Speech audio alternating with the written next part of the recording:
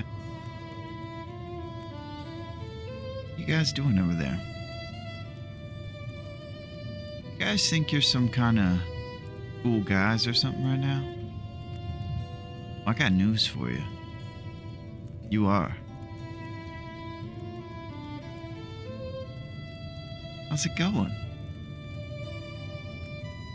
It's great to see you guys on a beautiful Tuesday morning.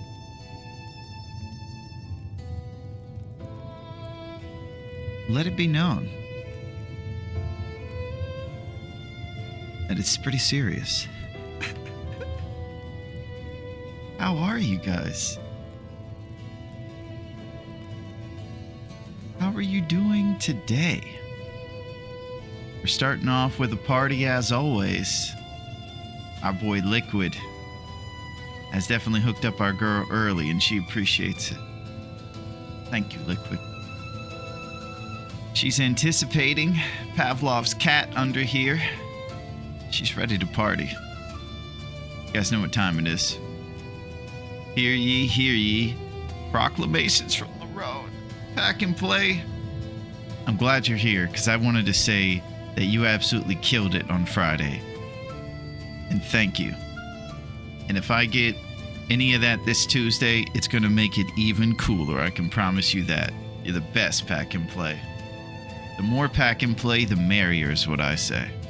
I love how you keep putting the guys in there and creating characters with the guys too. Alright, I hear a lot of meowing around me. I don't know if you can hear it. But she's anticipating, so I think we should satiate the beast. You know what time it is. It's time to party. Party mix. This is her favorite. Besides the CHURU, the lickable treat ones, this is as good as it gets. This is Frisky's party mix.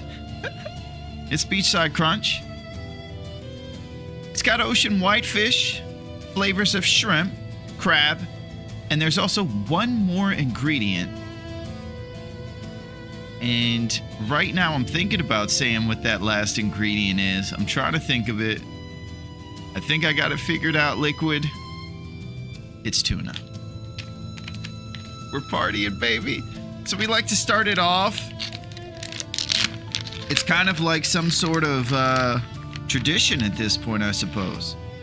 So we take about 4 or 5 pieces of this beachside crunch party mix and we put it on her tower. There you go, sweetheart. That's from Liquid. Thank you, Liquid. She likes to party. She likes a little taste of the beach in the morning. Or any time of the day, pretty much.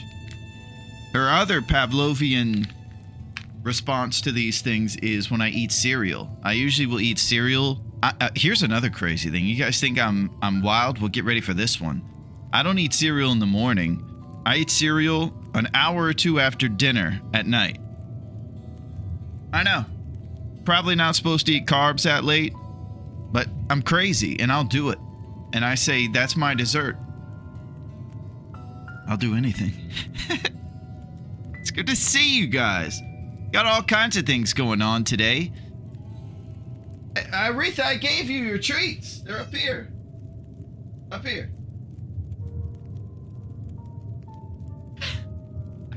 She's acting like she didn't get them yet. Unbelievable. So yeah, we have some stuff going on. I hope you guys had a great weekend. Liquid, I hope that your weekend was good and that you're staying safe. I'm always thinking about Liquid and hoping that his like really good math brain is taking it easy and that we're not having too many heart attack inducing wagers. That's what I'm hoping, because I want to see Liquid in the mix as often as possible. Never sad, and I know how putting money on the big game is sometimes intense, man. It's intense. I always bring up Norm when I think of this stuff, but Norm will always be who I think of. You're the man, Liquid. Bro, I do the same with cereal. It's always a pre-bedtime snack. There it is, pack and play. I don't know why, but it's my favorite dessert. I've moved on to cereals that aren't quite as nonsense as I get older, but it's still pretty much a treat for me, and I love it.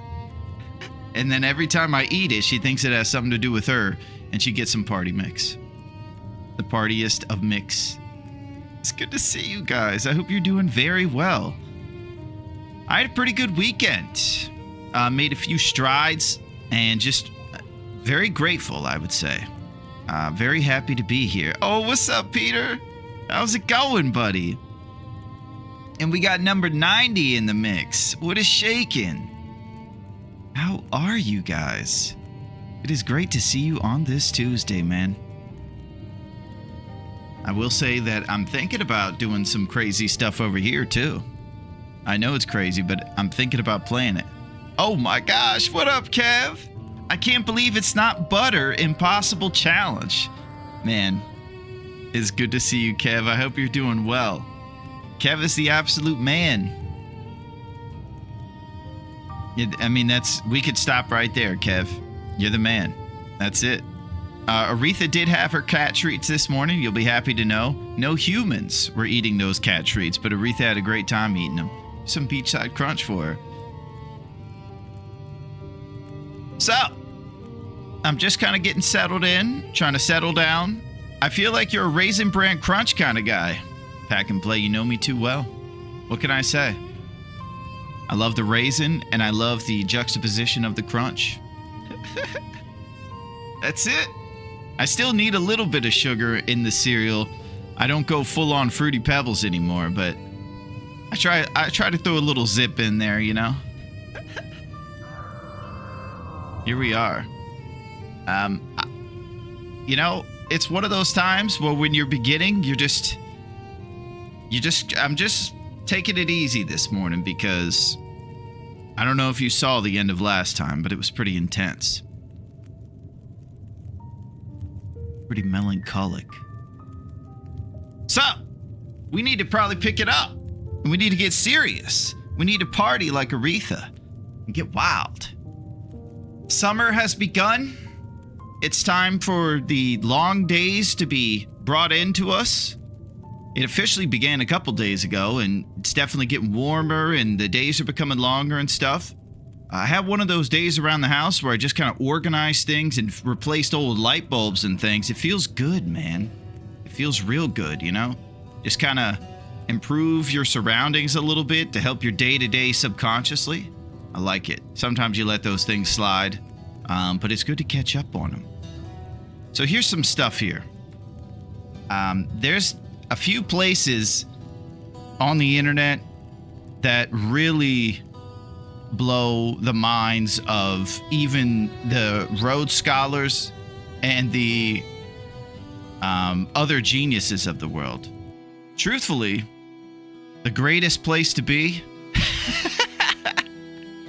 if you're going to surf the web, you guessed it. You got to surf at one place, at Larone.net, baby. This is where you can find anything we're up to. There's a couple links there, and there's going to be more.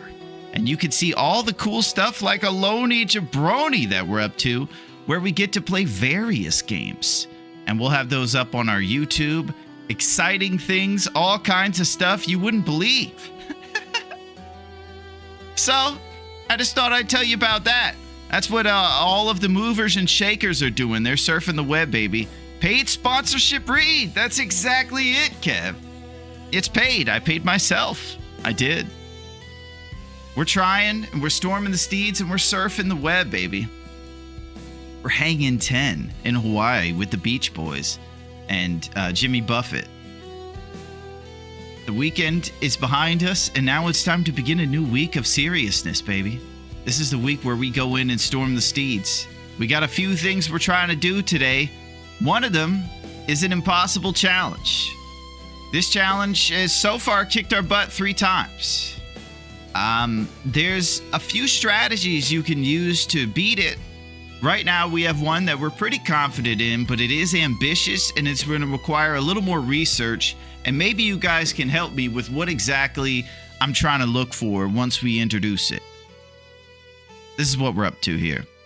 It's 21 challenge. It's been kicking our butt 3 times so far. Requires us to live for 21 days. At 21 days, it's done. 21 minimum bow shots. Also, got to shoot that bow 21 times. We cannot miss. So, a minimum of 21 out of 21 by the 21st day. Insane. Haven't been close to it yet. I think our closest was 7 shots out of 7. No health regen except birch bark and stems, of course. And no mending fails, meaning you cannot fix your clothes. You can make improvised head wrap or hand wraps, but there's no way you're fixing that raggedy old shoe or anything like that. You got to go and find new ones. It's crazy. The weather's put against you. All the gear, all the animals is set to hardest for the survivor to handle it. The points are as follows. Pretty standard stuff over here. You get 1 cougar, and everything else is ranked according to how difficult it is to hunt it usually. You got the Hollywood moose and DP. You got bear all over the place, like in places like Pleasant Valley, but it doesn't come with its trappings because you have to absolutely go against the toughest weather if you fight in PV, and we have learned that the hard way. The usual stuff is off limits. Probably the most prominent on the off limits list is no campfire cheese. So we're not able to go and sit next to a campfire when we fight the bad guys. We got to fight them from a rock formation or something like that. The usual stuff, we got the code, and we're ready to storm the steeds, I think. We're going to try it again. This is our 4th attempt, and we're going to do our darndest. It ain't going to be easy, man. I'm going to tell you that. Let's get over here and see what's going on pretty shortly. I don't know if you guys realize this, but there's a few things I would describe this game as. I would probably start by saying it's short, and then I would follow up by saying it's bright too, because the things that you would describe this game are is that it's short and bright. Everybody knows those are the 2 words, and I'm pretty sure I got that accurate. Wait a second. Is that right? Wait, it's not bright and short. No. I got another couple of words that I'm starting to think it actually is. It's long and dark, baby. We are back. It's a long dark, and it's crazy. Cute little luminous guy. What up, PV? I don't know what that is, but it's great to see you, PV. Oh my gosh, we got Empress in here, the rose hip queen. What is shaking, Empress? You know what we got to do if Empress shows up? It's not a question, and we don't even think about it. She is the rose hip queen. What's going on, PV and Empress? Just about to start work. Well, I can just tell that you are hard at work, Empress, because the environment around us every day is that much preserved. Thank you, Empress. Thank you for the rose hips, and thank you for preserving our environment. PV, you are the man. Team PV for life. And I'm not talking about Pleasant Valley, baby. Now, I want to tell you guys, we at first thought it was short and bright. I'm pretty sure that's not it, because it is the long dark. Aretha's got the zoomies. She's fired up. She's happy. And this is a crazy game. It requires us to go outside in the harshest of cold temperatures on a fictitious Canadian island called Great Bear. It's got all kinds of cool towns, and it's got a big map connected to each other. It's probably one of the coolest maps ever. It's all interconnected, and it's really awesome. And it's not all fun and games, though, because the animals are after you. They're haunted when an aurora strikes. If you see beautiful northern lights in the sky and cool sound effect music going on, it's getting serious, man, I'm telling you. And it is an aurora, and the animals become even more crazy, less intimidated by your human tactics, and more interested in ravaging your carcass. So, we're trying everything we can. Last episode saw us going out and pressing our black suits and dresses before we finished. We had to hold some services at the end of last episode because we faded into the long dark. After an arduous week of preparing the bow and responsibly creating a bunch of stuff, we went down hard. We went down by a wolf in Pleasant Valley underneath a broken house. Now, I'm going to tell you something about these broken houses. Sometimes you'll come across houses with little outdoor stoves and things, and they're like half houses, maybe a derelict cabin in Pleasant Valley, or maybe just a roof on the ground that you can get shelter under. I'll tell you something about these spots. They've been set up by the developers, I think, to have wolves near them. I've been attacked by several wolves. They're not scared, and they will get you. These are places, even with stoves, where the wolf will come after you. So your best bet is to just light a floor fire in some of these places so you actually have defense from them. I don't want any of you guys to fall by these jerk wolves the same way I have. Your serious work and stuff leading up to it will fall by the wayside, by the bayside, if Zach Morris catches you and then one of these jerk wolves does. So we're going to have to do everything we can to avoid that. What we're trying to do is the John Candy pincushion strat and shoot a bunch of arrows into the bear's butt because we're trying to farm accuracy scores. So our kind of theory is that we're going to go hunt bear. We're going to find these unique caves I'm going to tell you guys about. And then we're going to try to shoot them in the non-critical parts, avoiding the neck and the head, and actually going for the butt so that we can get 6 to 7 shots of bear or something like that. I've really only done this one time. And other times it's usually 1 or 2 shots on the bear. He sprints over the hills and I never see him again. I'll tell you, it's really tough hunting bear when they run away with your arrows and they just keep running and you're not sure how to chill them out.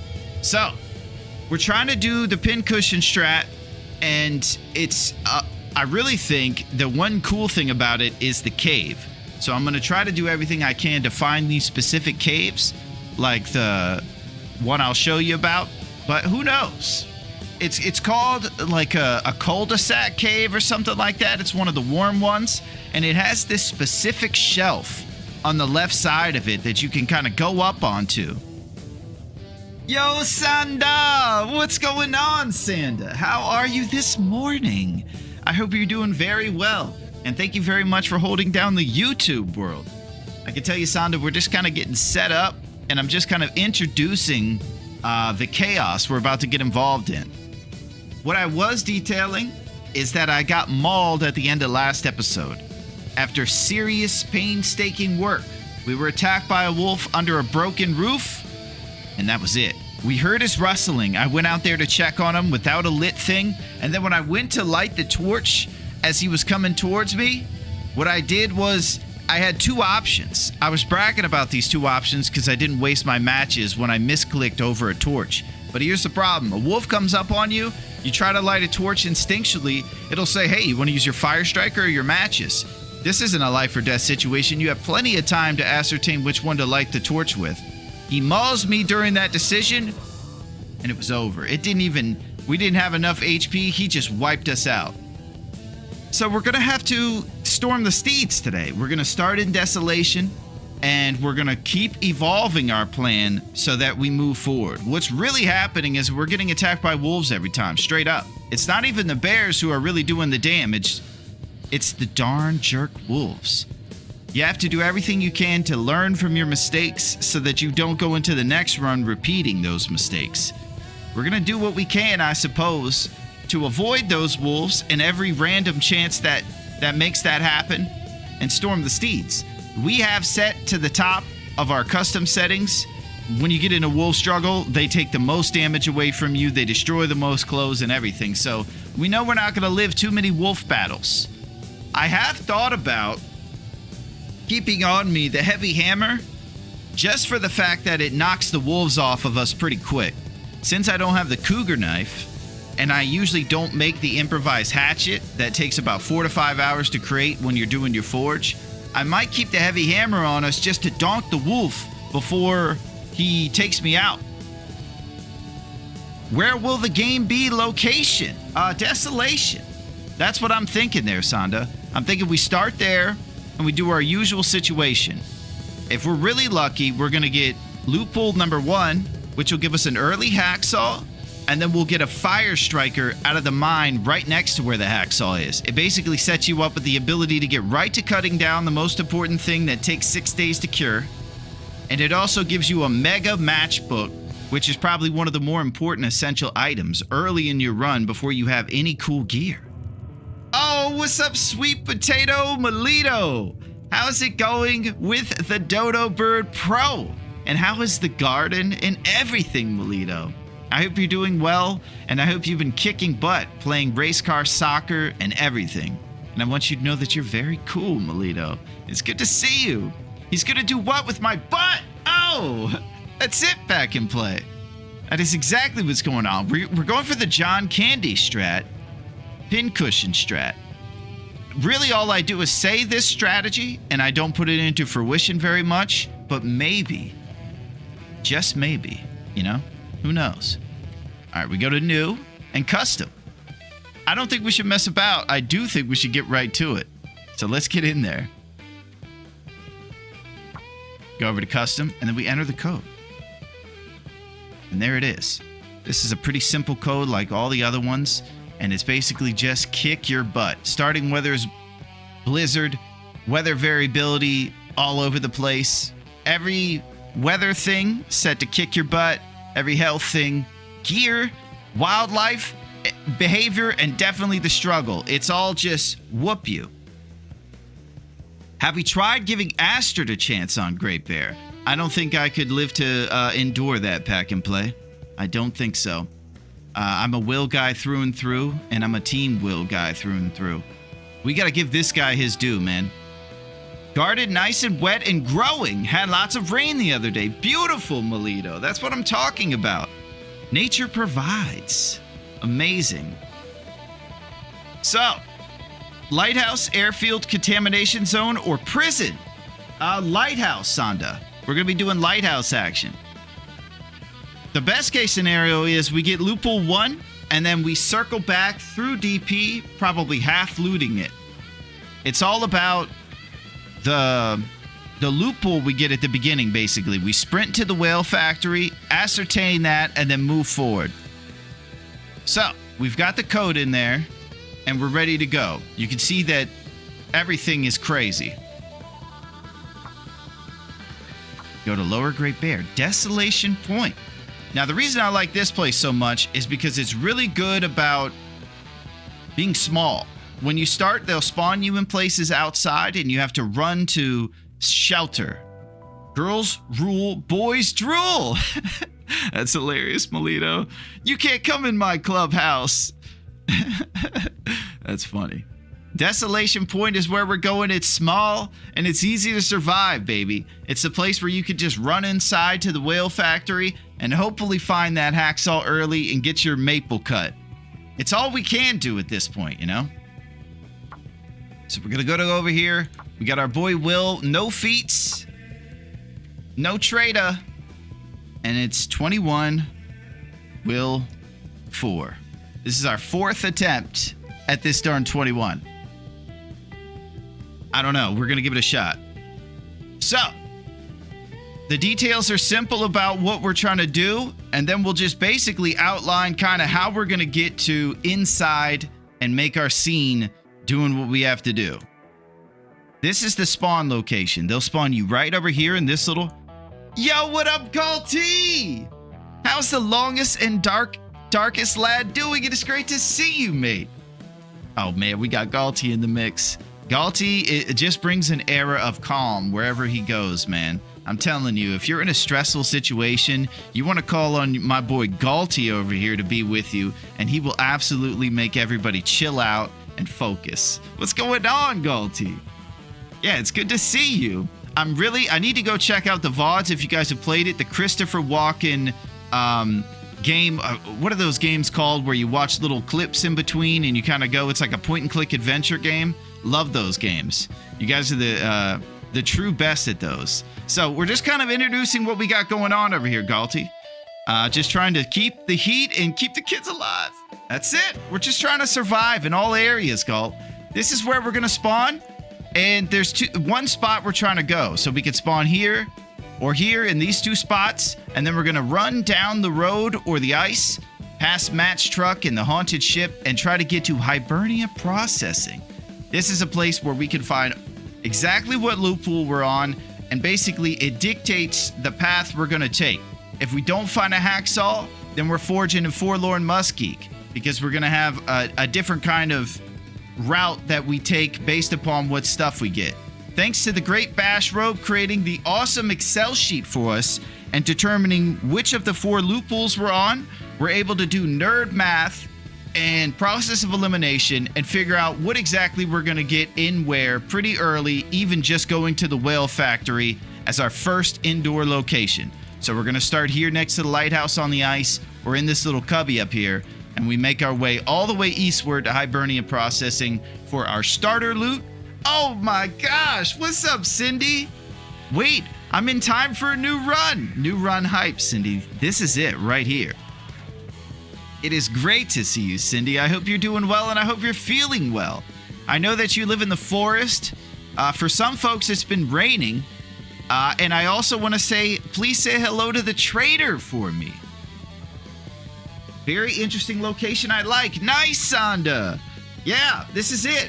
This is kind of our place of choice, and one of the other great benefits to starting here for us is that we're familiar with it. So we started a blizzard, and we're kind of going off of strictly memory when it comes down to getting to that Hibernia Processing, and we have to use all of our abilities of memory, basically, to get over there. It's not easy, so it's kind of like just feeling your way around in the dark. So it benefits us to kind of use a place over a couple times so that we get used to it and where the loot is and everything. Helps us do that sprint. It's kind of one big sprint to the hacksaw, and then one big sprint to the maple, and then there's a tiny bit of alleviation, and then you get some stuff going. I'm waiting on my biopsy results today, hoping for good news, otherwise doing good. Well, I'm going to tell you something, Cindy. You know, we joke around a lot here, but on the realest of notes, you're the best, Cindy, and we love you, and we think you're awesome, and you're definitely in our thoughts, and we know that you're absolutely kick butt, and you'll handle everything that's thrown at you like you have before. I mean, you know, you got to be a kick butt gal to deal with the trader, you know? So we know that through and through. You're the best, Cindy. Big love. Dried chicken nugget. It happens. Did you flavor test it? Well, Kev is a good, trying his best to break the ice and just keep everybody laughing. That's what he does.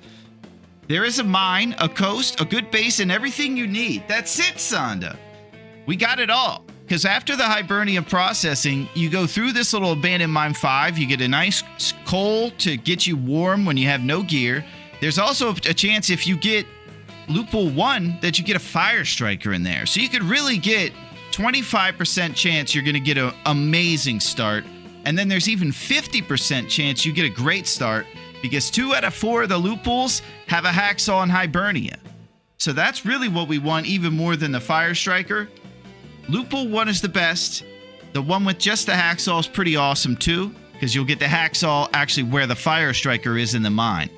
The one dreaded thing is if you find the lantern or the bedroll in Hibernia, and that means you're going to have to go and get your hacksaw elsewhere, and it's going to be longer before you cut the maple, and the maple takes 6 days to cure. So basically all that time, there's no hunting being done. And if we have 21 days and the whole thing's over, we really got to do our best to speed run making that bow. So, you know, if your maple takes 6 days, there's going to be a minimum of basically a week.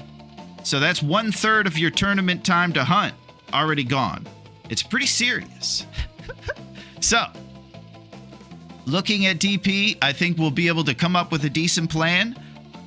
I'm going to be back in 10 seconds after Baze, and we're going to storm the steeds. And there's going to be no issues, and Bezos is going to be super happy. Can you beachcomb for cured maple? I will say this, Cindy. That is a pro strat. I like that a lot, and I actually saw a pro doing that when attempting this. So that is very pro of you to mention, Cindy, and I'm actually kind of impressed. They were actually successful in finding a birch sap and a maple sap during that, and it is a high chance of getting something. So probably one of the good pivots to do is if you get a bedroll or a lantern in the storm lantern, maybe you can kind of pivot to checking the beach for a maple, knowing you're not going to get an early hacksaw. It's a risk because it's basically like rolling the dice when you head out there on the beach, and you are doing a detour during a time when you're supposed to be kind of min-maxing a speed run. So it's pretty crazy, but it's a very, I like it. Be careful, there is a moose sitting on the shore. Yeah, Sonda, and we actually have a name for that moose. That is actually the Hollywood moose. That moose is full of himself. What he loves to do is on a sunset or a sunrise, he loves to go on that bridge over there. I don't see a name for the bridge, but he goes on this bridge right here. And what'll happen is you'll just see the sun making his moose antlers like a shadow, and it's casting across the thing, and he's got like Ray-Ban sunglasses on like he's Tom Cruise or something. He's a very cool moose. Yo, what up, Yinzers? It is good to see you, Yinzers. We're just getting started, and I appreciate you being here with us, buddy. I remember a cured maple in the pantry at Gray Mother's behind a curtain. Not always a cured maple, sometimes it's a coffee. A cured maple in the pantry at Gray Mother's behind a curtain is insane. That is wild. You might be talking about the one upstairs in the little storage room, and then you pull off that shelf and look behind it. That would be wild. Sometimes I'll find an accelerant back there. So Yins, we're just hanging out. We're about to do a quick base, and then I'm going to come back and storm the steeds. It's new run hype. It's time to start in DP, get an early maple, and be responsible. We've fallen by the wolves in every random happenstance possible at this point. If I've learned anything, it's keep a torch lit pretty much anytime there's not wind. So it's get the torch lit, run to seriousness, don't play games, and responsibility is the name of the game at all points. I'm trying also to learn about the cul-de-sac caves and the bears who live in them. I know of 2 specific bears that live in the cave I'm looking for. One of those at Timberwolf Mountain next to the Echo Ravine. And then one of them is next to the Winding River entrance into Pleasant Valley, the one that comes from the dam, basically. If you go right, there's a bear, and inside his cave, there's a little shelf. It's called a cul-de-sac cave, I guess.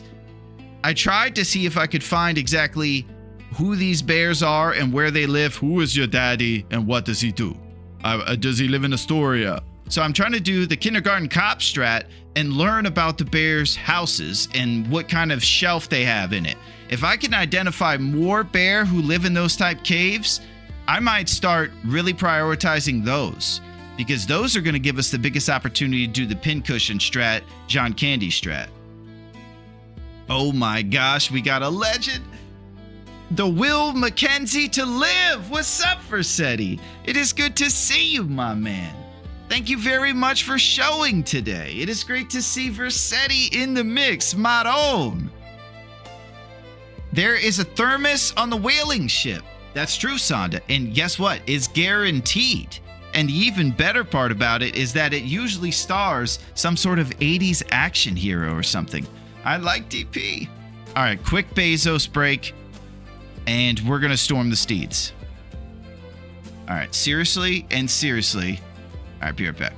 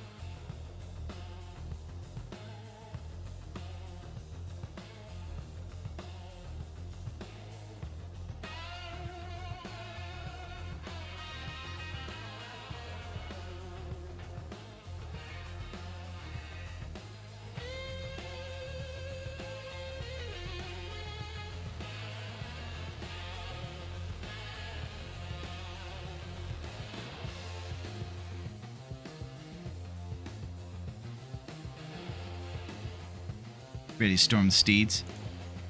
We've detailed a jabroni plan for the ages.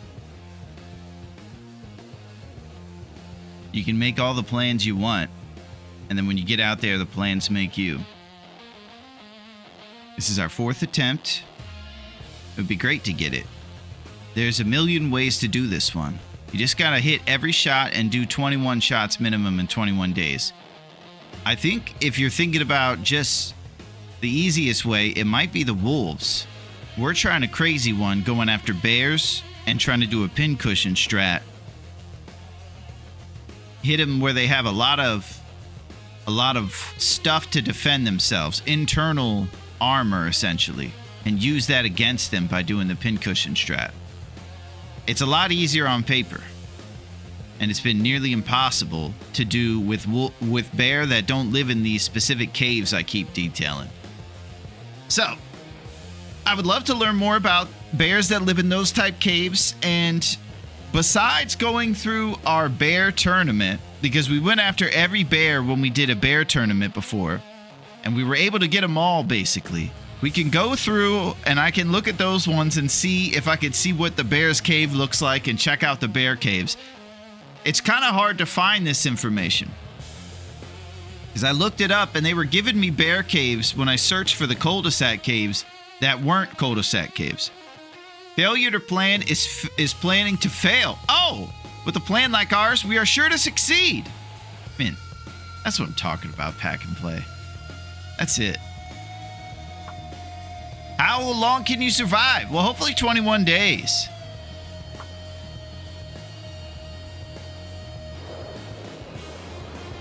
David Mamet, The Edge.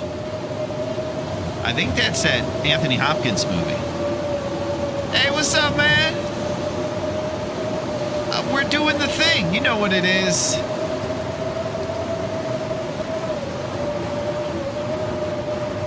We're walking into the wind.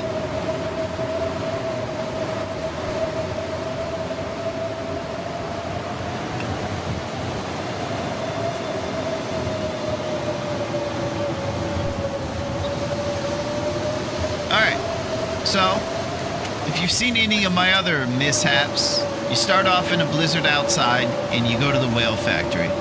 They put us at the further away spawn, the one kind of in the northwest corner. So we're just going to kind of do our best to get across the town and take in the least amount of damage. Right now we're going to be losing 20 HP per hour because our temperature's at the bottom. That's the hardest against your health when it's at the bottom, and I believe that it's 1 for fatigue, 2 per hour for thirst, and 1 for hunger. So it's 20 temperature, 1 fatigue, 2 thirst, and 1 hunger. And those are the amount of health you lose per hour when they're at absolute zero. You'll see most survivors trying to do their best to keep hunger from getting to the bottom so they can have the highly sought after well-fed buff, which gives you 5 extra kilograms of carrying capacity to your backpack. Pretty awesome benefit there. Normally, if this wasn't a blizzard, you would see the aforementioned Hollywood Moose on the bridge we're crossing. He'd be taking headshots or glamour shots or something. He's hot to trot.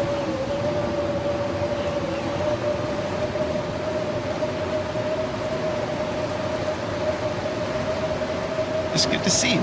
Every new Mackenzie comes from some other Mackenzie's end. Go back and left. No, I can't go back and left yet, Sanda. I got to get to the whale factory, actually.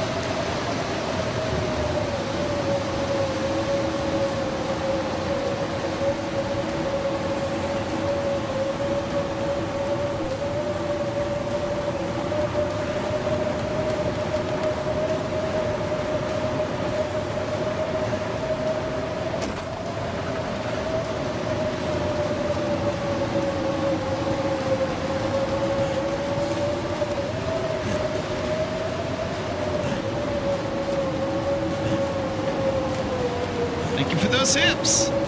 Return and left.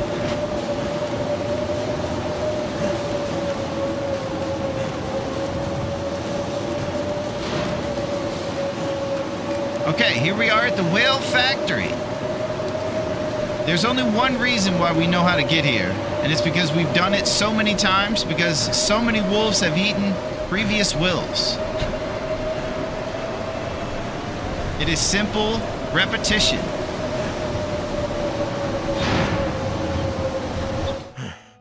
Okay, now here's the big deal.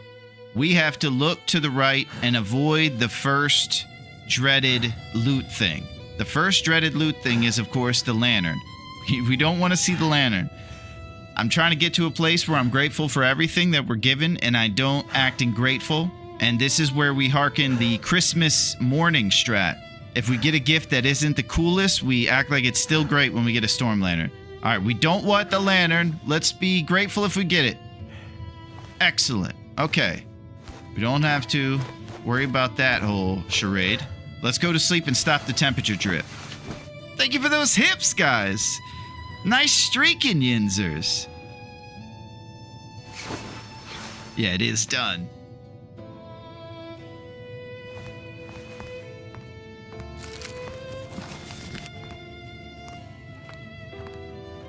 Now, we should go check for the bedroll right away. I shouldn't play games.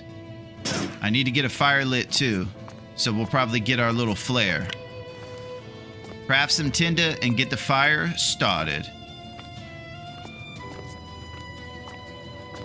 We got a lot to get to. Okay, we got the snowman shirt, old jeans, gym socks, one set of underpants, and some Nikes. Not a lot, and you can tell our snowman shirt is ripped.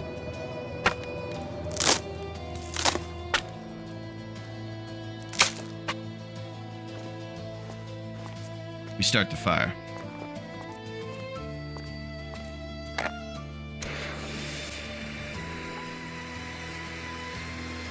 Boom. Oh, what up, Thor? How's it going, Thor? How are you today? I hope you're doing very well, my friend. Well, that didn't work.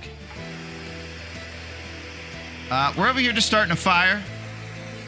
Ripped like Larone himself. Holy crap. Yeah, we're seriously ripped over here, dude. We're doing Well, that didn't work. a lot of reps, low weight, you know what I'm saying? We're doing the rip strat. Oh man, we failed 2 fires, so now we're gonna have to craft more tinder. No sweat. A little bit more drip on the temperature while we're crafting these boys.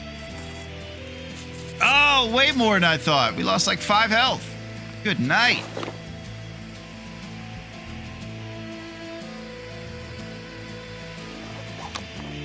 Never felt so cold in my life. I'm trying, buddy. Your outfit's terrible.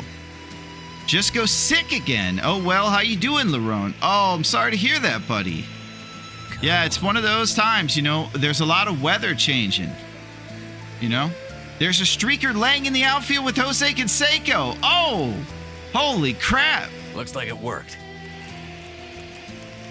Jose is actually joining in with the streakers. That's wild. Never heard of such a thing. All right, this is the big second thing. We do not want a bedroll behind these green boxes. Pretty much every time we play, he always gives us the bedroll, which is loophole 4, and it's dreaded. It means our other forging things are very far away. So when we get this bedroll, since we're used to it, we're going to pretend like it's... We're not going to be ungrateful. These socks are going to keep us warm, and it's okay that we got these instead of a Nintendo game that we really wanted and would make everything way cooler. So let's just see what's back there. Not a bedroll is what we want. Bedroll is what we pretend we're happy with. Here we go. We're strafing left right now. Boom! Okay, so this is great news. We don't have to pretend because we're getting a hacksaw, baby. And we're getting a hacksaw early, so our maple will be cut early. So somewhere around here, we're going to find a pry bar, and then either it's going to be the one where the hacksaw is in Hibernia, or it's in the little mine over there. But we know we're getting it early, and this is good news.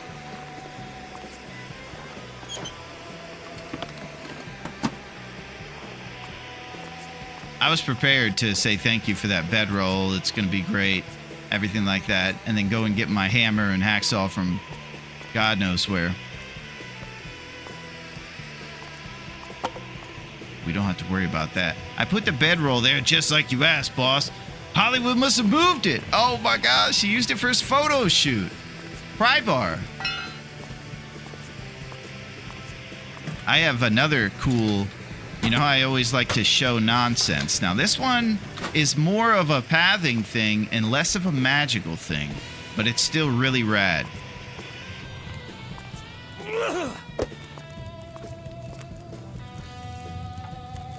Reclaim wood. All right, let's see if we see the hacksaw. Get some pictures. That's it. You got to try to photograph the elusive Godzilla and how accurate and truly like a giant dinosaur he looks like. Not a guy in a costume.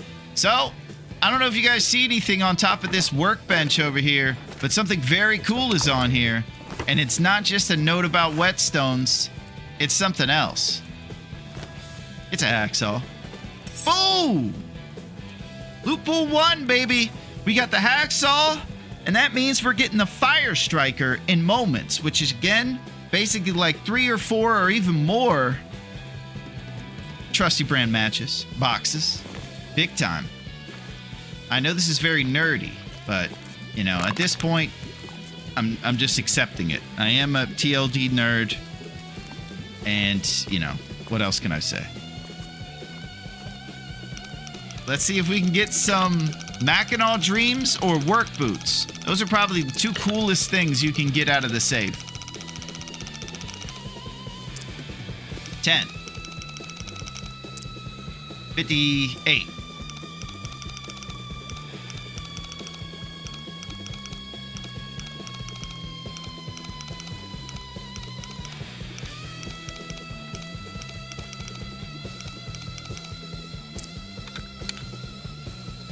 Now this is normally where I like to chill for a second and think about the Mackinac and the work boots I'm about to get. Who up? Hacking their saw. Oh, real hacksaw hours. Look for clothes. Yeah, you know the one jacket I would love, Sonda? Right in here. I think I can use this.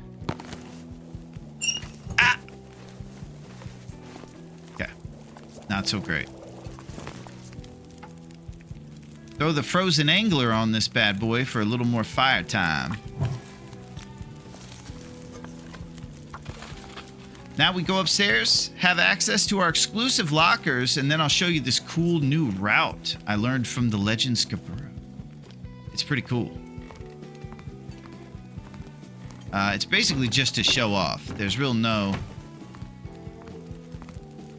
benefit except to, you know, storm the steeds a little bit.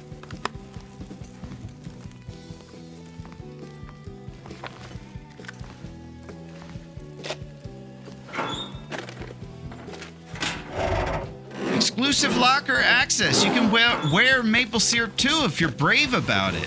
Yeah, we're going after bear and we're covering ourselves in maple syrup. That's called the Maniac strat.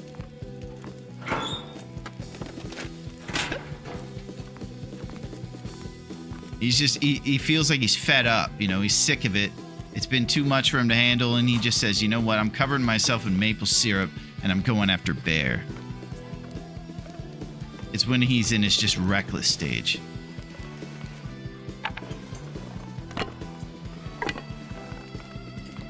So you can tell right there, we didn't even crouch, we just went left and shimmied around. Kind of fun. Use this. All right, get ready for the cool route. We're going on Scarborough's little trick.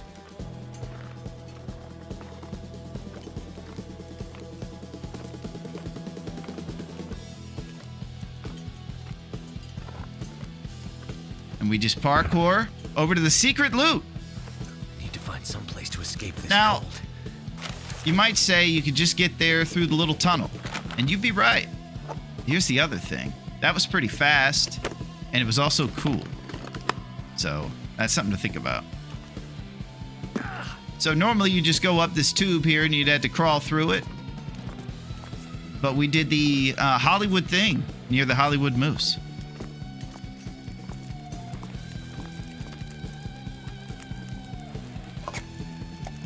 All right, I'm going to get some things warmed up here and then we're taking off for the mine. New syrup shirt meta.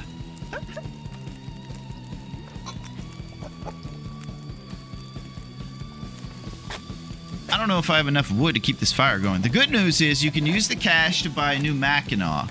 The other good news is the syrup can be used to make pancakes and other such delicacies. There is no bad news. You know what? You guys got the right attitude. I'm with you.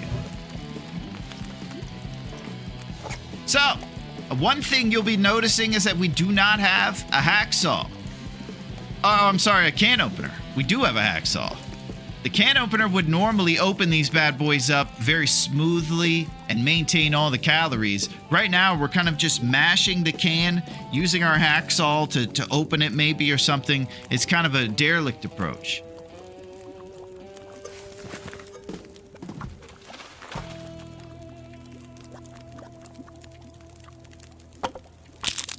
Let's keep it going. We're heading into the warm part of the day. We're going to be doing some lump acquisitions and also go grab our fire striker.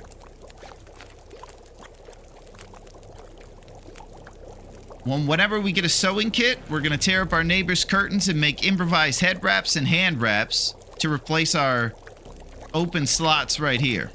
We're looking for jackets, another shirt, and another set of all three of these things over here. Right now, our warmth bonus is 4 Celsius. And you're definitely looking for a lot more than that if you're on a frozen island with a bunch of animals who are going to kick your butt and tear your clothes up.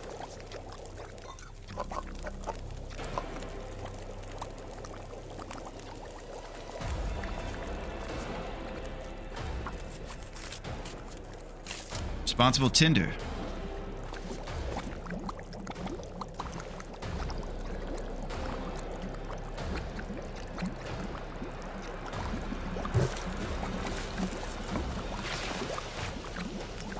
Through the mine, fire striker, and we go for the maple. There's 4 maple opportunities here in Desolation. They're kind of next to the stone church in that back wall, and then also near where Kate's secluded corner is.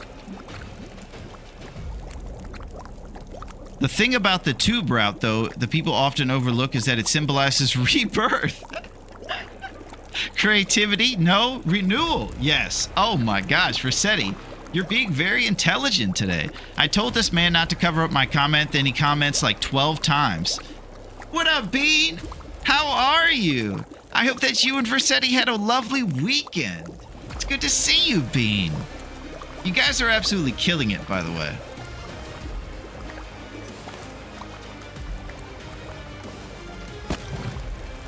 All right, we're kind of short on torches.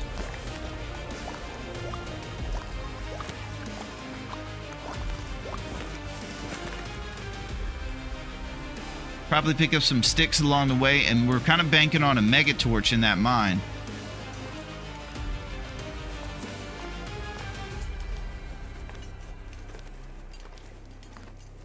So right now our affliction will be frostbite wrists basically until we figure out how to cover up our head and hands.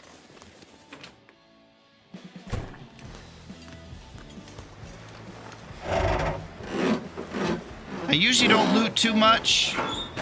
I loot lockers and important things, but try not to stay messing with things that are kind of low reward and are going to take more time.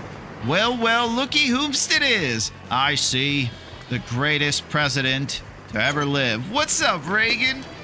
Got an OG in the mix. How are you, Reagan? It is good to see the president here today. We need some presidential vibes. You know, it's a Tuesday and it's time to get serious, if you know what I'm saying, Reagan. Give my regards to Nancy. I hope her and her telescope are doing well. It's good to see you.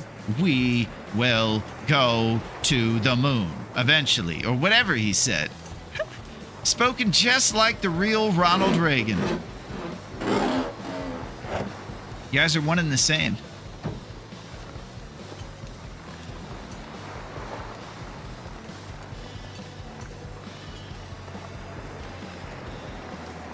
How doing? Salmon King. I'm doing fantastic, Reagan. And I'm just doing a little more fantastic since you got here, I'd say. I appreciate your presence. What we're trying to do is do new run height. We're just getting our starter gear. So you're here at the inception. We're kind of talking about crazy theories about life beginning in tunnels and everything. And it's just getting wild. The right kind of wild. So this is your first opportunity for saps right here. You can tell they're all 4 of them are chopped down. But you might be able to find some here sometimes.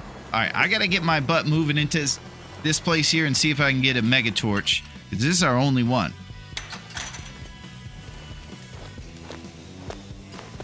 Beautiful. Okay. Crisis averted. Now here's the situation. We're not going to be coming back through this mine when we do our forge here. We are going to be doing a Desolation Point forge eventually, since we got some nice early starter gear, like that hacksaw and the matchbook, mega matchbook, trusty brand Fire Striker. I know. It's coming up. I apologize for taking a little bit of the surprise away. We have become mega nerds, and we're doing process of elimination based upon the first thing we find. So we're going to go over to this crate, and we'll just be a little more surprised than we normally would, and pretend it's not going to be the greatest thing ever. Woo! Let's see what percentage. That'll come in handy. 81. Not bad. I'll take it. Always glad to see you back at it. Our memento cache is allowed in this challenge. The one right outside with the flares could be super useful. It is allowed in this challenge, I'd say, for Bean. So we could totally do that. If we didn't find a Fire Striker, I think it'd be great to have more matches. Marine flares. Right now, we have an 81% Fire Striker. It's going to set us off with basically a bunch of books of matches. Maybe a mathematician would know how many matchbooks this essentially is. But it's a lot. It's a big deal. Thank you, Cindy. Feels dirty. Perfect. Reagan, I hope they don't have you going through too many meetings today. And that you have plenty of time to do what you would like. If you're here, you know what we'll be doing. We'll be mistaking bears for rocks and being scared of them.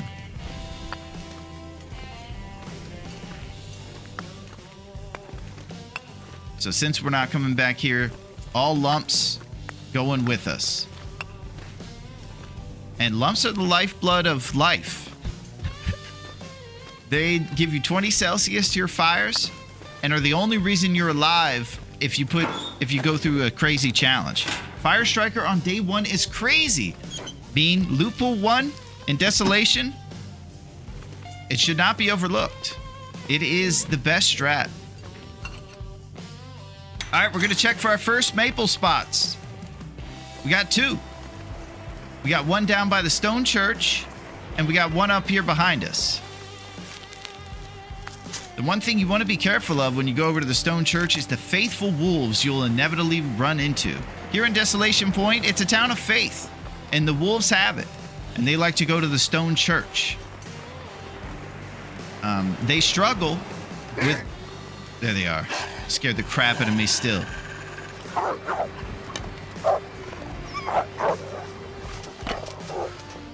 Okay, so up here to the left, you'll see a maple opportunity. If we see a big, strong green tree sticking up, that'll be what we're looking to chop. I think I see the stump of it up there. It's either that or a cairn. I'll just kind of mosey around here. I don't think I've found this maple before, but I know it exists.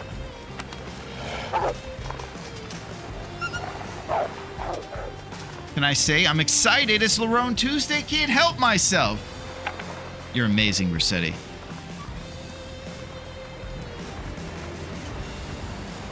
And you are right. Bezos is taking over. But not everything. We're fighting back. Okay, so no maple up there. We're going to go to the other cool spot that's here. These spots are basically in one big square. So you can kind of hit them all pretty quick. The goal is to get the maple cut and thrown... Oh! Nature's calling. The wolves are faithful, but they still eat. And they eat rabbits. Can't feel my hands.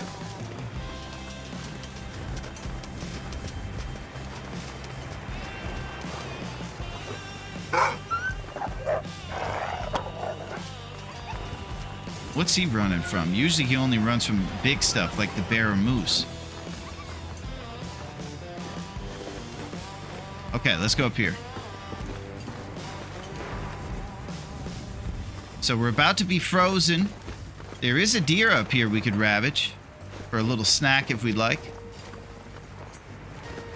But the real goal is the maple. I'm so cold. I'm warming up again. Okay, we struck out on our first 2 maple opportunities. The other maple spot would be right here in this spot. But we do have rose hips. Hey, what's up, bud? It's going pretty good. We just got rose hips. And it's Tuesday, and we're partying, you know? It's time. It's time to party. I'm thinking about stopping for a spot fire. It's a little preemptive, but the drip of 20 HP per hour is too much for someone to handle. Ah! I hear a wolf!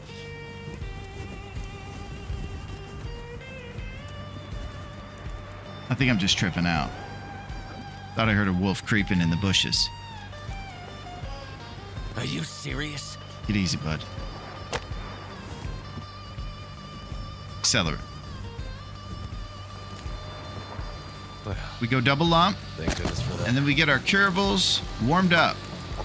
I think a smarter Will might have pushed forward to that truck so I can take a 1-hour spot fire in the truck. A little cheeky 1 hour.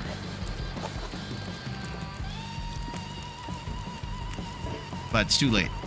We already put our lumps on and we're dedicated to this spot. So we don't have a bedroll right now. We'll just be kind of chilling and doing responsibilities.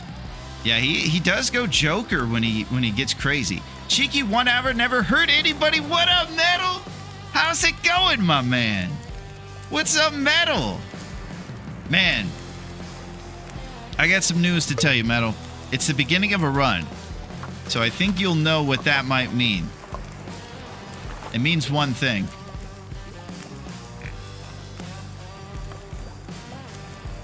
Can openers found. 0. I know. Desperate times. If you look at these cans up close, you'll recognize that they're just looking haggard and tattered, man. Look at the lids all bent and swirled around. Just a very primitive job opening these things, man. Ridiculous. Maple syrup.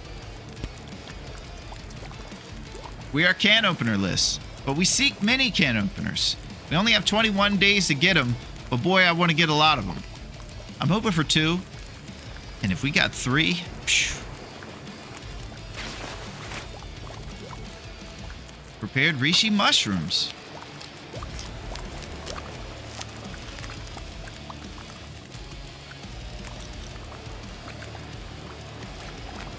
All right, we're about to be full warm here.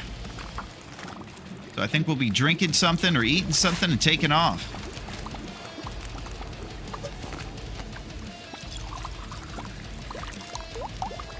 Got a bunch of candy bars and syrup. This guy's gonna get diabetes pretty early in his run. Fortunately, it'll only last 21 days, so the effects won't probably set in for a while.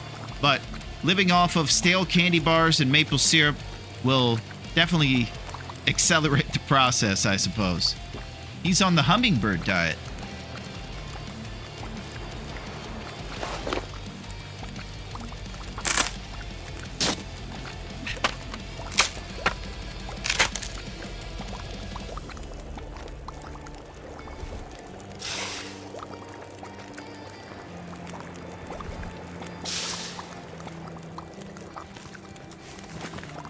All right, it's time to leave. We're going to Kate's secluded corner and then the spot kind of next to it. There's 2 maple opportunities on that part of the map. We might even be able to see the Kate's secluded quarter maple spawn from the road, which I would like to start doing. Our smashed open tomato can. So if you're gonna look up here with me, you'll see maybe where the maple could be. It's in this little area up here called Kate's Secluded Corner.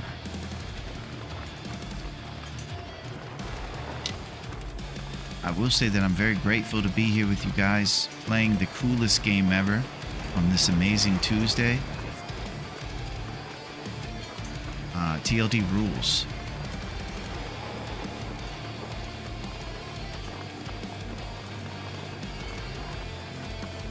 So basically, I had zero visibility of the maple when I was on the streets like I thought I might. So I think this area here might be a maple shot. Somewhere in this little zone, I think you can find one. And then there's one up here potentially. I think all 4 of these spots are just maybe one. And I think it's lower percentage than some of the other spots around the Great Bear Island. I don't know if it's a guaranteed maple here in this town. Following in the footsteps of his idol, Sweet Tooth Willie. Now, Sweet Tooth Willie was a guy who fell by the deadly poison of a 49 or 51% chocolate bar that gave him a tummy ache, and it sent him traveling across town and dripping his HP away for an hours-long extravaganza of craziness. It taught us that having reishi mushrooms or antibiotics had to be some part of our plan.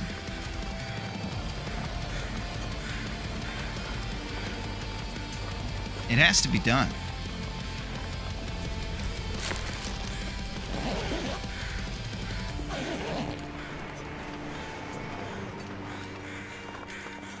Okay, the maple could be up here, and I don't think it exists.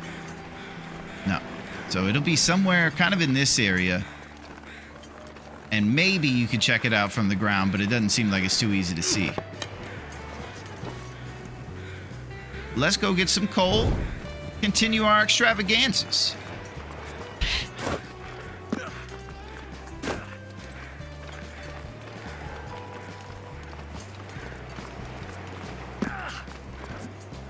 Beautiful Tuesday to survive. We're always going to try to have a tea or soup or something in our belly when we're traveling here where the weather's set to kick your butt the most. Definitely because we have a snowman shirt, this casual Friday outfit over here with a button missing. We look as haggard as the soup cans that we open.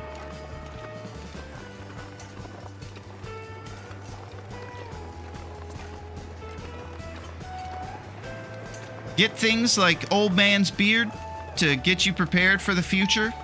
A responsible amount of sticks if you want to save on your coal lumps when you do fires and things. All this stuff is good. We're just basically sprinting to maple spawn locations now. We already have our hacksaw, and the maple takes 6 days to cure. There's really no messing about. A lot of our fun harvesting that we like to do and different things and looting we'll save for other times once we've already got the maple cut and that clock has started.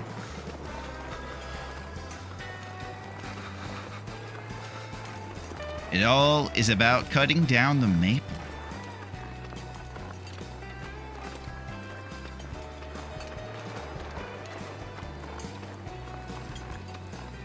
So, what I can tell you about this mine is that we're doing our forge at the Haunted Pirate Ship. We're definitely going to be coming back through this mine, and this coal that we have will probably last us long enough to get our saps cut and back here, so we're probably going to leave a few lumps behind in this cave. And don't let it startle you. I know it's a shocking event, but we will be coming back through here to acquire these lumps. You better believe.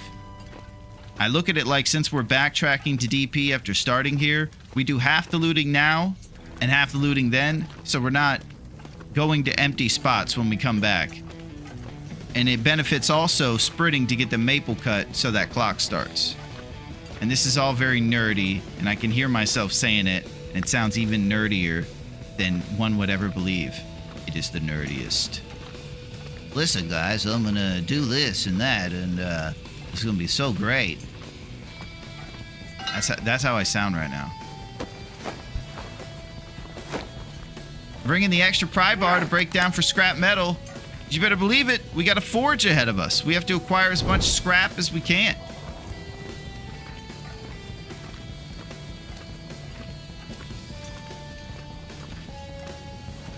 The scrap will become arrowheads and an improvised knife. 3 scrap metal goes towards your improvised knife, and you use a little bit of cloth as well. And then you'll use the rest of that scrap metal you acquire to make arrowheads. 1 scrap metal equals 2 arrowheads. So, you gotta plan all these kind of important things, and it all comes down to your weapon, the bow. And getting the stuff for it.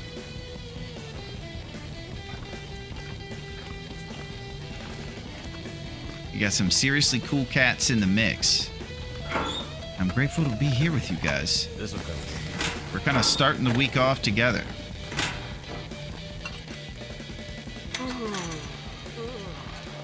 Crumbling highway.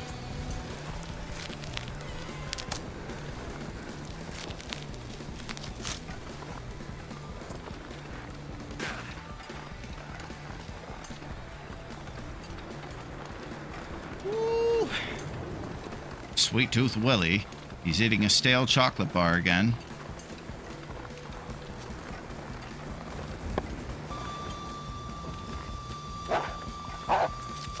Woo! Alright, they're starting early. Oh! I was trying to do a stink line check. Yeah, we don't stink. I don't know what his problem is. Look at him skulking, man.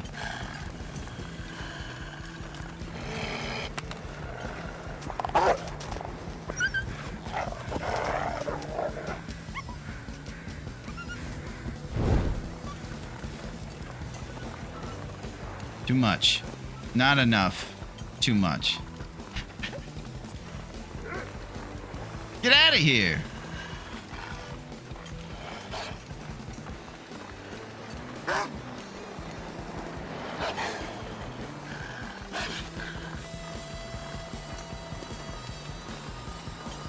All right, we're going to keep moving.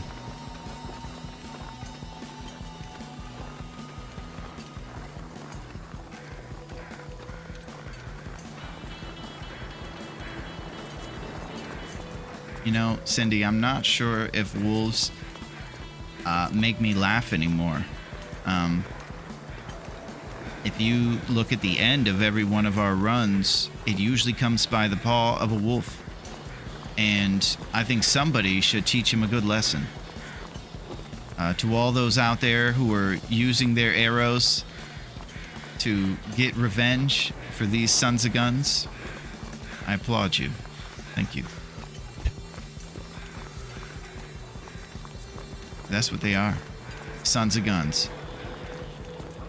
I plan as hard as I can to not get attacked by a wolf on the newest run, and somehow they find a way. They're very crafty. I think they're pound for pound the toughest animal on the island. It's their ninja training that really puts them over the top.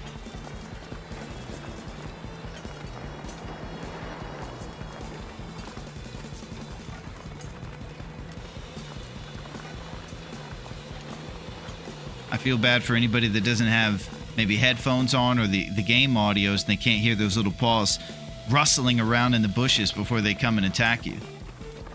Okay, we're coming up on a maple spot here. To the left of this rock formation will be a chance for us to get the maple, cut it, and throw it inside curing. Right now the weather's treating us nice. Commuter's Lament.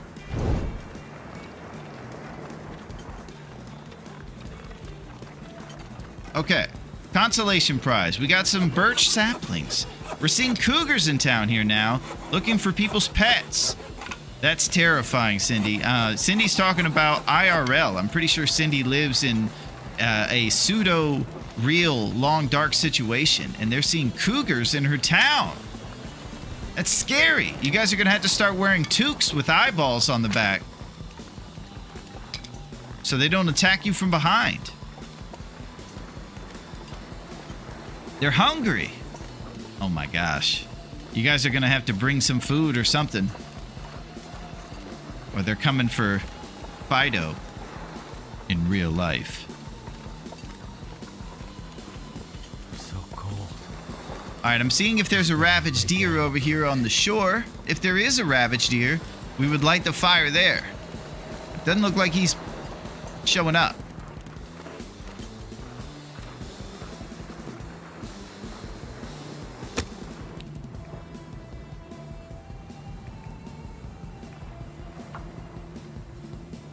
Took my time doing that, huh? Yeah, I would be very scared of a real cougar. I think one of the bigger threats around here might be coyotes. I've only seen them outside, never outside when I've been there.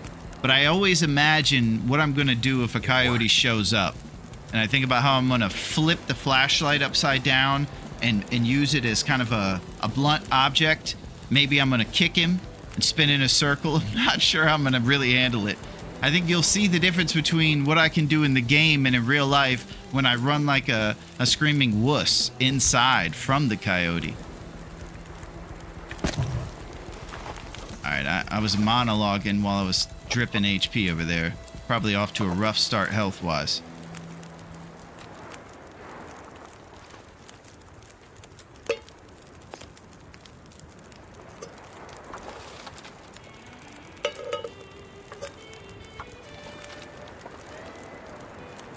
I would like to make the trip to Great Bear one day. Yeah. Maybe we'll have to make a Great Bear theme park or something.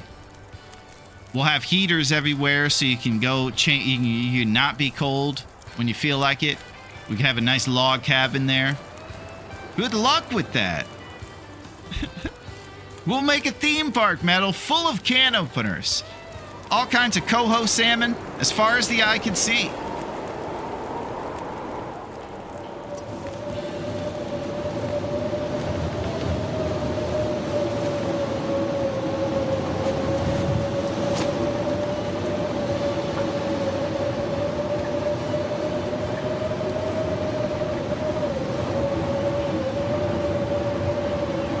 We gotta move here.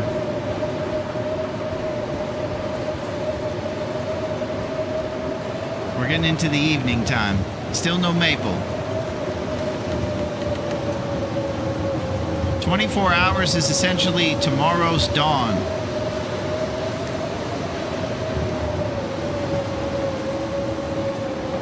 I hear Mystery Lake has some good fishing spots and cabins available for rent in the summer. Yeah, and it's got a good property value. I think what really drives up the price of the houses there, Pack and Play, is there's this local bar that I'm hearing just gets tourists and everybody really fired up. I can't really remember the name of that bar, but I think they have good prices on appetizers and even better vibes. What really makes the place good is the people that go there. You're talking about Dave's. Oh, that's Scent Bikes and Cheese. That's how you Oh! What the heck? What's that?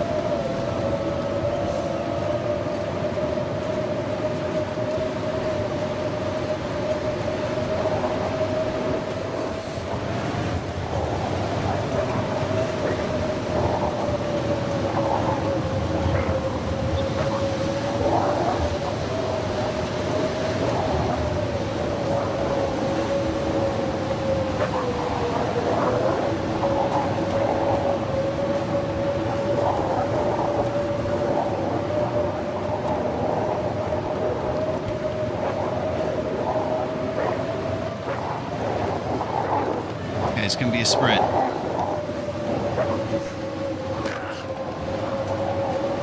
Man, I thought I got back more stamina than that. Yikes!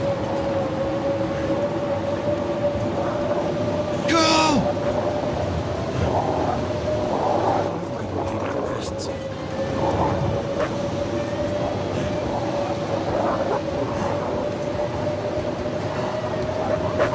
This is a nightmare.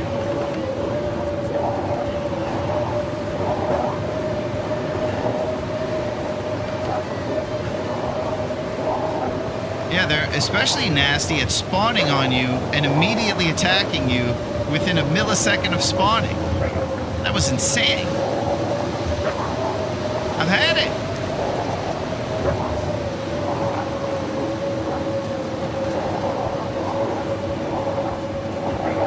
waiting for my stamina to rebuild so I can run past these jabronis. Why don't you get on?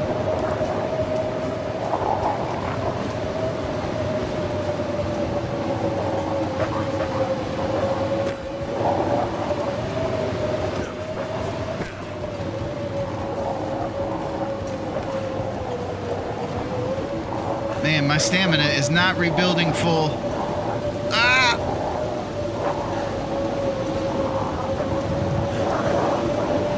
I'm caught in a loop of despair.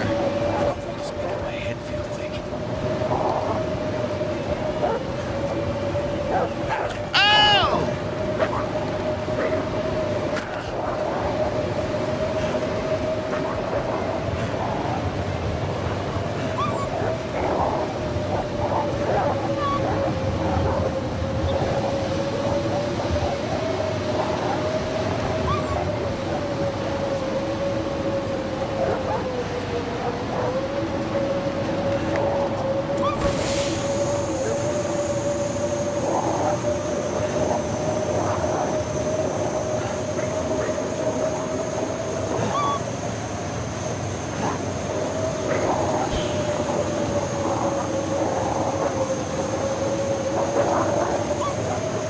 Too cold to think.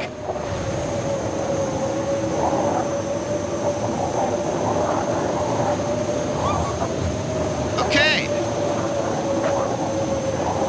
Shenanigans start. Get on. So tired, I can just leave it already.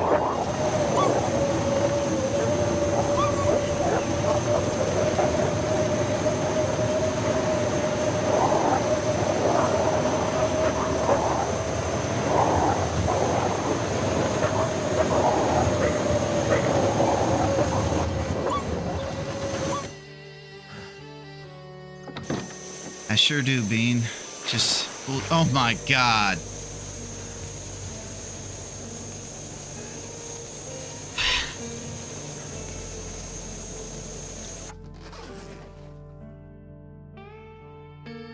We look ridiculous.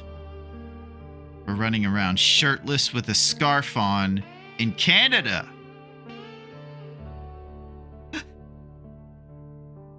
This is crazy. Timber time. Yeah. I'd have to check the tapes on that one. I don't know if you guys saw it, but everything was clear when I was walking towards that area. I feel like they spawned and just immediately attacked me and just spawned right on top of me. That was crazy. No grace, radius, or anything. Wrath attack. Should be clothes here. Yeah, and I think we're gonna need them, Cindy. We're running around shirtless. Sun's out, guns out, Mackenzie. Look at this guy. That was insane.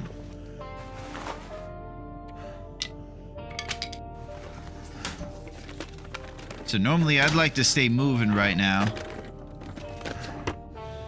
to go get the rest of the stuff we need. Like the maple, more importantly than anything. We're also taking a drip from fatigue, so I should probably be going to sleep. More tired than I'd like to be right now. A lot of sprinting from Timberwolves.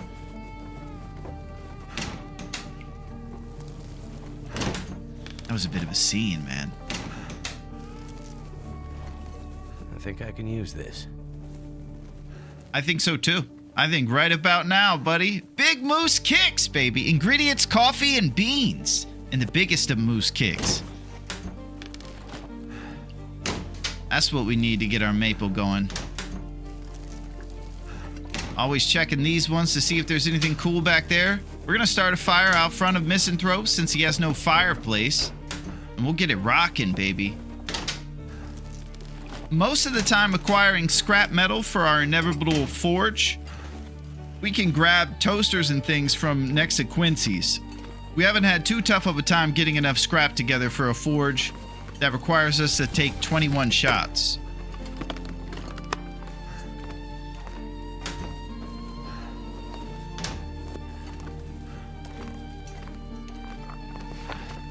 But I need to get outside because I'm dripping 1 HP per hour right now. So I'm going to go light that fire pretty soon. Just want to put misanthropes in the loop behind us. Kind of check it off. And this is where all our starter gear comes from. We're definitely looking for a shirt, like Cindy said. Any Wonder if shirt. the owner's around. Well, you're the owner now, buddy, and you got a shirt. Holy. What an incident.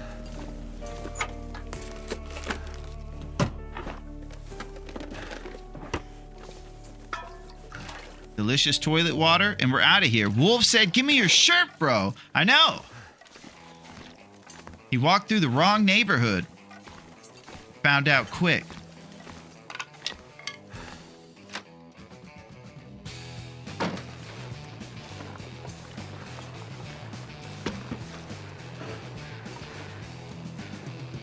Light it up. All right, we're going to get coffee going. Coffee's going to allow us to fight through the fatigue we feel right now so we can go cut this maple without stopping. We really don't have time to take a bunch of hours of sleep because it's just prolonging that 6-day clock that we have to start with the maple being inside and curing. That did it. And we always check our feels like number to make sure the appropriate firewood goes on. If you throw anything with a lump that's in between 0 and minus 20, then you'll get over the hump.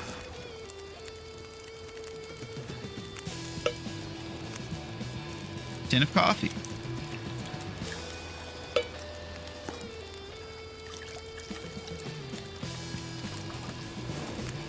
Second we drink one of these coffees, we won't have a drip from our health from the fatigue.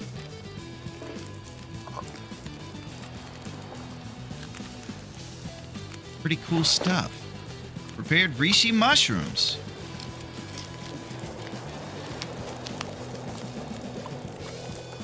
All right, let's get a little moose in our kick.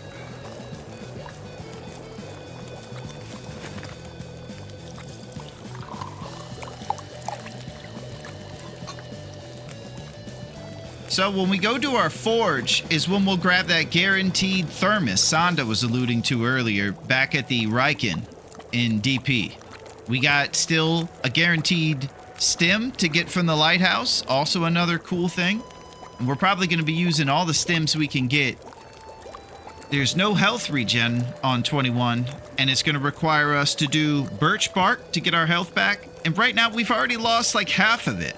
Let's go check what our condition is. We're at 49 health. Insanity. Unacceptable. Really.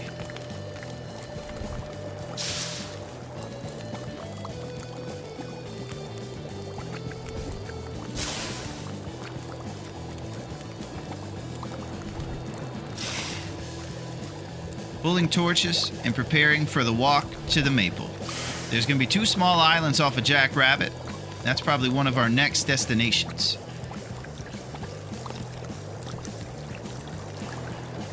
As long as the weather allows us. We are here in Coastal, and Coastal's, you know, a pretty decent town when it comes down to taking it easy on you. Right now, the weather is a nice balmy, hard to see, but probably pretty warm weather. I hope you guys are doing very well. You know, we're trying to storm the steeds over here. Can't believe that Timberwolf incident, man. That was shocking. Jump scare city.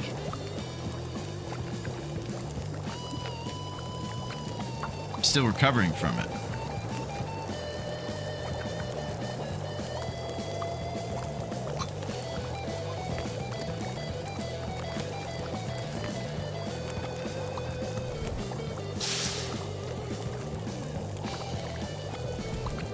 Time to roll.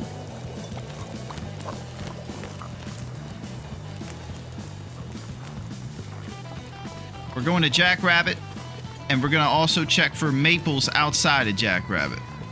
We do have our birches on us. We're going to try to throw them along the highway, so when we leave and go through the ravine in the northwest exit of Coastal here, we can just pick everything up along the road and don't have to go to these islands that are a little off the beaten path.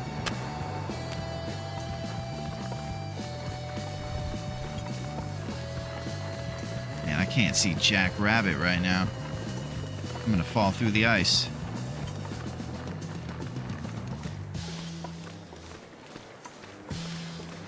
It's just a crazy silhouette of Jackrabbit Island in the distance, but I can't see anything.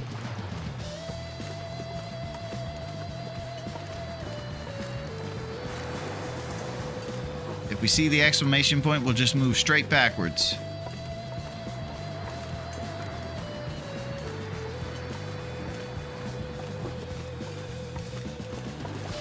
Here we go. So what's cool about towns like Coastal is that there's beachcombing opportunities. You can get cool things here along the beach like birch bark and reclaimed wood. Stuff you would never expect. Even like Cindy mentioned, really important things like birch saplings will sometimes wash ashore. So those could change the beginning of your runs and really set you on the right path. If we found a cured maple over here, well, it won't be cured, but if we just found a maple, then we could use that bad boy. And look, we got fish. Coho salmon. I can always use more food. I know those Timberwolves attacked you, but you guys are on the right path, man. You're gonna get it this time. Well, thank you, Coho salmon. What a supportive fish he is. The type of love I need right now is the Coho salmon style. I wonder if I can drop any of this gear.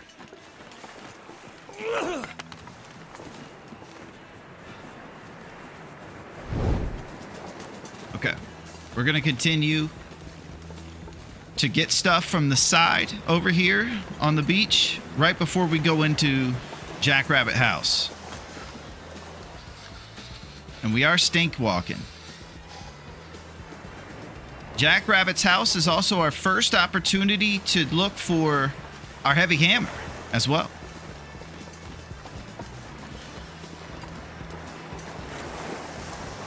On his side door, you can check for that heavy hammer. It's one of the heavy hammer spawn locations. There's like 4 or 5 here in Coastal, and we usually make the rounds to look for that heavy hammer. We, of course, need that heavy hammer Close my eyes. to be able to accomplish our forge at the Riken in DP.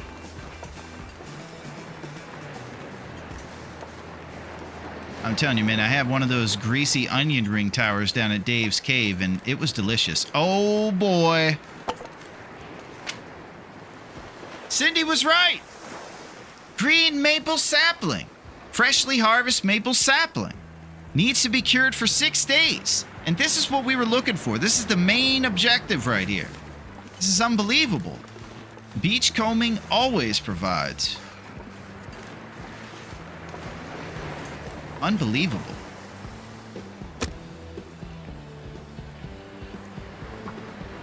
So here's what else. Just to add to the really cool thing about the maple, we have cured guts in this ravaged deer right here.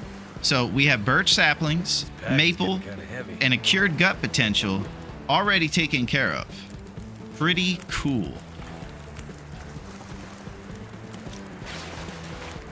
All right, let's throw a lump on this bad boy and get these guts. I want you guys to know that it is absolutely happening.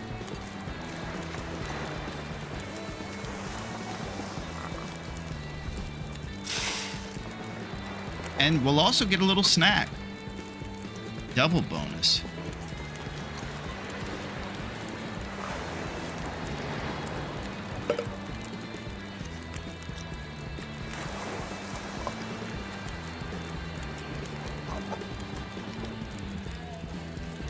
Coho salmon.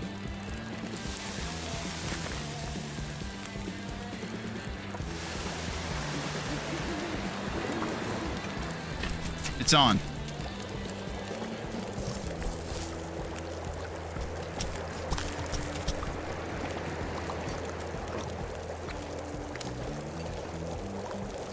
$9 and $13 on these two.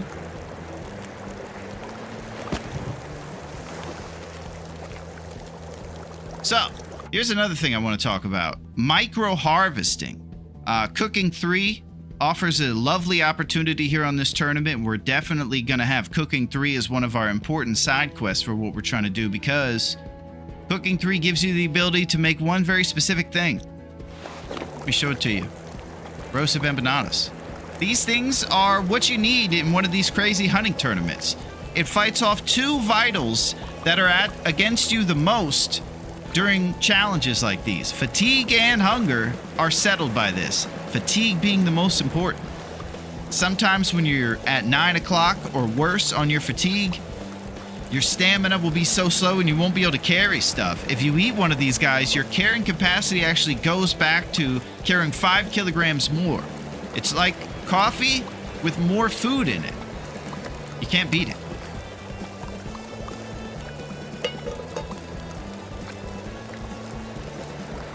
It's the real deal.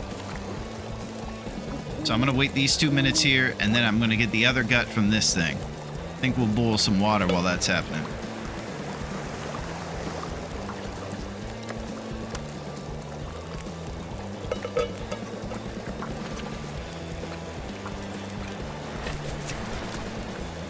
This is amazing. I can't believe we got a maple on the beach.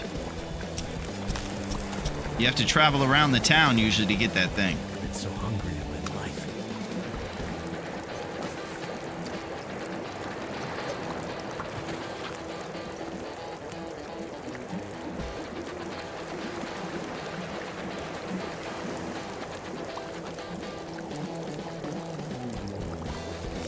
Okay. So I'm trying to think of the ways to get this guy to have a 0.1 remainder on his stake number.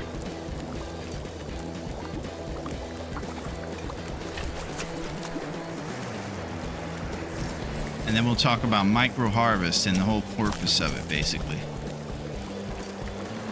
There it is, 1.1.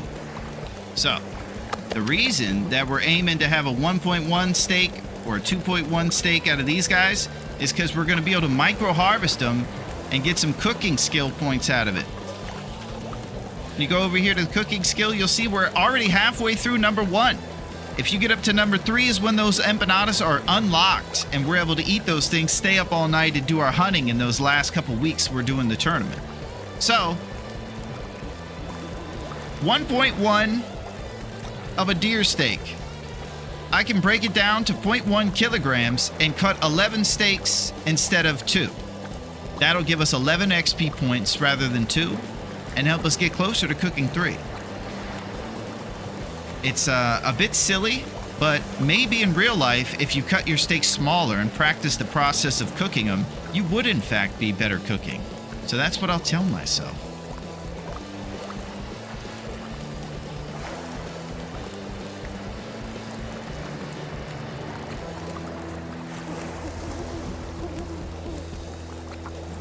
So you just go 2 minutes for 0.1 steaks rather than cutting 0.5 steaks out.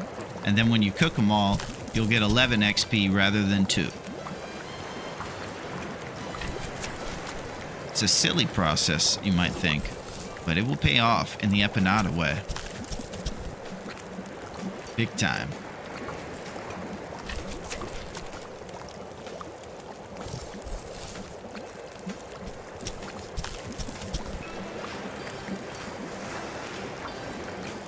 It's just an easy breezy Tuesday. It's not like we had our shirt stolen from Timberwolves in the morning or anything. Nothing like that happened.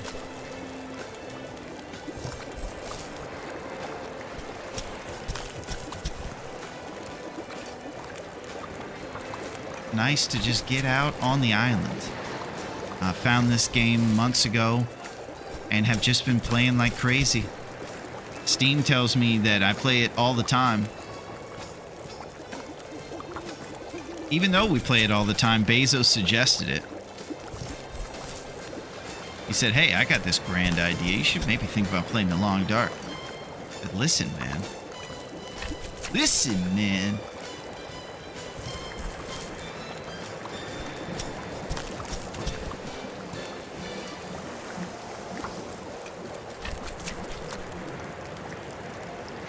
We're gonna make all these steaks. If you see a Timberwolf out there dressed in office casual attire, you will know that was the guy. It's a dead giveaway.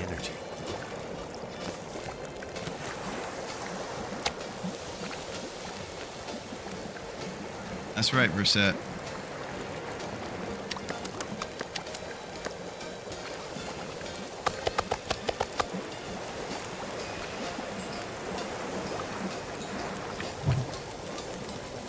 So this whole cook thing is probably something I shouldn't be doing while I'm waiting to go get my maple put down inside. But we'll just get it out of the way. It should be pretty quick. And now that we have all of our stuff for the bow, it comes down to planning for all of our scrap metal from the Quincy area. So we'll probably go straight to Quincy's and think about busting down our neighbors' toasters and things like that. We'll also bust down a toaster from Jackrabbit right here while we're checking for the hammer. So we're going to go around looking for the hammer and also consciously getting our scrap metal. And we'll try to throw our bow stuff along the highway there at maybe the trailer or something, or the fishing cabins.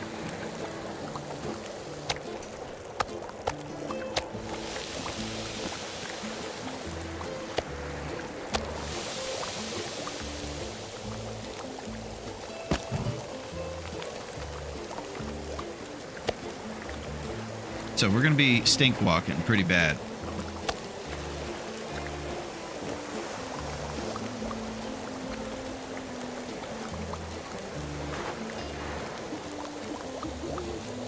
Ruined treasure.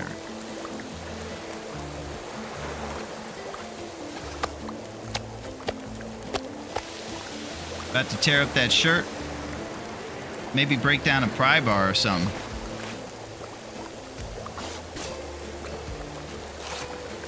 I could eat anything right here.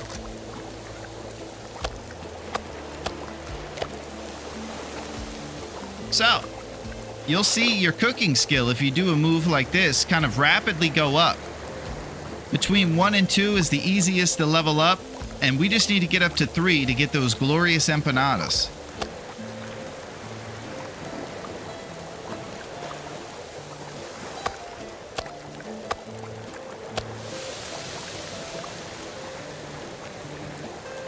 Prepare burdock.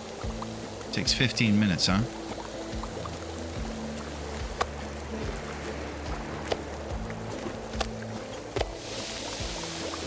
So it's about optimizing all of our plans for how we're going to get the bow made. We were blessed with the maple syrup here, so we're just all going to throw it down pretty much along the highway, and everything will be curing in one spot. It's just one big sketchy stink walk across the ice.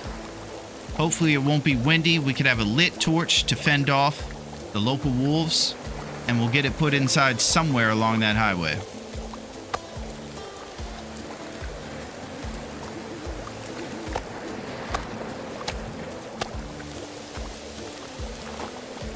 Man, we look so ragtag right now. Tinder numbers. 7. I'll take it. Fire Striker again just opens up a possibilities. Imagine just having this one trusty brand. Every single match, we'd be going crazy. We would think we have to keep it chained together by lighting a fire all night if we go to sleep or something.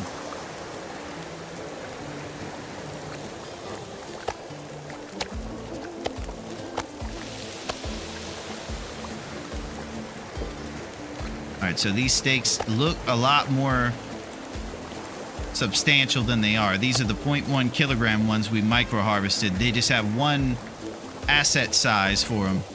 They're all giant slabs, even if they're 0.1.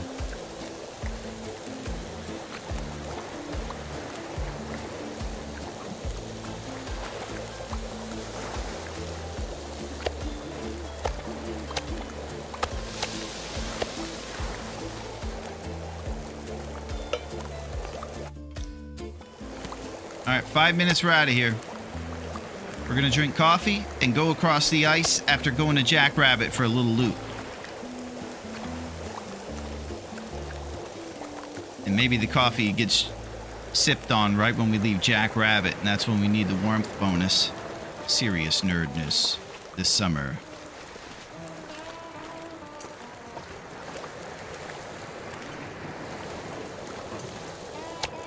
All right, let's bounce.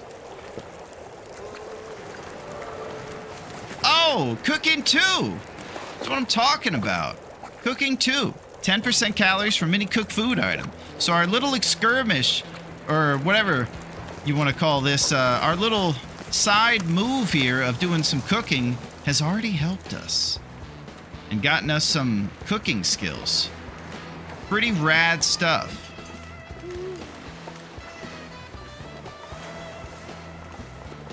We're one level away from having empanadas. Usually you get the skillet at the Mystery Lake Canadian office, the camp office there. And that's where you can actually make yourself a batch of empanadas and get the thing going. It's kind of rare to find a skillet prior to then, but it's always a happy bonus. Just got myself a new coffee too. Nice metal. I'm guessing that's IRL coffee. Excellent. I've yet to have a cup today, but if I'm lucky, I might just get one later today. You know? I'm just that crazy. I'll do anything, metal.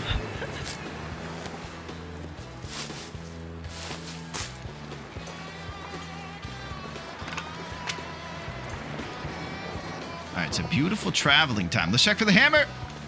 Oh! Okay, we've gotten every bit of luck. Besides that little Timberwolf incident, early hacksaw, fire striker, hammer. The maple was just thrown at us by Raph. This is unbelievable. Heavy hammer. A hammer suitable for metalworking. And of course, making arrows. Too much stuff to carry. All right, I can't forget these things when we leave. I suppose I could come back here. I just feel like it's kind of off the beaten path coming to the little islands when we're doing our forge and leaving.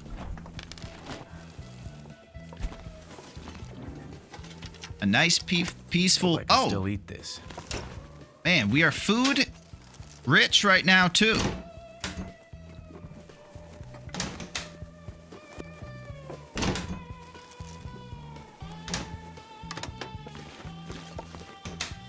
Oh boy. Standard fare. This'll come in handy. All right, this is one of the 3 base ingredients for roasted empanadas, my favorite food in the game. It takes oatmeal flour, cooking oil, and a little bit of water, and you'll have yourself the greatest food. And of course, 8 roast hips. Let's not forget about that.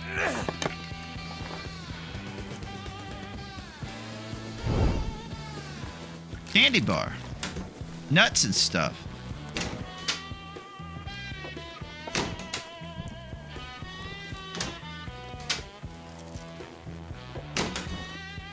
Sometimes you just want to rummage through your neighbor's cabinets for candy bars, man. That's it. Doesn't get more complicated than that. I wonder who owns this stuff. Ragged t-shirt. Gotta say I was hoping for more, but no problem. All right, so there's 2 little side lamps I'm thinking about breaking down here. Oh, cotton toque.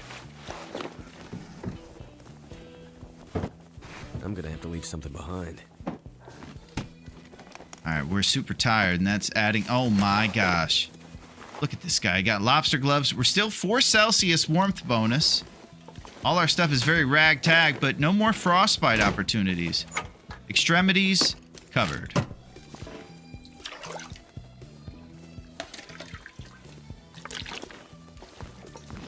I'm thinking about trying to fight through the night with coffee, but we already have our maple. Do I need to get wild with our resources when the sprint isn't quite as important? We even got the hammer. You know what? Alternative plan. We're going to chill here for a sec because we don't need to sprint anymore. We have the maple curing and making moves. So I'm going to have a responsible night. And if an aurora hits, we'll break down lamps or something. I feel really tired. Otherwise, we need some old-fashioned. So let's do it. We got 5 liters of toilet water. Plenty to spare. Yeah, I hope you guys are doing well today. It's a beautiful Tuesday. The summer is now rising. Aretha's doing her thing. Are we opening cans properly yet? Listen, Metal. It's going to take us some time, all right? It's only been 1 day, I think, on this island. Look at our calendar. It's so brief. So when I go over here and show you the 0, you'll recognize that we have plenty of time ahead of us, right?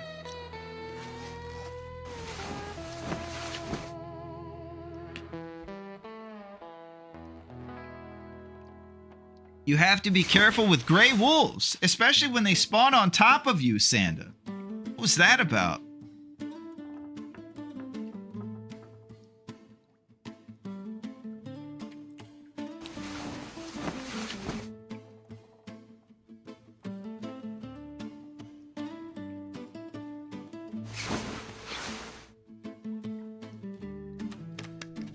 Rando Willie would have had 3 can openers by now. Oh, Melito. We have to support this Will. He's here now, you know? How do you think he would hear if you were over here saying stuff like that? You gotta be sweet, Potato Melito, you know? Sweet. We gotta say encouraging things about this guy. How he's gonna storm the steeds. Look at him. He's a steed stormer if I've ever seen one. Alright, we're getting old-fashioned sleeps right now. We're doing it old school because we already have everything ready for us. So now we can get up, tear up a few of our neighbors' curtains, break down some side lamps for scrap metal, and then head over to Quincy's to get the rest of it and the rest of our little starter loot, and then we're off.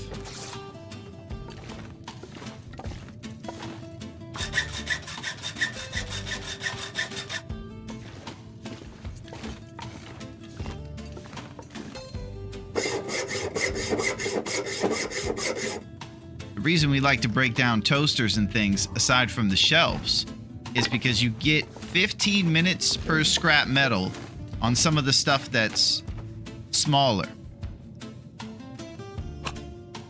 So we like to do it that way. I did say he knows how to attract a crowd. Okay, so it's balancing out. There's a little bit of positivity. That crowd needs to stop being Timberwolves, though.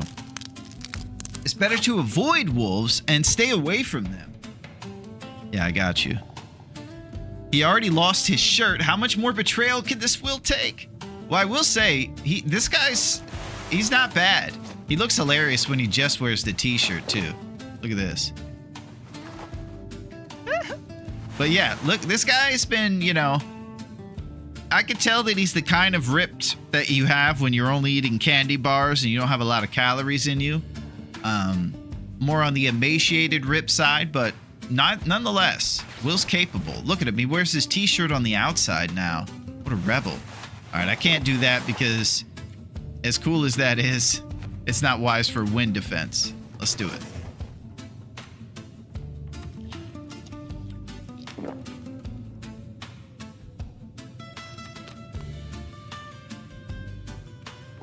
Okay, so we've broken down a few things, maybe a few more torches. We'll wait till the wind dies, get a few more hours of sleep, and probably go to Quincy's for the rest of our scrap metal.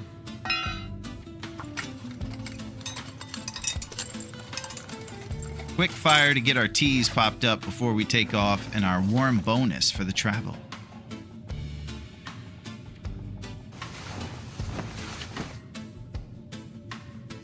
Sonda, you've been playing TLD for a while. You seem to know a decent amount about it. That's awesome to have an expert on hand.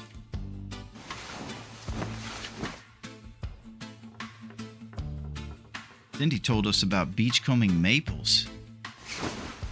Couldn't believe it.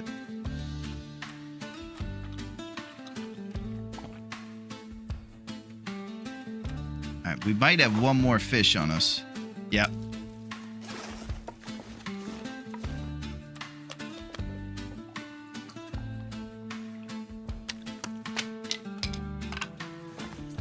So we have enough for 9 arrows now. Too heavy.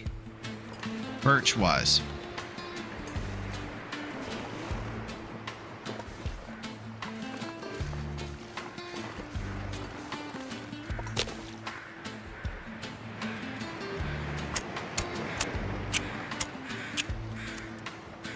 Get the coffee or tea warmed up.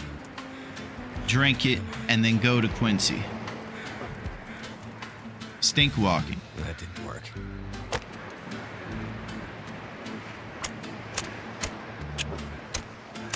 And always go with the torch because wolves are afraid of fire and will not attack even if you have a weapon. Yeah, that's it, Sonda. So I've died a couple times by the wolves attacking me when I didn't have torches lit. Damn Brutal. it.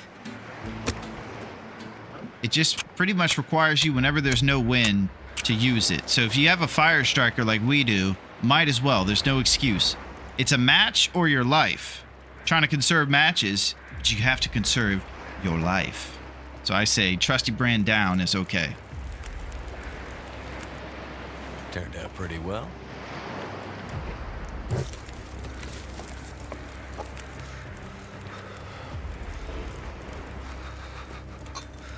Unjiggled coffees.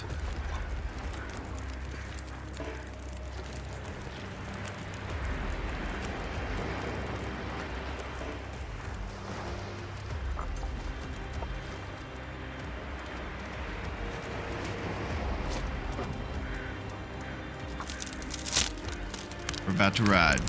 You know, you try to be responsible and light a fire outside and then lose half your warmth waiting for the coffee to warm up. You take the jabroni out of the city, but he's always a jabroni. Let's go to Quincy's. Got our hammer. We got it all, baby.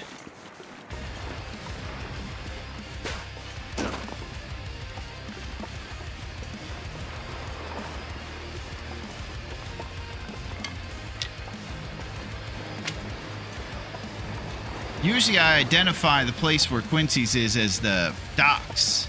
Once you start seeing kind of docks this direction, that's where your neighbor's house is. But I suppose our neighbor used to be a fisherman.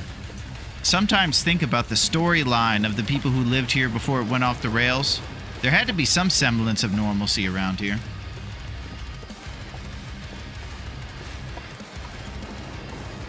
Just simple fishermen, maybe?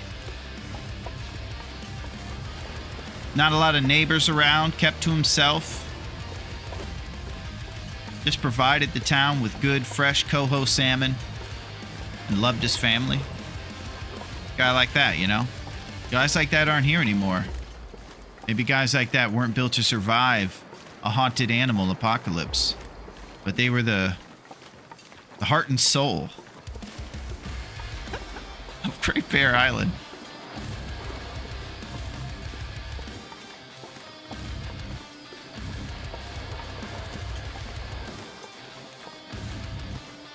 Alright, I still can't see Quincy's. I think it's in the direction we're headed, though.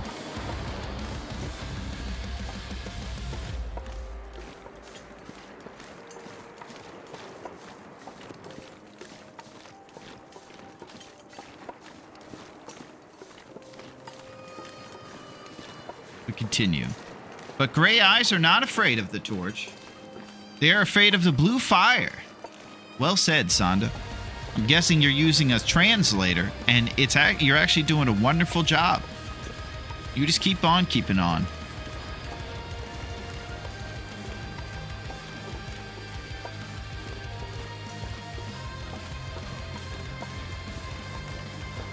This map scares me from yesterday because I made my home and garage and I saw there were 2 bears. Top one on the island, one on the screen, never more an interloper. Yeah. And so what we got here is basically interloper turned up to max level craziness too. So it's going to get even more redonkulous than what you may have seen.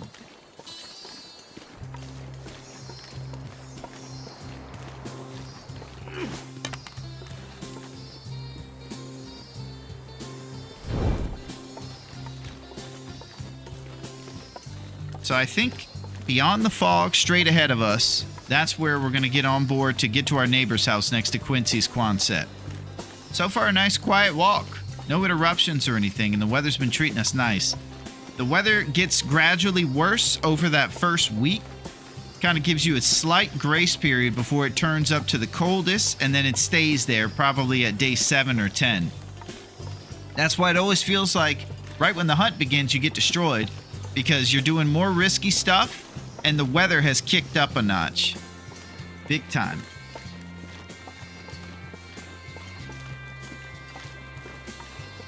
Can't feel my feet. Well, your outfit's ridiculous. That's why you can't feel your feet. So I haven't heard any reports yet, but I'm very much of the belief that those timber wolves just spawned right on top of me and just whooped me immediately. Because I wouldn't have walked straight into them. We would have seen them, right? All of a sudden, I was just getting bit, and they were howling. Even before they had a bar at the bottom, I was bit.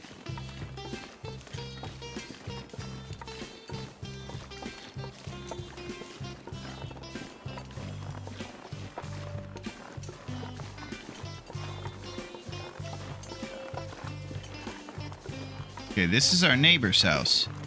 Small chance of getting ourselves a cooking skillet or something here. We're also looking for socks and underpants and any sort of surprises. I'm not sure I can carry much more. Well,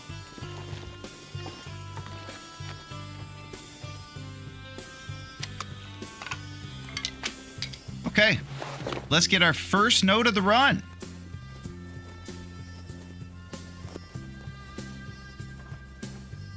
For Tuesday Hope. Loophole 1. Fire, striker, height. And now we got curables at neighbor's house, Quincy. And that's where all our good stuff is, waiting for us here. Sometimes it's an exercise and you didn't need to do that note. You probably could have remembered. But I'll say this. Sometimes. Larone, I'm so excited. Bear cam returns in 1 hour. Oh, the bear cam. Well, I'm happy you're excited, Empress. That's good. All right, now we're deciding between leather gloves and these ridiculous gloves. These lobster ones. Waterproof. I think we're going with the lobster ones.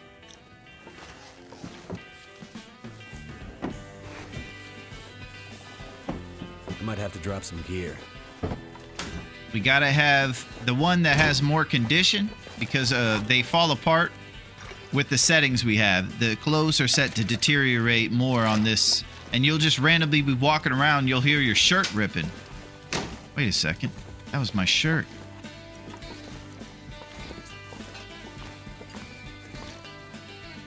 Oh, trusty brand. Dusty floor potato.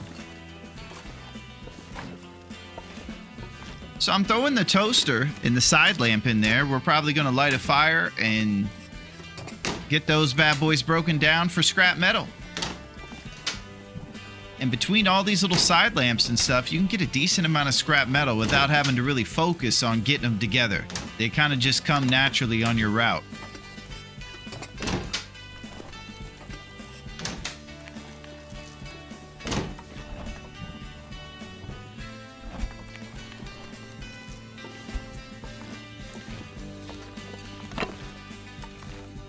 Let's light a fire.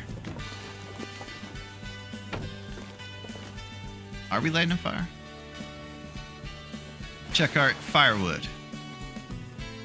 Kind of weak sauce. Don't have anything besides sticks to throw in there. We'll light a fire in a little bit here. Trusty brand down. No problemo.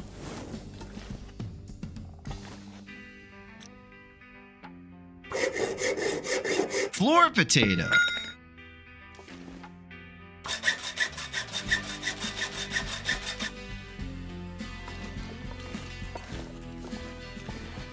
Scrap numbers.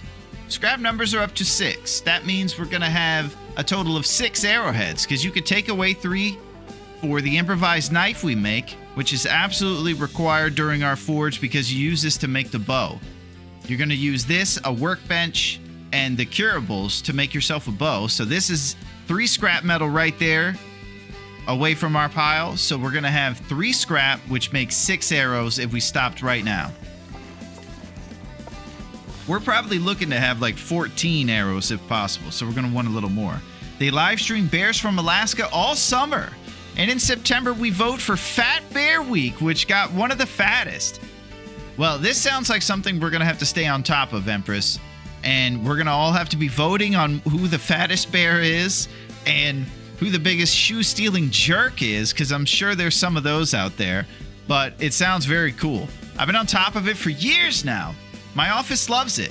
Empress, I think we're going to have to open this up to Dave's Cave as well. I think we're all going to have to start checking out these bear.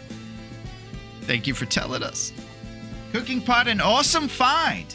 That's it, Bean. You know what that means. Running River Oats is on the menu. So when we go over to Quincy's, boom, we go to Forage Land. 2 XP per pot that we make, so our cooking skill will go up. Big time stuff. Also, porridge rules if you're a hunter and you're looking for a heating mechanism and lightweight stuff to carry on you so you can stay agile. Heck yeah. Alright, now I'm trying to think of the things I want to do for our travels. I think we'll just leave the curables here. They're in a nice safe spot in our neighbor's house. Now let's go to Quincy's. We're going to get the rest of our scrap and prepare for the forge. This is all going too smooth right now. Gotta go. Our health is really the only beef I have. Great news on the health front is that we're going to a birch forest in the ravine.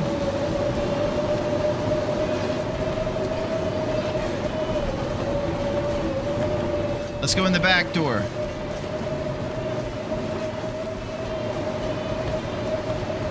Oh yeah. Hey, what's up, Aaron? How you doing, buddy? Aaron Steele. Oh, we got another hacksaw. Thank goodness. All right, we upgraded our hacksaw. Things are really happening around here. And I do believe I see Running River Oats, baby. You guessed it. With our cooking pot, we can make ourselves some fat porridge bowls. 8 porridge bowls, to be exact.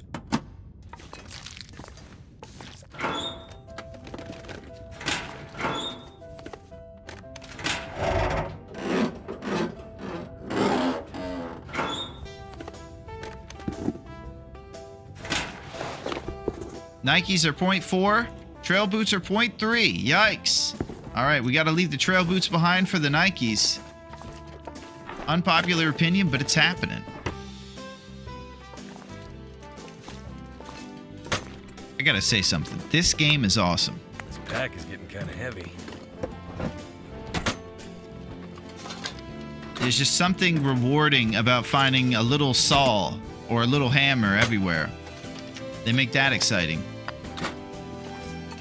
I think that there's a nice balance of not just handing you stuff in this game. It makes you really earn the things that you would have to earn as a survivor. Yo, what up, Odds? I'm over here nerding about this game, so it's lovely to see you, Odds. How are you? What have we here? Oh, sewing kit.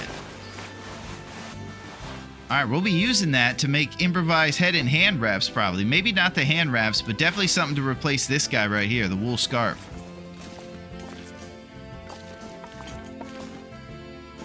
All right, we got simple tools.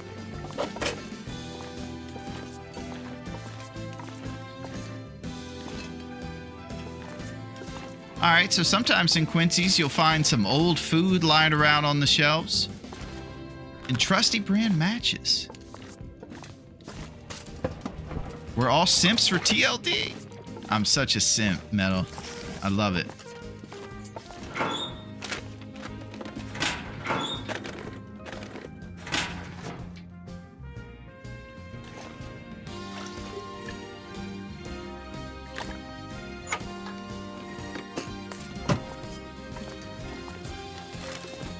Alright, we're probably going to our other neighbor's house now. We're going to tear up some curtains, maybe make this other head wrap. So we don't have to worry about mending fails on crafting something. We know that you don't fail making a head or hand wrap. It's when you try to fix your old clothes that you risk the whole run by trying to fix stuff. In those 21 days, it's pretty rare that you're going to get your mending skill high enough to do any of that risk. It's not for the faint of heart, I guess. You're really rolling the dice. Let's throw that Davy on and throw this thing off. There it is. 1 Celsius is pretty insane. It might even be smart to make another Davy to replace this thing, as crazy as that is. These things break down even faster than regular clothes, though. So they're kind of something you got to stay on top of if you're going to opt for the improvised head or hand wraps.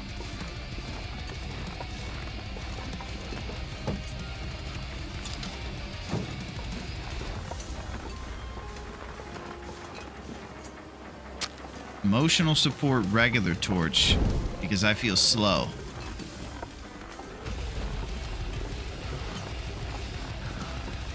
And look, let's be serious. We mentioned it. We're dying by wolves at the end of every time, basically. It's always unexpected, and we can act like it's just things happening to us for as long as we want, or we can evolve and make some moves and start preventing those things that are happening to us with defense and responsibility.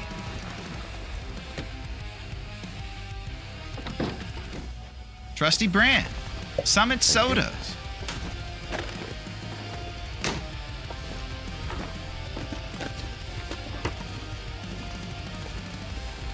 It's always wolves. It is metal. And I'm not just going to be somebody who's just going to say, that's okay. I'm going to say, no. Let's fight against these wolves. I'm sick of it. Loth numbers 3.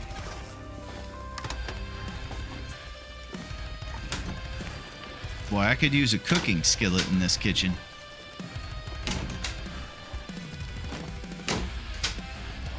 Not gonna be able to carry this load for much longer. Well, if we find anything cool here, we're probably carrying it. Vlad and the boys! I love the Vlad thing odds. I think it's great.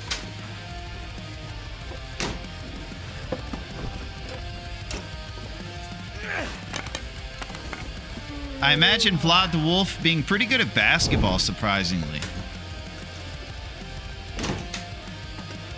You wouldn't expect him to be, but he's actually kind of capable with hoops.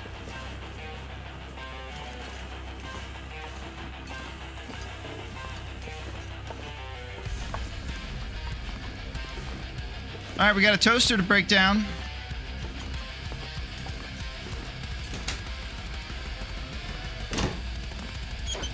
We're gonna have to see what our scrap numbers are. 'Cause I don't know if we're gonna have quite enough. I think we'll get one scrap lying around either inside or outside the Riken. We can't bank on too many of them being there. Wolf of many talents. Did somebody order some fries? Oh, it's Uncle Mo and his family feed bag. What's going on, Uncle Mo? I appreciate you coming and hanging out with us. It's good to see you, Uncle Mo. Your French fries are renowned. We mentioned it last time. There's very few competitors that Dave's Cave is interested in giving shine to. But Uncle Mo's family feed bag, he says, you know what? We got to give them their due. They're pretty good. It's good to see you, Mo. We're just over here chilling, breaking down toasters.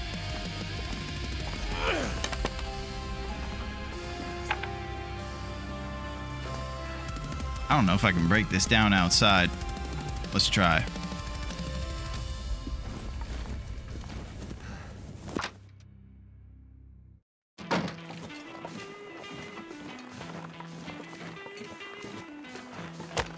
I'd better find some water. It's good to see you, Uncle Mo. Yeah, we're talking about Vlad the Wolf. We're planning for a forge. We got all our curables ready for a bow, and we're pretty much in the beginning of a new run here. For better health recovery during sleep, you need to sleep 10 hours. Well, I got news for you, Sanda. All right. As part of the ridiculous rules on this challenge, we don't rebuild our health during sleep. So we actually have to do it through birch bark or emergency stims. That's all we got. Pretty much everything's up against us.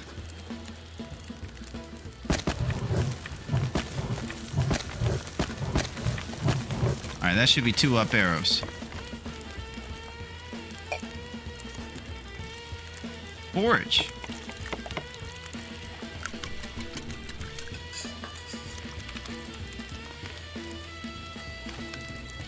We got 7 liters of water.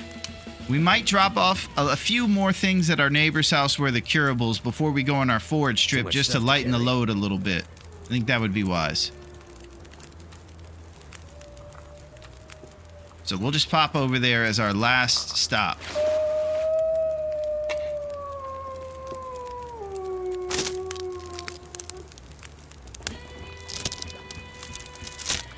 I think we're about 1 or 2 sticks short of 2 up arrows.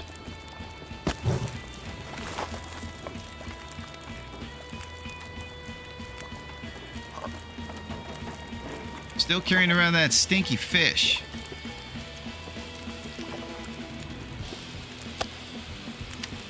Man, look at us.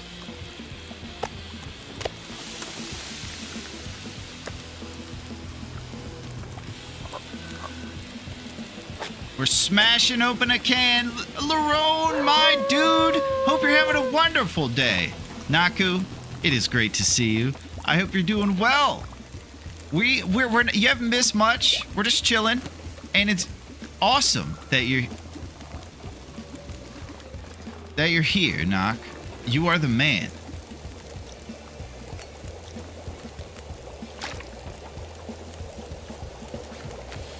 How's it going, Naku? It's worthy to shoot fire-hardened arrows on wolves. So, fire-hardened in this one, Peter, for this challenge, is just going to be ptarmigans and bunnies that you're allowed to use fire-hardened on. And when you do use those, you're kind of risking your accuracy score. Since those are skittish opponents, I won't be shooting any fire-hardened at those guys, trying to make sure we maintain perfect accuracy. Because if we miss a shot of a fire-hardened arrow towards a bunny, that's the whole run right there. Too much pressure can make a shard, though. Oh! Pressure makes the diamond. That's it, Bucks and Cheese. I'm glad to be here, thanks. Things going good today. Nice, Naku. Yeah, I hope things get good around the house and that you can properly put some blankets and pillows in your recording room so your vocals are nice and warm. What up, Ledbetter? How's it going, my friend? Man, all the cool cats are showing up. What's shaking, Ledbetter? We're over here hanging out outside in Quincy's of Quincy's Quonset, basically at our neighbor's house, planning for a forge. Like the song says, I'm just an old chunk of coal, but I'm gonna be a diamond someday. Nice, Melito.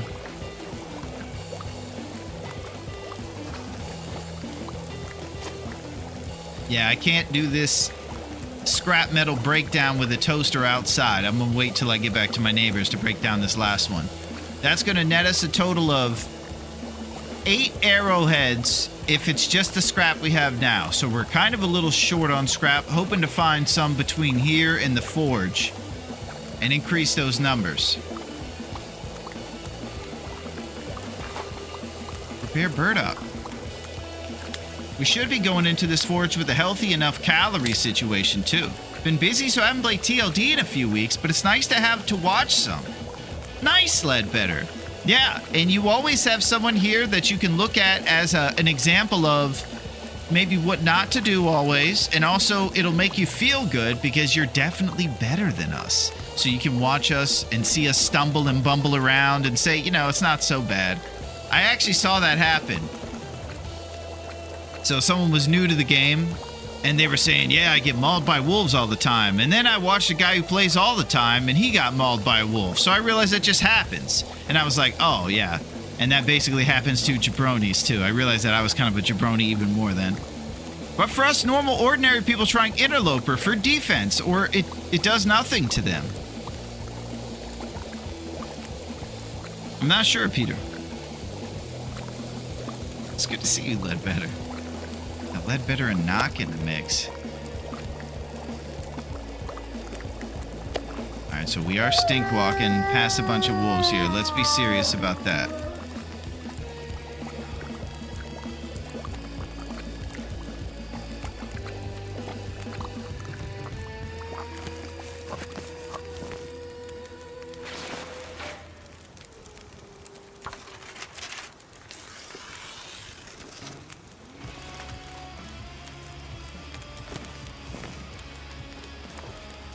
All right, to our neighbor's house, lighten the load, go to our forge, break down the toaster somewhere. It's 1 kilogram in our backpack. We're also going to offload water, too. I think we're carrying around a ridiculous amount of water. He's after our coho salmon. Not giving it.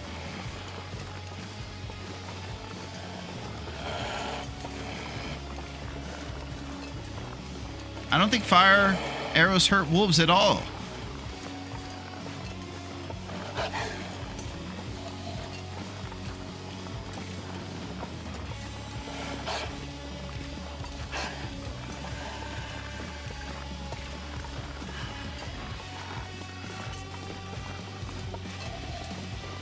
Alright, I'm trying to concentrate right now. This is a place where wolves hang. So I always talk about it as like a holster situation. What you can do on PC is push the 2 hotkey and it drops your torch and pulls out your stone in the fastest way possible. So I always have my hand on my holster essentially on the 2 key when I'm going through wolf zones with smell lines or something. It's always ready. And if I hear that he's charging me bark that I'm kind of familiar with, hit the 2 key and pump fake. Yeah, and Metal set it to a hotkey that he's familiar with, and bang, you're ready to defend yourself. That's the key to the wolf situations, I think. Okay, we're breaking down a toaster, and we're dropping weight.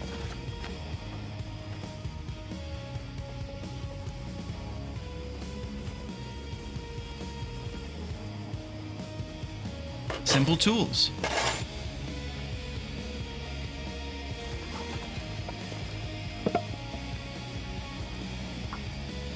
Just want to keep my teas and things warm before our journey. Also a big fan of the place campfire hotkey. Yep. That on my original hotkey settings are number 4. So I'm pushing 4, putting accelerant on that fire and lighting it as fast as possible to defend against the bad guys.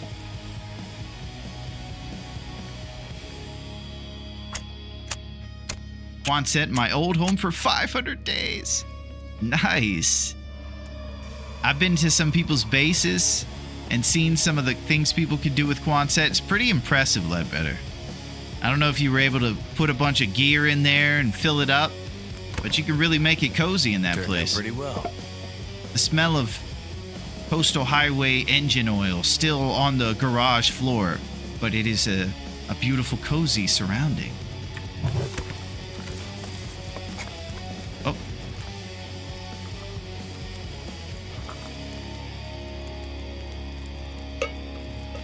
Prepare burdock. You can keep burdock as calories. We'll use it as a heating mechanism and make it into tea.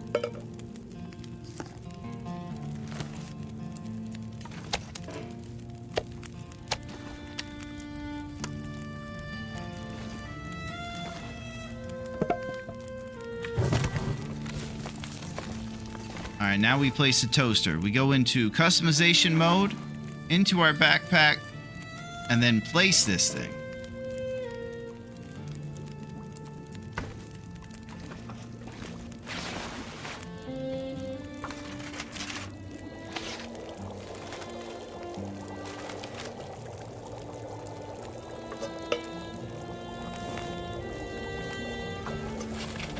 Now I'm dropping off the extra water we have, so we're a little lighter for this travel.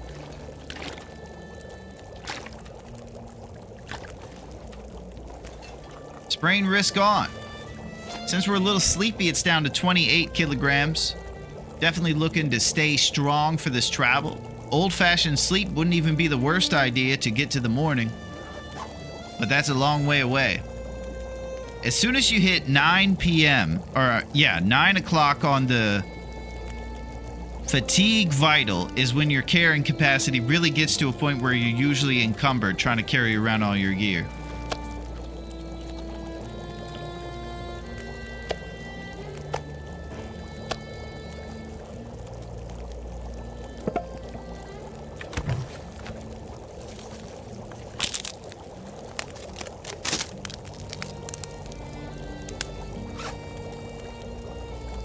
You know, it's a bit of a long travel. I think what I need to do right now is be responsible. I want to move forward with everything heated up, but I think if I get rest here at my neighbor's house and get to about 3 o'clock on fatigue before I travel all that way, I won't end up having to stop at cars during a blizzard and start a fire because I'm so tired that I can't even do anything without doing cheeky 1 hours in a fire during a blizzard. It's conservative, but maybe it's what we need.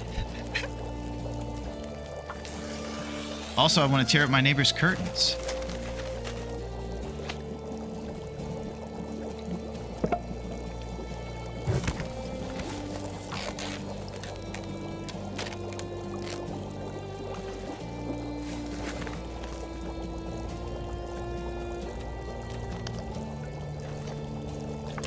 Let's go to sleep and be responsible. We're gonna walk with more strength so we don't run into things that waste our resources along the way.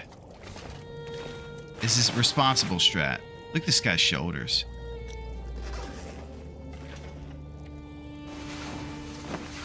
Mine was pretty nice. I started moving to the community hall though and had quite the base going. Oh, nice, at the bingo hall. They got bingo there Wednesday nights, I believe, Ledbetter.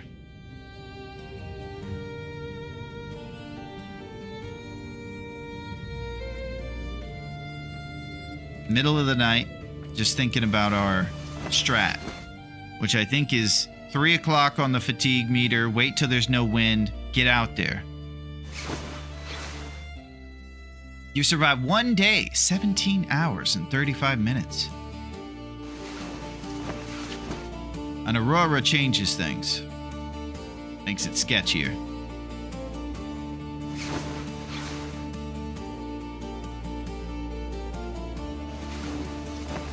What's today's impossible challenge? What's up, Bit? How's it going? Well, it should be pinned there what the challenge rules are, and it is definitely mission impossible. And we're trying, Bit, and it's good to see you. I hope your Tuesday is going fantastically. We're trying to be responsible over here, so we're opting to chill. Nothing's impossible when he sets his mind to it. Thank you, Naku. Thank you for this amazing vibe today. Been waiting for bingo, but no one comes. I built a loft and everything. Well, here's what you really need, Ledbetter, is you need to start putting out flyers about the fresh pork chops and the applesauce that you're serving there. Applesauce served cold, pork chops served, you know, nice and legit. The old folks are usually looking for an amiable pork chop, so you're wanting a nice moist one. If it's too dry, they'll all choke on it. So maybe, you know, marinated pork chops. I got lots of pickles. There it is. See, this is your sticking point. Watching on TV so I can't see anything pinned. I got you, Bit. Well, the rules should pop up right now on your TV where the chat is.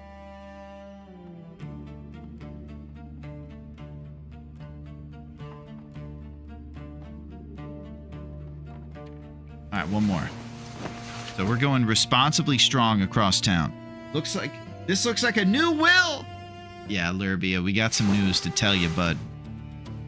The end of last time was trepidatious, maybe, Lurbia. We ran into some tough times.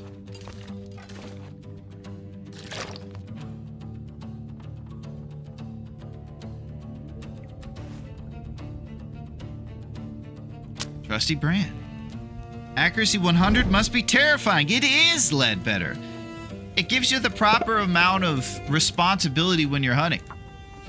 I think you could obviously think I'll just get 21 wolves. But if you do that, there's more of a chance of randomness and spazzing out. I'm pretty bad at wolf hunting, and I think I'll miss. So I'm going for big body bear, and I'm going for the pincushion strat. I'm actually trying to aim at their butt with archery 1 so I can shoot a bear 6 or 7 times before he bleeds out and kills over. Get our accuracy score up. We've only been able to do this once, and every other time he runs off spazzing through the hills, and we waste resources trying to track him down, and we freeze to death. So, who knows?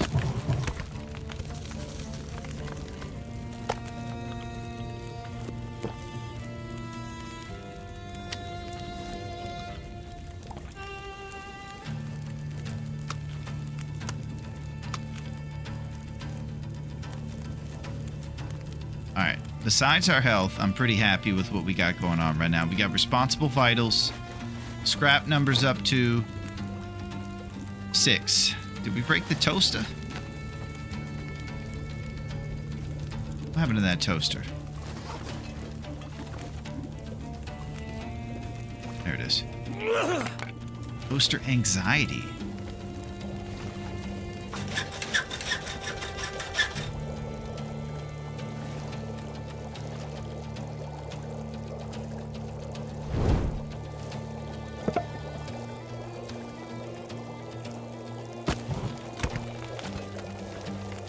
These guys are ready to go. We're gonna pull some torches with the sticks and books we got here.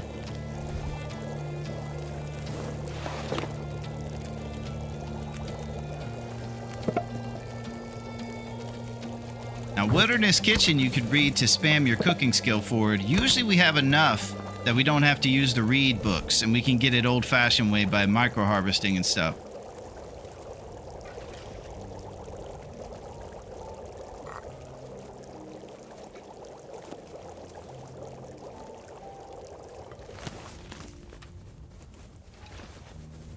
Okay. You're ready to go. Final scrap number before we go is this, so that we're going to have a total of 8 arrows if we don't find any scrap. We're looking to at least get 2 more, which will net us 4 more to get up to like 12. There's always the route of breaking down the shelf at the Riken. So there's always kind of an emergency plan for us. If we get to the Riken, we'll just go ahead and break down a shelf if we want maybe 13 or 14 more. Hiding in a fishing hut and play peekaboo with bears outside. Yeah, you can do the fishing hut strat bit if you'd like. There's all kinds of strats. So there's the one we're going to use, which is usually get up on rocks.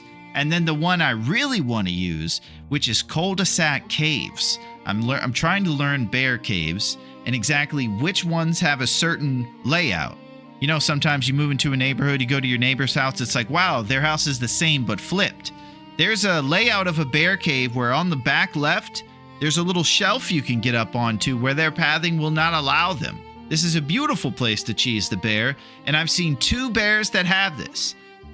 The Echo Ravine Bear in Timberwolf Mountain has it, and then the guy who's next to the Winding River entrance in Pleasant Valley, the very south part of the map in Pleasant Valley, there's a cave there with a bear who has one of these shelves. I seek that shelf because it's the best way to do the John Candy strat. I'm just telling you about the basic rules that I follow myself. Well, I'm telling you, Sanda, I'm very grateful for it because I need some wise advice to stay alive. So thank you, Sanda. My usual strategy is completely missed, get gored, die. I'm world expert at this strategy. Bit, you're home because that's what we're all about.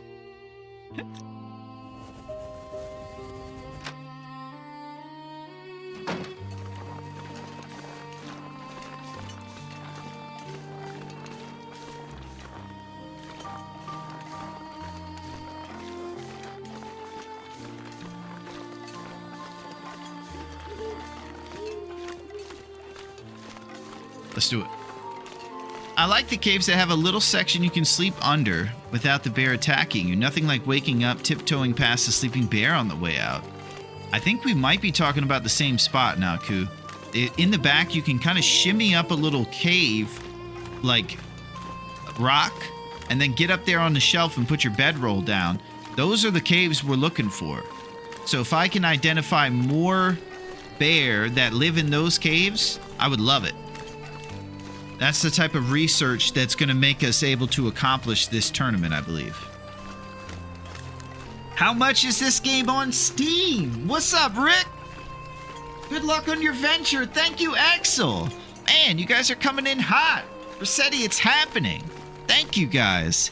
I'm not sure how much it is on Steam, but let me tell you this, Rick. At this Thursday or Friday, the summer sale begins. And if any of you guys out there are on the fence about TLD, the summer sale's coming. Don't hesitate. Get a couple bucks. It probably won't even take you much more than 10 or 15 bucks to get the game and the DLC. Just get a few bucks together and save it for that summer sale. Ooh, it might even be lower than 25 Canadian during the summer sale, Naku. It's going to be sick. Do rocks affect accuracy? Well, they would if you were allowed to use them on bunnies and stuff. But that is unfortunately not it. The reason that we have to keep you from throwing rocks in this challenge at the beginning is so you can't get those early rabbits and sustain yourself.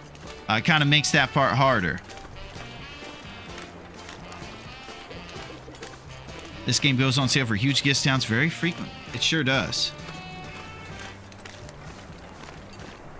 That's how I got this one. And boy, have I felt like I got a nice return. This game has been so fun. It was on sale for 90% recently for about $4 USD. That's what we're talking about right there. It's coming. Protect the rabbits. Who framed the rabbits? Was it Christopher Lloyd?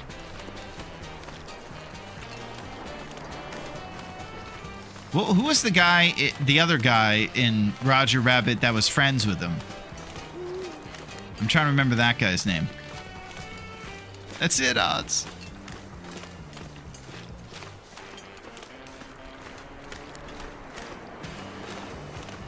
Danny DeVito? It wasn't Danny DeVito. It was a guy that's kind of like him, though. He's like a short, kind of bald, hairy guy. Need to find some place to escape. Can't remember his name, though. He's the man. I think he played Mario in the Mario movie that everybody reveres as Criterion Classic. The 1993 Mario movie starring John Leguizamo, star of The Pest. I swear I have 100% accuracy with rocks after getting the tactical gloves. Ooh. Very fancy, Ledbetter. Yeah, I don't know that actor's name, but in the movie his name was Eddie. Okay, that sounds familiar. I can hear Roger Rabbit saying, Eddie! Chris Pratt! That's it, Pack and Play. Chris Pratt was the short, hairy guy who looks like Danny DeVito in 1990s Roger Rabbit movie. You've got it. Cold. Equal on the handsome meter.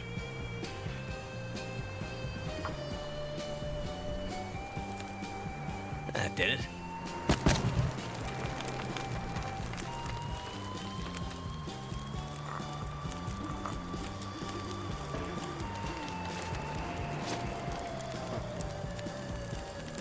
It turns out I think we left that fish back at the neighbor's house. No sweat.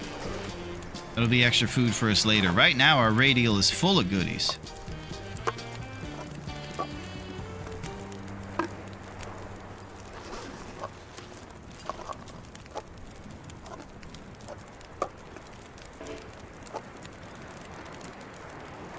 So this is all the food we're going to have to sustain us during the big forge.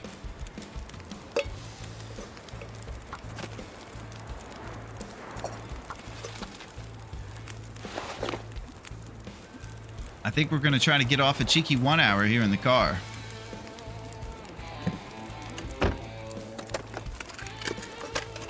And if you've ever wondered if you can use your bedroll in the car, you definitely can. So we have a fire lit beside just in case a blizzard comes, and we can get an hour's sleep. Different Mario show. I just double checked the IMDb to confirm I was correct. Yeah. That's hilarious.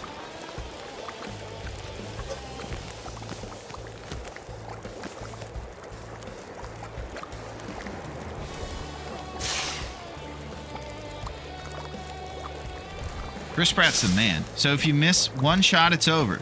You're completely right, Ledbetter. That's it. Pressure's on. LOL Metal, I'm just being a pain in the Boris. Oh, nice Pack and Play.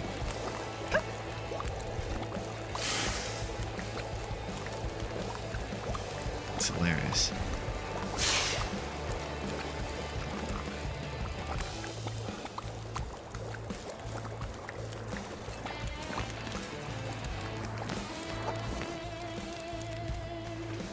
We're off. We got a little 1 hour to keep our fatigue at bay. Multifaceted fire we just had. We also burned some water up for us. Got it nice and boiled and potable.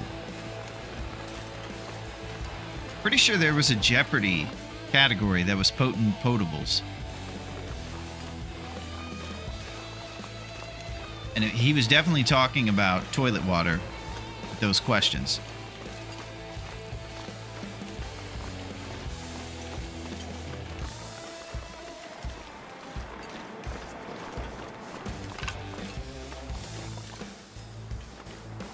We are all jabronis around here. You got it, Pack and Play. That's what's so nice about you guys. Everybody's very chill to each other. Very respectful. We all understand that we're all fallible. Might as well just lean into the jabroni. Oh!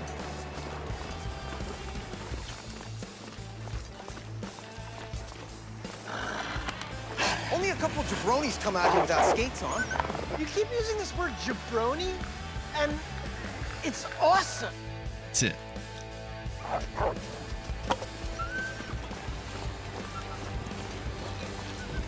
Oh yeah, the time value you get for this game for the prices it sells for is pretty much unmatched. I think of it like this, Rossetti. If we went and got a sandwich... Oh! Okay, who brought the dog?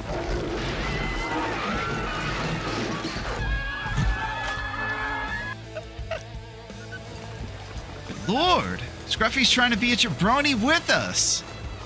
Might have been Vlad, that basketball playing hotshot.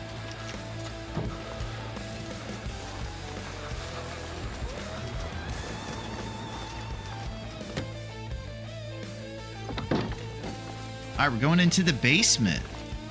Sometimes you'll see wool socks or underpants in the dryers over here. Just keep the lamp burning.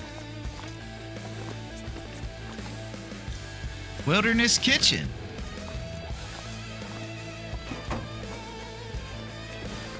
Oh, new jeans. That's awesome. Our warmth bonus went up by 1 Celsius right there. 100% Levi's, baby. What I'm talking about.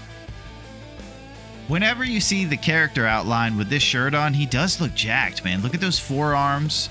And you can kind of see a little bicep action and the shoulders, man. But then when he puts on the red jacket, he ends up looking like he has man boobs. And he looks like he's Astrid's body. He kind of fluctuates depending on which shirt he wears.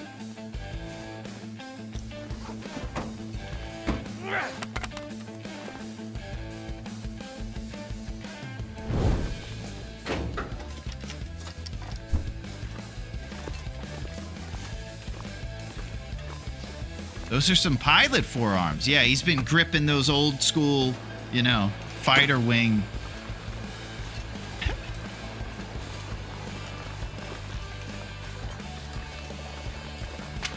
I imagine Will flying those ones where you have a scarf, you got the aviator cap on, and you're kind of out in the open when you're on top of the plane. It's just like a windshield in front of you when you're flying. I can't remember what those planes are called. Just old school ones. His planes must not have power steering. I've actually ridden in some cars with no power steering. I know exactly what you're talking about, Pack and Play. You gotta turn that wheel.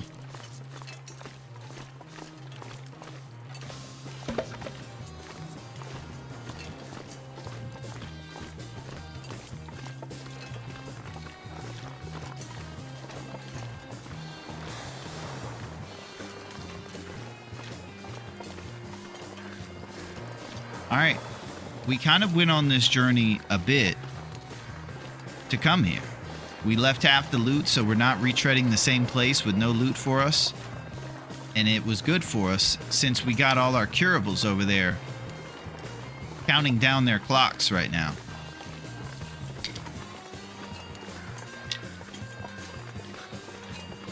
Pretty much well optimized.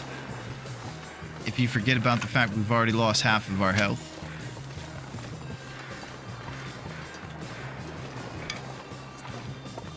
I have noticed another thing that I like to do in the past. I like to make nature call with ptarmigans. Now here's the problem with that. It's a pretty time-consuming activity and it's also dangerous. So between those two things, we might be peeling back on nature calling just a tiny bit. We maybe do it once, but not spend a lot of time on it. It's tough because it's a fun activity. what we like to do is bring wolves over to ptarmigans. Can't feel my hands.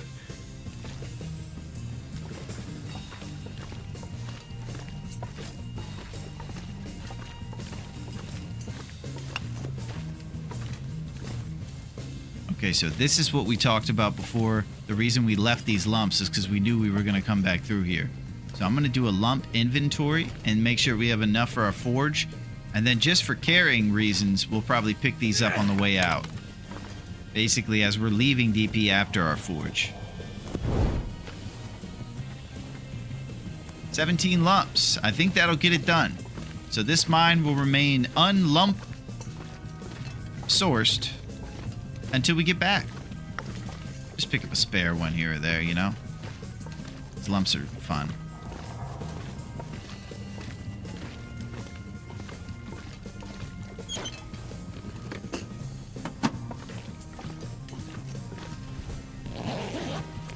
First vehicle I drove was a stick shift truck with no power steering. Man, Melito is so tough. Melito's awesome.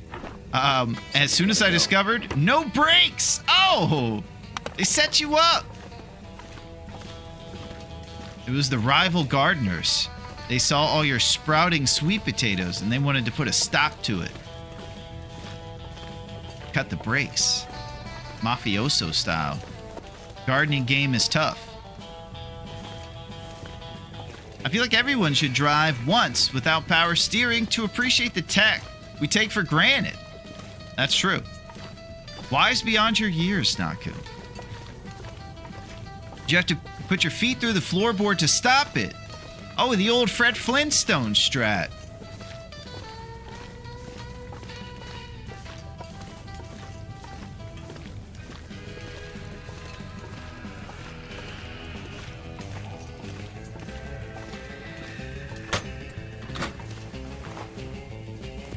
I think everything cooled off by this point in our walk.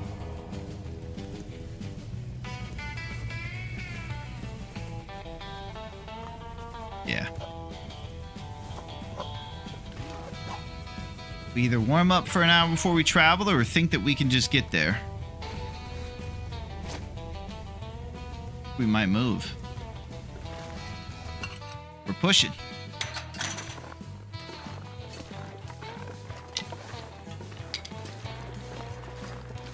Too heavy.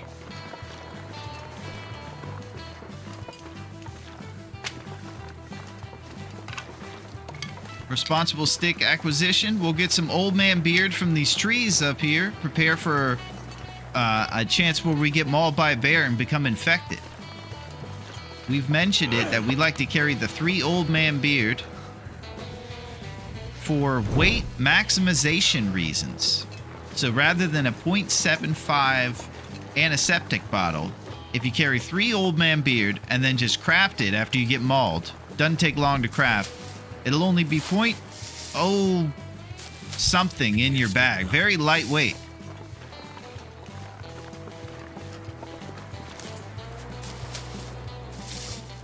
So this thing's 0.01, so it'll be 0.03 in your bag rather than 0.75. 0.03 versus 0.75 is basically enough of a disparity to do this nerd stuff and think about all this. Warm up soon. So carry your 3 old man beard, and if you get busted by a bear, that's when you craft the lichen out of the old man beard and then put it on your wound right away. I have a strange lady walk up in my garden before and start helping herself to my hard-earned work. I had to chase her out. Was this a human? This sounds very much like a rabbit or a groundhog. I'm gonna wait to see if the punchline is she was a rabbit. Because that's crazy if it was a lady. Fire's life out here. That's very crazy.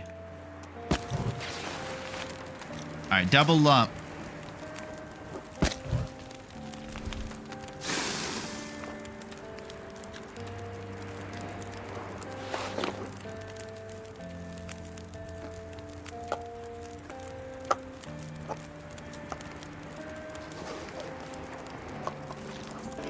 Whoops. I need to drop something. Nope. This stuff is all cool, man. We were just talking about how we optimize our weight. Isn't that enough?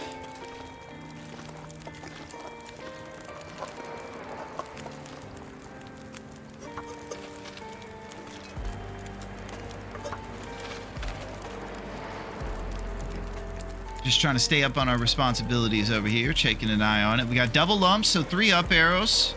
I am getting rocked on my health. Health is at 43. We have less than half our health, and we've been alive for 3 days. The true damage of this challenge is incurring itself upon us. I don't think any of that stuff was actual English, but I'll pretend. I'm trying to watch the trip. Make yourself some spikes for your shoes. With spikes, you'll have a second advantage on brittle ice, and you'll be able to climb the rope quickly. And then some Russian stuff that didn't turn into English when you translated it. Well, Sanda, I will tell you, those are also great moves, and I will definitely think about that. If we're going to climb a rope, we should make some improvised crampons, and it will probably help us on the ice. It takes a little bit of dedication, a couple cured guts and things that I'm not sure we have time to acquire and craft for those purposes. But if we go to Timberwolf Mountain, we're climbing a rope, so it wouldn't hurt to have.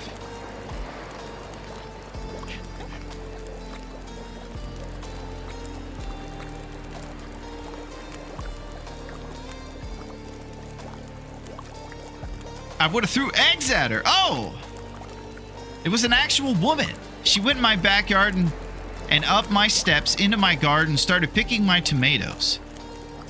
That lady might have had a screw loose, Melito, because anybody knows that someone else's garden is off limits. What a maniac. Sounds safe. It might be bunnies. I was suspecting the bunnies. My dad had an old Chevy Blazer that was his four-wheeling vehicle. It had rust holes you could stick your head through. I love all these beater cars everybody had. Had to leave for a bit. How we're doing? We're doing fantastic. Besides our health, everything else is good. All our gear is great. We're looking strong in this red shirt for sure, and our lobster gloves. Can't complain with much. We're not very warm at 5 Celsius warmth bonus, but we got 1 Davy, and we got new jeans, so that's pretty cool.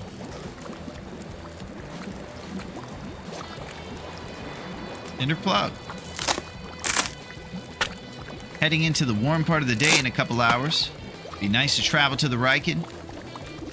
We can grab a fish on the beach to save us calories, but we're calorie rich right now.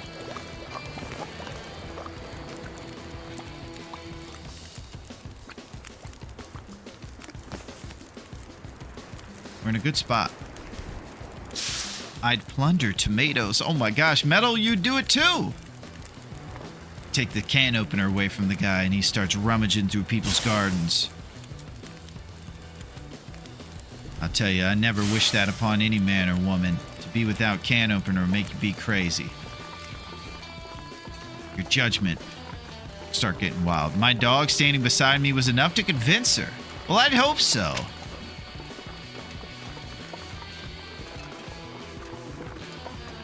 That lady's a bit of a derelict. I hope that translated correctly. It sure didn't.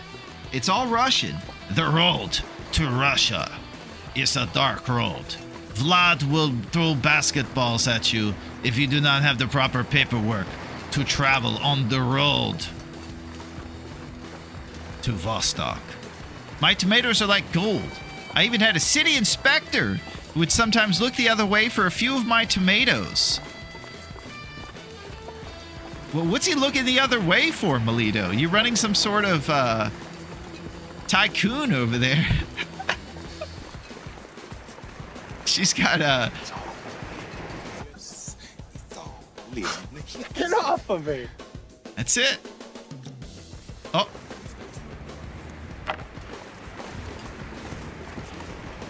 Yeah. It's tough in these streets. You gotta grease up the local inspectors with a few fresh maters. They just translated from green, about to be edible, to fresh, beautiful, radiant red. I like a good cherry tomato. I like a beefsteak tomato. Tomato Mafia! Oh! Look the other way on... What?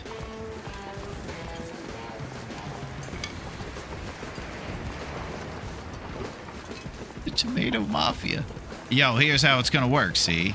We got the seeds planted properly. If anybody tries to horn in on our industry, we're gonna squash that farmer's market down to the ground.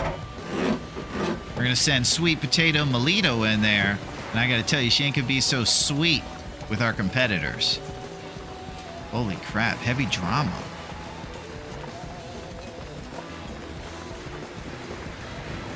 All right, we're going to the lighthouse for a little detour. There's going to be maybe some sardines over there, a guaranteed emergency stim for our emergencies, and other fun stuff. Maybe a shirt.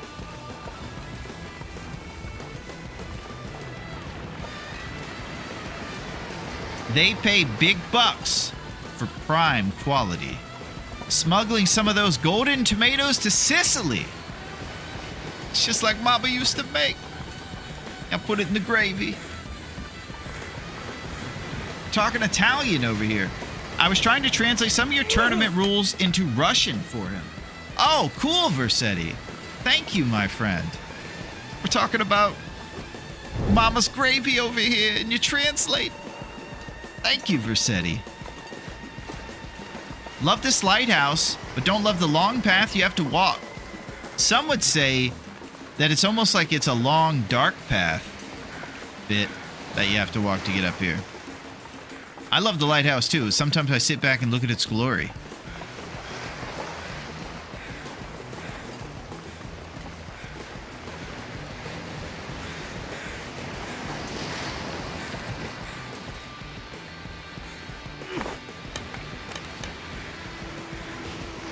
I did say something to her, but she didn't speak English, but she understood the international language of "get the heck out of my garden, you crazy lady." And she was trying to probably act like, "Oh, I don't know. I thought it was for everybody, you know? I'm not from here." Maybe she actually was. I don't know. I feel kind of bad for her now. I'm lost. I want these free tomatoes. Worn running shoes. Oh, nice. These are 0.4 and these are 0.7. Up to 6 Celsius warmth bonus. We're rising. Running River Oats, baby.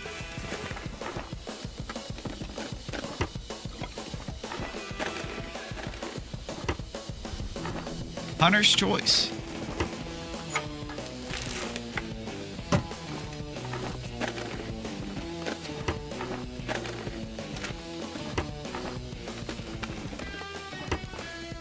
So we're just rummaging through the lighthouse cabinets right now, getting a few of these essential gear items. We're actually keen on looking for scrap metal too. Here's our emergency stem, pork and beans, and just when you thought we didn't have enough pork and beans, oh. So I'm hoping we're gonna get a scrap metal somewhere in this place. That'll help with our big forge.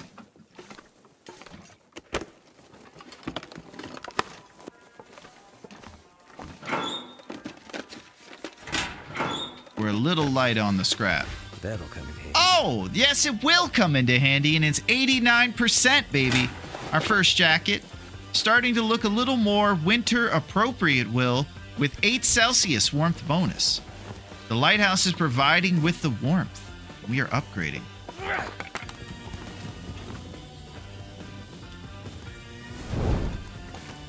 Ketchup chips. I mentioned it a couple times. I recently had my first bag of real-life ketchup chips. Gotta tell you guys, something behind. Awesome. Also, another first, I had my first Zapp's potato chips. Another resounding amazing. Both home runs. I've heard a lot about the crab variety of the Zaps. Might try those in the future. I had myself the Voodoo once. The Child's Play 1 version. Charles Lee Ray edition. I'm thinking about doing an hour's sleep for warmth. It's either that or we fire up some of our food and eat a warm tea or something. I'll tell you, I feel like I never have time to sleep on this one. but we're going to have to before our big forge. We don't have any more empanadas. Cooking level 3 requires a skillet. So I think we do an old-fashioned sleep, maybe. No. We're warming things up and going to the beach, sleeping at the Riken, foraging at the Riken. I'm in the 80s in UK. We had hedgehog-flavored crisps. Holy crap. Sonic the Hedgehog crisps. Can't say if they were accurate hedgehog flavor, as I've never eaten a hedgehog. Now you're telling me, Bit, that in the UK you guys eat hedgehog-flavored potato chips. I'm not sure I can carry much more. This is even crazier than the international lady who stole tomatoes out of the garden. This is insanity. You guys are eating hedgehogs. Yeah, the hedgehog chips are pretty good, ain't it? I have the worst accents. I feel like I have like a South African UK accent. I don't even know what it is.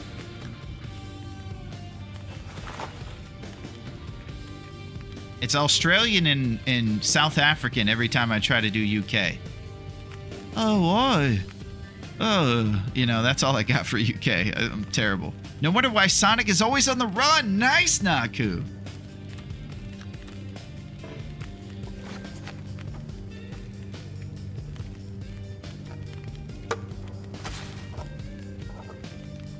I like Sonic's little red shoes.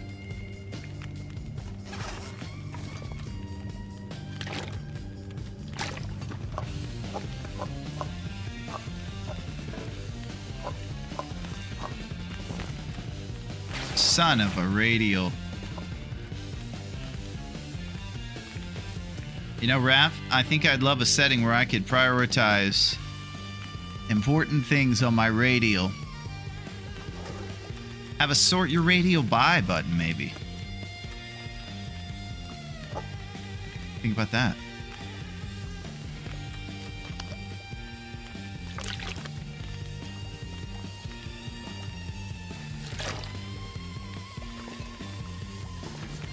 Alright, we're about to get going when this stuff's warm. I would like to look for a fish on the beach. Maybe we eat that fish first, and then we'll eat the rest of our goods to get it going. So you tried the ketchup chips. Now you gotta try a poutine. Well, I definitely don't. I've heard that name before, Naku, but I'm not even sure what a poutine is. So I think I'll have to do the research. Looks like Qubit has done the research on the Sonic chips. Hedgehog flavored crisps were a brand of potato chips developed by Philip Lewis, a British pub landlord, in 1981. They were originally sold under the brand name Hedgehog flavored crisps and were produced by Hedgehog Foods. They were withdrawn from sale 1 year later in 1982. So you're getting your hands on the very rare chips that have been out of production for 24 years. Nice work, Bit. Sounds crazy.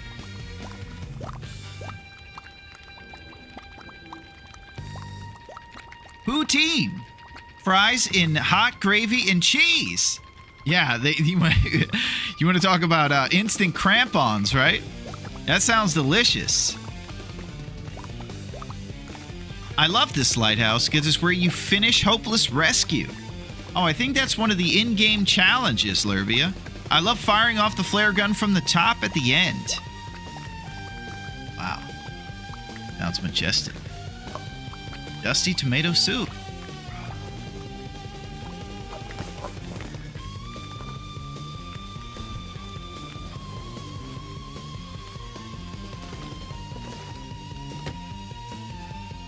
Someone's gotta go.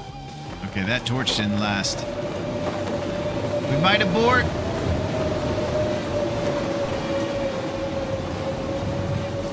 There's our destination right there. So it's just the beach and get over there.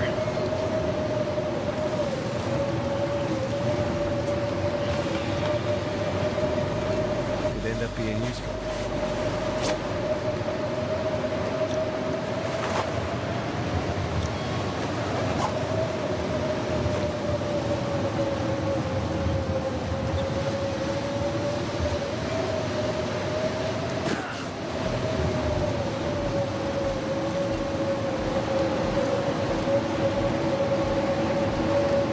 seek the coho salmon. How about the Canadian coffee chain Tim Hortons? Oh, I've heard of that one, Pack and Play.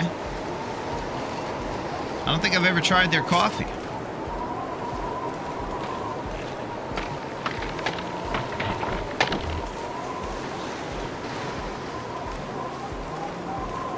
Is it delicious? Oh, here we go. Oh, this is Old Man Beard.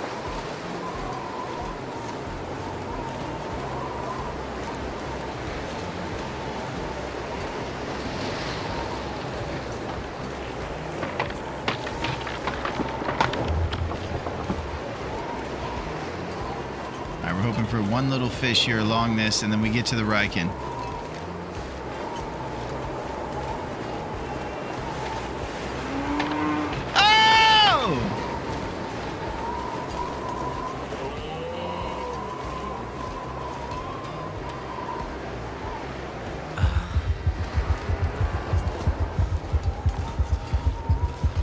Run! You can't run fast at all! Ah!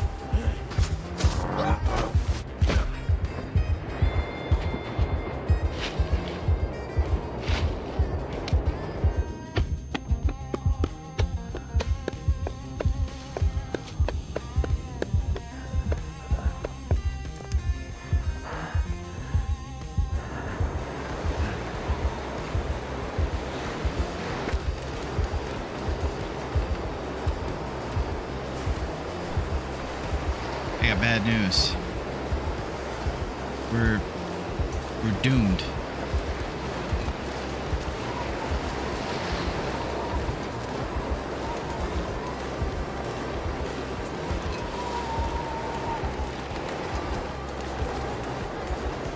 So here's what this means. This means that... Dang it. We're going to have broken ribs for this whole tournament. Let's talk about how I could barely sprint on that emergency stim, by the way, too. I'm carrying way too much gear, apparently. What was that about? This is insane. We're going to have this broken rib the whole time. It takes 21 days.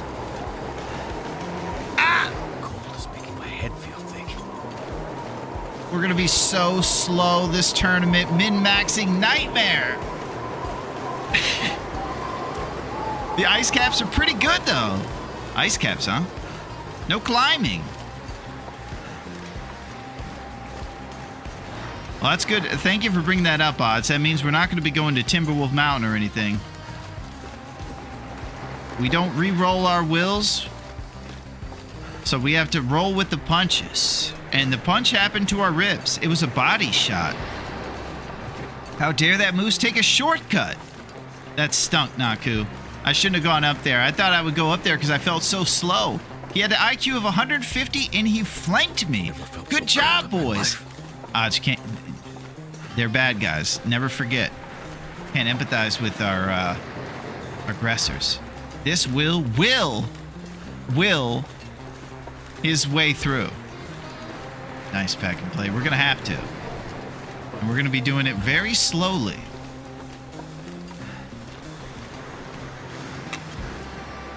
That was lame. I got to see how much is in our backpack. Okay, we had 34 in our backpack. After I stimmed and then I went to sprint, it felt like I was running slow as can be. I'm not sure why. I was really looking for some more juice. Getting loose with the moose. Yeah, my rib is loose, Lervia. It's never been more over.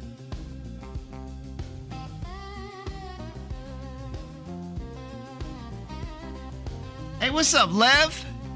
Thank you, Versetti. Always have a torch at ready, or flare if windy. Find maple to make a bow. Gather coal and scrap metal for a forge. Hatchet ASAP. Do not waste matches. Use fire to warm teas. Pro stuff, Versetti. Larone, rewatching it, you were running against the strong winds from the moose. Thank you, Versetti. Classic jabroni stuff. So did you get the Hollywood Moose's signature? What's up, Dunk? G is streaking. Woohoo! 35 days high in Larone. Well, I'll say, G, thank you very much for keeping those ghosts at bay. And it's a perfect time for us to take a quick recognition for the guy. So we'll do bays now, and I think there's something going on. It is the 7th inning, and it is a high-scoring affair for once here between the Seattle Mariners and the Oakland Athletics. Jose Canseco is 0 for 3 today. He's hitting in the 3 spot in the rotation, but he just can't seem to hit it. He is now, however, going out to the outfield. Looks great in his outfit, and he's preparing for the 7th inning stretch ceremonies.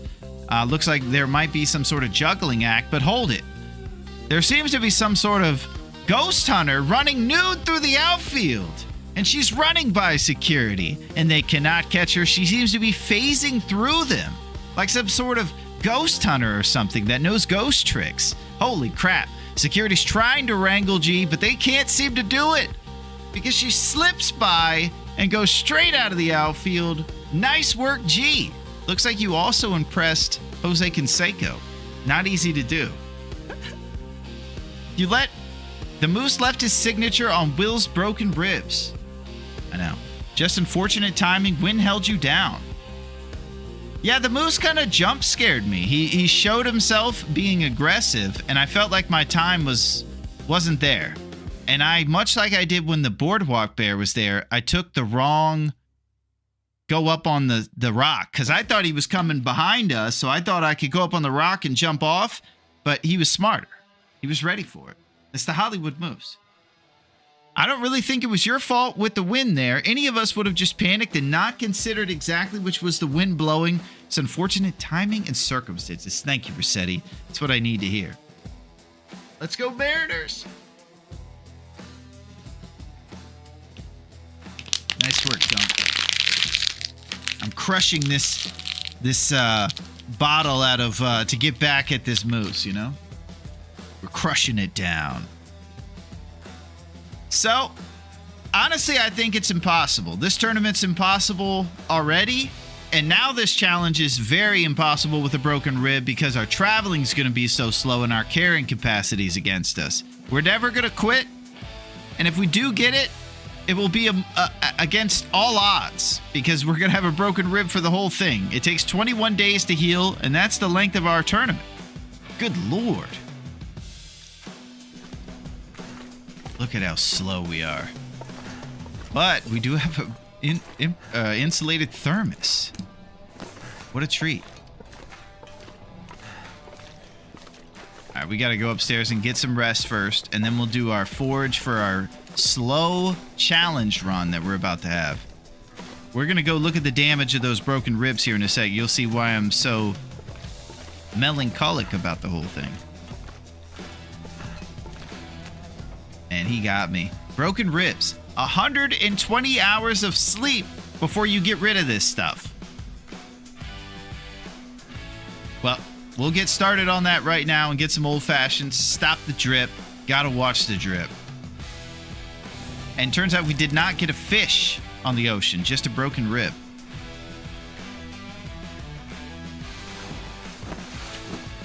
I think it'll be fun to persist through this. This will could still end up a true legend. That's the hope, Rossetti. We are going to persist because we love Will. We want to give him a shot. We're going to rest a full, and we're going to do a forge just the way we were going to. And it could be easy.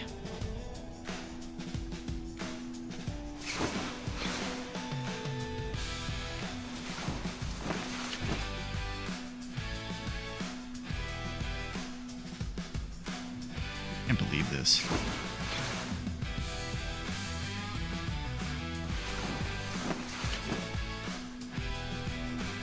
But we're going to make the best out of it. Everything will be great.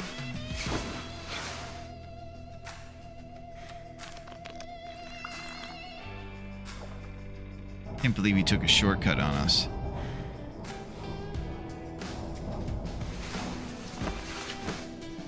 Oh, one of my favorite things about your playstyle is you never really re-roll. You roll with the punches. Those make for the most memorable moments at Will's. Thank you, Versetti. I appreciate that. I care about Will, and I would love to re-roll, but look at it this way. We're giving this Will a shot, and he gets to live, baby. He gets to experience life on the island and have that hope of getting back with Astrid and being reunited with the love of his life. Thank you, Vercetti.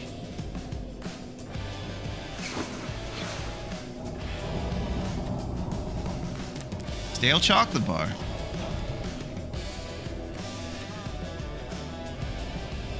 Ketchup chips.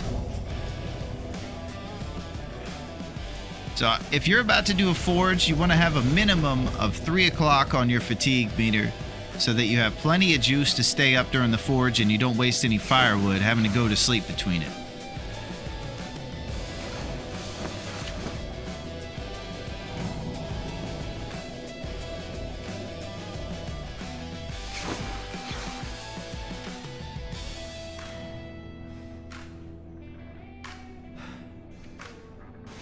Here we go.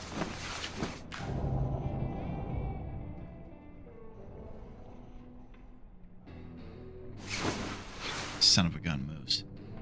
Got me. Then now when we go to the hours it takes to recover, you see we knocked off some time there.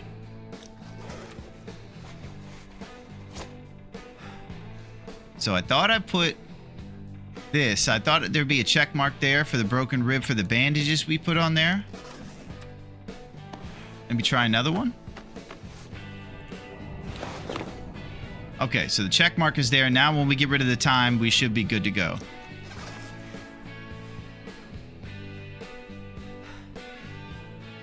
All right, one more hour, and then we're going and doing our forge. It's a bit of a light forge. We're really going to have the John Candy pincushion strat work out if we plan on doing anything here.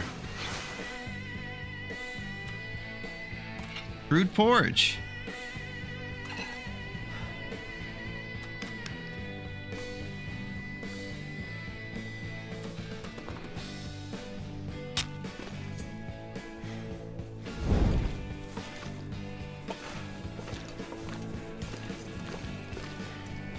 Hoping for some dog food.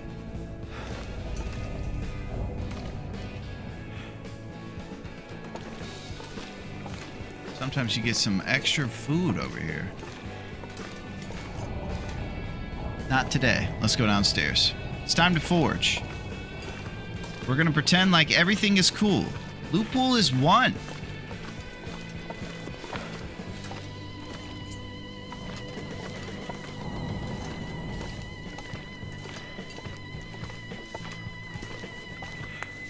Scrap metal. So there's that one we were kind of hoping would be here for us. Now our scrap metal numbers are at 9. So we'll have ourselves 12 arrowheads right now if this is the final scrap number. And I think we're about to get it going.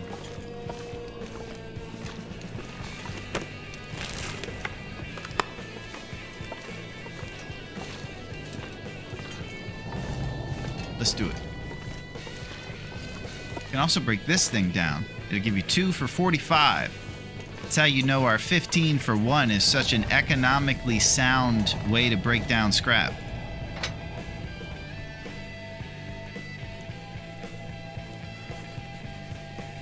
We're going to use Brian Gold, Stay on Target. You might wonder if you're in a hunting tournament, you might want to keep that book and read it. We used to, but think about this. If we keep our archery skill low, that gives us a better opportunity to put more arrows in a bear, and bang, there it is. You can get more scrap metal from those metal shelves if you wanted. We could, Vercetti. Just like those lockers back there. 3, 4, 5, 6, 7, 8. That'll give us 160 on our big furnace forge, and this thing's cooking.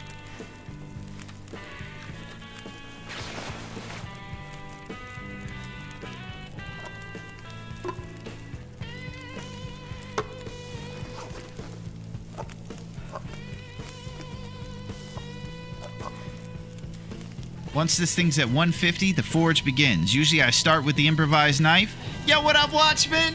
How are you? You coming in saluting. That's it. Like Buttnick and Donkey Loops. Saluting the shorts. We're about to have shorts because we just got stomped by a moose. Big time.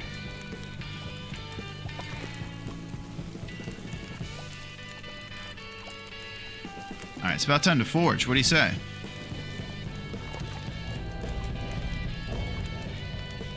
Improvised knife. Here we go. This one takes 3 hours. Vitals have to be accounted for prior.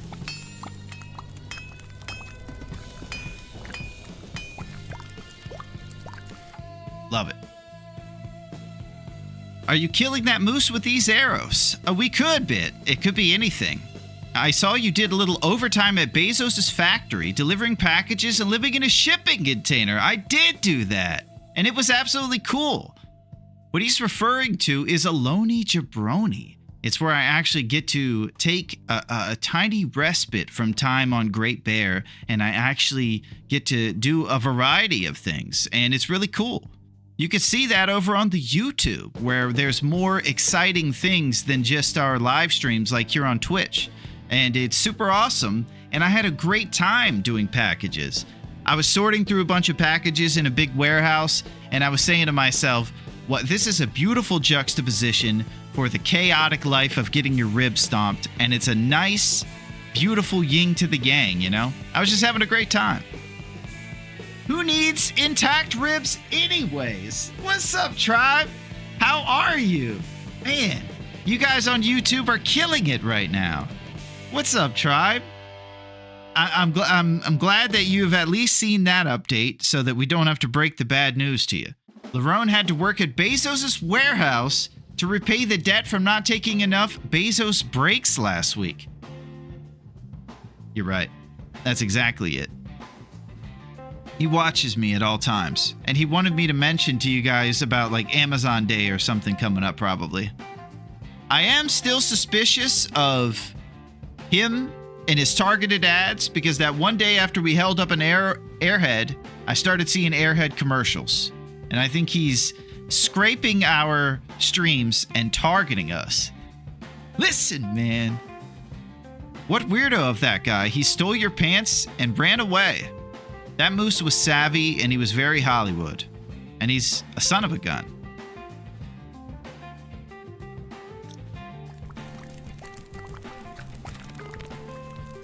Alright, so now when we do our arrowheads, we can boil some water in between.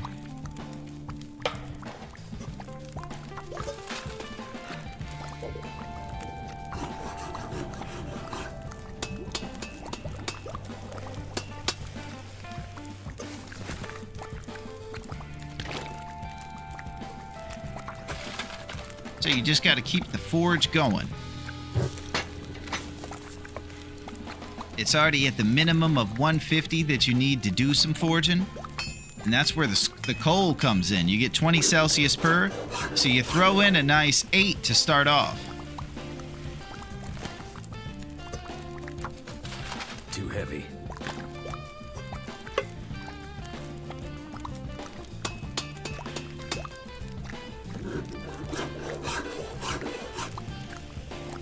Well fed. Okay. So that's going to kind of balance out the rib incident that we have. Now we have a little bit more carrying capacity with the well-fed, and we're up to a glorious 26.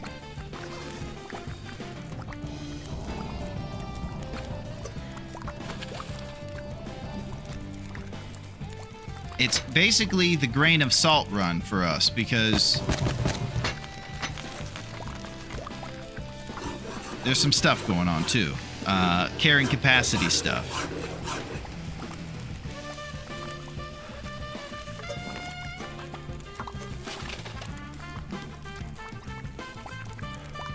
So 2 hours left. Getting down to the nitty gritty here.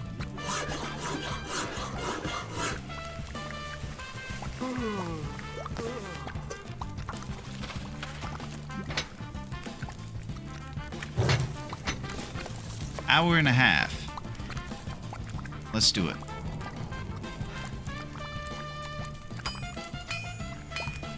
Getting a little too crazy with our hunger there.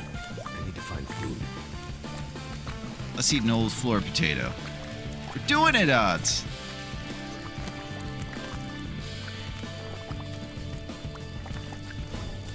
Alright, let's look at the fruits of our forge.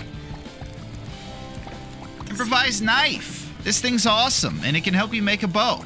12 arrowheads. We have to shoot a minimum of 20 shots, so we're going to want to get a bunch of these arrows back from the bears we shoot if we only have 12 of them. Right now we have 3 saplings, so that's a total of 9 potential arrows we can make. One more sapling will get our 12. And we'll probably acquire that on the way through coastal up to the ravine.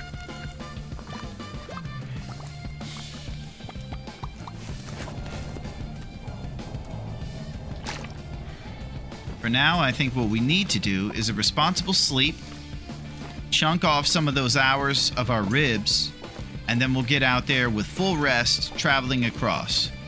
I would like to travel during this nice warm time. Part of me thinks about doing that, but I think I should get rested for this travel. And it's doing 2 things. The moose ribs.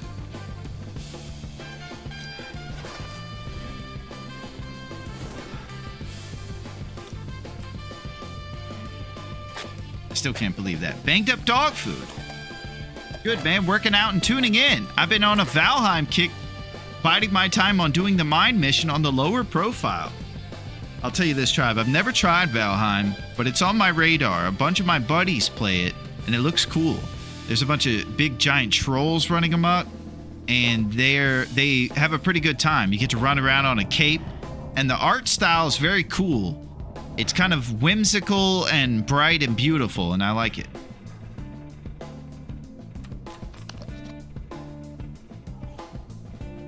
I know a couple of really awesome Valheim players. Forging like a blacksmith with a heavy hammer while having freshly broken moose smash ribs must be extremely painful and uncomfortable. He's trying to endure. 3 days, 4 hours. Just like before the forge, we get a minimum of about 3 o'clock on our fatigue before we travel to make sure we're nice and carrying capacity strong, since we're weak sauce right now. So we're going to have to adapt to our circumstances. We're going to have less carrying capacity, and we're going to have to be even more stringent about the stuff we carry around that we don't really need.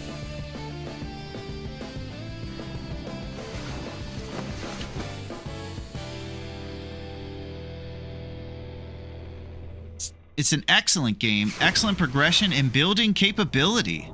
You've been playing that one for a while, tribe? We were actually just talking about the big summer sale coming up. It's coming up this week. That's on my radar.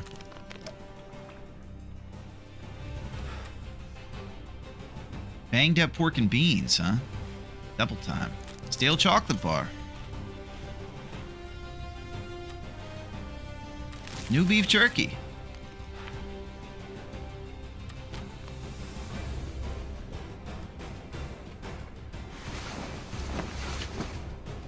We'll keep it going.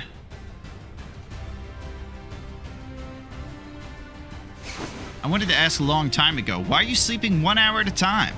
Well, I'll tell you, Liquid. Normally, on Interloper, I think someone mentioned it over here on YouTube earlier, you would want to sleep to get that bonus of health regeneration during your sleep. But on this challenge, we actually have no health regeneration when we sleep, no benefits from herbal tea. So you can sleep for an hour or two, and you don't have to worry about some sort of multiplier that would build your health back. So you can kind of use that one advantage to sleep, check the weather out, and kind of reassess things in an hour or two rather than 8 or 9 hours later. Some friends and I played a ton of Valheim back when it came out. It was a ton of fun even then. And I know they've added things since then. Excellent. Heck yeah, I think it's best with friends. Yeah, that's usually how I see folks playing. A little co-op, storming the trolls together.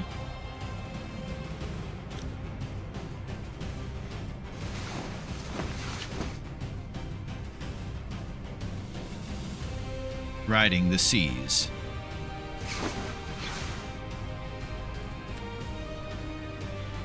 Salty crackers.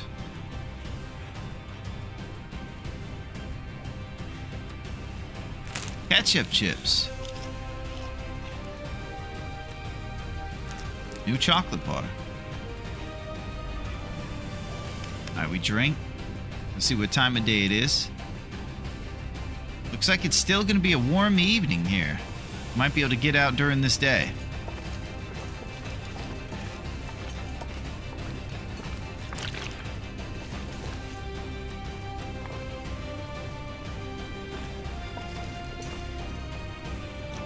All right, I'm going to check the weather.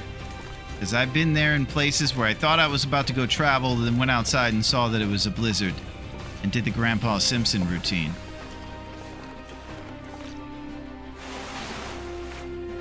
Five and 3. Out of here.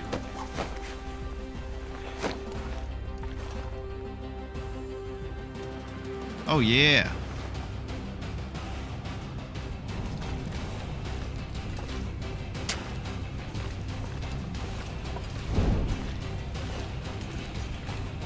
It's time to go back to Coastal. We're just going to heat up teas or soups. Let's do it.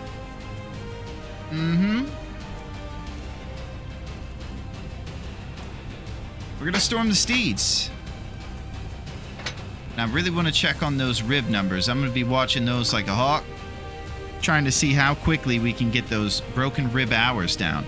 Is that a question or a suggestion? Well, I think most people aren't familiar with these Insano mode settings that this challenge has, Metal. And they're used to kind of Interloper where you can get back health. That's done.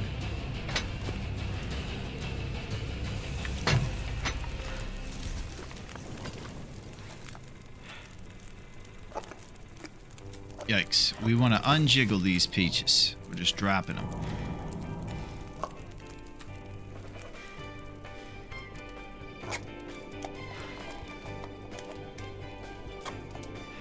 I was going to save the beans till we got a can opener and preserve them. They're important.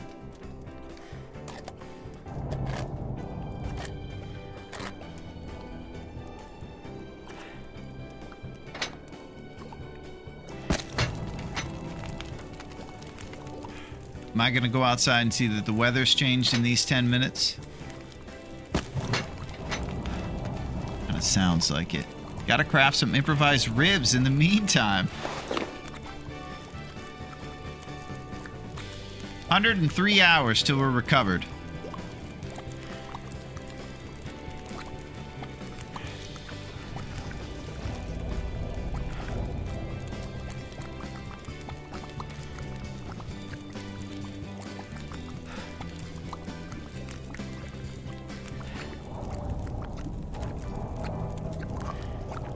Banged up pork and beans.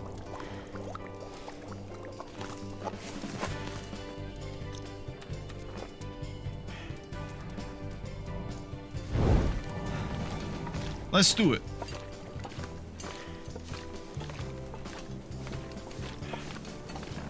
You guys want to go see what that moose is up to? He's probably super nice and won't hurt us.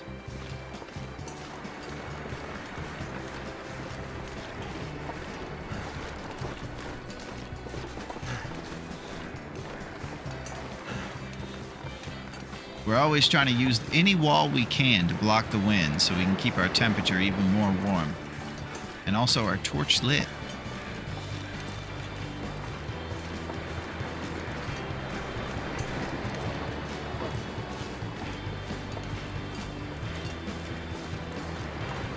Let's get out of here, huh? Moose is probably out there flexing on us. He is, Rossetti. I thought he'd be up on the bridge for his little photo shoot. There he is over there. Look at him flexing on us. That guy's a son of a gun. I can hear him laughing from over here. He's laughing at me.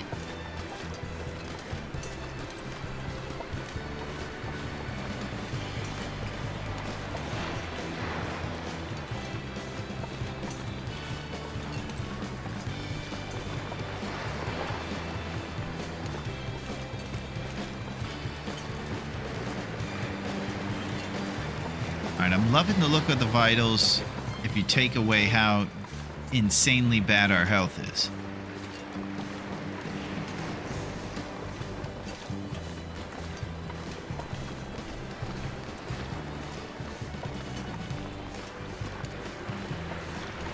Temperature super stable with 1 down arrow because of the warm pork and beans. The time of the day, holding a torch, we got it all going for us. It's happening.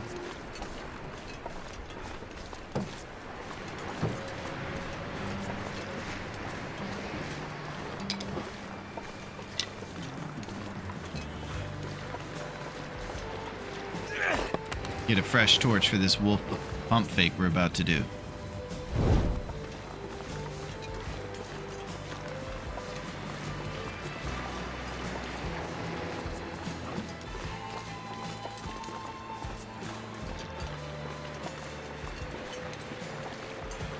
See him.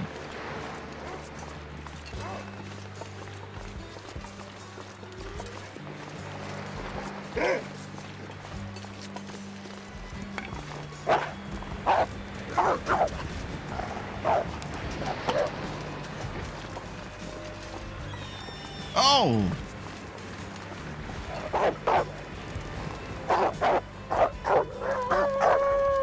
All right. Everybody take it easy right now. We're just chilling. Whoa!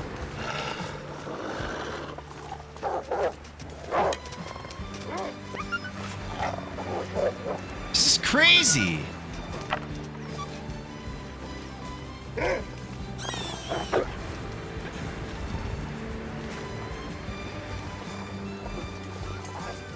Poor bunny.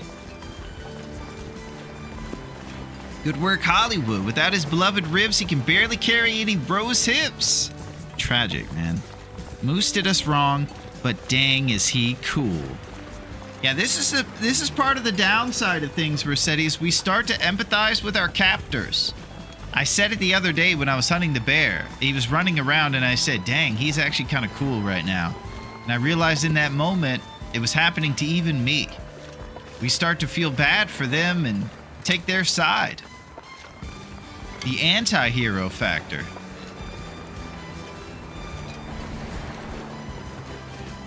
Also, you also start rooting for the bear after you realize that it's tough. It's like having a hometown team that never wins the big dance with me. So you end up rooting for the bear because, you know, you want to have a winner on your side one of these times. Not some ribless jabroni runs straight into the wind. Can't believe that, man. Emergency stim gone, and our ribs.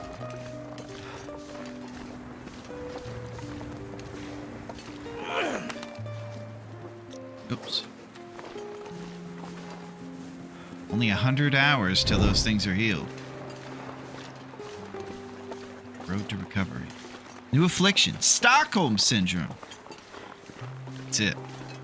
And it's happening to all of us.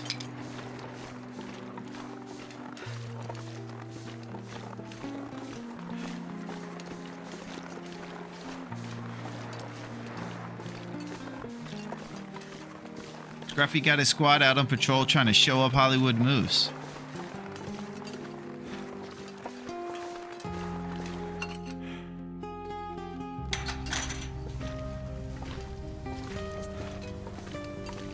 Alright, you know the name of the game now. Every lump must go. We've saved these lumps 2 pass-throughs, but this time, we're taking them.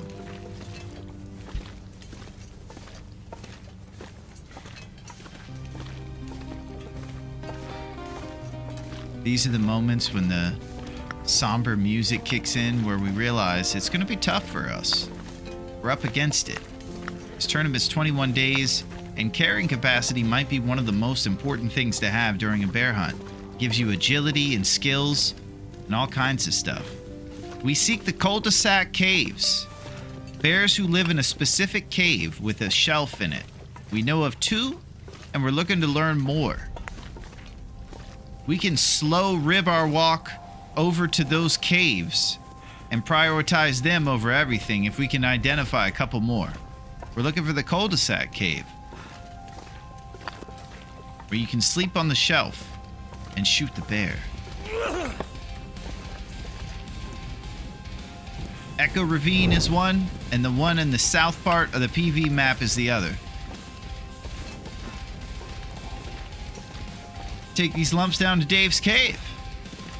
Well, if you guys do go down to Dave's cave, you're gonna get... Your wallet is gonna thank you, because it's gonna still be full afterward. You're gonna realize If I can drop any of this gear. how affordable these Tandoori Cougar steak strips are and everything, you know? It's a big deal. That's one of the lesser known items.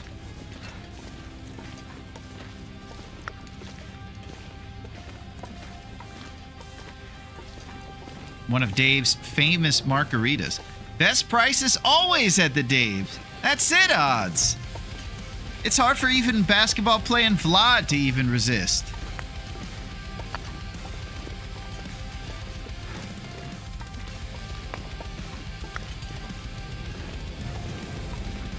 You've got it.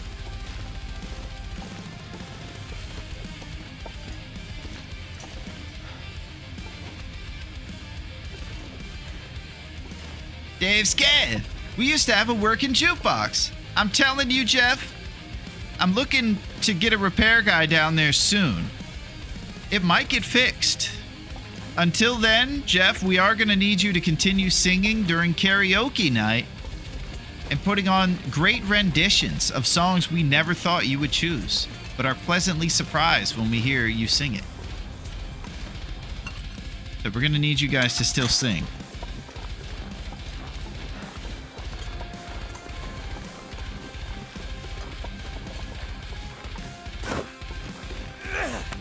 Alright, this place is known to have wolves, so we'll prepare with a fresh torch. Yeah, night's coming. Beautiful orange cotton candy sky. Sometimes a foreboding feeling washes over you during these times because you realize it might mean an aurora tonight.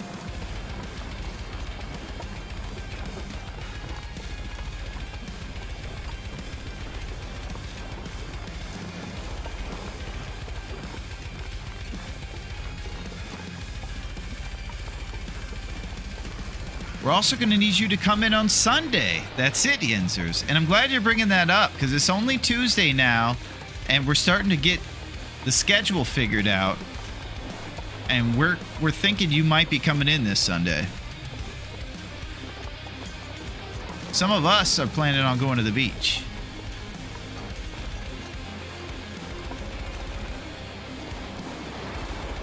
We've been hearing that the jukebox is about to get repairs for years now. Oh, Bean! You can't tell everybody this. I think we're getting strung along. Listen, Bean. That's not something that should get out, okay? We did have a repair guy coming to Dave's one time, I think at one point. He was on his way. Yo, what up, Gino? The cheesesteak man. What is shaking, Gino? How's it going? We're over here partying. We're talking about the jukebox and how it is appropriately timed as to how quickly it's being repaired. And there's absolutely no delays, and everybody's very okay with it. Hey, yo, Gino. Might go get a cheesesteak later. A little onion and green pepper on there. I used to actually have those little things. They were called steakums. And you would make them in your house on like a little skillet. And you could make a little cheesesteak in your house. Pretty good. Very greasy, though. Very Dave's cake. Ooh. Whoa! What the heck is going on around here? The double. Steakums ruled. Hey, you know about that bison cheese. It's kind of an underground, derelict redneck cuisine thing.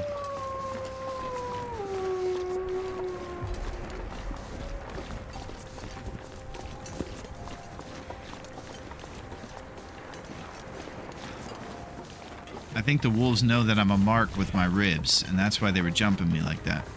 We don't stink. Well, we stink at the game, but we don't stink with carrying around meat.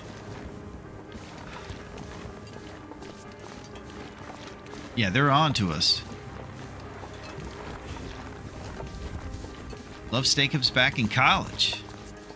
Just so long as the old TV at Dave's Cave is working for the Mariners-Pittsburgh Pirates game today. Ah. Get out of there, Larone. I'm trying.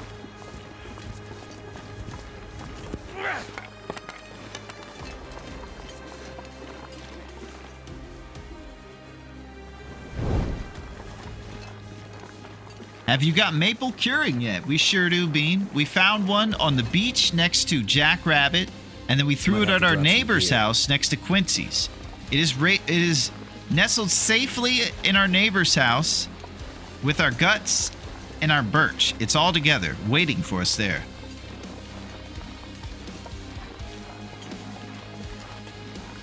So we are probably going to be stink walking with those guts.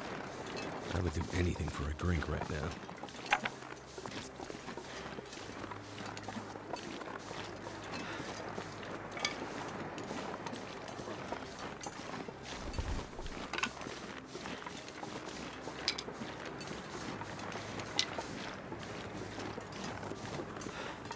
Let's continue.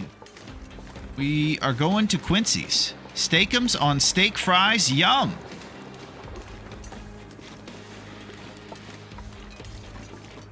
Yeah, I used to like Steakums.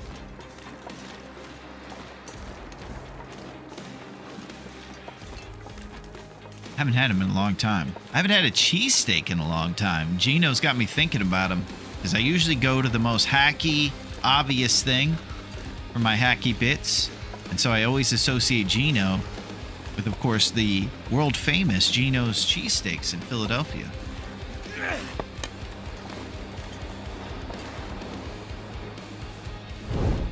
If you're going to Philly and you're doing the tourist typical things, I'd put them on a hot dog bun with a ton of onions. Yeah. It's got to be one to cheesesteak, I'll tell you. Haven't had one in a while.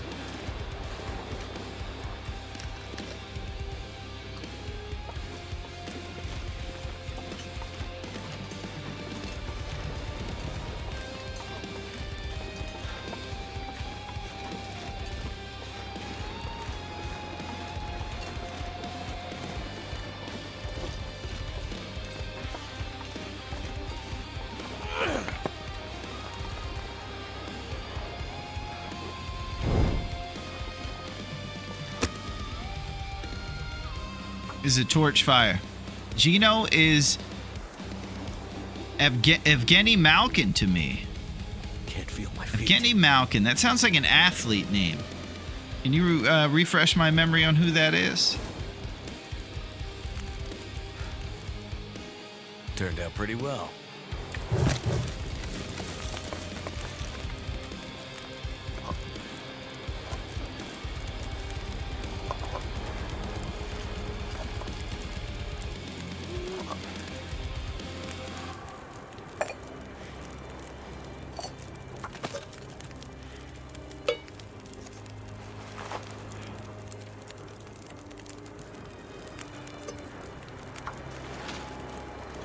That's a hockey player. That's it. I got it before I looked down. I gotta know that if I'm gonna be wearing that Penguins hat around Yenzers, can't be a poser.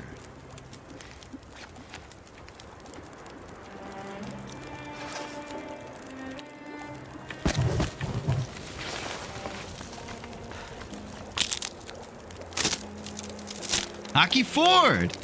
Yeah, hockey rules, man. I don't watch enough hockey for how good it is. The sport I probably watch the most is UFC. And I don't really watch football or basketball like I did more when I was a kid. Hockey is still good, though. Hockey's got good players, and they still have skirmishes with it. I love. He's a hockey player for the Penguins, yeah. Penguins have always had some pretty solid lines, 1 through 3.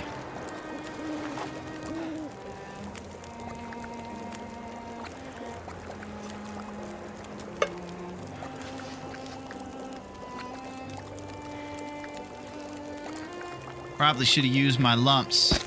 Trying to save them for the future endeavors.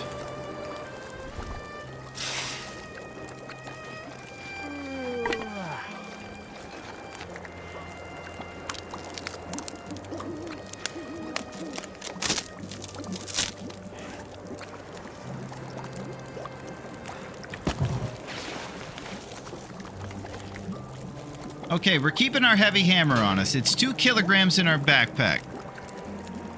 So now that we have broken ribs, it's even more ridiculous to carry this. The reason we carry it is because during wolf skirmishes, it has proven to be way more successful than using this guy or this guy. So if a random wolf happens upon us, this will get him off us way better. It'll donk him on the head. Oh.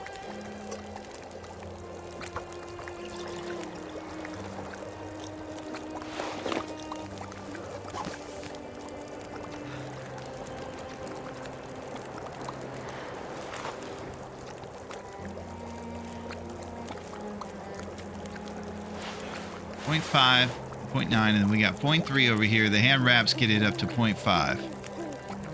Yep. Just taking a look at my improvised versus what I have. Hashtag save the lumps. I'm trying to, Jeff. Just putting the sticks on there, but I can salve them. We got about 40 of them. And we're going into Pleasant Valley, maybe. I still would love to talk to you guys about those bear caves they're called cul-de-sac bear caves, and they have a shelf in the back that you can save on and remain safe from the bear in his own house. If you know of any bear who lives in caves like that, I would love to know about it, so I can prioritize going to those during the bear hunt. The hammer's over 3 times better at ending a wolf struggle than the next closest item. It's perfect for that. It is, Versetti. And since we don't have our cougar knife or the improvised hatchet, I think it's the bronze medal in doing the wolf struggle get them off you fastest. Timberwolf mountain bear. You're exactly right. The Echo Ravine 1 medal. That actually is on our list, and that's one of the 2 I know about. Is the plan to hit up PV next? The plan is to definitely do what we have been doing, which is go through Winding River to get to PV. I'm hoping to get that John Candy strat on the first bear, and then the Timberwolf mountain bear would also be good, but I need to have like 3 or 4 bear that have that shelf before I can abandon fighting every bear in Pleasant and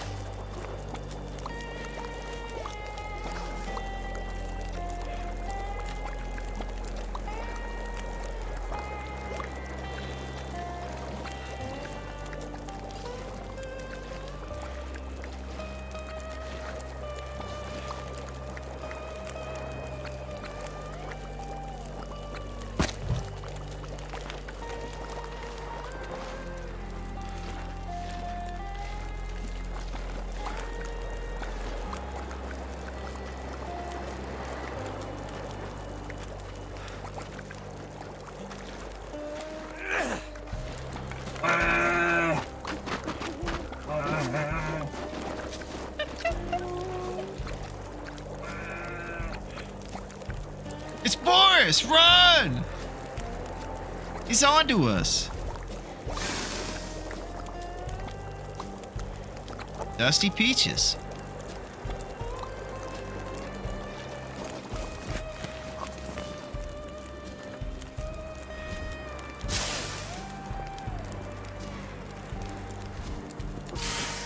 Throw torch throw right there. This pack is getting kind of heavy. You know, when you've been mauled so many times, you...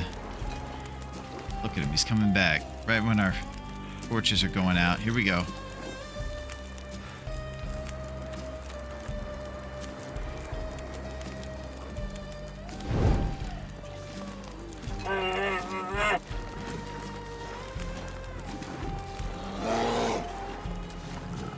Need to get him closer.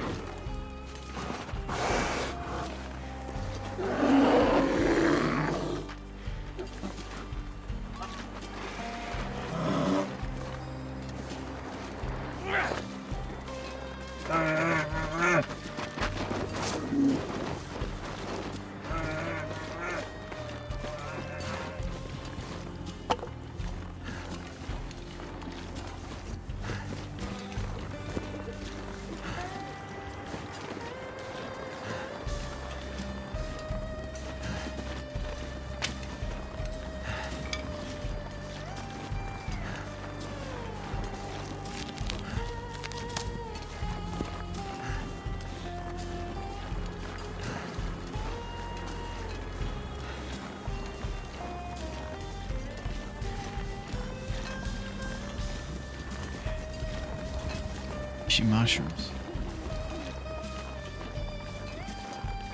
I need to drop something. He's gonna be saying those things about dropping stuff. That's a bad sign. The bear's still here. Alright, let's get on the road and go to Quincy's.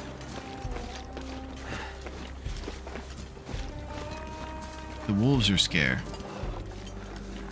I've been telling you guys, Will used to play for the Tacoma Rainers. Wow, he used to play in a minor league ball. What a throw! Beamed him! Thank you. Thank you very much, Back in Play. The hammer is actually better than the cougar knife at ending a wolf struggle, according to TLD Wiki. 4% hammer versus 1.3 knife, but obviously the cougar knife does more damage and can make him bleed out. Nice research, Rossetti. Thank you. That makes me feel even better for carrying around this 2-kilogram hammer that's kind of nonsense right now. Benefit warming up. That was bananas. Best of luck with the rest of the run, my man. Thank you, Tribe. It usually is bananas around here. Yes, but due to that extra damage from the knife, the struggle actually ends faster. Oh, here we go. We got some more research about the cougar knife, Rossetti.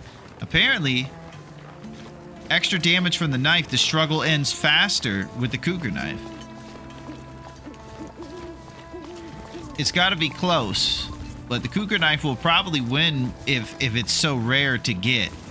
So they probably put the most benefits on that one.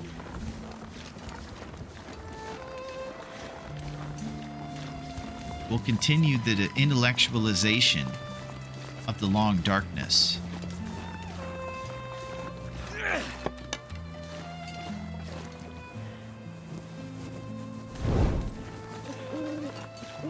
So I went on the road to kind of keep my bearings a little bit. Since it's so foggy and overcast, one can easily get lost going across the ice in this.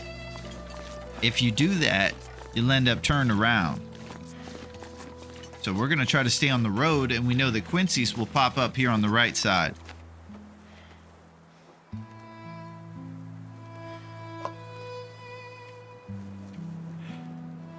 Shucks. Let's get inside soon.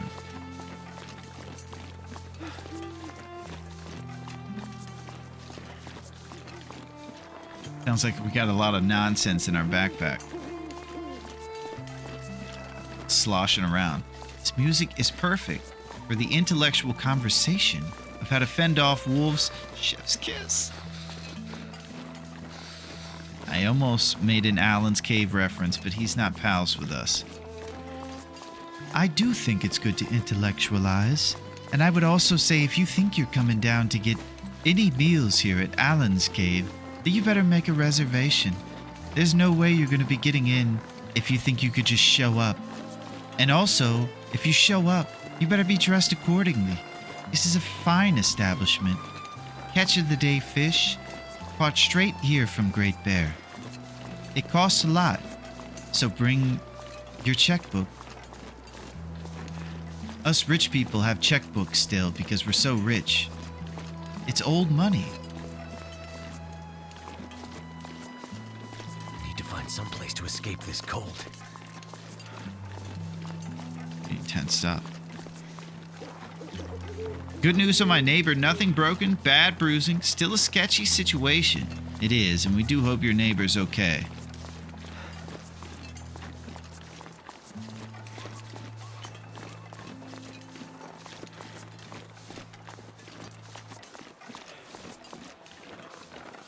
Okay, so pretty soon here, I think Quincy's will pop up on the right.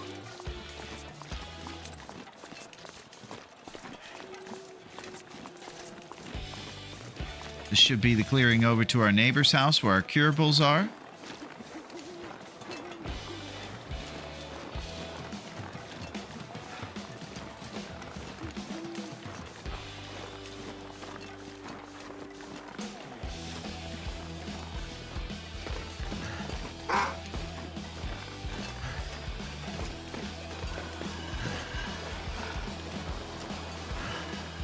get lost. Damn. Freezing. I'm freezing. Okay, we're back where our curables are, and they're going to be right here, and we'll see the progress. There's also fish here.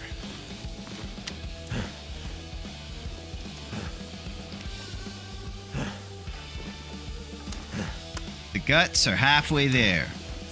The maple is halfway. And the birches are 3/4. So there's our little gear we're going to get before we leave. What I think we should do is get some old-fashioned sleep, push those rib hours down, and start getting back out there to do some traveling towards the northwest corner of Coastal Highway. In a second, we'll bust out the map and detail kind of what our route is after we get our responsible sleep and everything.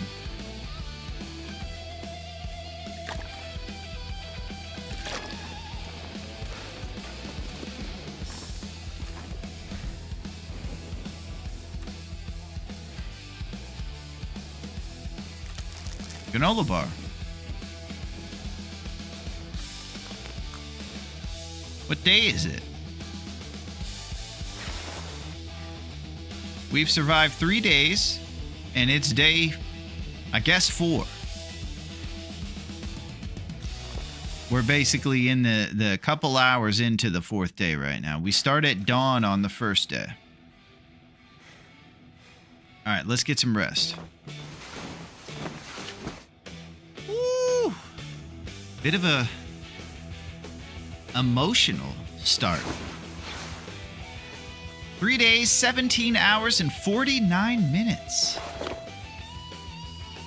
Rib hours are 102. There comes a certain point in this tournament where you're aiming to do no sleeping and just eat pie so you can get through a bunch of hunting.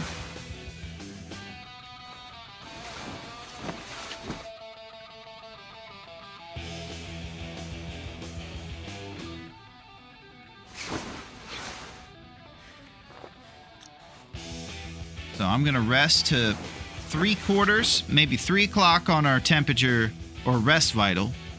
And that'll be when we travel, and hopefully we'll get some daylight by then. Let me see what time it is right now. Yeah, that'll line us up perfect time to travel in a warm part of the day. And we're going to go up to the northwest corner of Coastal. Traveling through the Bear Creek campground, pick up some cattail dreams along the way, and head to the ravine. We want to be well rested for that too, because we don't have a bedroll and there's very few places to sleep between the Rabbit Grove there at Bear Creek Campground and the ravine.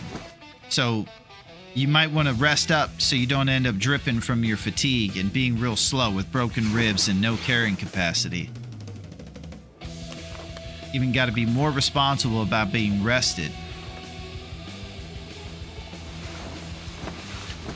Brutal. It's going to uptick our responsibility this run, that's for sure.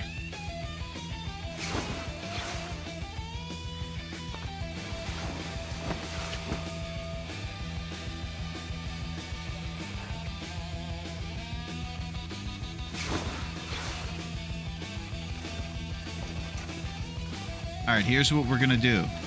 We're heading into the morning. In a moment here, we'll light a fire and do our big journey across town, stink walking with our guts, up to our destination, and we'll outline that on the map.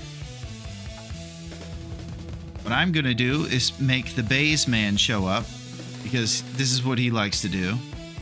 And he likes to make a scene. And I'll be right back in 10 seconds after I put up the map of Coastal and we can see exactly where we're headed.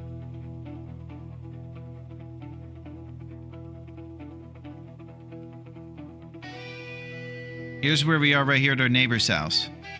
When I come back, we'll detail exactly the travel from here to the ravine entrance in the northwest. Game time.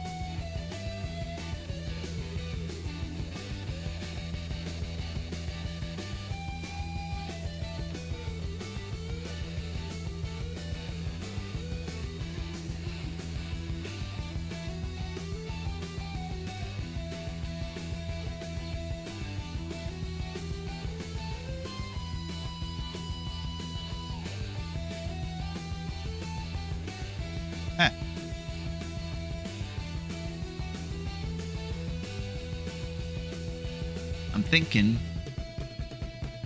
that we're going to make some serious stuff happen right here. I haven't thought too much about the best ways to pivot, given the fact that we have a broken rib. But I'm sure some of these instances that pop up, it would behoove you to come up with plans that are correlating to your lack of carrying capacity and such. For me, maybe a cool move could have been if we had a bunch of scrap, maybe make the hatchet and leave behind the heavy hammer, something like that. Just ways to realize your backpack's going to be pretty heavy with the broken rib situation. This is what we got. We're here at our neighbor's house next to Quincy's at the coastal town site, all the way over this way. We're going to need to travel westward across the ice, probably stop at the fishing camp here, and then we're going to maybe get one or two things out of there and then head up north. We're going to get all these cattails from this side of the Bear Creek campground. Stop at the Rabbit Grove for any little naps we need to have full strength when we travel up the river and out the ravine exit. And that's going to take us to a place full of birch bark where we can replenish our health.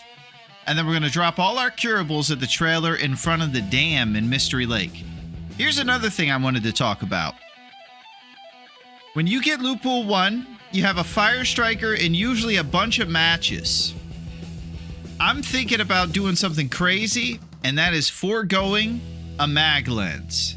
This could bite me in the keister in the end if I forego the mag lens, but I'm telling you, the time it takes to travel to Trapper's cabin might not be worth it. So I'm thinking we go to the Canadian office in Mystery Lake for our guaranteed bedroll. We go to Dave's Cave for the good prices, and then we hit the Prepper's Cache right next to it. This is all way ahead of us, but that's kind of the trajectory. After the Prepper's Cache, that's when we go back, make our bow towards the dam, and we go through Winding River for the hunt. That's what I got.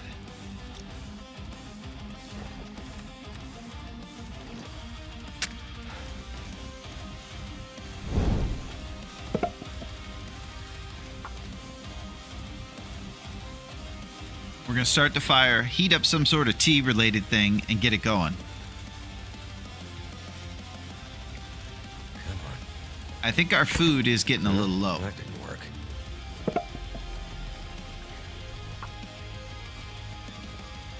Son of a gun, Moose. You'll all be happy to know that Aretha is right behind us, resting on the big pillow back here. She's chilling. Come on. And the sun has come out on the beautiful day.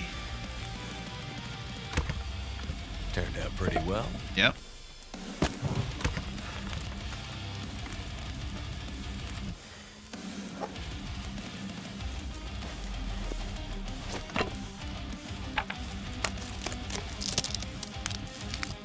We're about to leave.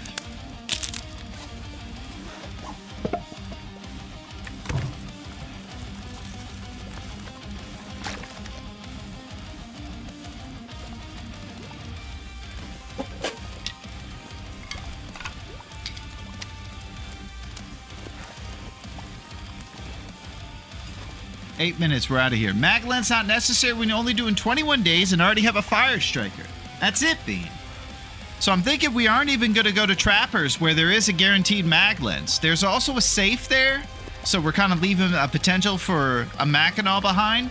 But really, going all the way over there and then just going through the unnamed pond, I think we got to get to hunting here in this hunting tournament.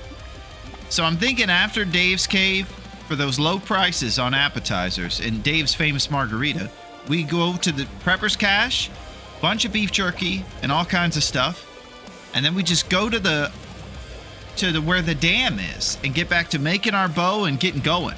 Go through the Winding River, go to Pleasant Valley, and hopefully between now and then we're gonna have more ideas of bears that live in those cul-de-sac caves. That's what I'm hoping you guys might know. Wonder if I can drop any of this.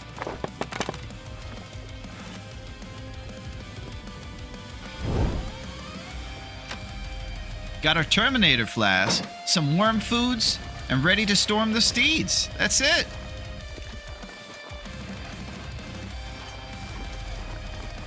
Alright, I'm stink walking. Still got a little less than 40 lumps on us, so we're lump rich.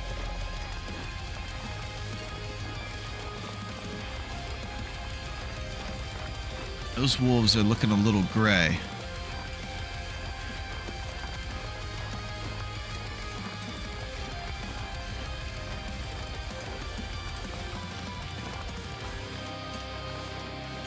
I don't trust those wolves. We're not going as the crow flies. We're going the scenic route to avoid those guys. Lump rich, rib poor. Yep.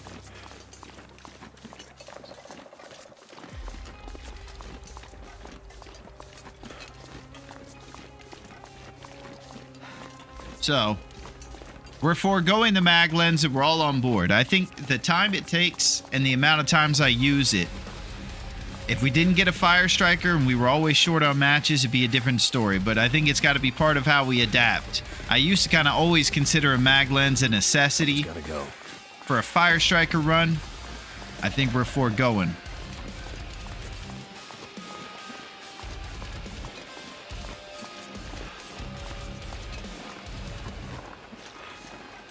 And I'm going to try to remember, if I'm carrying around this heavy hammer the whole time, when the wolf struggle happens, don't pick the improvised knife, pick the heavy hammer and donk that guy right in the head. Sometimes in the moment, it's a little tough to do that.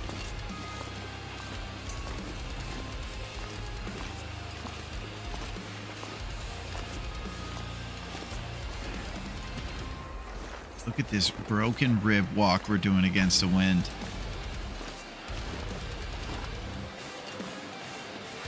Mm-hmm.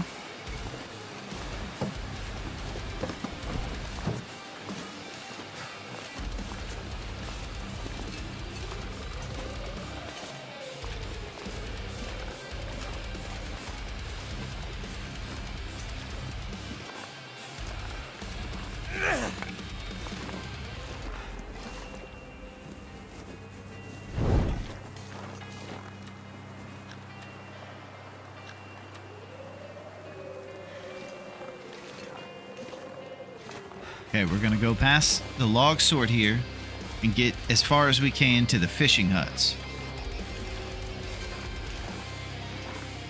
I can't imagine a slower will.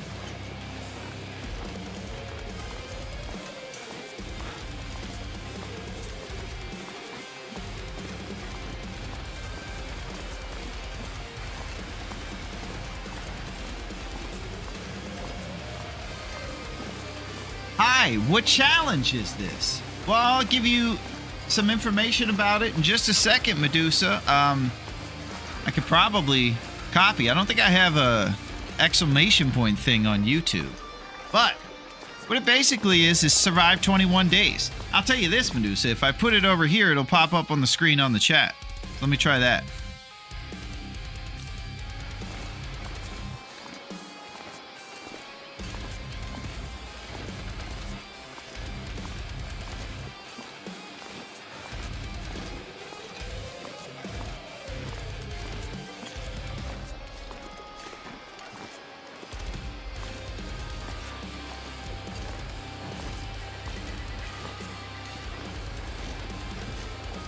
What I can tell you is that it's a super nerd challenge, and it's ridiculous, but awesome.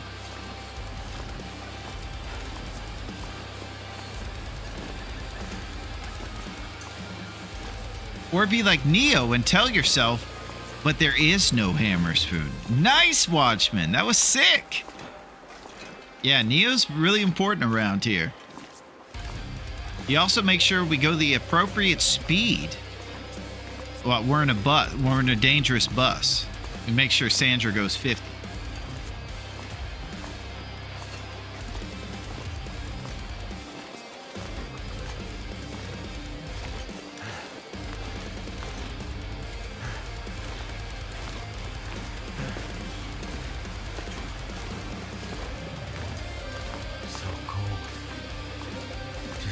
lay down for a bit.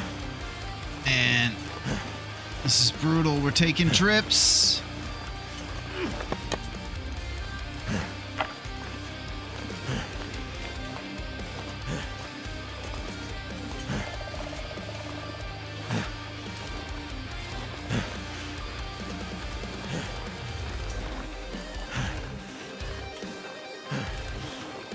All right, I got a little greedy with not lighting my spot fire there, and my HP is taking the hit for it. I can't believe this might be one of the lowest HPs we've had going into the ravine. We'll need every chunk of birch.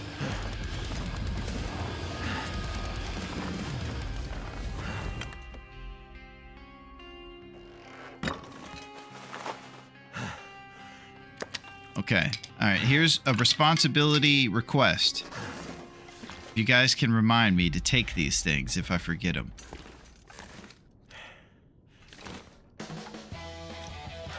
Summit Soda.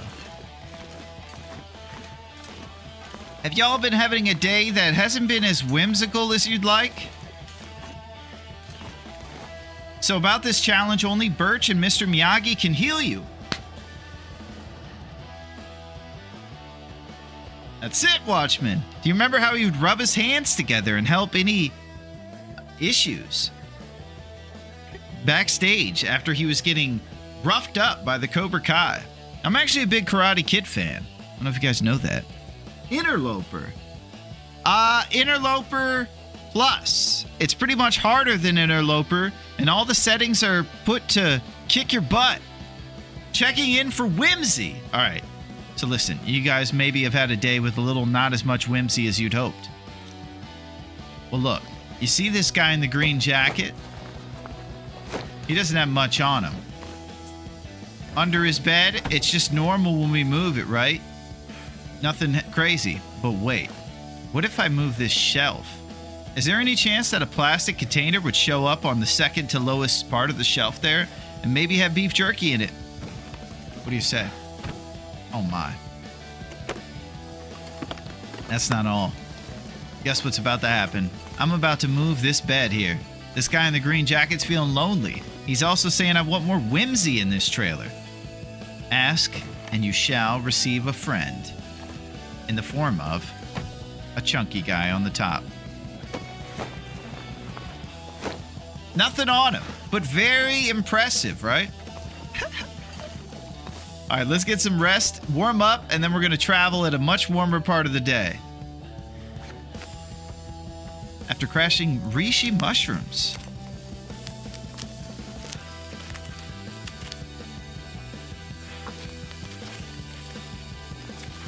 Okay, guys, I have to get ready to go to my cousin's celebration of life. Wow, I don't know what a celebration of life is. Sounds like a kind of a hipster thing. Listen, man. But sounds good, Melito. It's cool you're doing family stuff. Good luck, Larone. Stay alive. See you later. Okay, Melito. Summoning broke dead dudes. Wasn't that whimsical, Gino?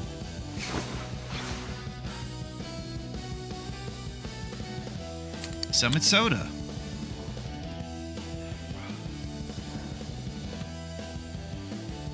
New dog food. Okay, we're down to new dog food and peaches. WTF, I didn't know anything of this. Yeah, Watchman, that's our claim to fame. I wish it's a funeral wake. Ah. Oh, okay, it's a positive spin on that. Okay, well, Melito, you're the best. And I will make sure I leave you with a little love. You're the best, Melito. This DLC is so broken. Well, I guess it depends on how you look at it, Watchman. Because look at this guy. Wouldn't you be worse off without hanging out with this guy? This might even be a gal. She's a husky gal. And then look at this guy. He's facing the wall. He won't even see the bad guys who break into the trailer and try to mess with him. When I was a kid, I used to sleep facing the door Just in case any bad guys came in, I felt like I'd have time to defend myself or something. I wouldn't want to face the wall because then one of the monsters, like Freddy or something, could come in and get me. I've mentioned this, but I watched scary movies before I probably should have. And obviously was scared. I'm also a chicken, so that adds to it. How many coffees is too many? If you start feeling like Metal that you have to do push-ups to keep from like gooning out and making a scene, that's when I usually stop.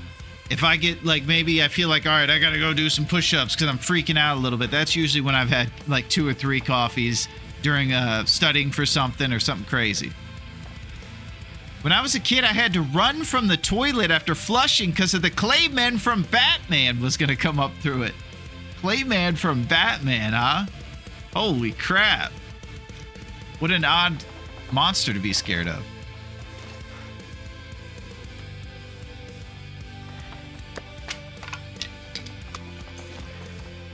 Better watch out. It's the Clayman.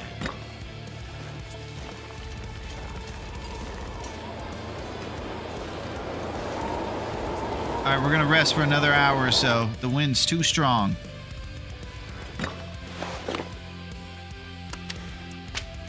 Terrible reminder, re-engaged. Man, this game's awesome. I do hope any of you guys who don't have it yet, this Thursday or Friday, whenever that summer sale starts, do it. It'll be the best like $5 or $6 you've ever spent. Same price as one meal.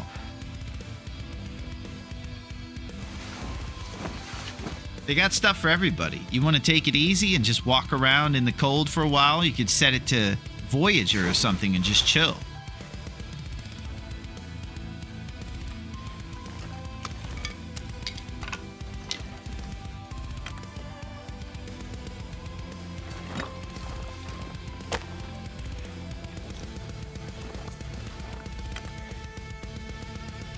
Alright, a little bit of Grandpa Simpson here for Tinder.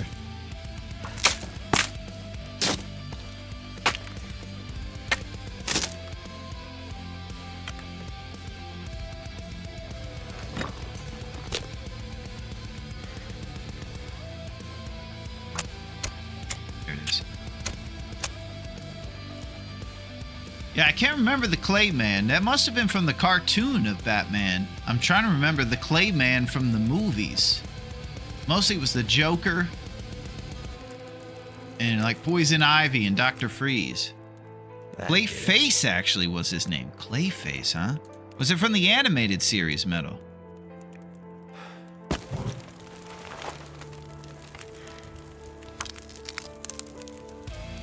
Ah, that animated series is pretty renowned. I believe the Joker was Mark Hamill. I love how that's your scary movie incident, watching like an animated kids show. Is this that one challenge just allowing you to drop empty cans? It is not, Nameless, and it's good to see you. This is actually the 21 challenge, where you are allowed to drop empty cans, and you get cool points in the streets if you have a lot of can openers. But most importantly, it's live for 21 days, never miss a shot, no health except birch bark, stuff like that. All right, we're going to use a lump for firewood. This is as negligent as it gets.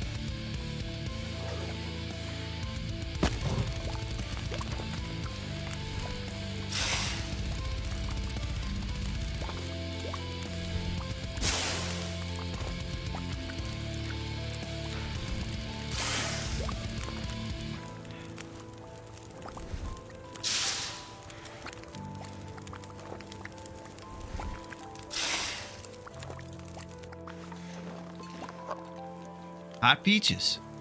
All right, we're out of food. Use a cold, treat yourself. I treated myself, Metal. I had to. Down to 37 lumps. I'm not sure I can carry much more. All right, we're going to the fishing area.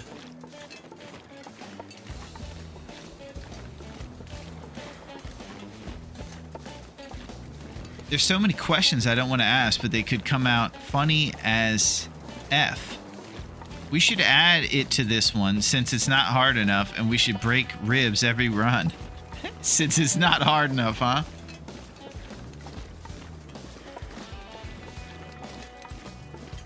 We should add that to the next challenge for sure. Clayface in the X-Files intro haunted me for a while.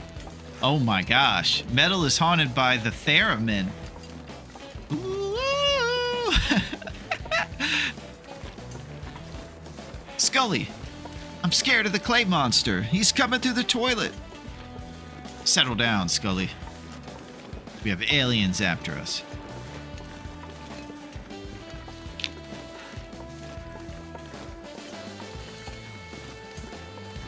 Motor, that's crazy. David Duchovny, help me. There's all kinds of stuff happening. Wasn't there Broken Rib Challenge? There probably is, Watchmen. That's what's really cool about this game. We were just mentioning that there's kind of a tournament for everybody. Maybe you're someone who likes to travel, and you could put stims in all the bunkers. You go and gather the stims, and you put them in the bunkers. That's Scabura's Highway 99 challenge. They got stuff for everybody. They even have artistic ones.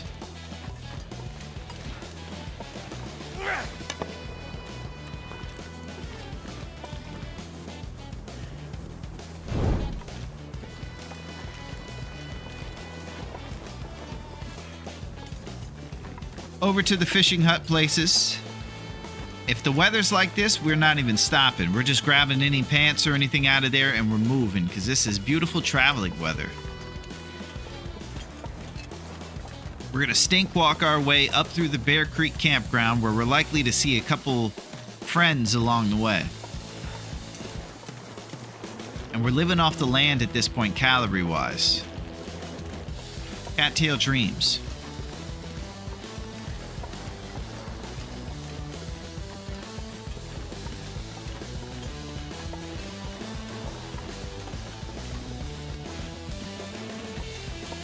Too much stuff to carry.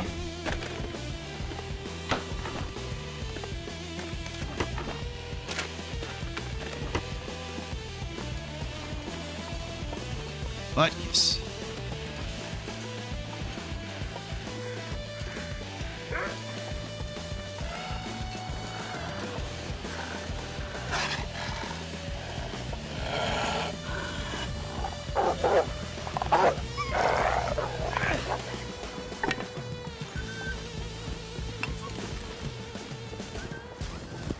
Yins. I came across a page that puts a Yins accent into movies. I'll have to see if I can find the name. Watch the boardwalk here.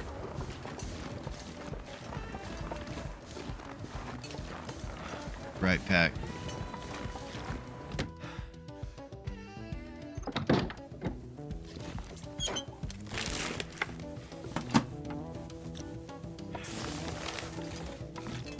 Nuts and stuff. Any good to eat. Chocolate, almond, sugar, salt, natural flavors. You know, all that stuff is cool, but the natural flavors is really where it's at.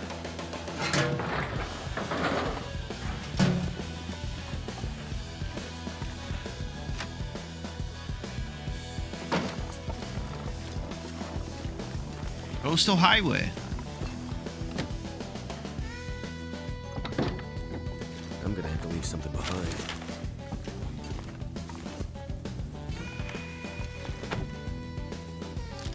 All right, we got a little bit in the candy bar diet.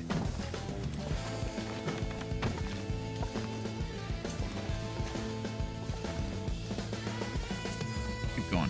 Any magic tricks in this house, wizard? Well, they can't all be crazy, Watchmen. It would just be crazy, right? If you do see that same trailer layout, though, give it a shot and move those two beds in that shelf. And that unpatched loot will show up right there for you. Sometimes, though. Sometimes you'll get nothing.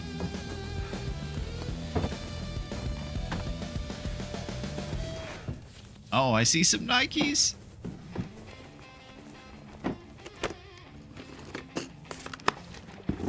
Nobody needs this. 28%. Yikes. Oh, here we go. Sports socks. I'm talking about 7 Celsius of warmth bonus. Ribs need 90 hours worth of sleep. We got 2 chocolate bars and no heating mechanisms. We're gonna go up this place and try to do the best we can. We could make some reishi mushroom teas or something like that. That might be wise. The time it takes to start a fire and do all that, though, you usually drip. So we'll do it when it comes naturally. We have our curables. We do. It's time to stink walk to Bear Creek Campgrounds.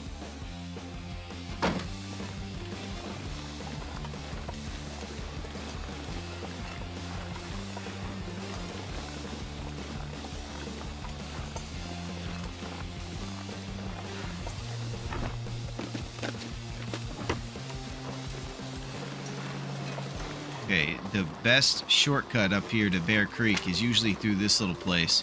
You will definitely run into a wolf right away.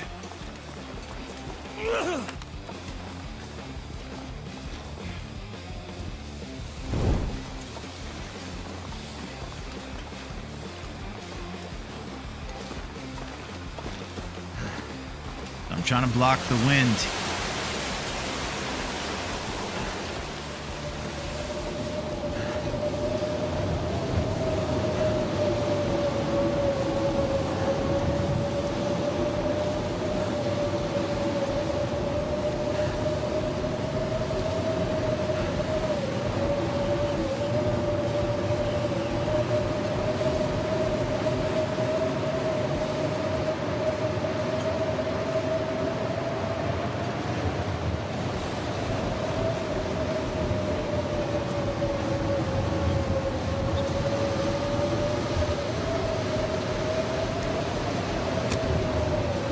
Well, I hope it's blocked by the wind. I wanted to make it in that cubby.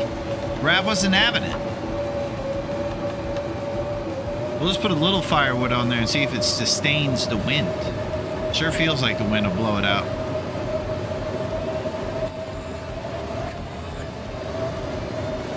Well, that didn't work. He's not having it back here.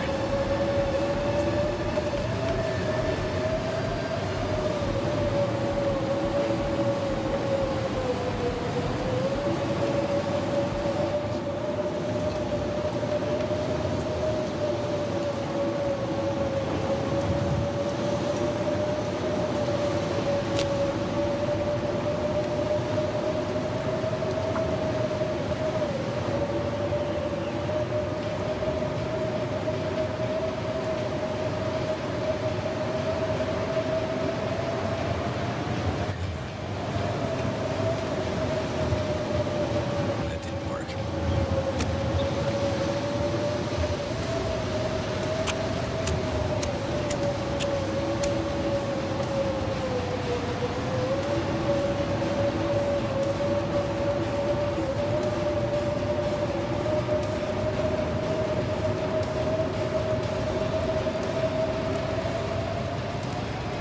All right.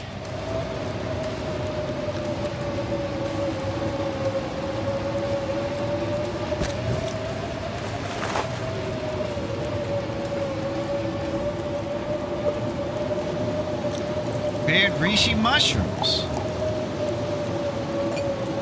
Get a bowl of porridge going too.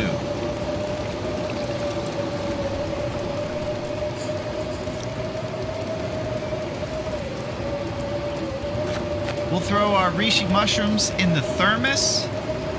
The rest of this stuff we're gonna eat before we go, like the porridge. For a warm belly.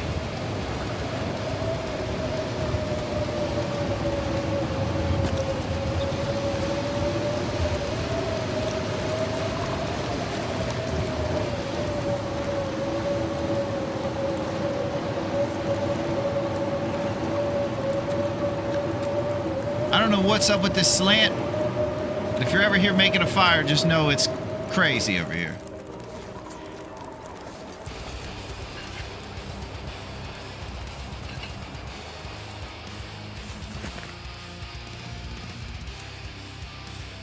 Alright, sticks on.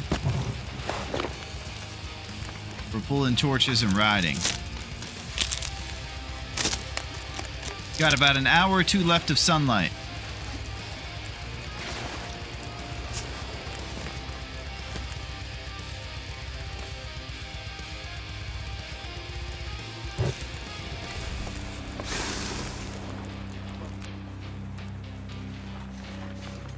I'll tell you something else I just heard. I don't know if you guys realize this, but there's some crazy dyes in food. We learned recently what was inside of our Skittles and Airheads, and it was kind of weird. There was some sort of weird process that makes it, and there's all kinds of chemicals and nonsense that goes into it.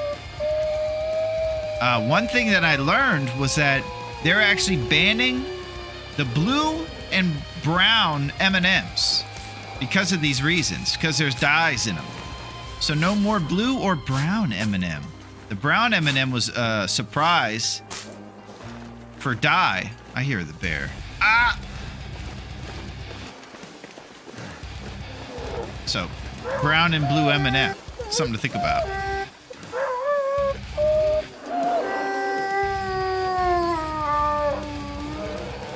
All right, everybody quiet down. What is this? Choir tryouts? You all sound great, all right? You make the team.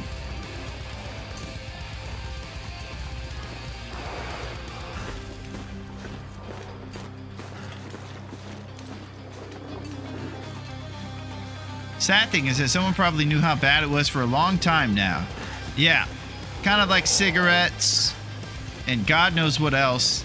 They used to have commercials where people would be giving their baby 7-Up. They'd be like, oh, look how happy the baby is. He's drinking a bunch of sugar in that 7-Up bottle.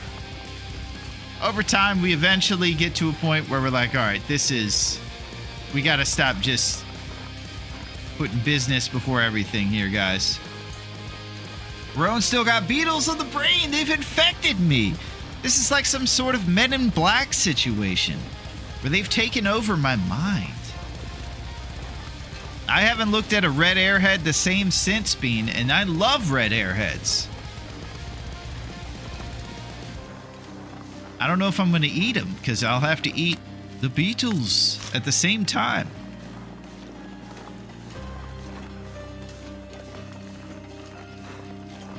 And I'm not interested in any Snowpiercer dystopian future world where we eat bugs in our airheads.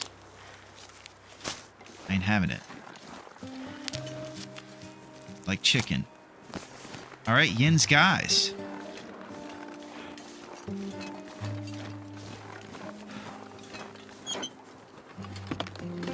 USA is full of crap food and chemicals. Listening news about it from Europe, where everything is mostly natural, sounds like they are poisoning you there. Well, in America, we put business before everything, Watchman. We set out to have the land of the free, and we have the free market, and it's kind of run amok a little bit, like many things. But honestly, it's kind of hard to find something better than this, because humans will find a way to make a scene on any sort of setup you have for your country. So we put business first, and we ended up eating blue M&Ms for a while. I'd say you just have to be kind of smart knowing that it's business over everything here in the States and be a wise consumer. So for us, we're kind of educating ourselves as to the fact that there's beetles in red dyed things that we love to eat. And we're trying to be more informed about it. I don't know what I'm talking about.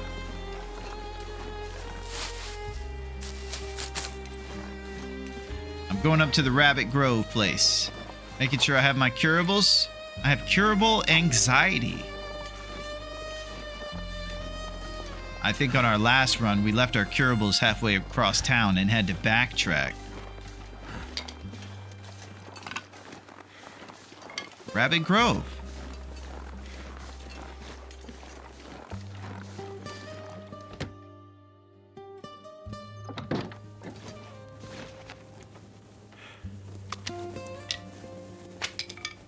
Beautiful. All right, we're going to pick those things up when we leave. Exclusive lockers. This stuff will come in handy. Ooh! Strangely enough, pants are the one thing we have.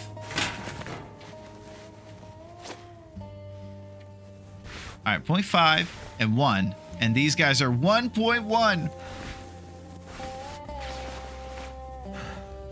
And they're more waterproof, so we're going to throw them on the outside. Look at this guy. All right. There it is. 8 Celsius warmth bonus. Big time combat pet action right there. That's a big deal. They're good at defending and keeping you warm. The double whammy.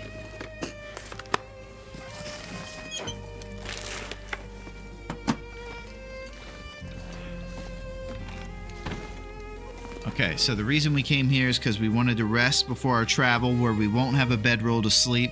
So the move is probably tear a few curtains up, maybe a reclaimed wood out of those little things over there, then go to sleep. We'll be traveling at night. Let's do a cloth inventory. 5. All right, 1 curtain tear up.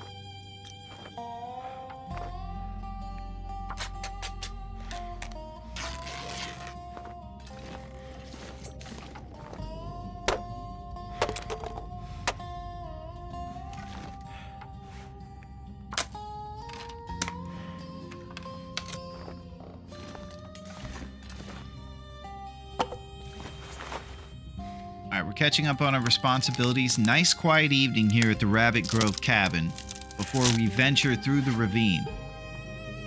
We kind of outlined our plan before.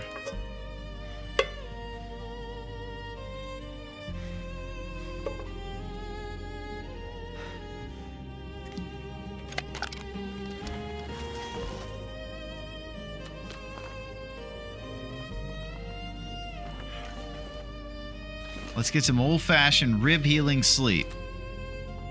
Moldy chocolate bar. Stale chocolate bar. You think we're going to brush our teeth before we go to sleep after those gross chocolate bars? No. Not a chance. That's not the ordinary rabbit. That's the most foul cur you ever set eyes on. Oh, reference to Monty Python. Well, I appreciate you telling me that because I'm actually not as versed as I should be with Monty Python. And I'm a big lover of physical comedy. I know they got a lot of pratfalls and things like that in those movies. I know some of my heroes like George Harrison loved Monty Python.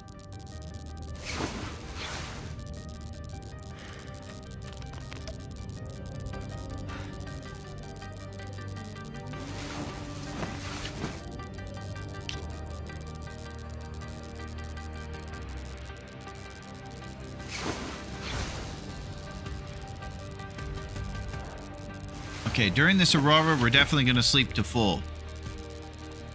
It's not going to hurt us to be well rested for this big journey. Our stuff is curing here with us. 4 days and 14 hours, baby. I'm proud to still be where we're at right now, considering these ribs are holding us back. I feel like we're rocking. And we're defying the odds.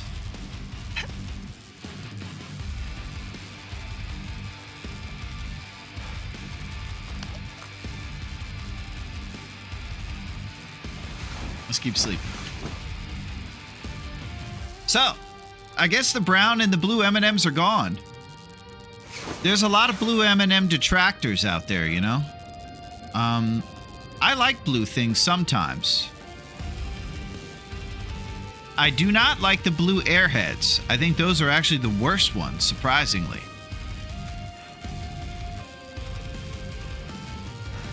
I like the blue Tootsie Roll Pops. They're actually grape flavor. Those are pretty good.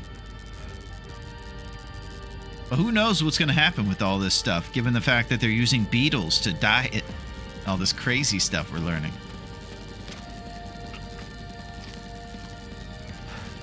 And the reason the brown M&Ms are getting banned is because they actually use blue to make the brown tint. And it's in the blue that is where the danger is. I'd rather have a potato chip than a candy. Yeah, Metal. Those ketchup chips we tried were phenom.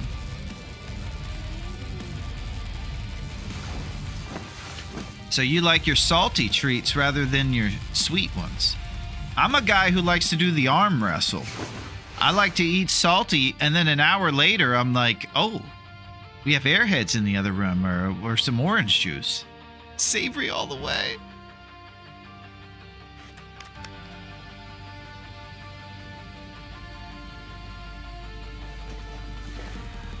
All right, are we ready for this?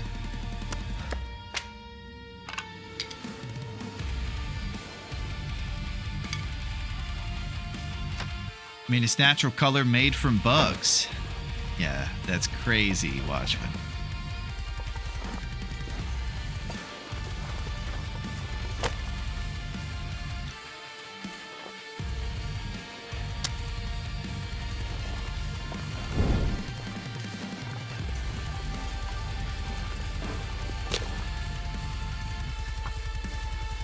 Arsenic is natural. From dead bugs crushed into dust. Holy.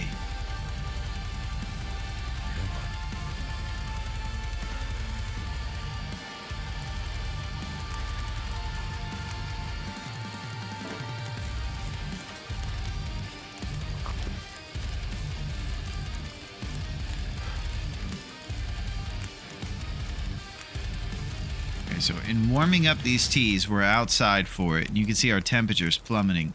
I never know if it's worth it to do this or to push forward at full temp, stop fire when it naturally happens, and then do this then.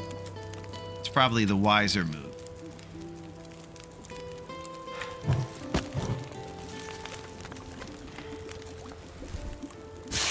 Of course, the other alternative is throwing a lump on your fire so it's warm enough too.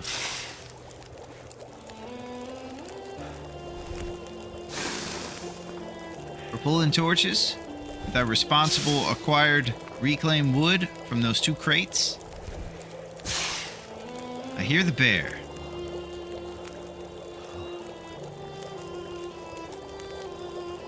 This is crazy.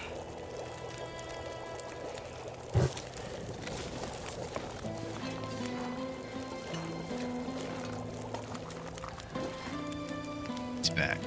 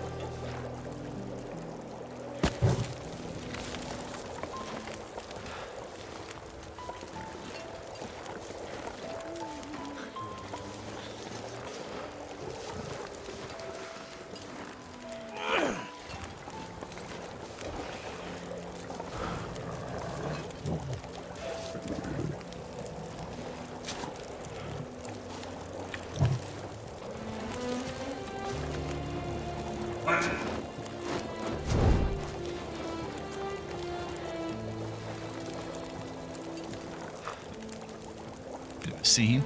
Are you winning, son? What's up, What's up, Thrash? How's it going? Are we winning? I would say we're about 50-50 right now. We're in good spirits. We've had a little bit of whimsy in our day. But we do have broken ribs. We lost a battle to the local moose in Desolation. How are you, Thrash? I hope that your Tuesday is fantastic. I remember liking the white mystery airhead flavor. It had no dyes. It might be becoming my favorite bean. It makes me feel the least terrible after I eat it. Winning the Whimsy War.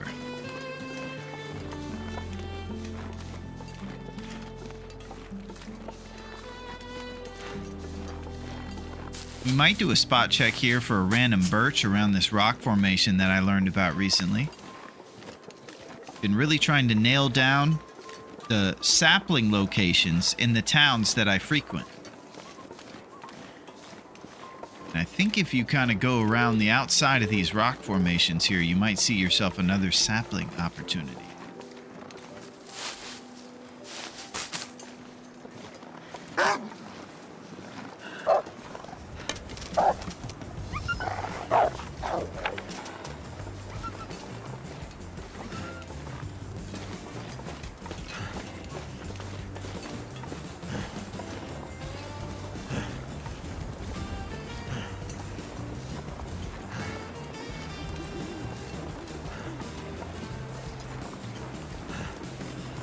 The birch sap.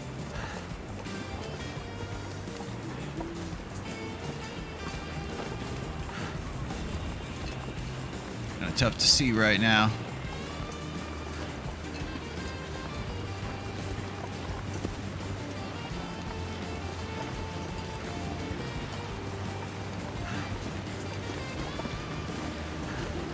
All right, I don't see it. Let's go to the ravine. Everybody attack. He's getting... Get some pictures. Oh, they took it, Watchmen. Unacceptable.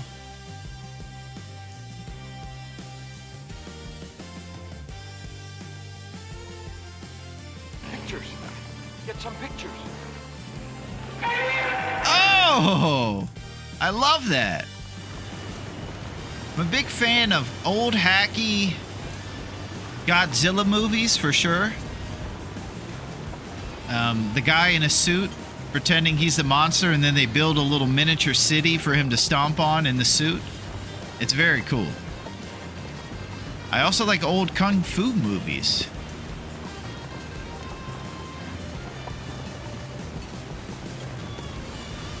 I do think, and here's a crazy thing. I know this is going to sound crazy to any martial arts fans out there. I actually think a modern movie is the best martial arts movie, even over, like, Enter the Dragon. It's a movie called Ip Man, and it's actually Bruce Lee's mentor in real life, and it's a reenactment of his life living in China. If you ever have time, watch IPMAN, Ip Man. And you're gonna cry and laugh and have a good time. It's got it all. And you'll also be fired up.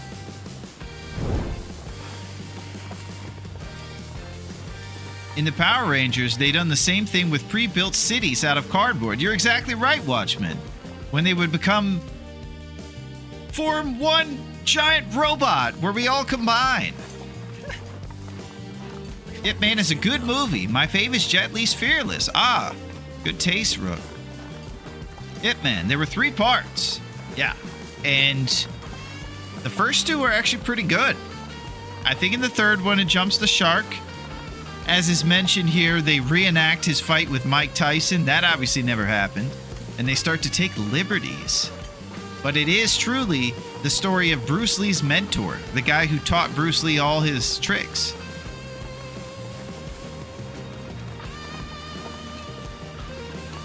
All right, so always take your hand off of auto walk and go back to regular walk when you're going across this bridge.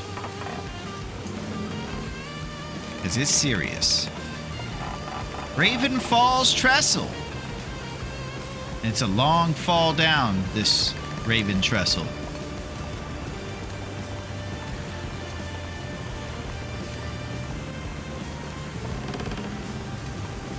First, before war.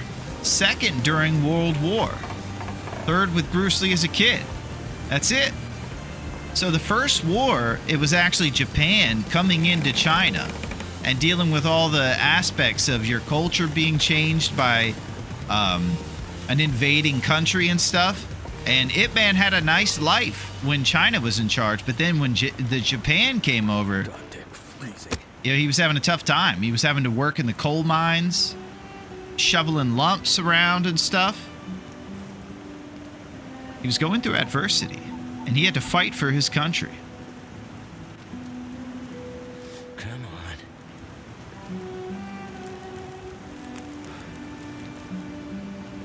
It worked. All right, we're going double lump. Oh, fire starting too. Here we go. Fire starting too.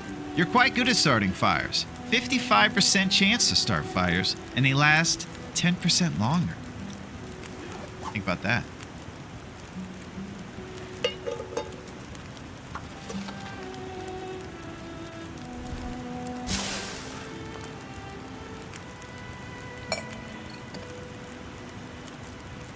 All right, we don't have enough water for porridge right now. We'll get that going. We got a double lump fire, so we'll get totally warm from this. And we're about to be at the health.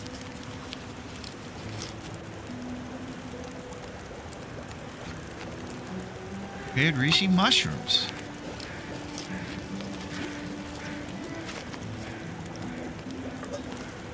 Oh, yikes.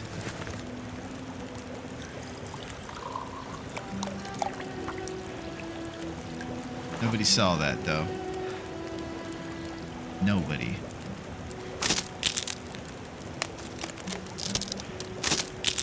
We're trying to storm these steeds, man. Broken rib or not. I think maybe it'll be a point of encouragement to see if we've chalked away any of those hours towards the broken ribs. We got 83 left.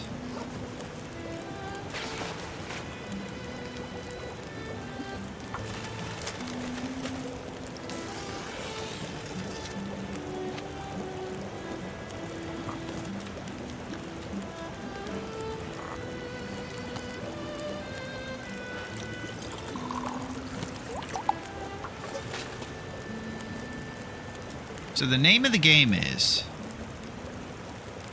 get cooking 3 by the time we get our cooking skillet.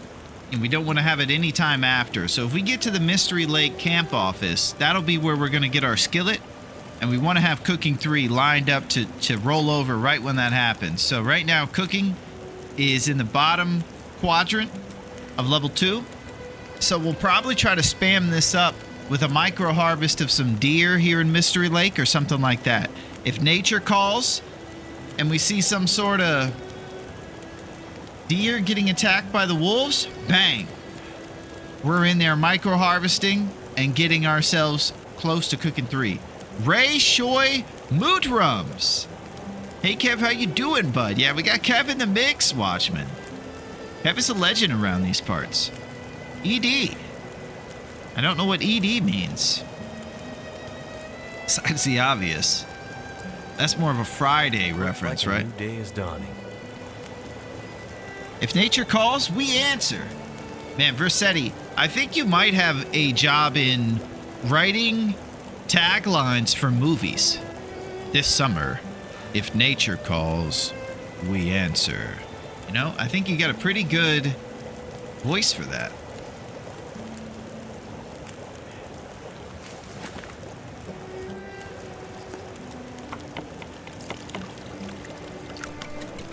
In a world where the phones never stop ringing.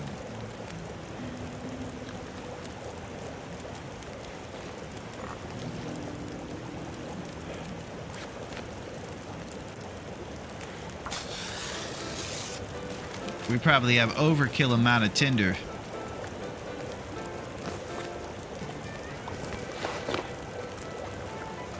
Got 4 heads and 6 plugs. Not really.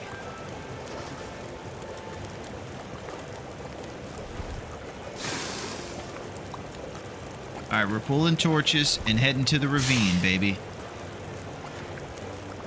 Did we get our curables? Thank goodness. That moment always stops my heart. Like, oh God, I don't want to go back. I won't do it. Please don't make me.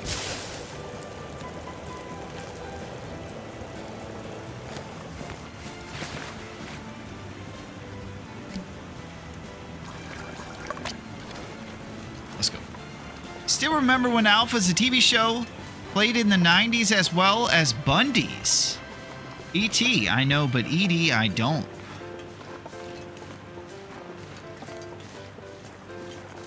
Maybe it's Mr. Ed. Talking horse show. That's gotta be it. He's making a Mr. Ed reference.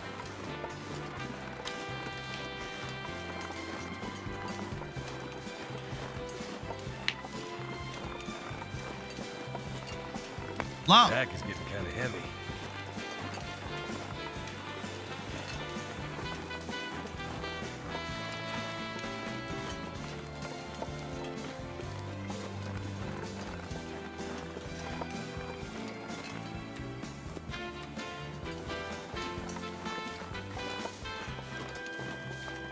We're going to continue.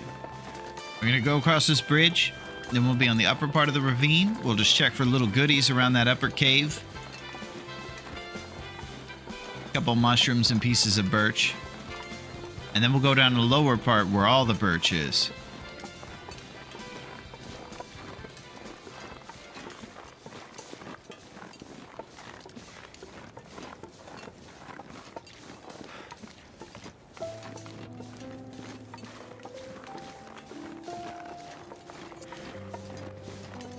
Let's continue. Nice peaceful walk across the bridge. Beautiful views here at the ravine. Not only is it free from predators and full of health. Got beautiful waterfalls.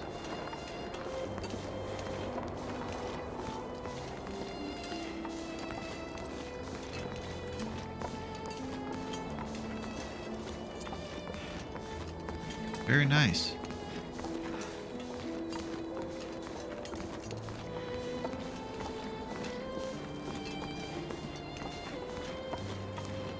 That's what TLD does to me. It makes me sentimental, and I'll just see views for a second and I'll stop.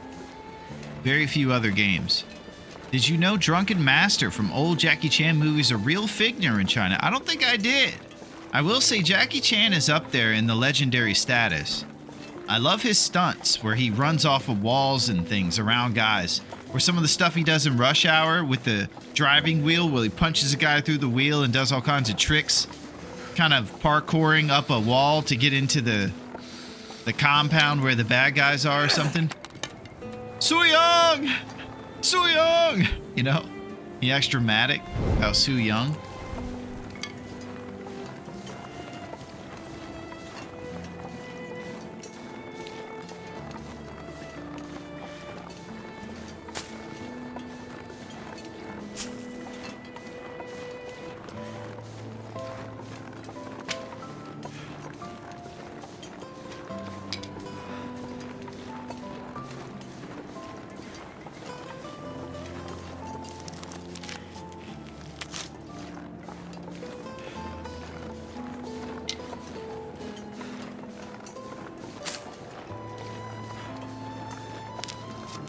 Then there's Big Trouble in Little China. Yeah. Big Trouble in Little China.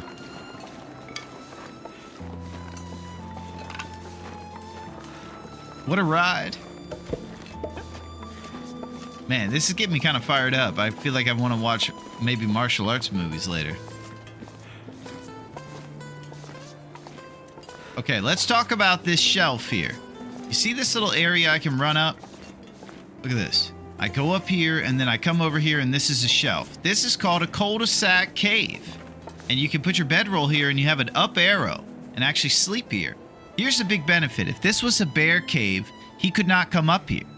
This is the absolute best place that we could have a bear fight go down, is in a cave like this. And it's the reason why I've been talking about that Echo Ravine bear in Timberwolf Mountain. And also the bear in Pleasant Valley. There's a bear right when you get in there from the Winding River entrance. If I can find more bear who live in caves like this, those will be the bear I'd like to prioritize for this tournament. I just don't know of any besides those two I mentioned. So any of you guys who know about this shelf I'm currently on, and any specific bear caves across the whole island, this is what I would love for us to know about. I tried researching cul-de-sac bear caves on Great Bear, and it was giving me a bunch of bear caves that weren't like this one. Most bears live in caves like this. If that was the case, then we would be in the business. Because that's kind of what I'm looking for. And those are the bears I want to fight, is the ones that live in those caves.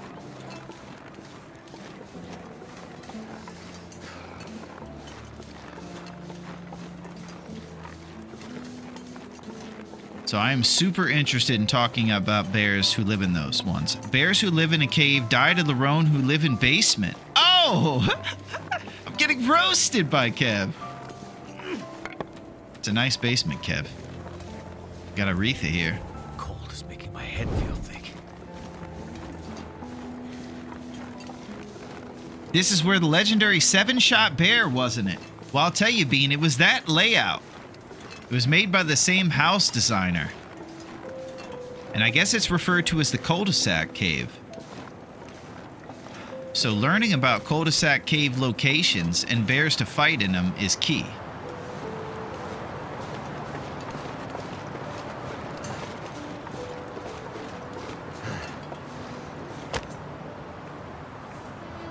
Too cold to think. Fire's life out here.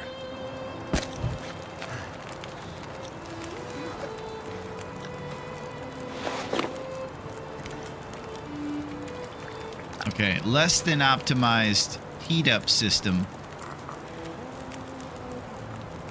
But we stopped the drip. We're about to be on Heartbeat Alley.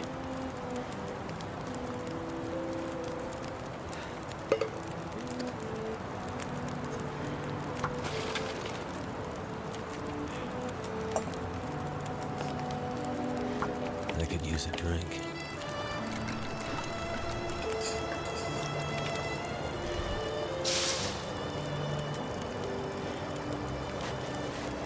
Prepare birch bark.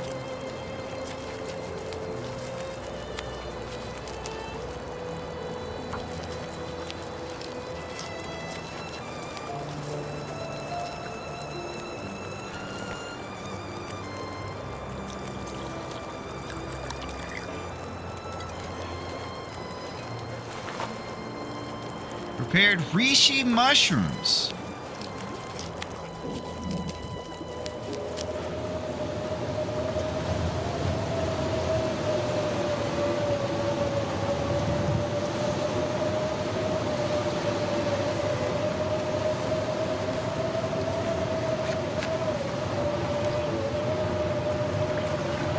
Someone's gotta go.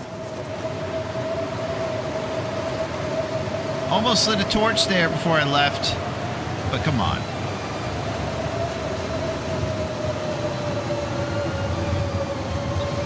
I should have went grocery shopping. I'm on Frozen Pizza Alley right now. Oh wow, down to frozen pizzas, huh? Well, that's not too bad.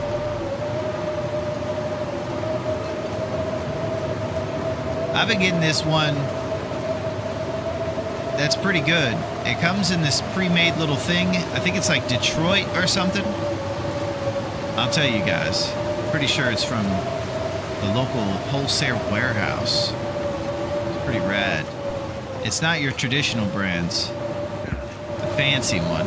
But not expensive either. And it's pretty big.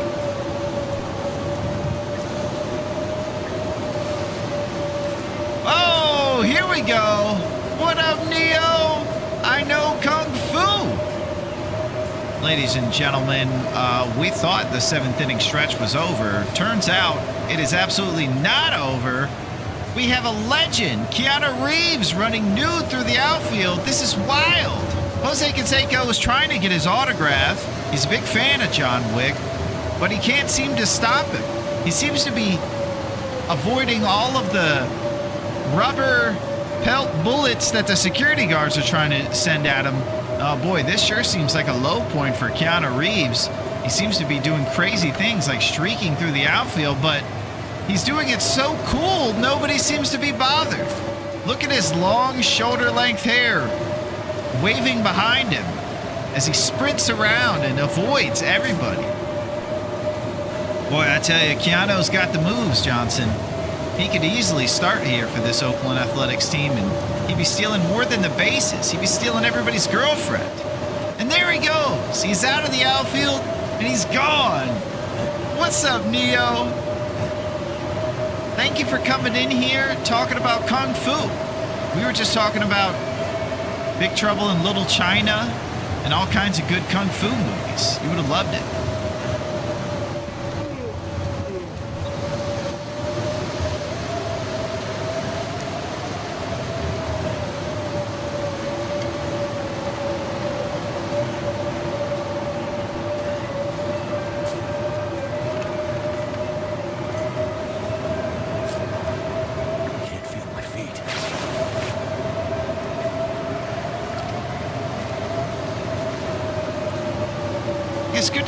paraphernalia.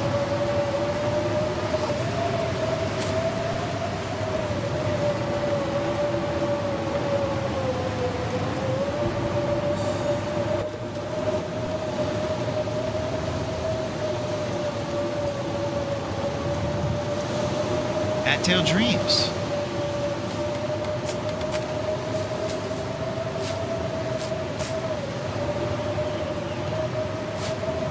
Like the bear you call the Dare at the Cabins bear, the bear up by the plane crash in PV.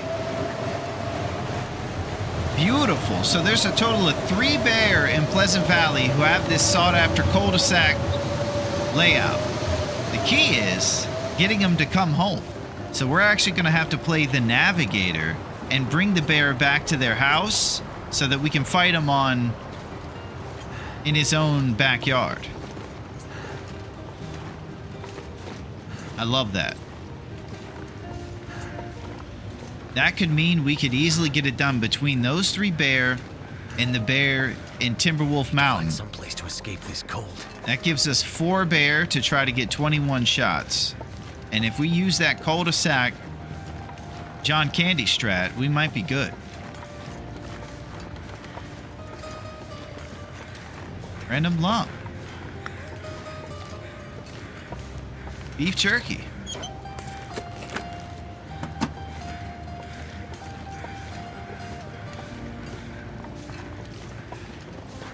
So we're leaving behind that scrap metal there just because we've already done our forge, and I don't know that we're going to be doing a second one. Heading towards a Mystery Lake entrance soon and picking up birch bark along the way. You know me so well, Pete. That's it. Look at this beautiful day. We're heading into the warmer hours of the day, too. That bear got Pudgy Walsh on the horn and got his spec house approved in no time. That one goes deep. Pudgy Walsh, huh?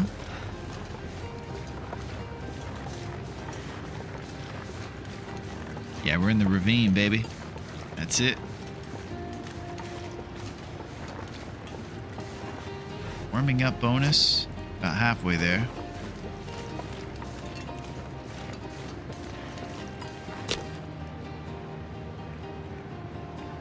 Wait. I'm so cold. I'm warming up Too windy to start a fire there.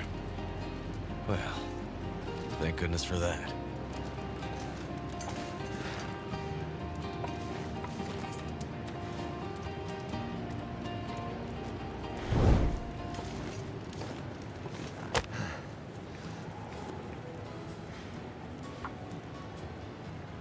Yes. I don't know if that was the right move. Just trying to prevent the wind from blowing out a fire I put Kindle into. Come on, come on. I remember I watched first time in TV horror called Screamers. That's kept me up at night when I was a kid. The Screamers, huh? It worked.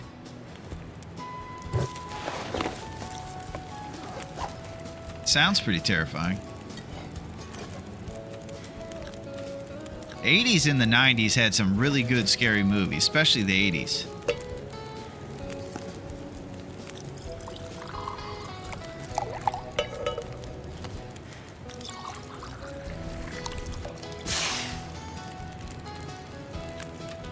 I always like to think of the societal reason why a certain genre of movie is popular. And I think it was because everybody was acting like a bunch of hippies in the 70s. And so they just said, you know what, man? I think you guys are way too ridiculous. This is what life is. Scary is out there. I don't know what it was. It was just some sort of demand for scary movies in the 80s. I also think that nobody had really shown scary movies like that. The movies before that were more psychological. I have an underrated scary movie I want to tell you guys about. It's called Play Misty for Me. It stars Clint Eastwood in the 70s, and I actually think it's the precursor to Halloween. If you see this movie, you'll see the before the heartbeat before slasher movies came along, and that whole demand for guys like Michael Myers and stuff in the theaters. So check out Play Misty for Me, starring Clint Eastwood. He's like a cool guy that lives in a cool house, and he has a gal who's a little attached to him. and she calls up his radio station, and she'll just go like this, "Play Misty for me," and she'll act crazy and creepy, and it'll scare him, even though he's a tough guy.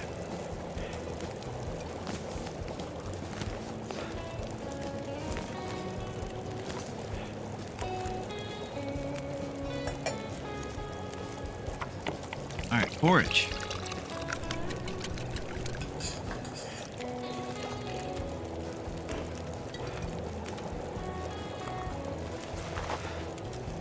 Okay, birch bark.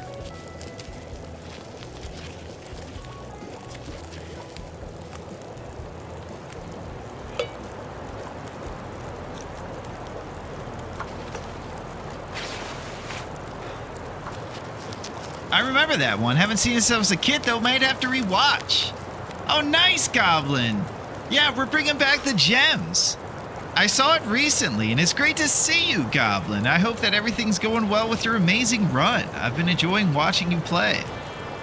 What we're talking about is a movie that me and Goblin have seen with Clint Eastwood from the 70s, where, again, he's a radio guy, and all of a sudden he's getting calls and stuff. You should check it out again, Goblin. It was really cool, and I was surprised how kind of scary it actually was. And it had those tones of a scary movie genre that was about to come.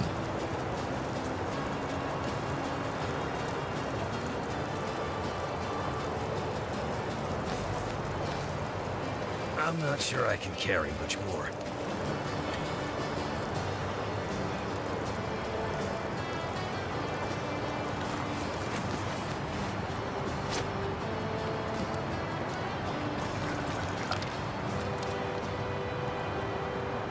Alright, let's go get some birch.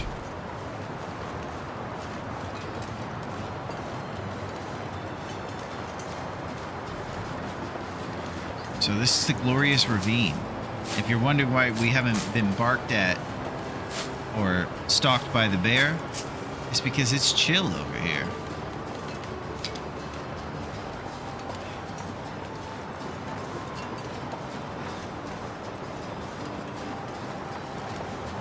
Oh, there goes a torch.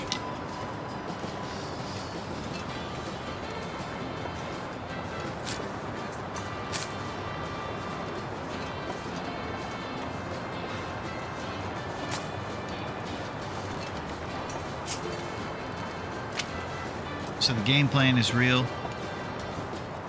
To get birch here, and then drop our stuff off at the trailers next to Mystery Lake.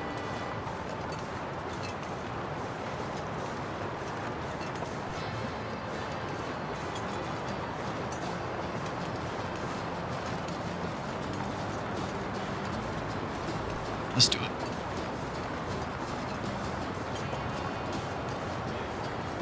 If you're wondering why we're so slow, it's because we have broken ribs due to the Hollywood moose. All right, here's a birch sapling for us. Anyone remember Underworld? Underworld. Are those the movies from the early 2000s? And they made a couple of them?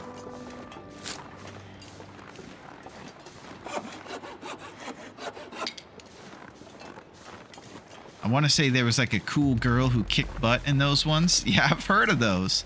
I've heard they're pretty good, actually.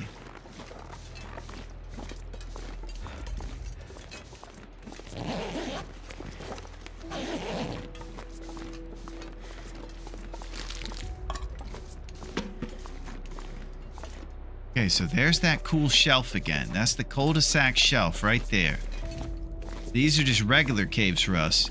If we're able to find bear caves like these, like the derelict cabin bear, that's it. I never, the previews, but I never saw Underworld. Yeah, I think we're the same, Metal. We kind of know about it. Vampires and werewolves are at war. This summer, the underworld gets a little crazy. Just when you thought we ran out of ideas, the werewolves are fighting the vampires. Boy, I could go for some blood this evening. Why don't we go out for a late night stroll? But wait, it's a full moon. This summer, who will win?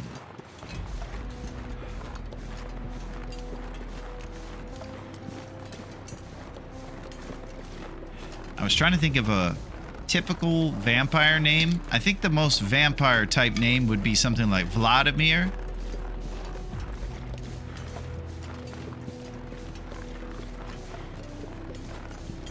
It's pretty good horror action movie. Okay.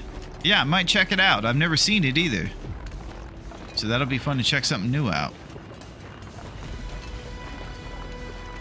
Our boy Neo told us to watch the new Cape Fear with Javier Bardem, Amy Adams, and the guy from the Insidious movies.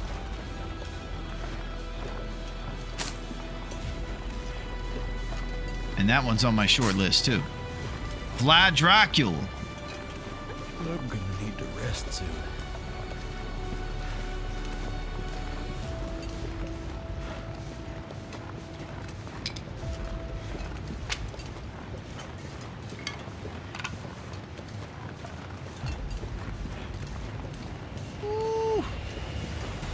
Lestat is a classic vampire name. Lestat, huh? Lestat? I don't think I've even ever heard a vampire called Lestat. I wouldn't question Vercetti, though. I know that. I am Verstat. I am 6,000 years old.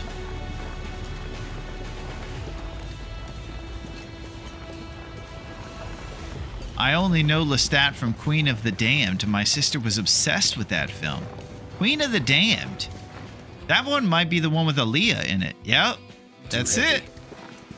Aaliyah's a crazy story from the past.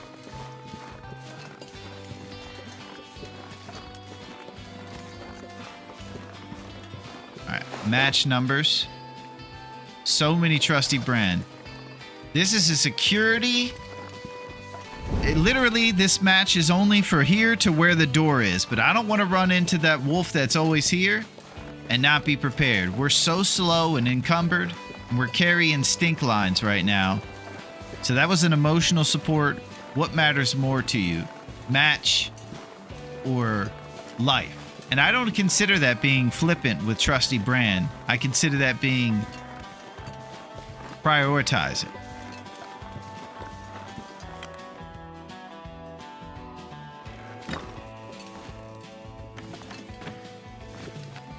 The big moment where we get to drop off our stuff.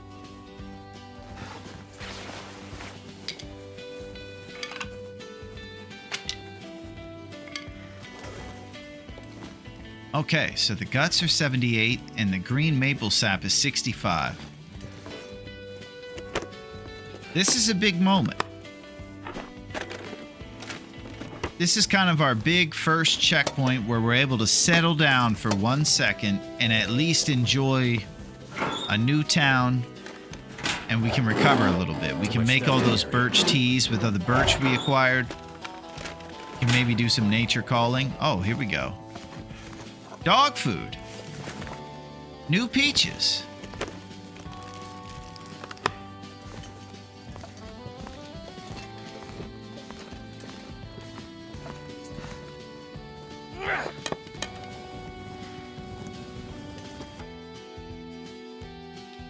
Boo, did I get you? Oh, you got me, Celine. How are you? I'm scared. Or was it Guillermo del Toro? I can't tell. He lit a match, call off the Scruffy attack. That's it, Pack and Play. It was all for Scruffy. I just didn't want it to happen. Quentin Tarantino made a movie about vampires, but I can't remember the name of it. It's probably called Taking Liberties with Real History. Yeah, I'm doing pretty good, Celine. Can't complain. We're just about to probably come up with a plan for Mystery Lake. We just got here. We went through the ravine over here to Mystery Lake. And we're going to make an attack plan on how we're going to go and get our bedroll and storm the steeds. We eventually are going to make this bow and do some hunting in this hunting challenge, if you can believe it. Tom Cruise in Interview with a Vampire is named Lestat. Holy crap. Lestat is a classic vampire name. So I'm guessing that in that movie, he plays a vampire who's like sophisticated and living, and then they're pretending they're doing like a real TV interview with a vampire. And they ask him questions about his unsavory lifestyle, maybe. Foreshadowing to the whole crazy stuff he's into now, I suppose. From Dusk Till Dawn. Yeah, it's pretty serious stuff. All right, so here's what I'm thinking. It's about that time for me to go and grab myself throat quote tea. And maybe Big Moose Kicks. One of the two things. And then we're going to come back here replenished with a banana in our belly. And a little bit of coffee maybe, or tea or something. Near Dark is a cool vampire movie from the 80s. That one sounds familiar. That one I haven't seen, but sounds cool.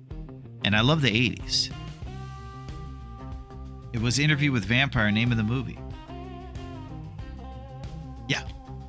Yeah, and that's pretty much all I knew about it, so I just ascertained as much. But the movie might not be anything like that. I just picture him under the lights with Barbara Walters across from him. He's being like the handsome vampire, answering preposterous questions about his vampiric lifestyle.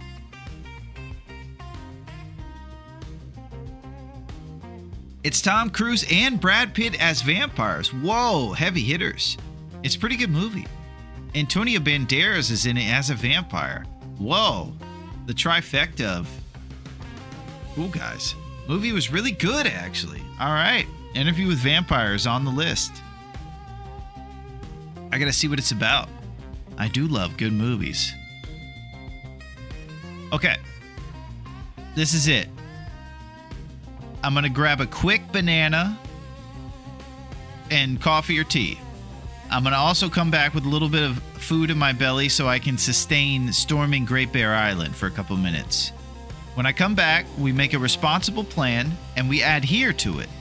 And we don't go off the rails. And things are gonna go good. I think, at least, right? Maybe. This summer. Okay, we're gonna start with Bezos. And he wants you to know about that Morgan Freeman commercial. And then, Brad, listen to my commercial. You better listen to my commercial, Brad. All right, then we're going to go get some stuff and storm the steeds.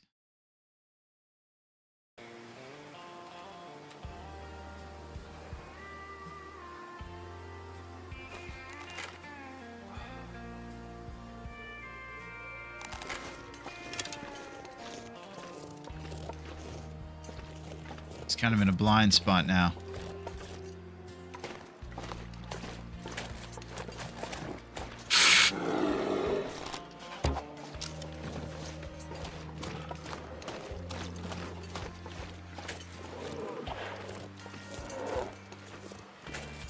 Okay, so this isn't cheese, I don't think.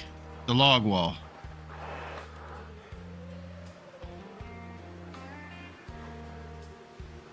But I'm open for discussions.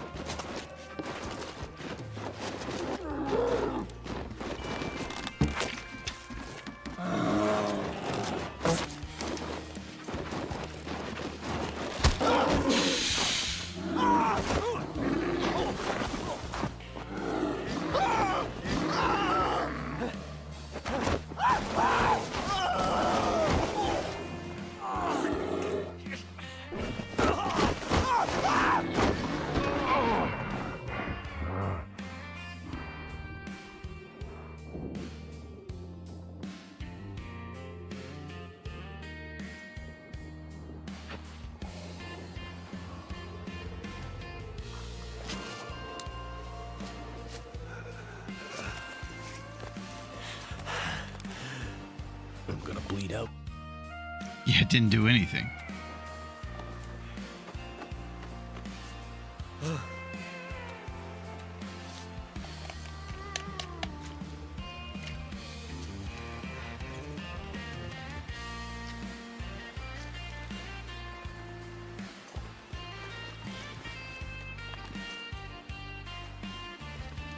What's this guy do with my bow?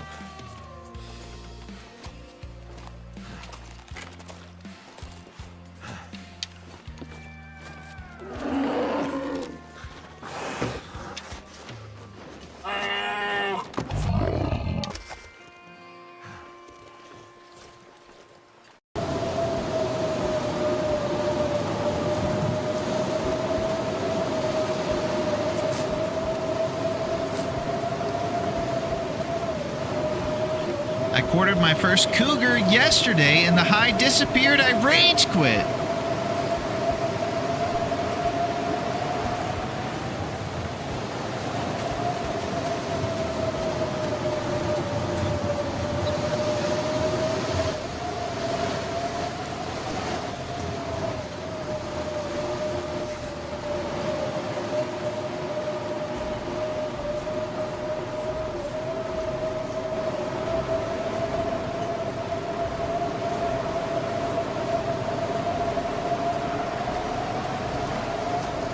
Scrub bush. Need to find some place to escape this cold. It's nice they named a bush after us. Okay, so here we are again in a blizzard. And we can go back to the red barn. I just went looking for a cave here around this rock formation to no avail. So if there's a close cave, I'm down with that. Otherwise, it's back to the old red barn. So cold. Just want to lay down for a bit. Thank you, Sil. Appreciate that. Got the little self-deprecation on a Tuesday. It would be terrible if the hide disappeared. I'll be careful now. Yeah, that's been a big topic of debate, is hides disappearing today, Jeff. And yeah, PV can just get out of town. So the bear cave is like straight ahead, but it doesn't look like a regular cave. Okay, Duncan, but are we sure that straight ahead is where I'm facing right now? There is a cave, but barn is better. Simpler, safer. Okay, if I can get back to that barn, I'm down. I think I just go straight out of the forest here. I think if I just go kind of that way, I'll get there after about 100 yards or so. But it's, you know, it's crazy, this weather.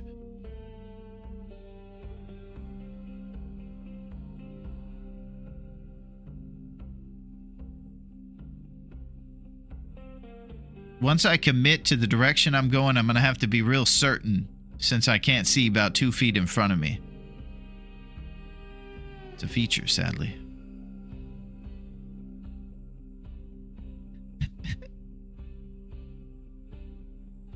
So you navigate.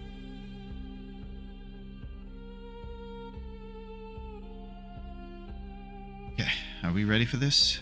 Because I'm going to leave this forest. Not super sure where exactly you are, but I'm watching. Okay. Confidence is brimming over here. It's past the tree line and left, give or take. Yeah, that's kind of what I know too. All right. We could do a shielded lump fire if we're unsure. That's what we could do too, grown up. Yeah, is just do a fire here and try to wait out the blizzard. So I'm just going to take a quick Bezos break. And we're going to assess what to do and then figure out what's going on around here. But the stinky streamer girl might be able to help us. So let's talk to her and see if she can give us any advice on how her unshowered self could get us out of here. We need input from the stinky streamer girl. Yeah, all stinky hands on deck. One hand with Taco Bell, the other hand with some product to keep you from having to shower. That's what I picture her as. She's holding one of those gordita crunch things in her hand as a burrito, and she's eating that. And she ordered it using an app. So someone had to deliver that Taco Bell to her. She didn't move for that. She just stays there not showering with her greasy hair, just telling you about this product that she's got in her right hand. There it is. I imagine energy drinks are somewhere on that table as well for her. She's ambitious, though. She grinds. She's always on that stream.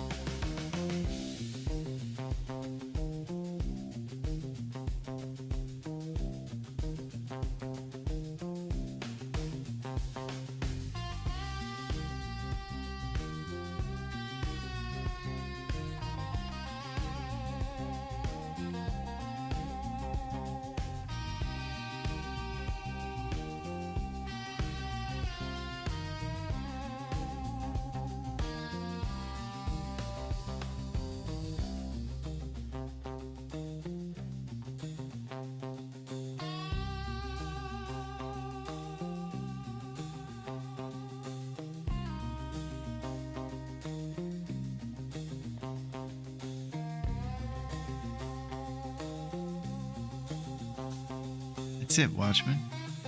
Tea sounds nice.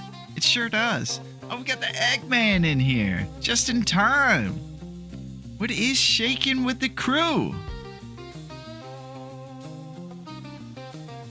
We got the Eggman. Hey, what's up, Eggman?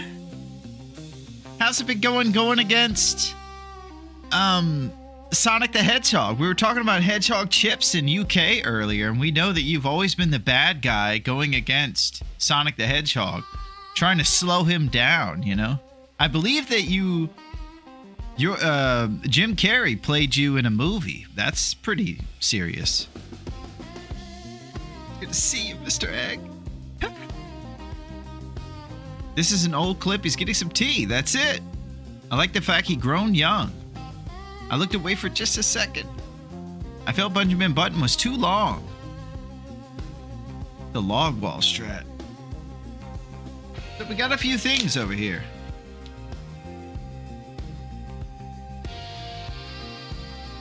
We brought back goodies. As per usual, we have Big Moose Kicks in here just so that we can spaz out and run around Great Bear Island. Fired up in a lot of ways. I do have bittersweet news, and bitter is the word I'm looking for. I don't have any more creamer. So inside of this coffee, and you know how I like my coffee soft like I like myself. Extra wuss. I like French creamer and, you know, fanciness and beautiful tastes, but I don't have it. So what I had to put in this Big Moose Kicks is skim coffee. Or I'm sorry, skim milk. That's it, Watchmen. Milk doesn't have quite the same pop as my fancy boy French creamer, but at least we have milk. Could be worse. It would be very bitter without the milk. So we have some skim milk in here. It's not going to be as tasty, but it should do the job and help us storm the steeds. And that's important. but it just tastes so regular, you know? Okay. But here's where it really gets serious. It's a throat quote tea, baby. This is when we get a little wisdom from our friends. So if you're not listening, then here's what you need to do. Listen, man. You need to listen. You need to listen for this hippie wisdom. Black is night for me. That's because you're a man's man, Metal. I want to be like you one day. And just drink it straight up. Yeah. All right, let's get serious here. This is when all the hippie wisdom will be brought to our front doorstep. Did you guys think that the earth should just be left to be destroyed? No. The hippies have some words for us. Prepare yourself for hippie wisdom. Here we go. I think we got another repeater here. In all things of nature, there is something of the marvelous. Aristotle. All right, so one more time. In all things of nature, there is something of the marvelous. Aristotle. Well, this is what we usually get here with these throat quote teas. We always make a big deal out of it, like it's gonna, just move our life forward somehow. But it's very basic hippie stuff. It says, nature is good, basically. Aristotle. You can see how he got such a big famous name in ancient Greece for wisdom-filled quotes like that. Nature is good. Wow. Aristotle, have all of this funding for your research. You've done it. Bezos, you have no power here. Here being YouTube. I gotta say, Versetti, you are doing a wonderful job at sticking it to the man over there. He's got nothing on you. He's trying to make me work in warehouses. I do have a kitty in that game, though. It's pretty nice. Forest Talker quote time. Yeah, it was a very tree hugger quote today by our boy Aristotle there, Pac.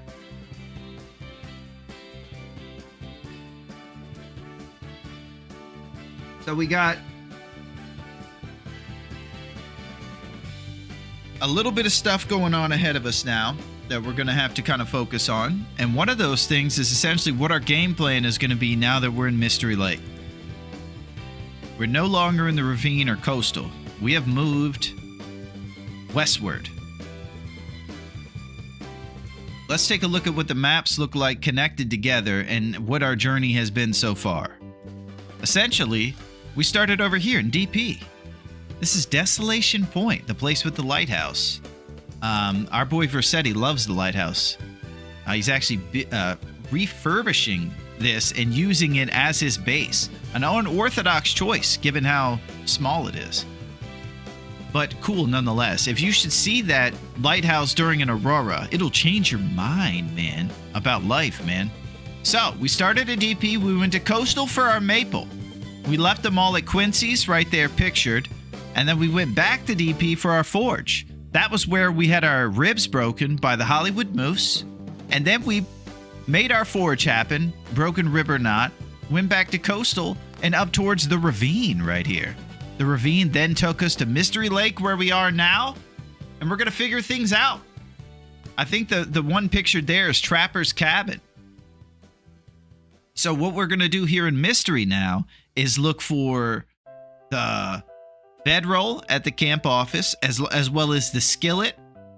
And then we're going to circle back after checking out Dave's Cave for those half-off appetizers in the stock bunker. And we're going to go straight back to where the dam is, make ourselves the bow, and then get out from there and go through the winding river and over to Pleasant Valley. So we'll leave Mystery Lake through the dam, go to the winding river and to Pleasant Valley. And that's how it'll all connect.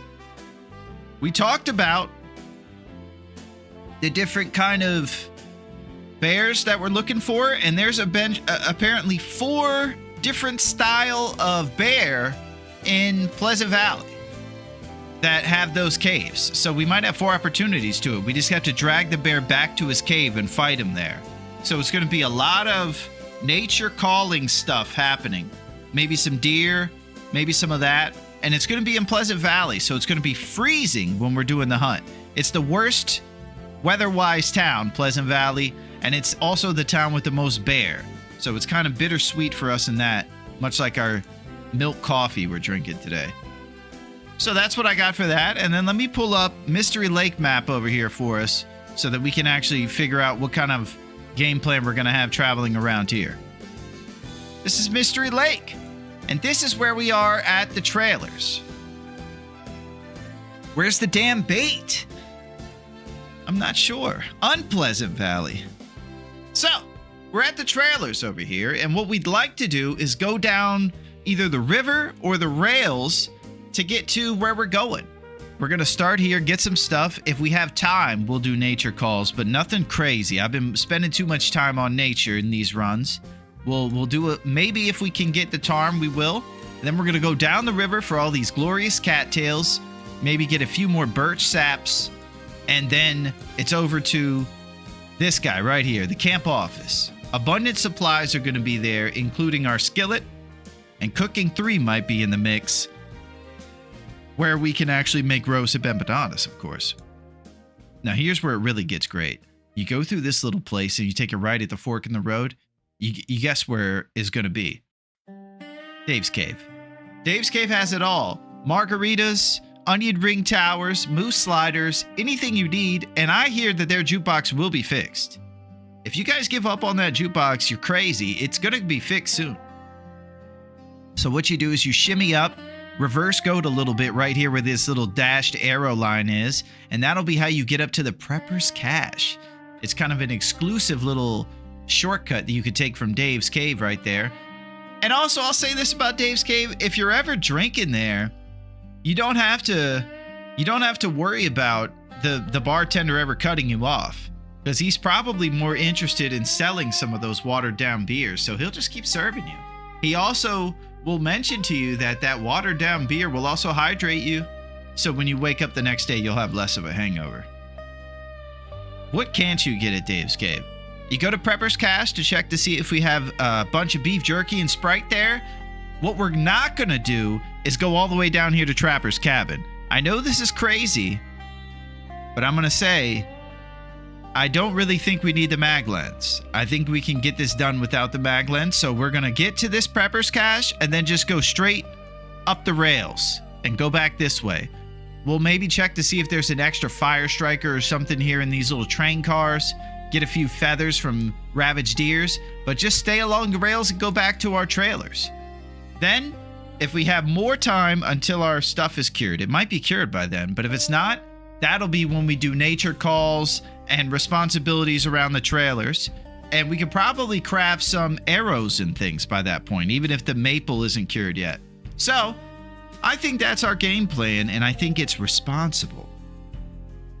Unpleasant Valley, where Will goes to freeze to death. Well, Lurbia, if you had watched our previous runs, you'd be 100% accurate. That's where we love to freeze to death or get mauled by a wolf. Today, though, maybe, just maybe, if we fight those cul-de-sac cave bears, we'll change history. Take the road less traveled to reach Dave's Cave. Why don't you come on down, Pack? Thank you for those roast hips, Pack and Play. Cave is a good pit stop to the office. Cave is a good pit stop to the office. And you should come on down. You're going to have some great deals down there. Always rails. I'm not a professional. Don't listen to me. I'll tell you something. You are a professional, Reagan, in your office. I'm sorry. I read the comment there, and you're awesome. A lot of office talk around here. Speaking of the office, here we go. Whoa, listen, man.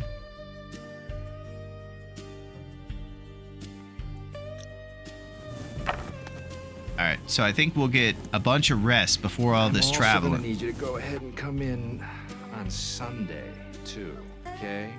That's it. I meant that cave on the road to the office, that one you have to climb to. I think you mean Ankle Break Hill, where the ptarmigans are. So, we've kind of established a pretty good plan, and I'm happy about it. I think we got an idea of how we're going to run things. We just got to take it easy.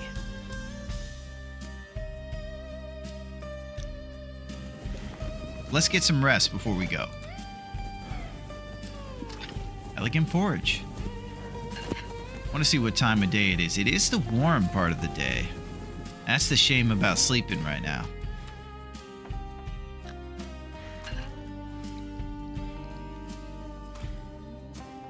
Darn shame.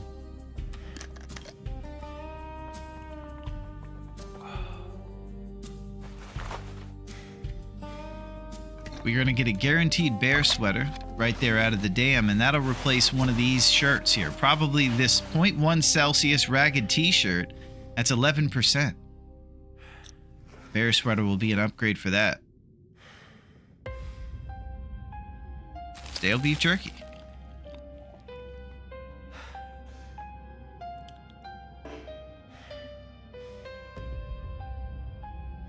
We're surprisingly light on water right now. Might have to do a water boil. Language, buddy. Oh! I don't even know if I said it or you said it. There's no way that I'm going crazy. Listen, man.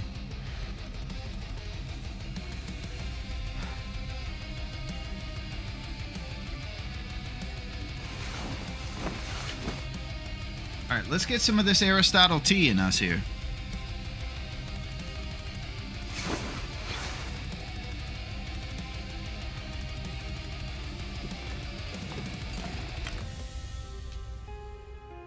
I might have to drop some gear. You know what else happens? Is sometimes when you have a full milk jug and you try to pour it, the shape of the milk jug is heavy and you also have to pour it like this, there's always a scene.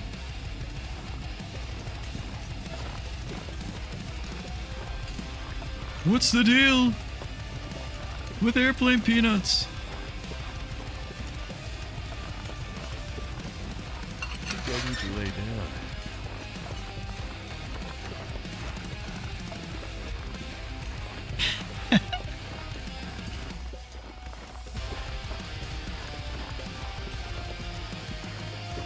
The simple tools?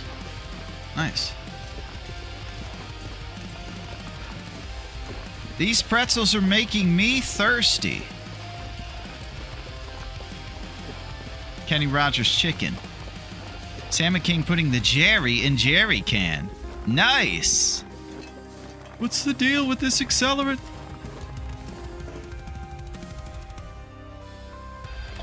Tin of sardines for thirst. Alright, we're coming over here to get this potable toilet water from the dam. We're going to grab our bear sweater and anything else and start maybe setting up our future crafting zone for the bow.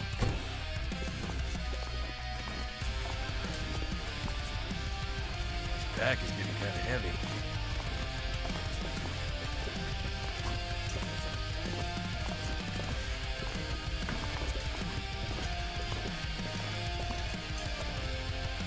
Match numbers should be pretty awesome still. Yeah, we're in the 30s, 40 almost, and we still have the 67% fire striker. Redonkulous action going on.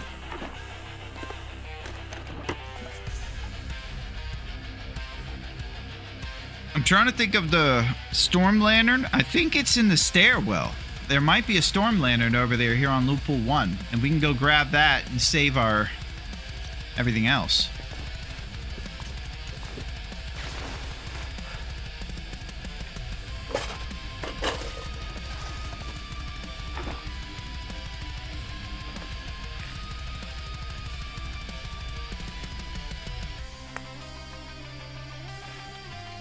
Getting kind of thirsty.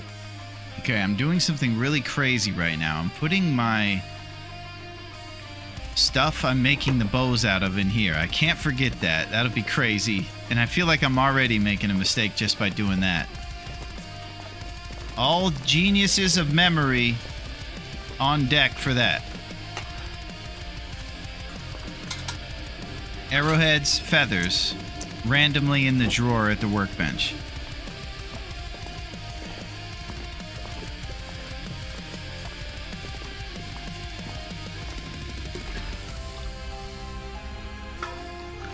Alright, we're gonna get off the drip for thirst over here.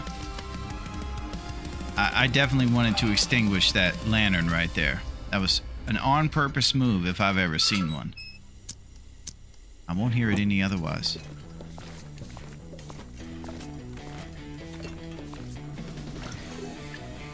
So I could break down this door and get the secret water. Let's see what our water number is. 1.72.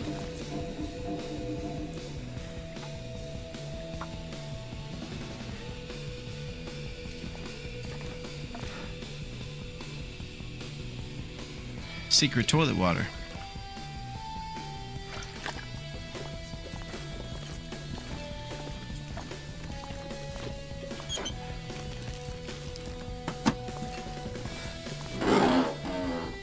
It's likely that we're going to be just resting tonight and then traveling to Canadian office and Dave's on a full night's rest.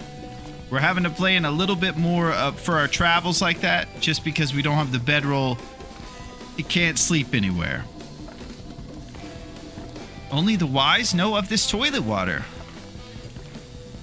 It's very true.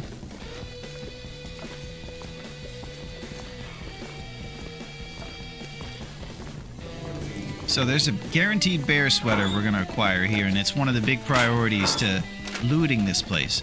We're going to potentially leave a lot of these desks unlooted. If we weren't so short on time, maybe we could do it in a long run or something, where we had a base. For us, we're just going to pass on through, baby, grabbing the essential items, like toilet water and nuts and stuff. Let's get our bear sweater.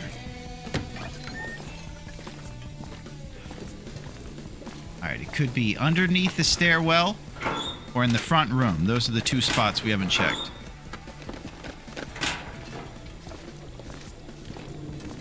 So that little open drawer is probably the trickiest of all the spots right here. So if you can't find it in the other ones, go check that one. You'll see it.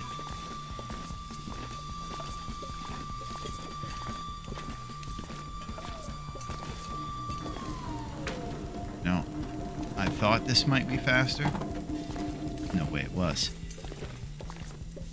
Any of you forlorn forgers know that there's those little lamps in there if you ever want to break those down for 15-minute scrap metal.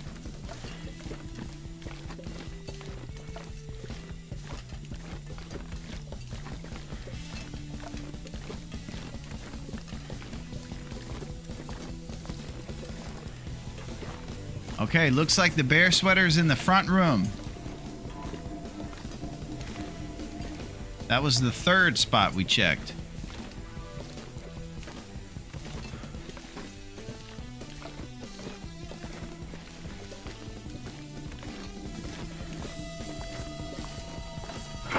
We continue.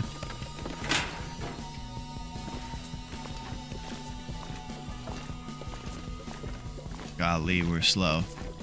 Old broken rib Willie.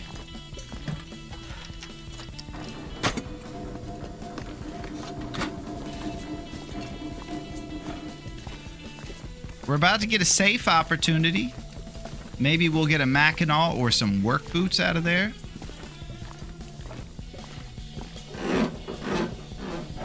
I think we definitely benefit from that.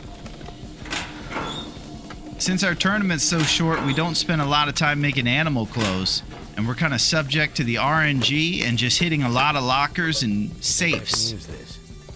It's probably the only downside to foregoing Trapper's Cabin, is that we're missing out on a safe. But it could give you butt kiss, like cash and a book or something. So with all those factors being rolled in, and since we're on a tight schedule, we'll be foregoing Trappers.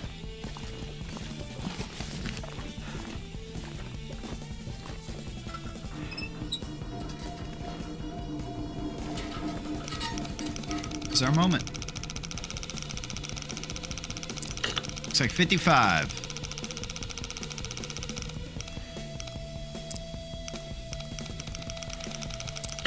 55.40.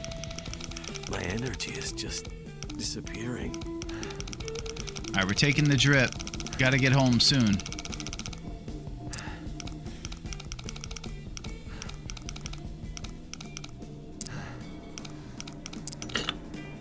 Yikes.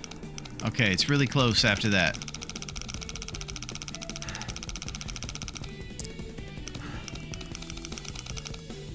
This is it. Our moment to shine. Never would have thought to look here. Ah!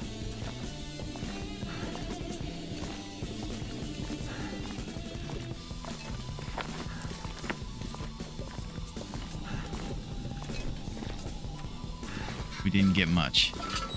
It's starting to weigh me down. We got the least cool thing ever. It's really cool in a normal society, but everybody knows that other stuff becomes important in the future of craziness.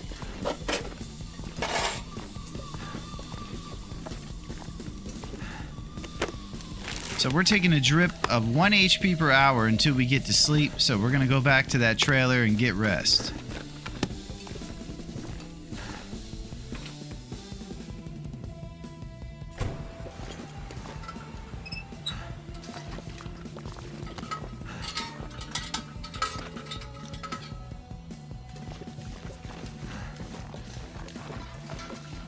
Okay, this is another instance where I might waste a trusty brand to defend us against the wolf for a 10-foot walk.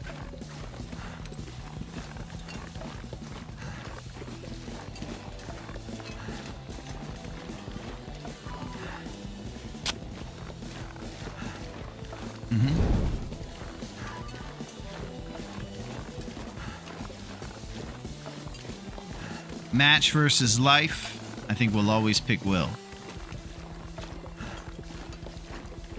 When you're on this Fire Striker loot pool, it opens up your ability to be safe more. And given the fact that we've lost by a wolf at so many of these runs. This pack is getting too heavy to carry. He's complaining.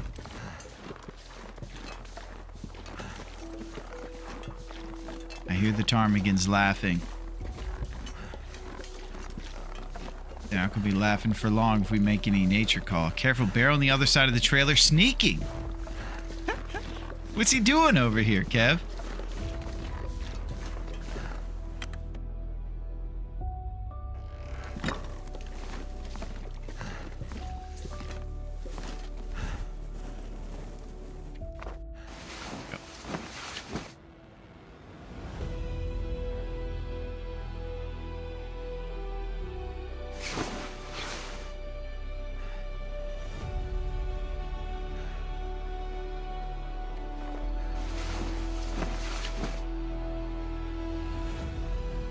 Lurbia says I always die in Pleasant Valley.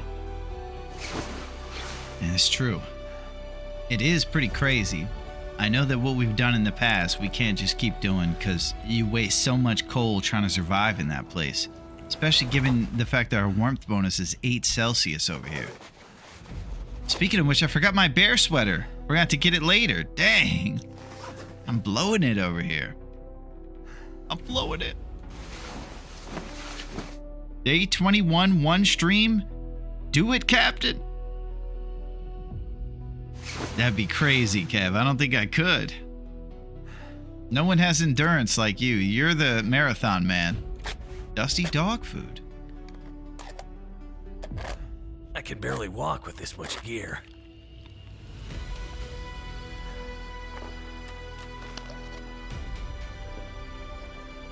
Alright, we're gonna keep going down for some rest. Never cat food? You imagine the look on Aretha if I eat her cat food? One day you're gonna eat cat food, Kevin. It's gonna be a good day. Then maybe you'll turn into a cat. You'll have 9 lives. Holy crap. Life hacks.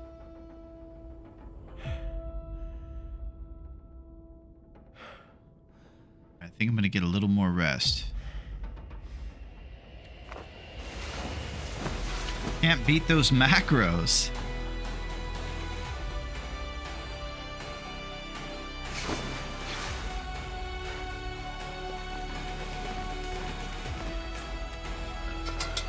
I'm just gonna see what kind of loot we got in here before I go across to the other trailer.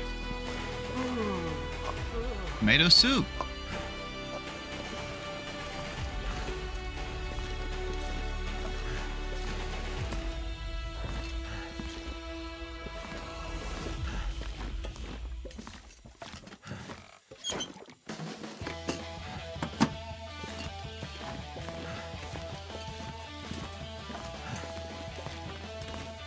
This gear's Lantern starting to fuel. slow me down. Dark Cloud 1 has a house cat. You feed a treat to it. Becomes a furry with a slingshot and joins the party. What the heck is a furry with a slingshot?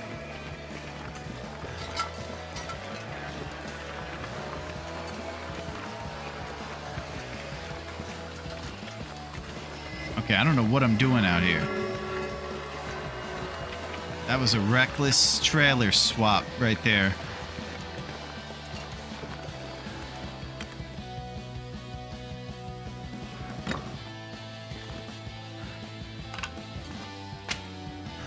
Green maple sapling is at 72%.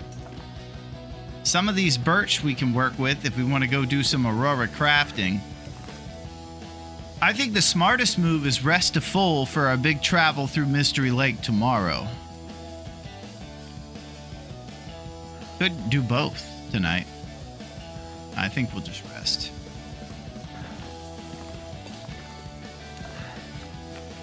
See where all this weight is. All right, the ribs are at 77. Who knows if it's ever going to be recovered. Cooking level is about midway to 2. So we're definitely going to need some sort of cooking span between here and the Not gonna be house able to carry this load for much longer. to try to get cooking 3. We're looking for a ravaged deer, maybe a nature call situation along the way. We'll see if we can sway nature toward a deer and do a micro harvest of a deer and spam up that cooking skill. I love the sound of an aurora in this game. It is beautiful, Watchmen. It is nice. It is a cold, cold place. It takes no prisoners. Not even the ones from Blackrock. Lurbia, that was amazing. Nice reference. You and that moldy cardboard bed, Maron. You know, I totally didn't even think about it when I was doing it, Versetti, but you're right to call me out. I don't know why I was over there, but I just always find myself there.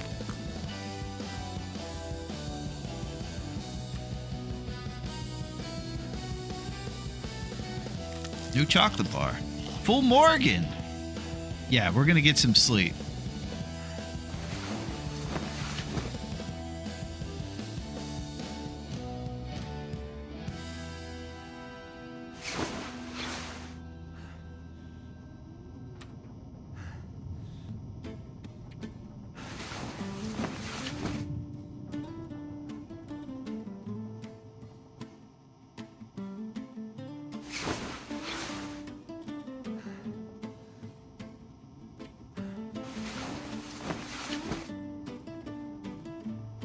So, we have an Aurora going on. I'm drinking my bland tasting coffee, but it's not too bad. We threw a little skim in there.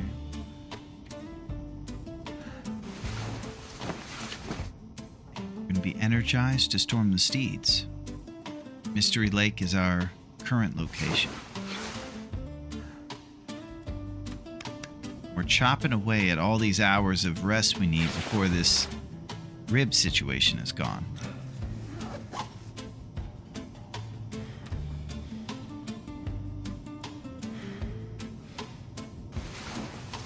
Really, one of the greatest things about sleeping right now is that it feels closer to that point. I feel like we're gonna lose the broken rib situation with like 3 days left in our run. If we make it there, of course. We will make it there. W-I-L-L capitalized.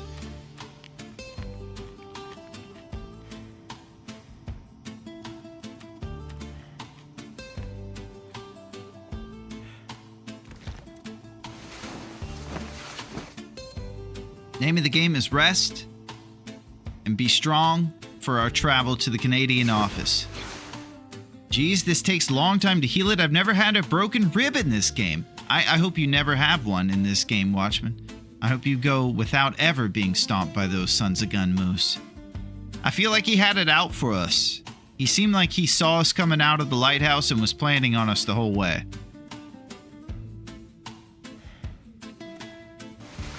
I'm not okay with that.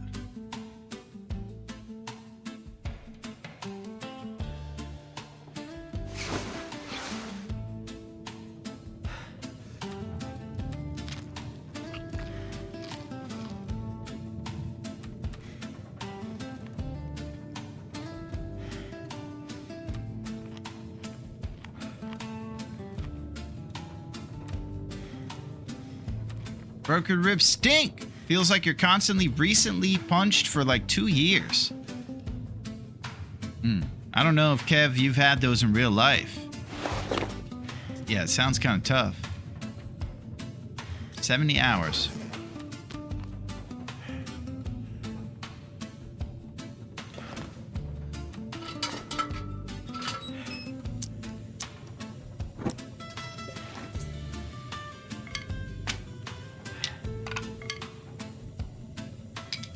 Feels like a lot of gear.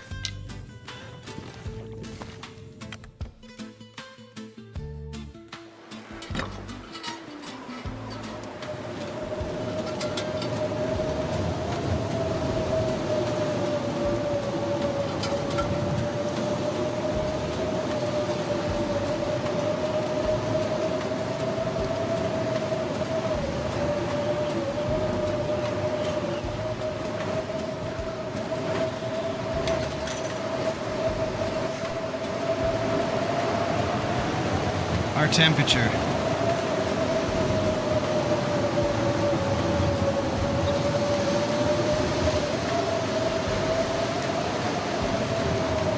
Can't feel my hands. I can't move. I'm so slow. Go!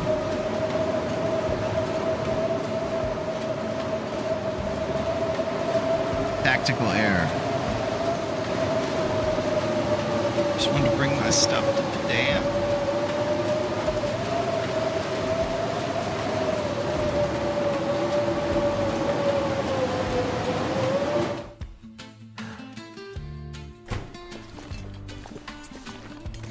Die if I don't warm up soon.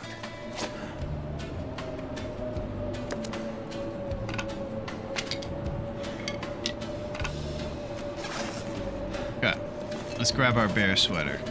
Maybe it'll be a little less cold when we're running around out there. I'm gonna have to leave something behind. Festive sweater, baby. And though it has a picture of Boris on the front with the Santa hat on, it's really warm, so we still go for it. Even though he's kind of our rival. And then we'll put the red shirt on the inside, and then the bear sweater outside. How cool it is. 8 Celsius warmth bonus to our total outfit.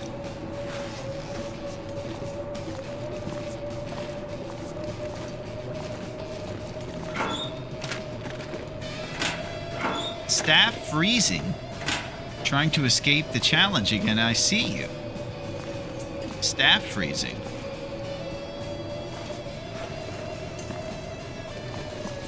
Oh, stop freezing. Oh, I'm thinking staph infections. I've watched all that UFC. What?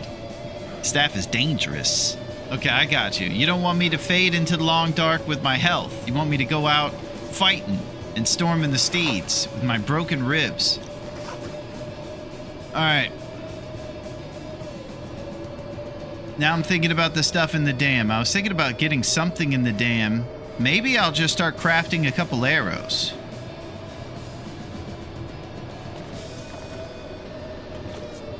It is the morning.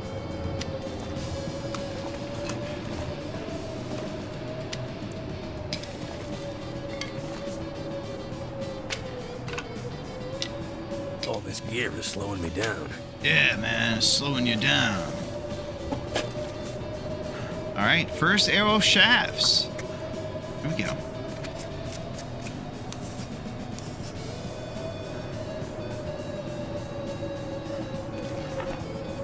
Go into our drawer for that nonsense thing I did of putting things in here like I'm some sort of hotshot.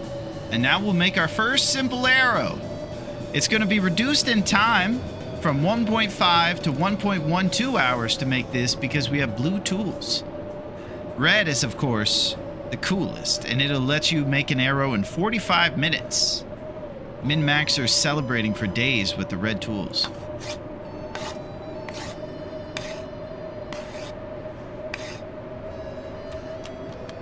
First arrow, baby.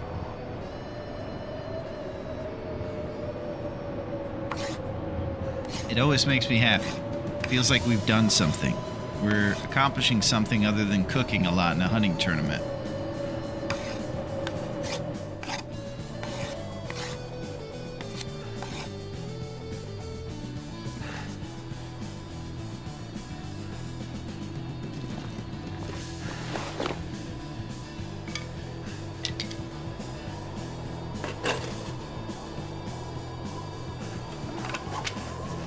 Okay, it's still nasty outside, so we're gonna craft.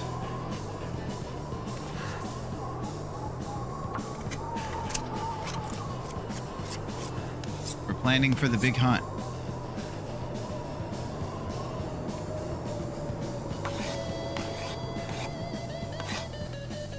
There it is.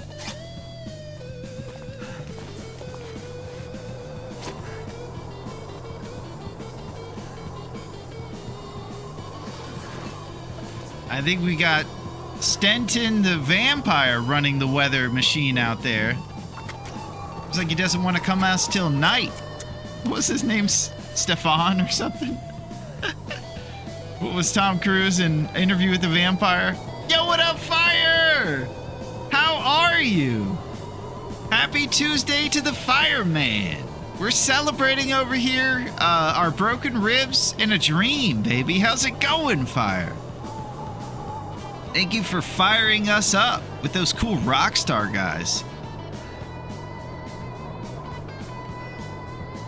Oh man, I'm short on crow feathers. We're really short on crow feathers. Mystery Lake's gonna have to be a lot about the feather acquisitions. We got 5 shafts, 8 heads. I think this is why I put the heads and the stuff in the bench, because if you put down all your arrowheads on the floor, it's kind of hard to see them.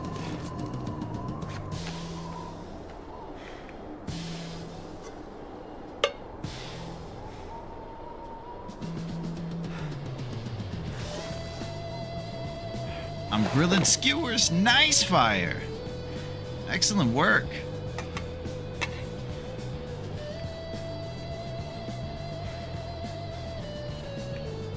Alright, we got 4 regular arrows.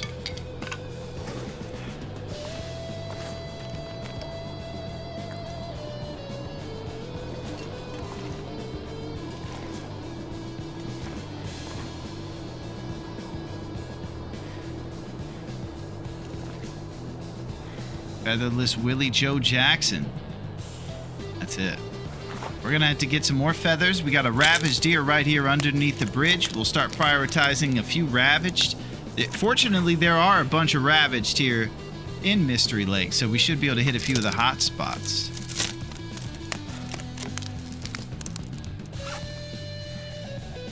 All right, let's talk carrying capacity wise.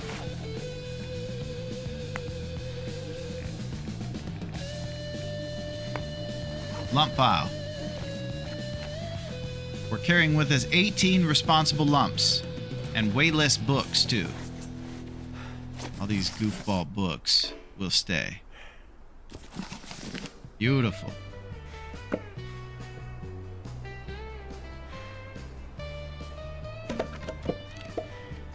All right, lightning to load for the big travel.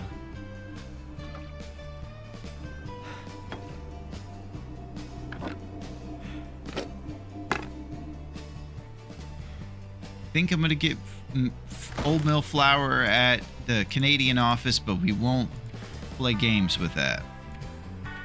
The only other thing I will bring is this porridge, just in case we spam cooking skill with porridge. Let's do it.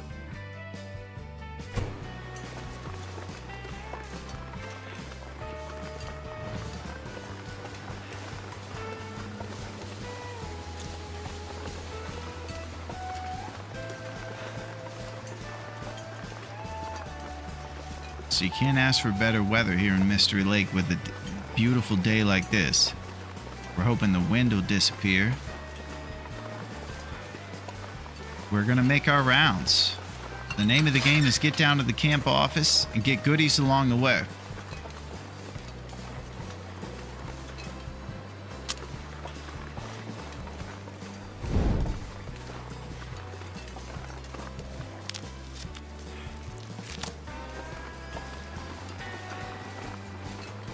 Greasy mushrooms.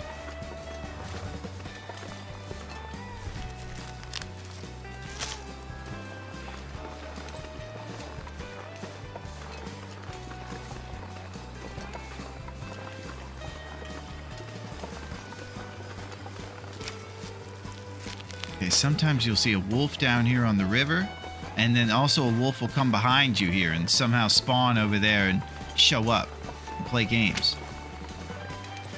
What you can do is make nature call with the local ptarmigans.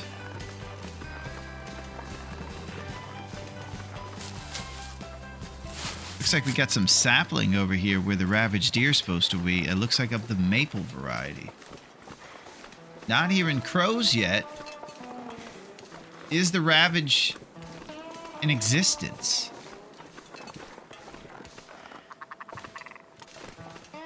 Looks like we got skunked on the ravaged. Ain't that a bee? On to the next.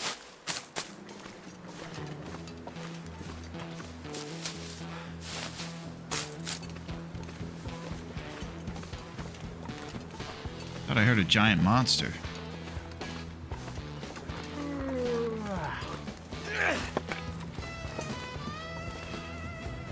Ah, yes, the Allen's Cave ravaged. Think we should go over to Allen's Cave for the ravaged? Not a bad one.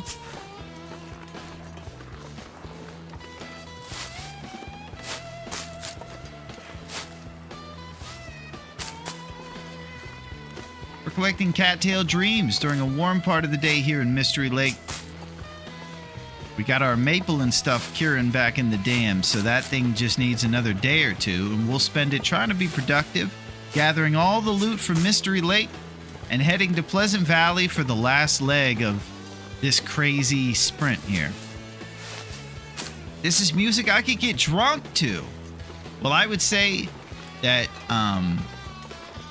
this music is pretty rad, Kev, but I would say maybe it would be just as good with tea or coffee too, and we don't even need booze. What do you think about that?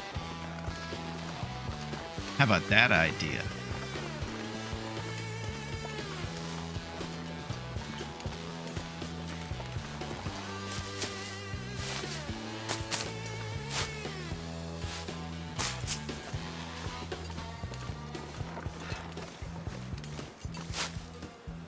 No, we must circulate toxic masculinity. Is that what booze is?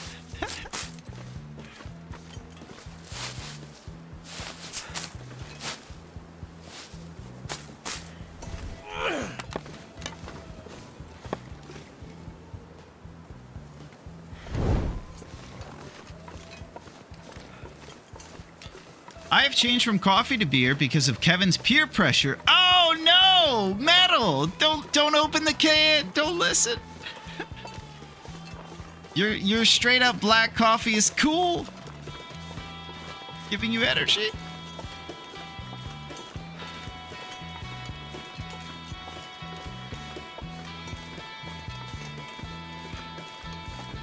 There's usually a ravage right over this bend. And there's sometimes a guy there too. Okay, so this time it looks like we got a birch sap and a deer. Without the wolves, or oh, there's the guy.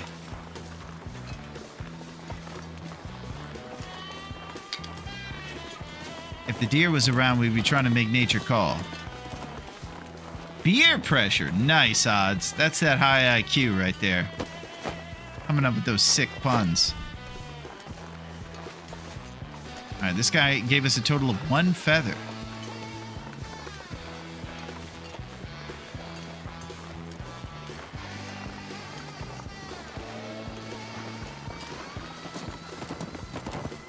The deer frolics.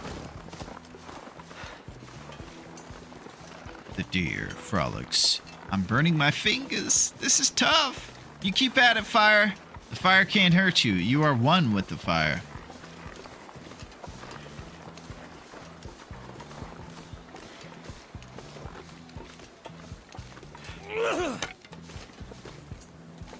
I'd eat anything right about now.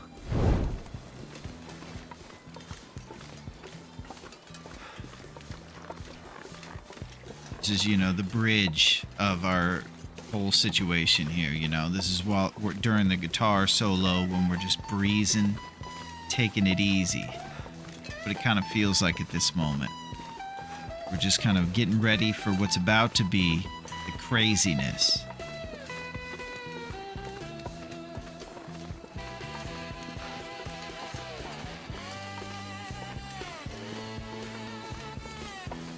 I love TLD, man.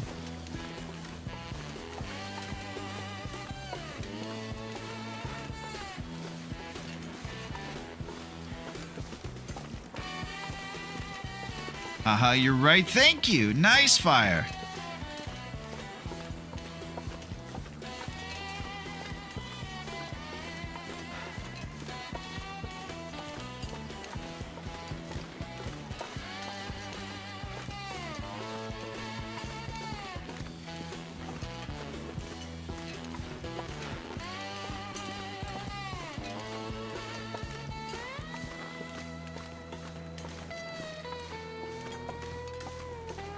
Well, you'll all be happy to know that Retha's still in here with us.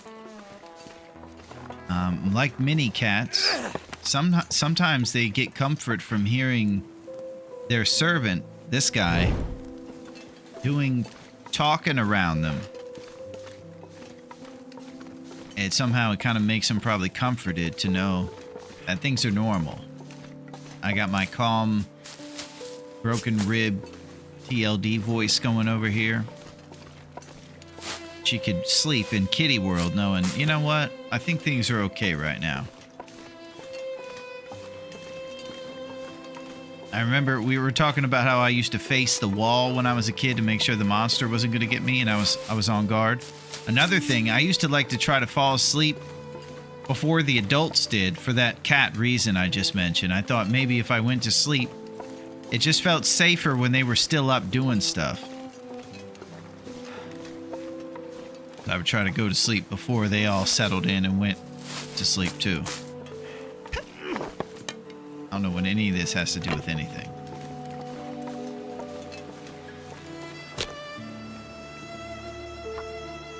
It's my life.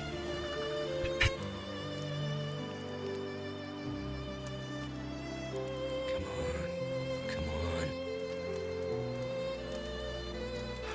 Always more unsafe feeling when everyone is asleep.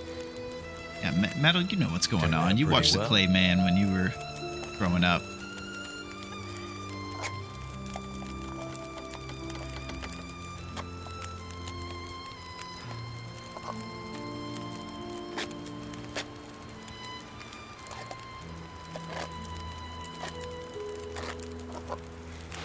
Check the temp. We need 3 sticks to stabilize. A couple more to maybe give us another up arrow. Pear birch bark.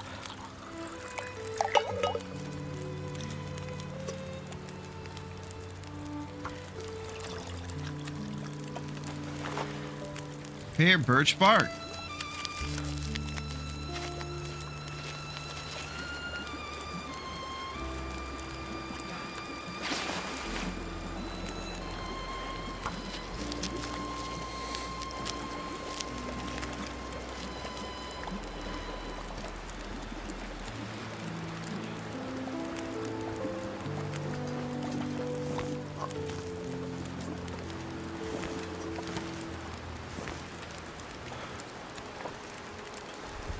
Alright, if we can last before this blizzard hits, we're going to keep moving.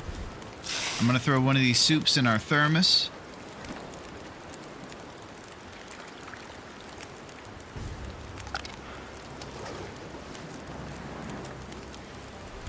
Forget about that. We'll just go ahead and do that.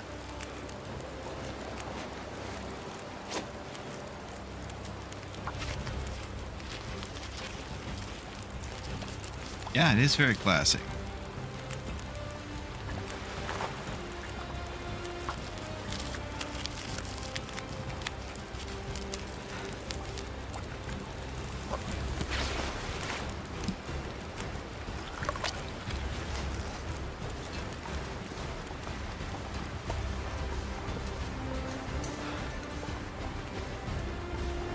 So the more tired we're getting, we're past 9 o'clock now, so because of that and our broken ribs, we're moving super slow.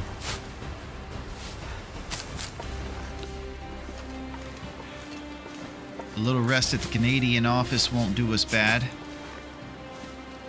Let's see what kind of feathers we can get from this ravaged up here.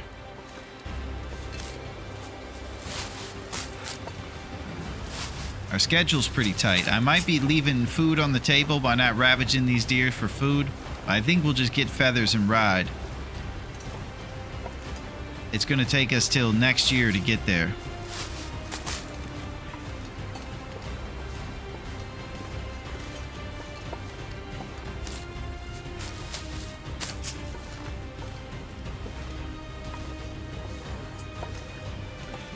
Walking through oatmeal. Rose hips.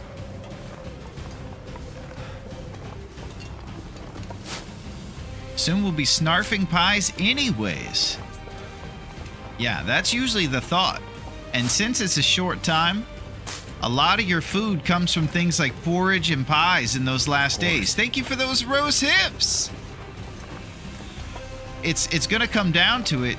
Thank you, Fire, for those rose hips. Even while you're literally setting yourself on fire, you're in here hooking us up with hips. Thank you, Fire.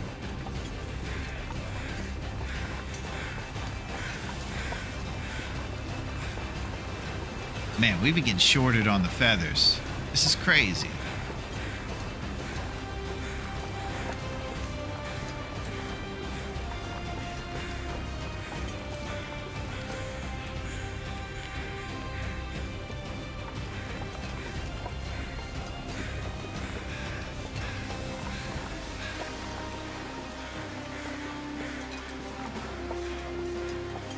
We're gonna go right around this lake here, and it'll bring us to the Canadian office just by using kind of the right side of this lake. If it were another time, we'd mess with ptarmigans, but after looking back at some of our previous runs, the reward of getting those 2 Celsius from the ptarmigans sometimes is not worth the schlep of trying to make nature call, potentially getting mauled by a wolf, and all the things that go down. So 2 of the major things from our usual style, nature calls for ptarmigans and maglens, we're cutting those out on this run to further move everything else ahead, the hunting part of everything. Given that we have a fire striker, things might be different if matches were real tight. Close my eyes. It's the ptarmigans taking 40 minutes per feather to pluck off the ptarm, too.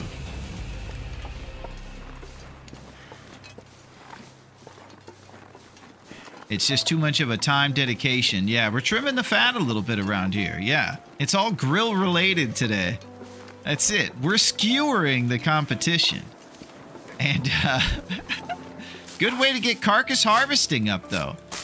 That would probably be true, Metal, if I think we were on a little bit longer of a run than 21 days. That's the downside. This is kind of a, a bit of a jog pretty much the whole way. There isn't really any time where we're messing about. Why don't you get on? So really the most important skill is cooking 3, and everything else can just You know, and the other most important thing is keeping archery low.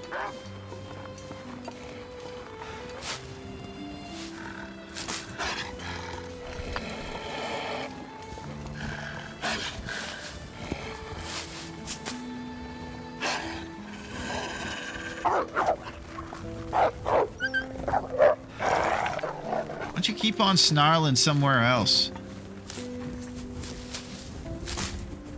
Here we are. Dead set ahead is one of the greatest base locations in all of Great Bear Island. This is the camp office in Mystery Lake.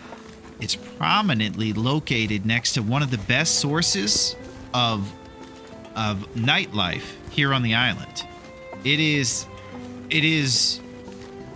Dave's Cave, of course. Oh, what's up, Terminator? Hey, dude, do you have vegetation off? No, I think we just have all those sliders set to the hardest.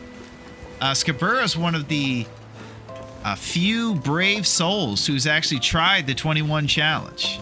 And he's been kicking butt. I showed everybody earlier, Scabura, how you go around in the whale factory in Desolation over the top to get to the secret loot. I think that's pretty impressive. And I gotta say, the jaws were all on the floor when they saw your trick. It's good to see you, Scabura. Absolute legend in the TLD space. Really good competitive long dart player. And just all around the man.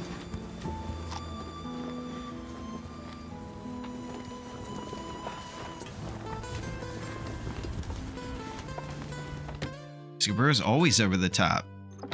Arm wrestling. I will delay the 21. Yeah, it's probably a good idea.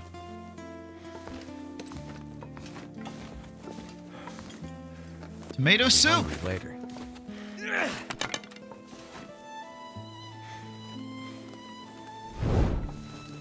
Cooking pot.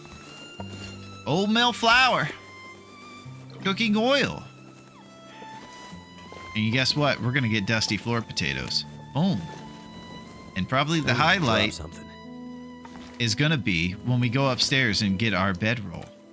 That's when things are really gonna kick up a notch. For all you people that like surprises, I apologize for spoiling all these really cool items. But I have reached full level nerd. And there it is. What have we here? The driver's key to cooking 3 right here. Cooking skillet. Godspeed. But I will be back. Problems need to be solved. Issue. Okay. You're the best, Scabura. I'm sorry, buddy.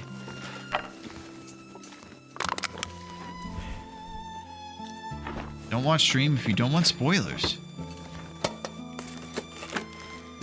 Could end up being Bandage. useful. I think we need those because we patched up our busted up ribs.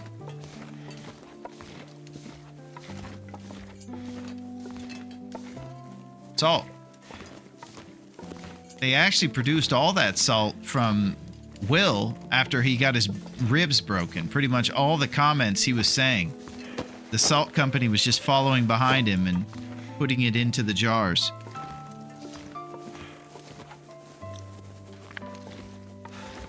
Here it comes.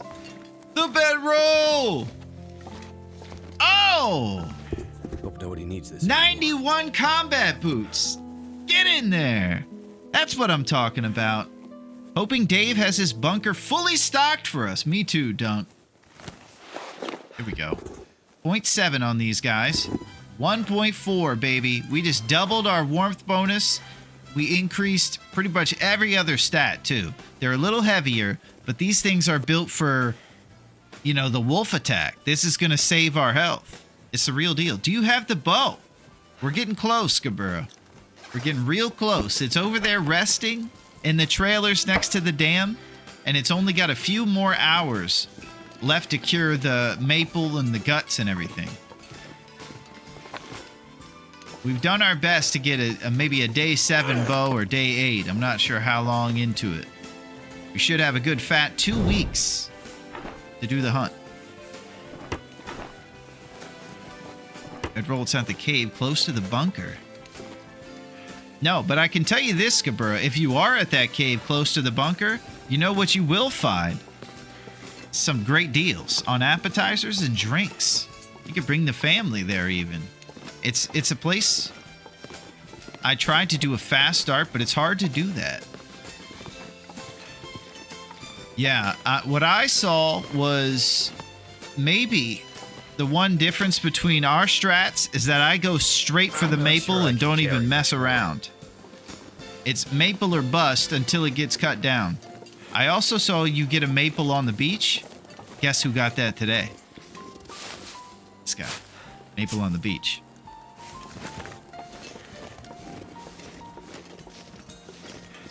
Okay, so I'm a bit tired. I'm very fired up to go to Dave's Cave during this weather, but we should probably sleep right now.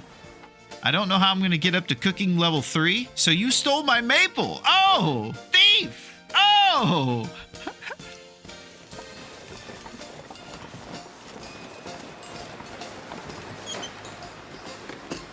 Sometimes when you're at the gas station, you just drive away before you pay, you know? I could eat anything right now.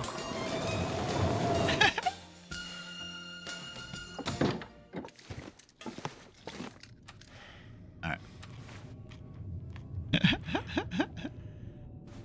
Big controversy on Bear Island with accusations of beach maple theft. Yep. That's it. That happened to me in real life. That was the joke, Skabura. I knew that happened to you. And I thought that story was very charming and hilarious. Though it was probably intense for you a little bit. I love that story.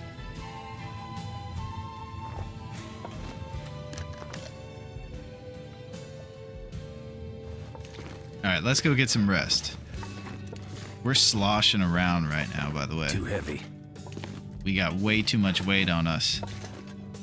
It was a low money, but the police was nice too. Excuse me, Mr. Terminator. We know that you're fueled on future oils and gases, but when you left the Exxon earlier...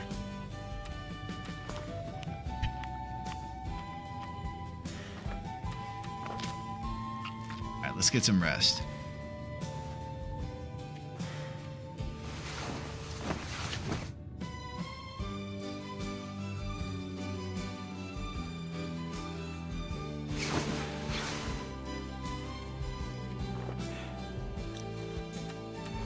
Alright, so we're just eating a bunch of cattails right now. The stock bunker will change a lot of things. Warmth bonus at 9. Ever since we started this 21, our warmth bonus is very rarely above 10%. Because you can't fix the clothes you find.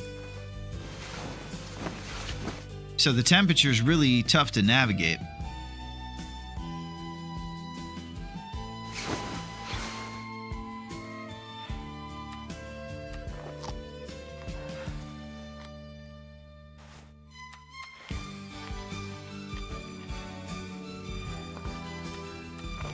But if you fail,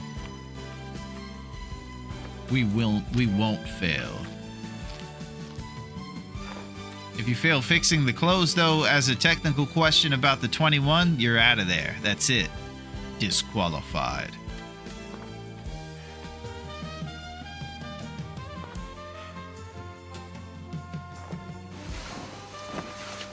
So for us, we'll wait for good weather, and we're traveling to Dave's Cave. This is it. Let's check on our ribs. 66 hours till we'll hear to this. Craziness. But I am ready to come on down. I think it's time.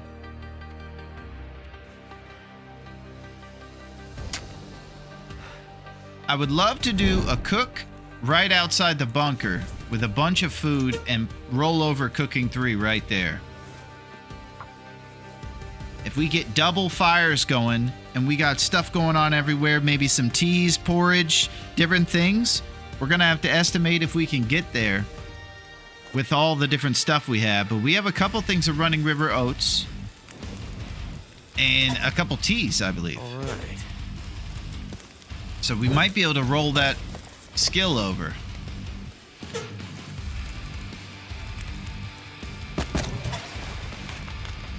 I would like it to be a calculatingly guessed run so that we don't get short of the goal.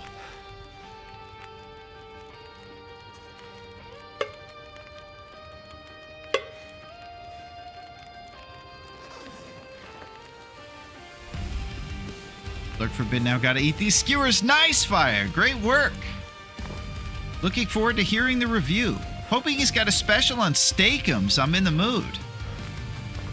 Yeah.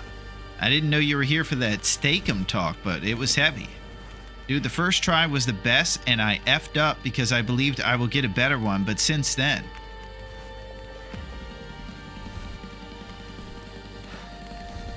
Steak.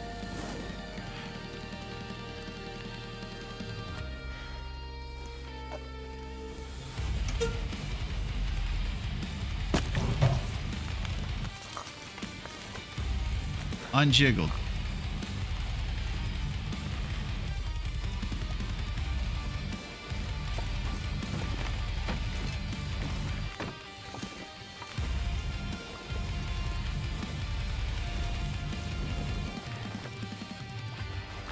This is our big moment. We're gonna craft teas and try to cook teas. This is where our cooking skills sits at. A little under 50% of the way there. All the porridge and teas and things we cook, we're going to try to get this thing up to level 3. If that happens, empanadas are on the menu and fatigue is insanely reduced, which is huge for someone who has broken ribs.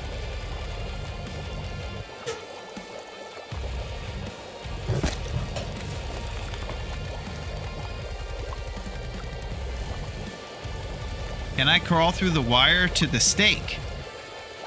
What the heck is going on? The stakes are high.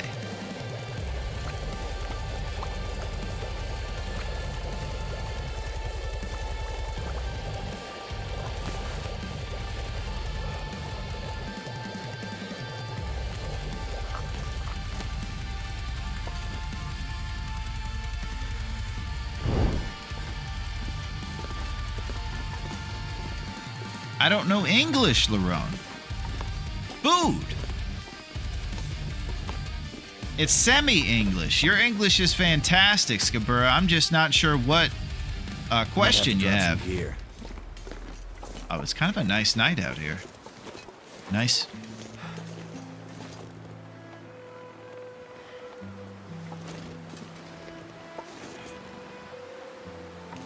All right, I'm freaking out. I'm scared.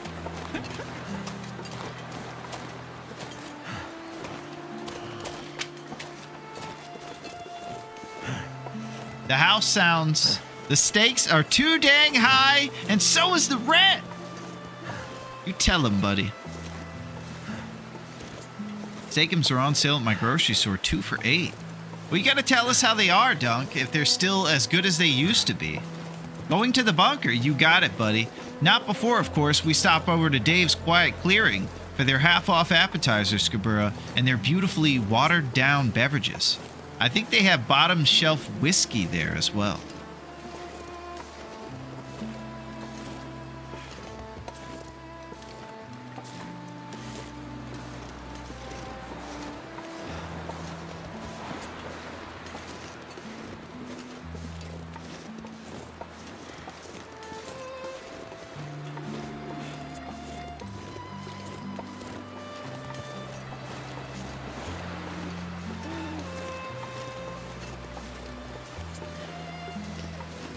What I did like about some of Skabura's attempts at 21 was that he was starting in DP, and I'm a big fan of the DP start. I think it's successful.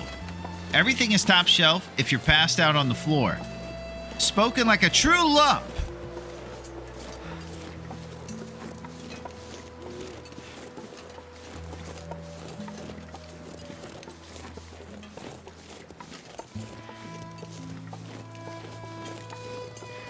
Couldn't ask for better weather out here tonight.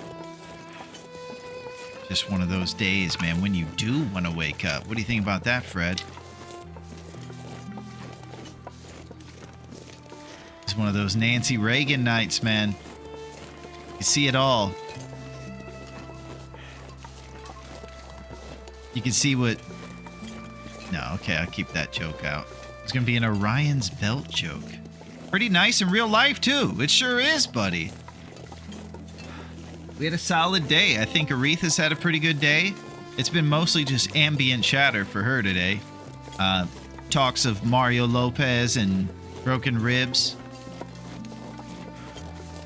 Oh, man, she's killing it. She has one arm over the other, just passed out beautifully, looking tranquil as can be.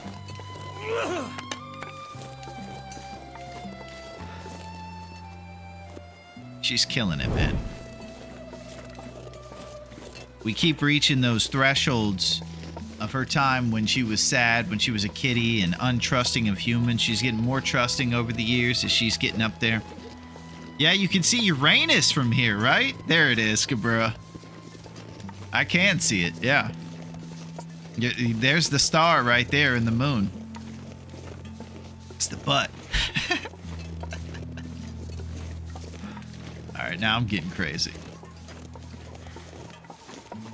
Alright, we're going to Dave's cave, baby. This is it. Much like Alan's cave, these caves are pretty empty. If we ask for a few things for the Black Frost, and Raph was asking us, I would say more things in Dave's cave. I definitely want Dave's cave to be in the sequel, by the way, too. If they go to a different place, I want Dave's Quiet Clearing to be involved somehow. It's very important to us. And I want maybe there to be the ability to decorate this cave. Why the long way to the bunker? Well, this is the only way I know, Scabura, but it's also important to come over here because if you'll see, we have arrived at Dave's cave. Dave's Quiet Clearing. This is it. And usually there's nothing here. There's some stones in that corner.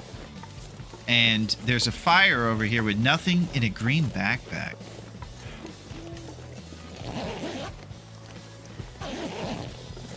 But everything else is here. All our friends are here.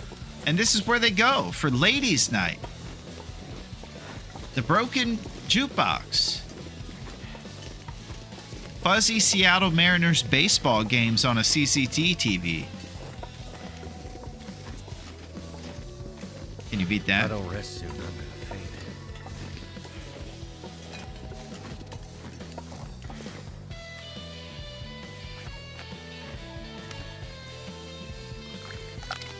Let's talk about the jabroni who has a thermos but never uses it. Whoever that guy is, he's pretty forgetful.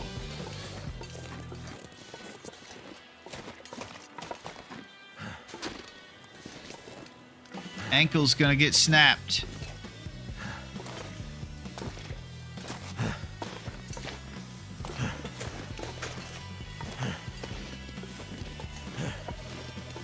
All right. Okay. Prepare for the greatest thing that could happen to us. We're gonna open our first bunker and see if there's a ton of beef jerky and Summit soda in there. It pretty much changes your run. It's complete luck. And it is the long dark equivalent of free parking. We kind of learned that last time. We all love Monopoly. LOL, it's bottom of the first right now against the Pirates. No score yet. Excellent. Well, I appreciate you spending your time with us, even with the M's on, buddy.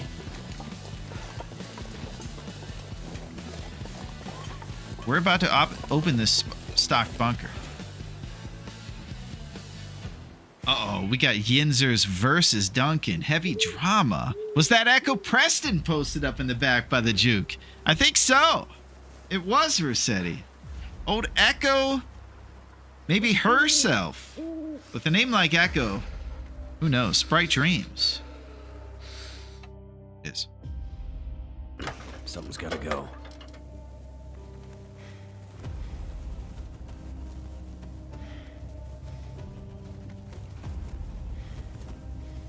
It is a cool place, Cabrera.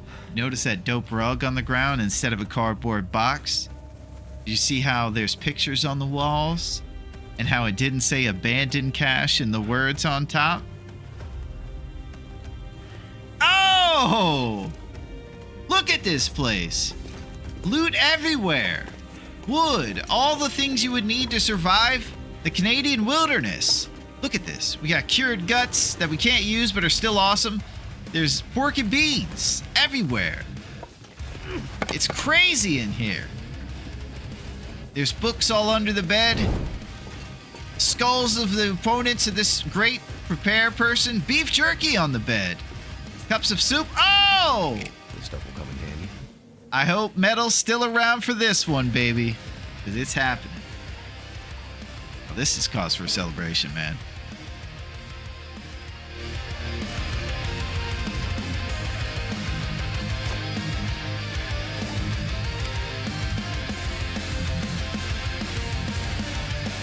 We've done it, metal!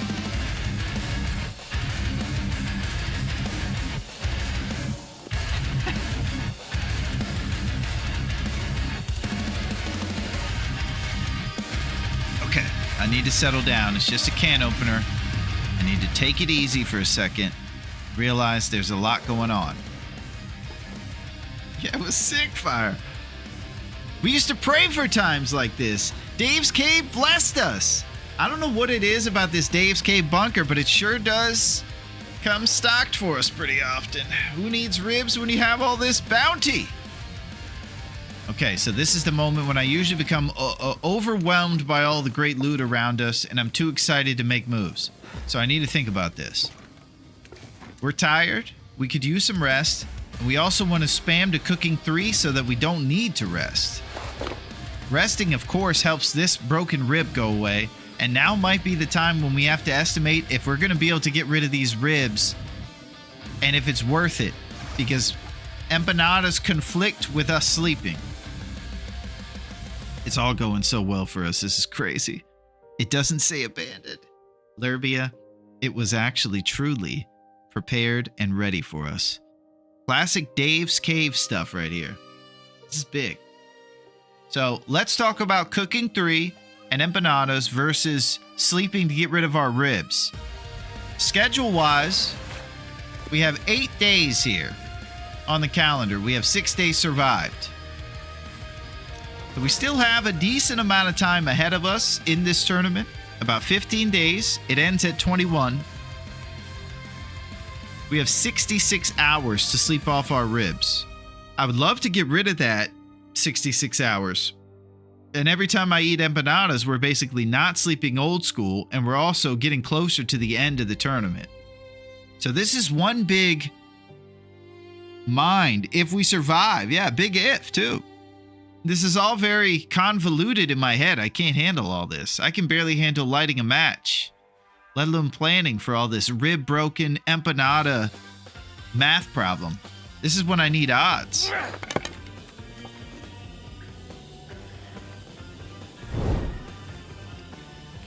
All right, we're going to start with collecting all the cool stuff that we know is super awesome.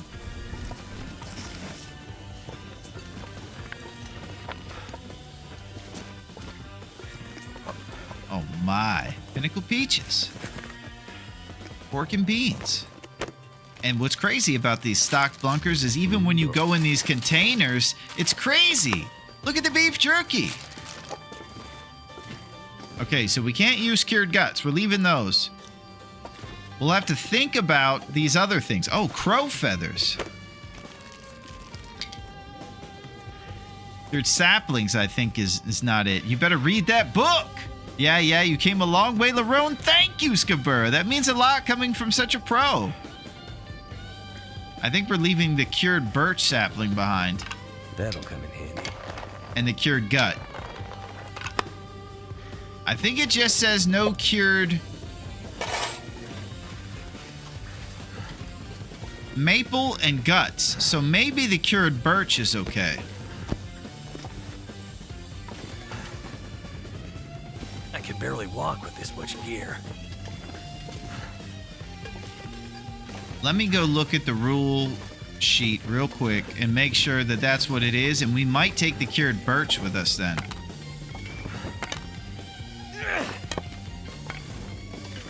Look at all that Summit soda, man. This guy was stocked. No pre-cured stuff. Yeah, and I know that it was maple and guts. It's just the specifics that I was wondering about. I think it would make sense for it to be the birch too.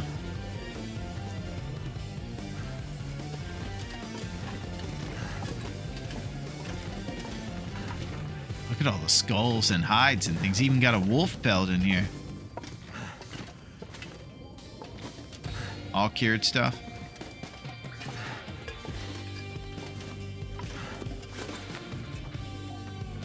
Yeah.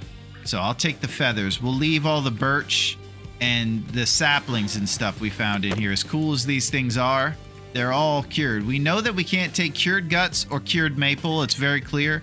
And then we're just thinking maybe about not having any cured stuff on it. Just make it tough on us. Because this bunker is a pretty big advantage here, and you really didn't do anything to earn it. We have to find a way to put a little bit of a governor on it.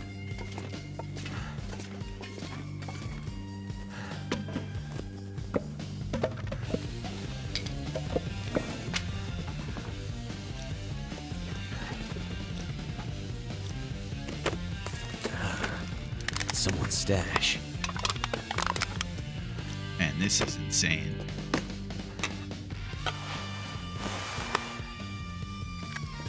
Rusty brand.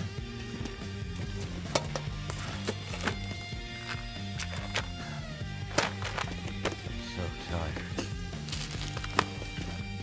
So what the pros will do sometimes is that they will re-roll and sprint during a blizzard to the cache and see if it's stocked and try to get like a good start on things too, because you can see how big this sets your run into a different direction if you get all this great loot.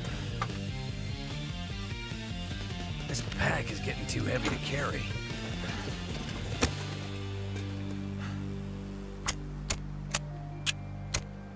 So much stuff to do here. Surprisingly not as much stuff to cook. So it's going to be porridge and tea still, I think. I'd better find some Maybe water. pancakes, but that would waste our flour. That's done.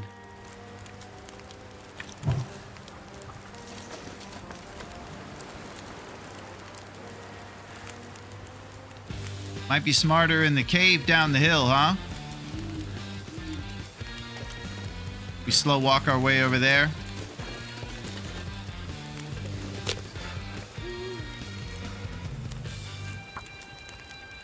It's 2 outdoor fires. I'll just be kind of wise about the firewood. We're pretty loot heavy right now. How many hours of ribs left? 66, I believe. Oh, XD! What up, man? We found out JP in Hushed River Valley.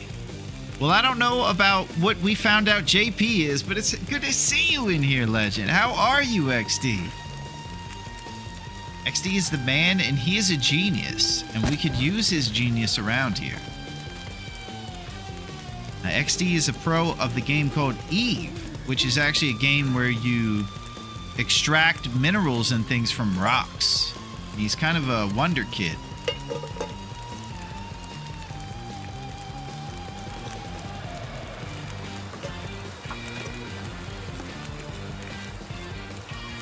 Dusty floor potato.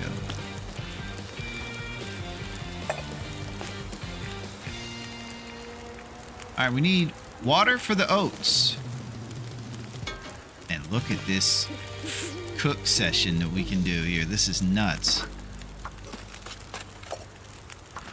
We got all those fir woods to keep it going long. We're also going to have to do it soon because I'm kind of taking a negligent drip right now. Maybe I sleep for an hour, cheeky 1 hour, and come back out here to get off the drip. Let's cheek it up. I'm cheeking. I'm not gonna be able to carry this load for much longer. Because I'm over here getting big for my britches with this stock bunker. Drink some Sprite before bed. It's great for you. I'm cheeking it. I was taking the drip. I blew up a 6B carrier for fun. Well, I don't even know what that means. But I bet you did. There's PvP, PvE, and more also. I've never been close to that. Yeah, I'll tell you something, Metal. This guy's the real deal.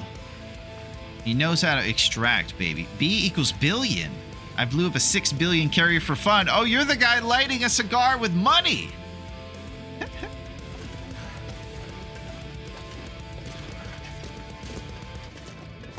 Let's see if our dusty floor potato is still intact.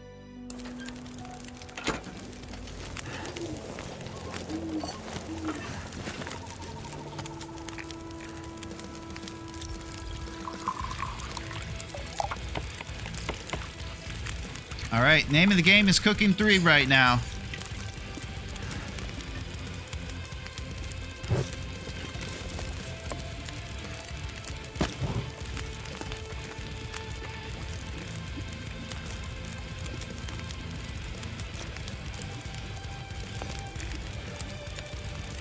Feels like a lot of gear. I think we're going to be using... I would love to have these running river oats for the hunt, but I think we have to use them to get our Cooking 3 up, too.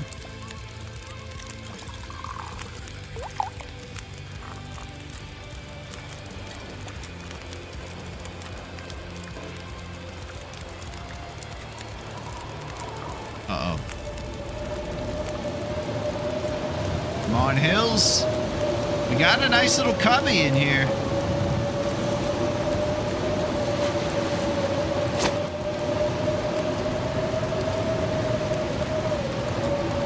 We're getting double points for the porridge we cook. One for putting it in the pot and prepping it, and one for when it's done. Porridge is a great way to spam your cooking skill.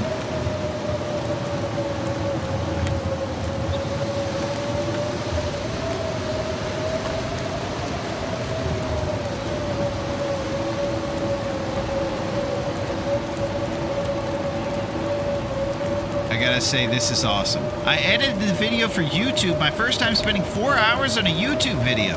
Nice, XD. You're making moves. 3 ships worth to 1 trillion. Holy crap. I'm about to put my pinky up. I cry when I lose my prospect. Yeah, me too, Metal. Not in that game, because I've never played it, but just in life.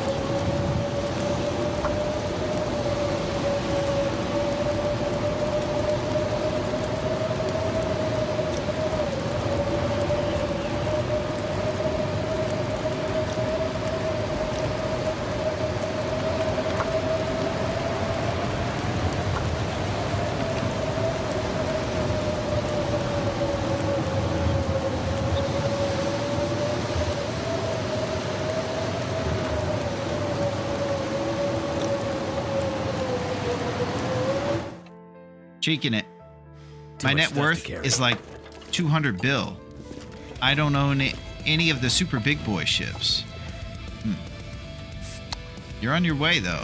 You'll be riding. Yes, and I cry.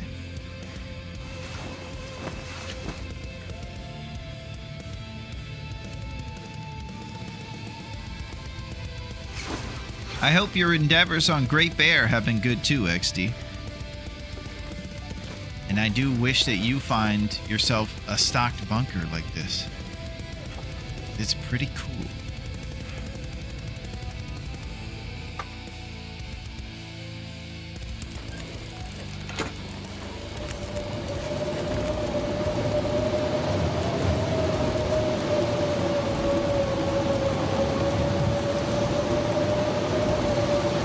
We gotta go to the cave.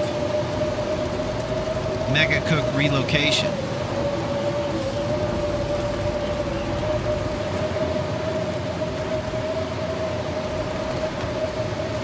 At least it won't take us a long time to get there. No other light sources, huh?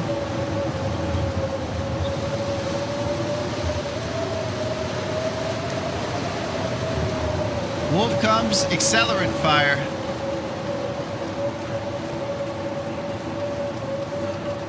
Look at this slow hill walk. Bobby, we're going slow down that hill and breaking our ankle right away. Soon. got too much weight on those ankles, Bobby. You forgot a torch, jabroni. Yeah. Feels so good.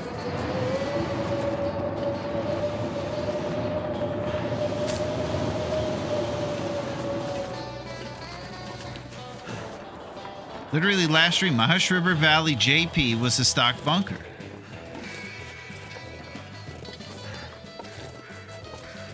Nice. Still don't know what JP means.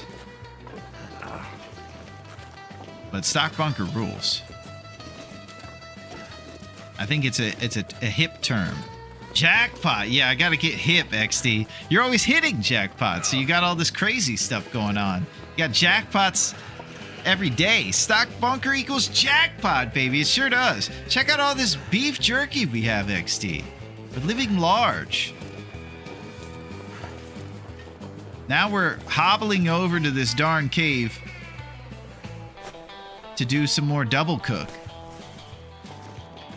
This time, the wind has no chance. And then we have the option of sleeping, or of course, raging addictions to rosehip empanadas. This is the slowest, wobbliest Will of all time. Yeah, he is. And it's not going to get easier for him. He's going down very easy slopes and busting his ankles. No rifle ammo, though, from mine. And one Hunter's Revolution. Bam! I'm talking about vomit coming up. The woman's got your shit. This is ugly, man. Foam's coming out the mouth. You don't want to see that. Yeah, that's ugly.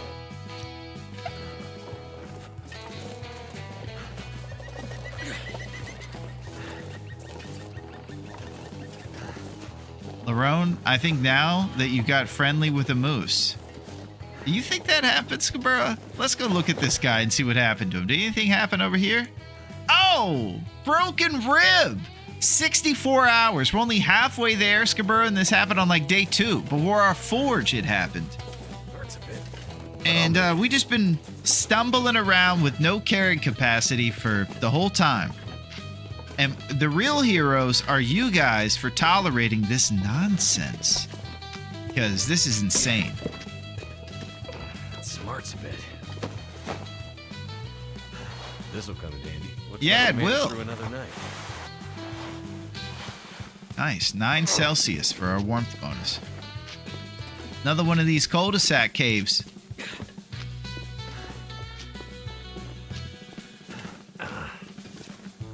It's beautiful to know that we got 4 cul-de-sac cave opportunities right there in Pleasant Valley. That's going to change everything. Bean just sniped her second interloper moose. Nice! It was in Coastal, so not the same moose that cracked your ribs. Oh, well, we didn't have to bring that up, City. That's the Hollywood moose that broke me. Maybe it was the Quincy's Quonset moose. Everybody loves that moose. But it was Hollywood's cousin. It was to send a message. Will doesn't fight alone. Woo! That's it! Bean's got my back. I love it. Alright, now this double cook will not be stopped by any weather. They can't get us back here. This is it.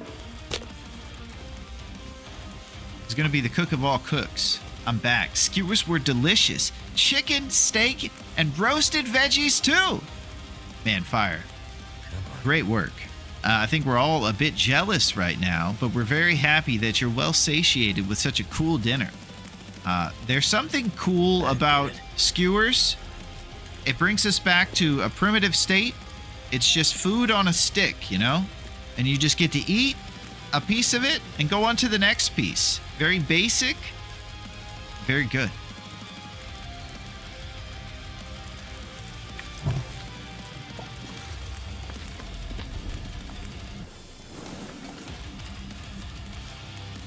Okay, and I have other news. I have a bedroll. I just realized, so I can even do cheeky 1 hours right here. This is beautiful. Water count is 1 liter, so I think we should get a round of water.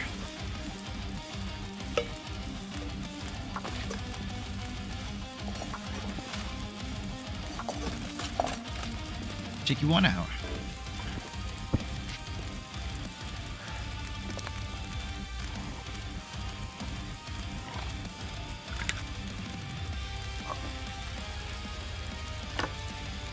Food on a stick was outsold when food without a stick came out. Nice, Firefoot. Well, it's good to see you, Firefoot, and I hope you're doing well. And I appreciate your input on food on a stick. You just lay down. I didn't know about that history. Have a little sleep, right? Curse you, XD. Why did you bring up Eve around me? I put that addiction down. Now I am tempted. Well, this is better than the booze peer pressure we were feeling earlier. This is a little more healthy here. So maybe you could play that game, Metal, and maybe you'll have stonks like our boy.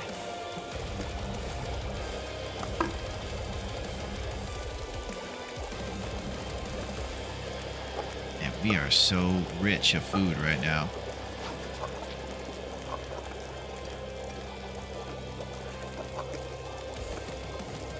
All right, I gotta stop messing around. I gotta take a cheeky 1 hour right now. I'm playing games right now.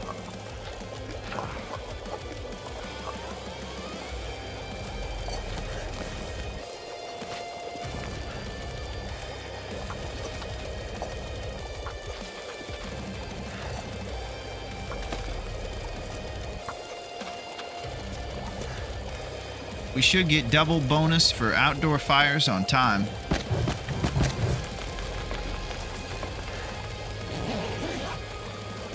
Toast on a stick was popular for a time, but then came with the all-new toast without a stick. Maybe you're just roasting us, Firefoot, which would be very appropriate. Maybe you don't like the mundane aspects of our conversation pieces.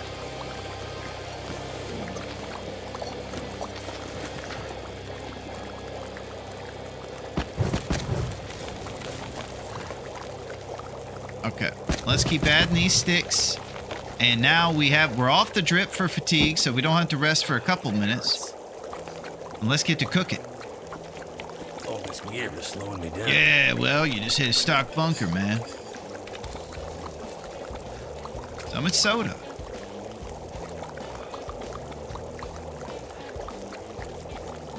Pear birch bark.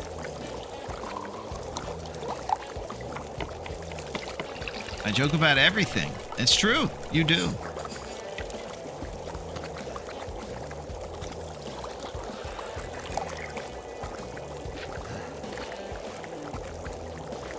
See if we got any more cans of food here. We do. Let's drop it. Boom. Bam. Larone. You want to know something funny? I sure do, XD. What you got? This will be a real knee slapper.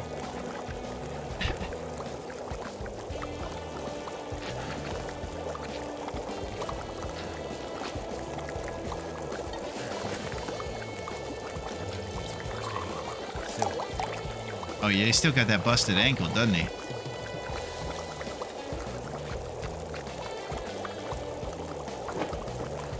Let's fix our poor guy's ankle. It's bad enough with the ribs. This guy's been in a few heavyweight showdowns over here.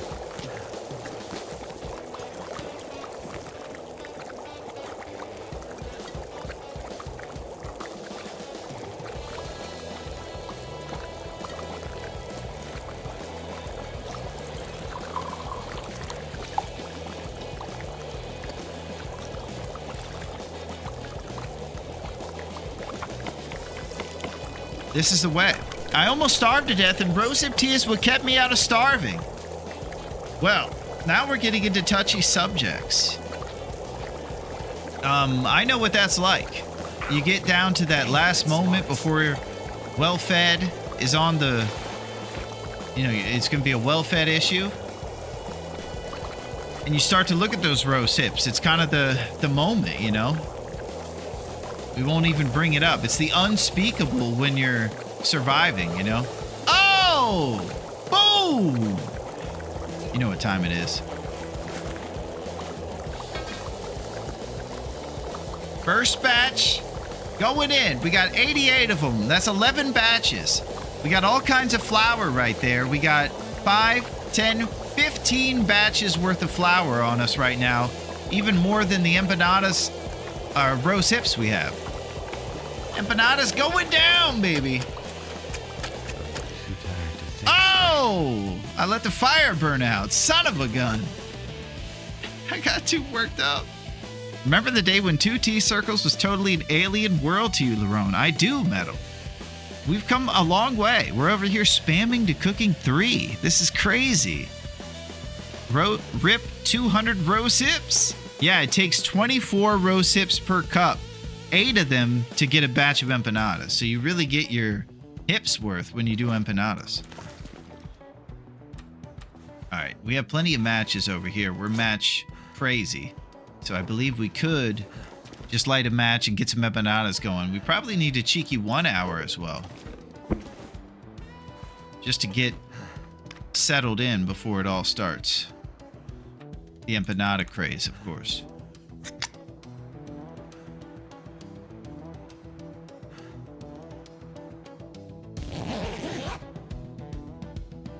So much trusty brand.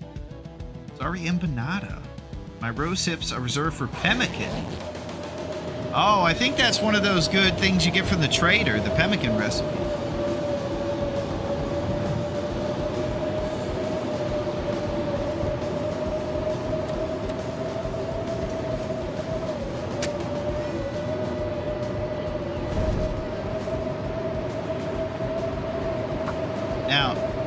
Don't be alarmed. You are completely accurate. This is not a cooking tournament. This is actually a hunting tournament.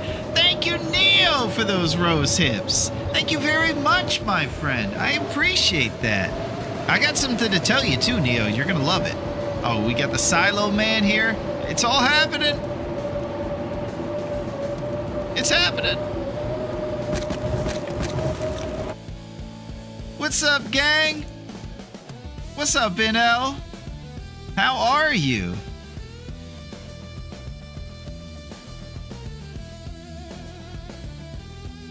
Yeah, it's going pretty good over here, Silo. How's it going with you? Oh, don't you eat those rose hips, XD. I see you up there trying to eat them. My chat taught me you can sleep in cars. I didn't know that. Yeah, the bedroll option in the car is pretty slick.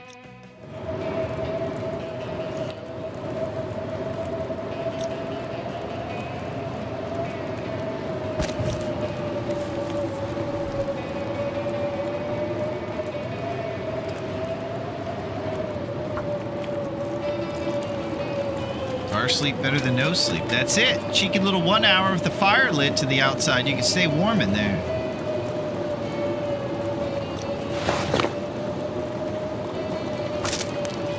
I gotta make sure this stuff over here doesn't burn because we haven't rejiggled it. I don't know how the rejiggle works. So far, it doesn't look like anybody wants to get burned.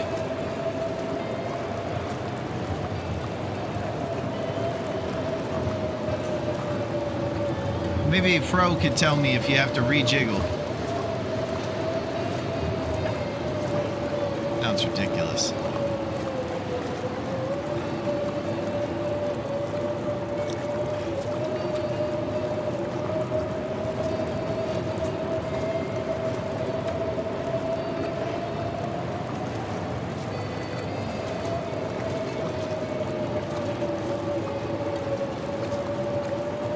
Chaos! Yo, what up, Lily? How's it going, Lily? The whole gang is here. We're doing it big.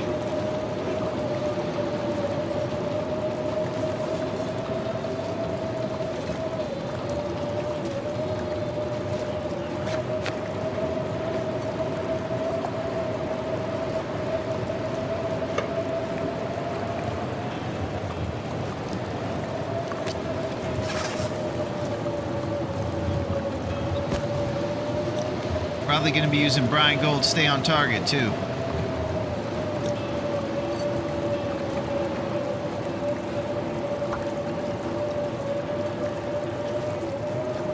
Is this a 21 challenge? It sure is, my friend. We're doing it big. What's really been challenging about the challenge, though, Silo, that Chill Misery Run forged a bunch of stuff, about to make a curing box. Excellent, Silo. You're the man.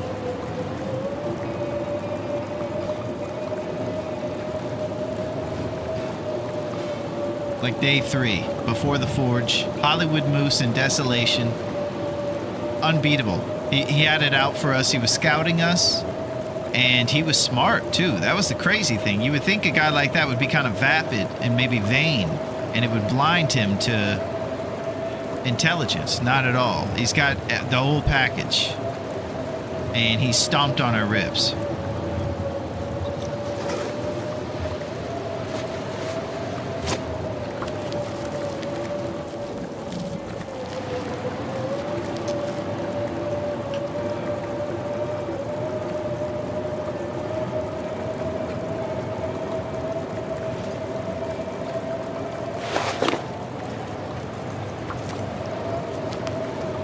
So we're going to have to talk about plans and what our plan is now. Right here. I think I'm starting with eating these roasted empanadas. That's obvious.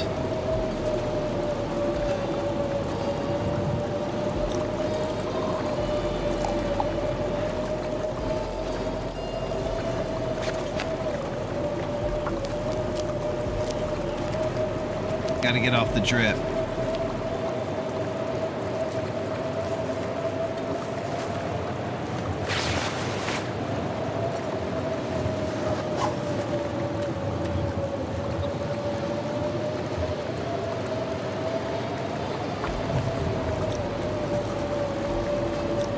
We're going to have to use a lump for torches. Let's start with getting off the drip.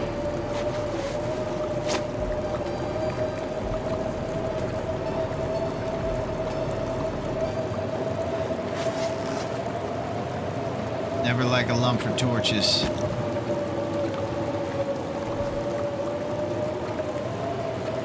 I should probably also be considering a cheeky 1 hour, given this blizzard.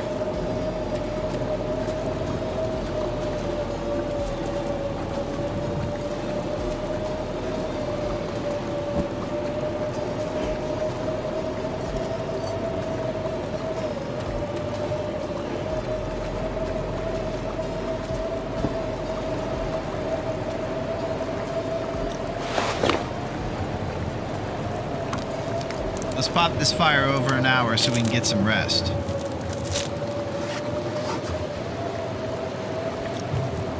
We're gonna definitely be hoping for that stuff out there to be done for.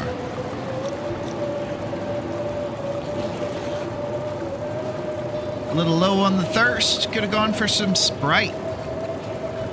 Will's got shooters everywhere. Nice. We even got Mark Wahlberg on our side.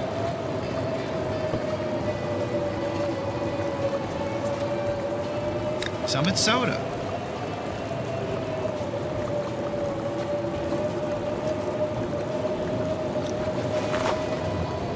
In the warm part of the day, on that shelf over here, you guys think I'm warm enough to sleep without a fire? I feel like I might be.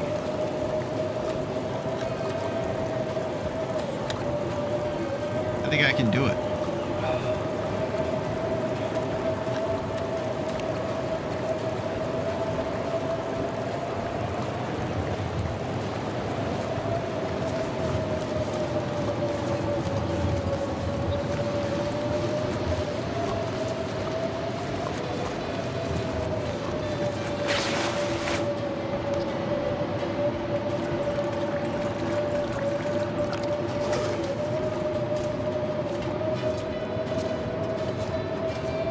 I don't know if going up here has any sort of benefit for warmth or anything. I'm just doing it out of superstition, kind of.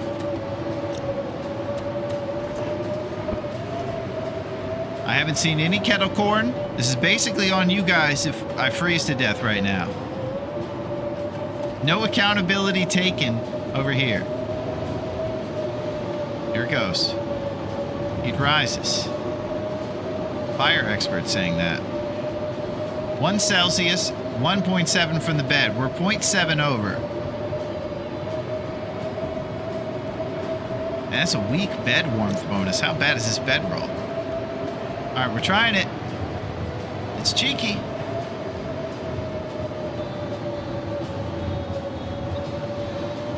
Eat something warm to be sure. I think we ate an empanada. Okay, we'll eat something else. Herbal tea.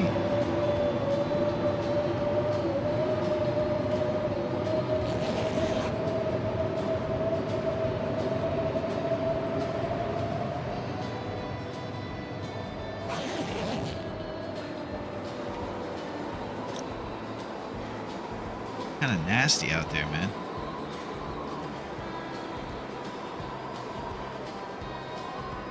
Feels like 2 Celsius. Wow. And rising.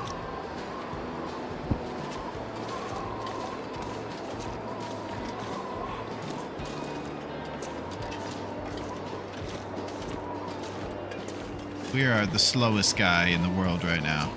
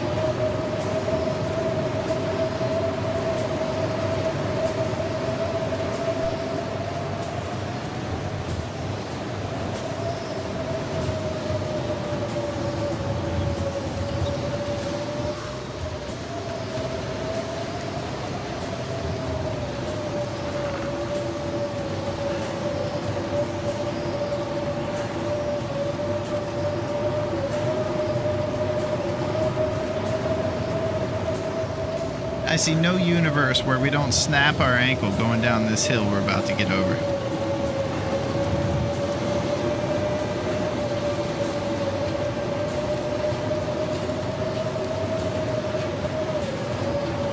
Slowest walk in history this summer. Just when you thought the movie was coming out this summer, didn't. It came out way later. Is the movie out? We should all go see it. No, because he hasn't got there yet. Oh, here we go.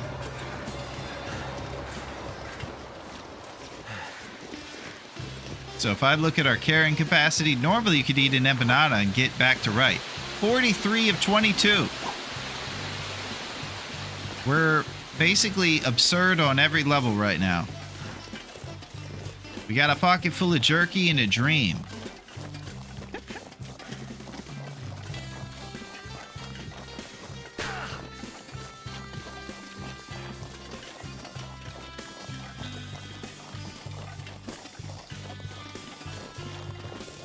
Let's go. Straight down the rails, all the way back to the other end of Mystery is where we're headed. We're foregoing the mag lens from Trappers. Would be kind of cool to get a Mackinac, but this is all business. We're trimming the fat, like Fire said, and that requires us to take out some of the strategies of the past that were taking up time and resources from us, like trying to make nature call on the ptarmigans, and the mag lens acquisition when we have stuff. Hey, what's up, man? We're back and we're doing it. Here we are. We're traveling through Mystery. We're trying to storm some sort of steed right now. The moose stormed us and busted our rib. And so we're going to do everything we can to sleep and juggle that between the fact that we just got a cooking 3 and we have empanadas. So it's kind of tough. We're torn between the empanada and the old school sleep. The real hope is that we're going to be able to do everything we're supposed to do rather than focusing on addictions to roasted pies and maybe do some sort of hunting. Hunting that could make us absolutely finish this thing. That's what I would like.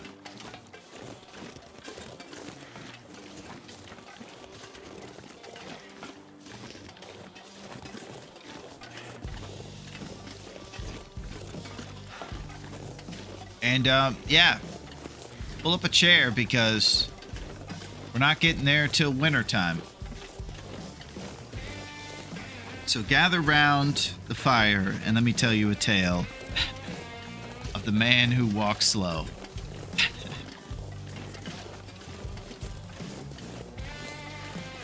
Yeah, I hope you guys are having a pretty good Tuesday. The big news about the blue and brown M&Ms going down is crazy. 21 pies in 21 days. That's the name of the game. Thank you.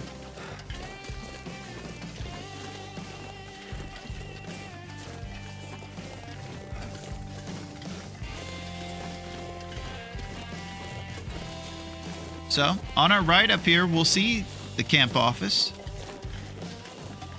It's kind of the midway point for our walk.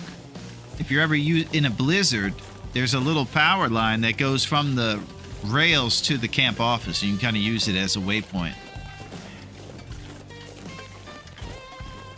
But this is our life now, slow walking down the rails with 40 kilograms of gear and broken ribs. Could be worse.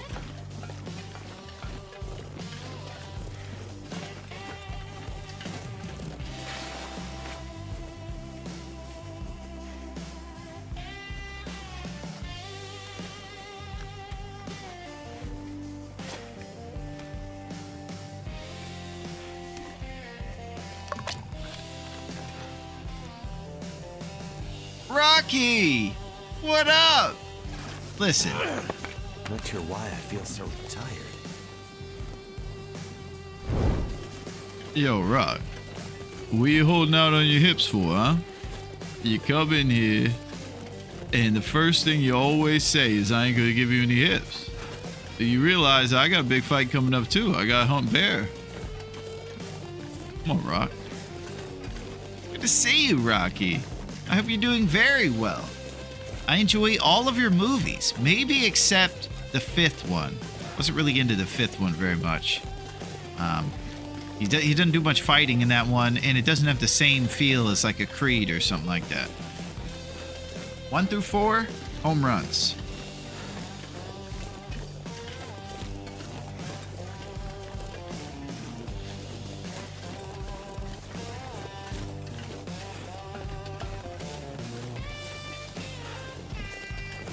I hope your pizza was good the other day, by the way, too. I'm still thinking about that. I haven't had delivery pizza in a while. Might get some cool Costco pizza, though.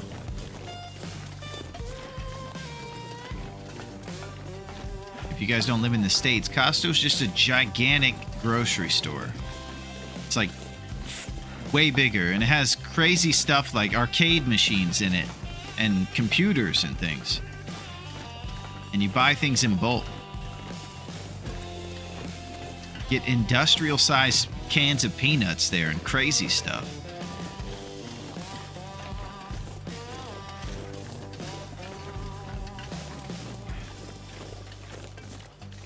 And 10 gallons of mayo. That's it.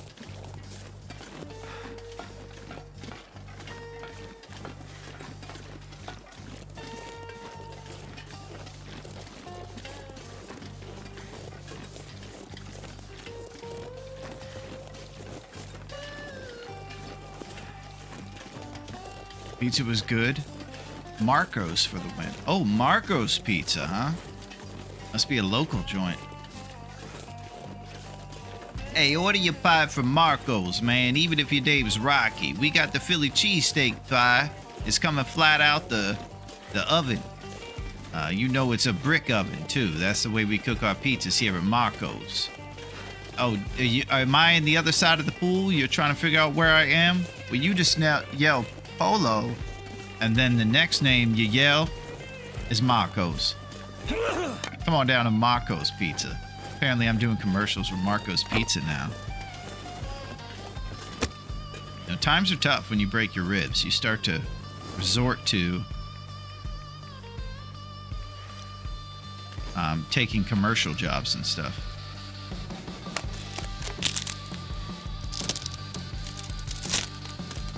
It's a chain.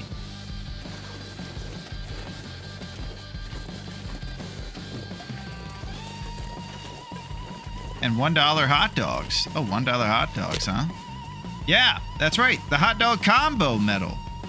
You can get a hot dog and a giant drink for about $2. And in this economy, come on. Can't beat it. Better than the stinky streamer girl. Oh, nice, Rocky. A little lore. Good work. We got all kinds of stuff going on, Rock.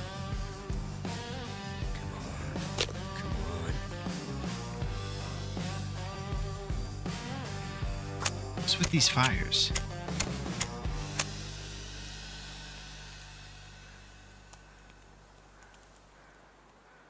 Come on. I think we've had 85% 3 or 4 times. Not happening. I'm surprised he isn't swearing up a storm over here.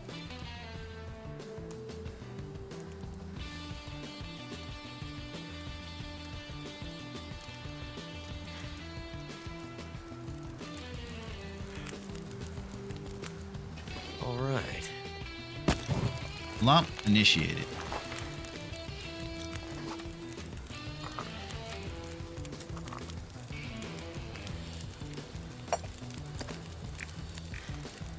Rare birch bark.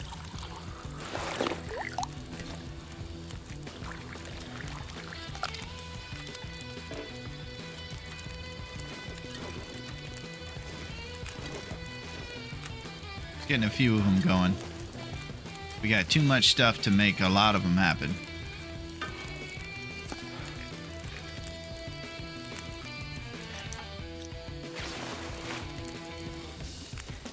Rare reishi mushrooms.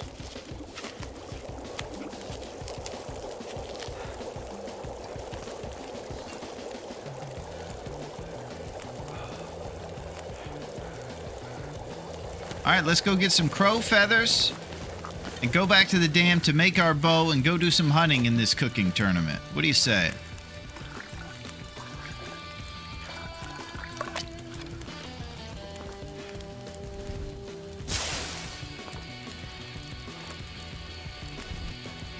I'm about to eat an empanada to give us a little bit more strength for the journey.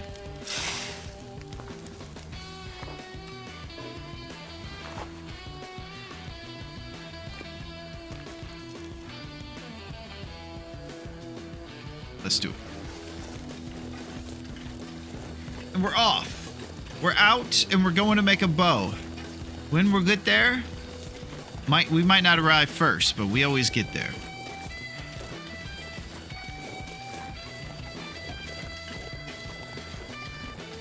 Nice weather.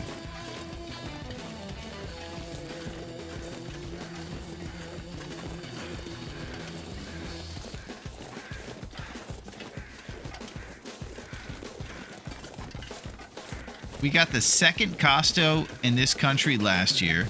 Was just munching on a big bag of Kirkland mixed nuts. Goblin, that is great news. So you're telling me in your home country you only have 2 Costco's in the whole place and you're next to one of them. That's a big deal. That's one of the best stores you could ever get anywhere in this planet. And yeah, their Kirkland brand mixed nuts are probably pretty solid. Just like their pizza, their hot dogs.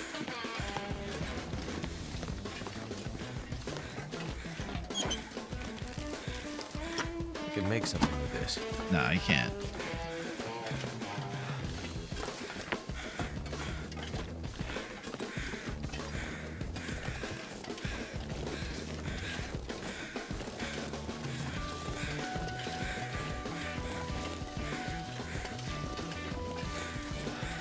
I'm actually American, just moved elsewhere. Oh, okay, gotcha.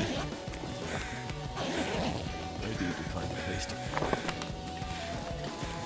I can tell you, Costco is the jams.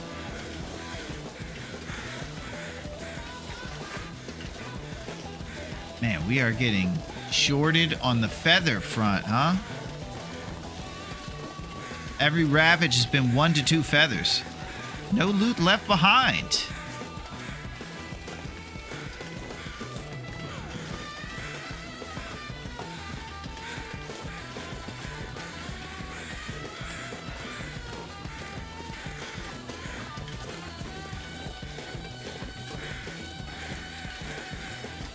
So we're probably close to about 50 or maybe high 50s on the broken rib.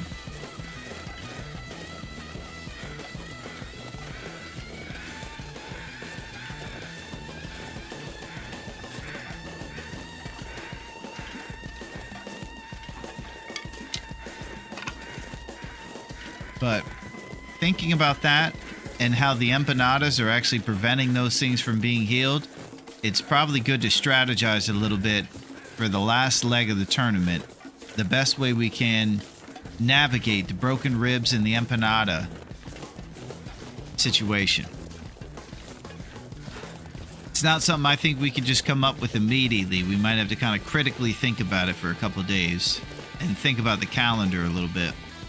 The sun's setting. It's gonna get a lot colder soon.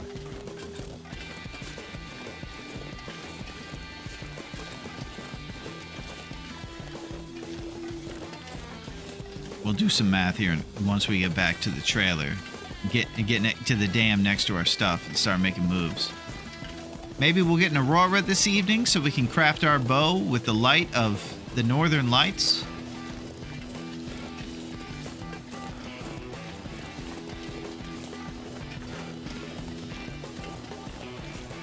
That'd be cool.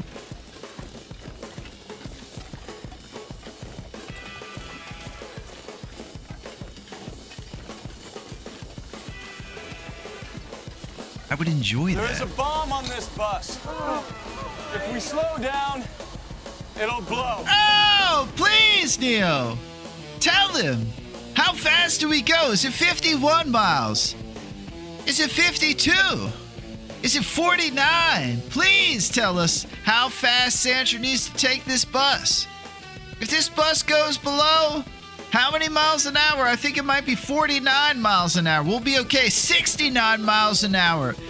Whoa! That's a crazy situation. She'd be going so fast. That's it, Kev. Or is it 50 miles an hour? That's it. And Neo, this is important. I have some important business to get to.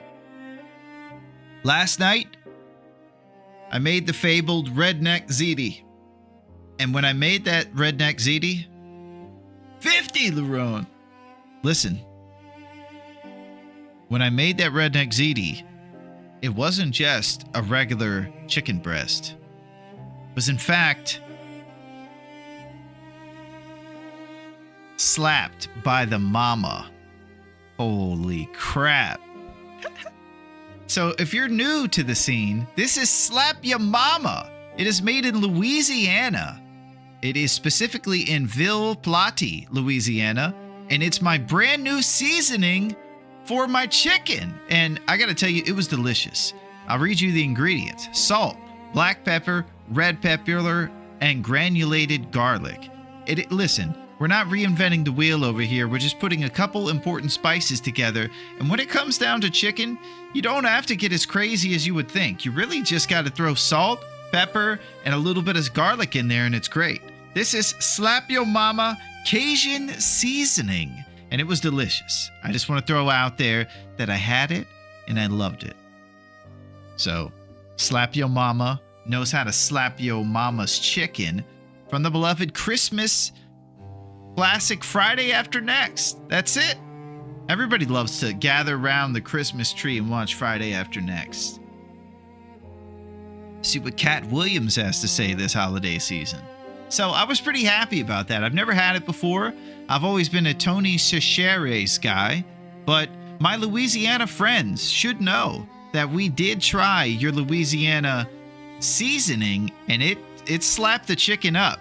You're a Cajun boy now. That's it, Neo. We got Zaps. We got Slap Your Mama. I got both those in this house right now. Boy, I tell you, I reckon I'll go down and catch me a crocodile from the old river. What do you say?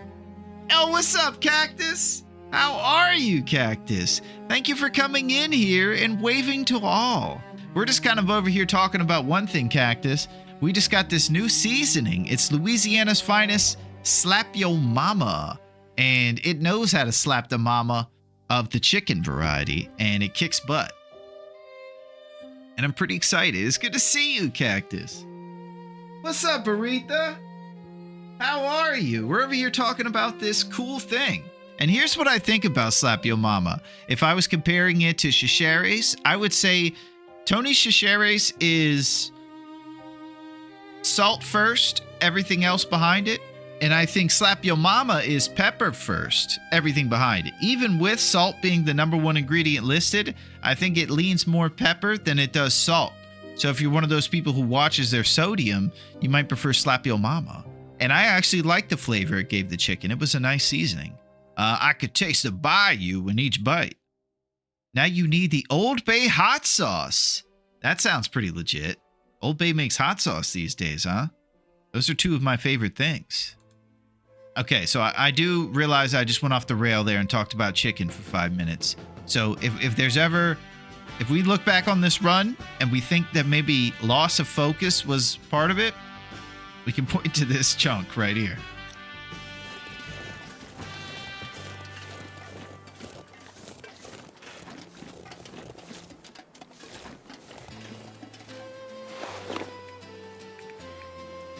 Last empanada.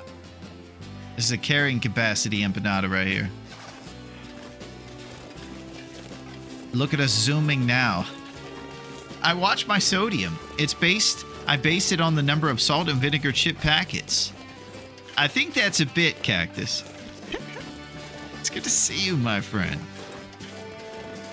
Hearing Vil Plati reference gives me a stroke. Also, Tony has a more spice version that is less sodium, more seasoning. It's really good. Oh, nice. Versetti, did you hear the news? You heard about where Vil Plati is, right? Did you happen to know that we tried Slap Yo Mama? I know as a Louisiana native, you would be enthused to hear. We finally have Slap the Mama.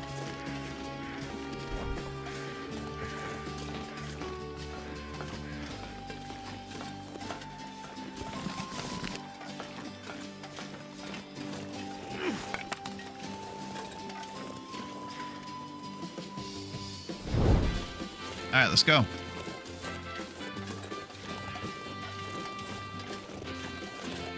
At least you paused. Yeah, we've been there before. Remember our whole Subnautica incident? Were you there for that, Neo? We died on the ocean looking out. We've probably done that a few times here on Great Bear, too. That used to be one of my calling cards.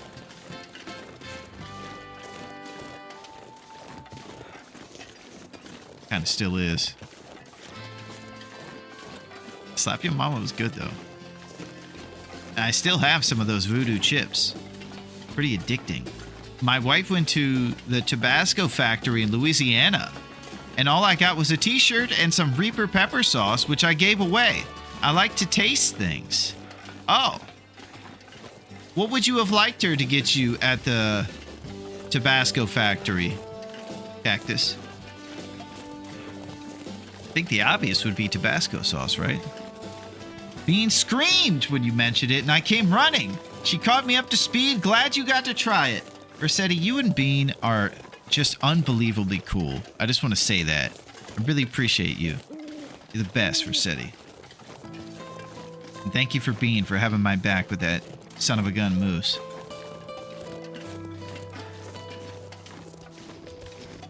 Okay, we can kind of see the dam. I can't believe it, but we have traveled across this town.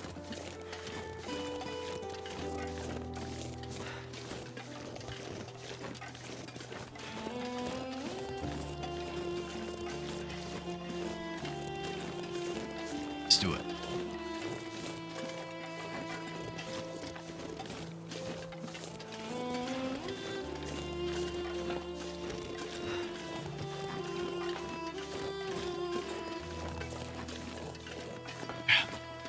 We're riding. Golf cart speed. This isn't even golf cart speed. This is like Velcro shoes on your way to the bingo hall in Pleasant Valley for applesauce and pork chop night.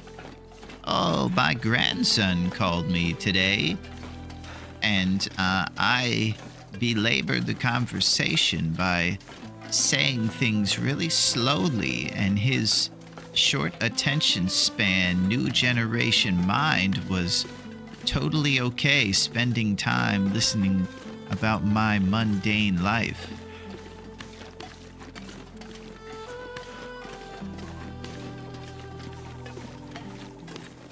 Back to the dam, baby.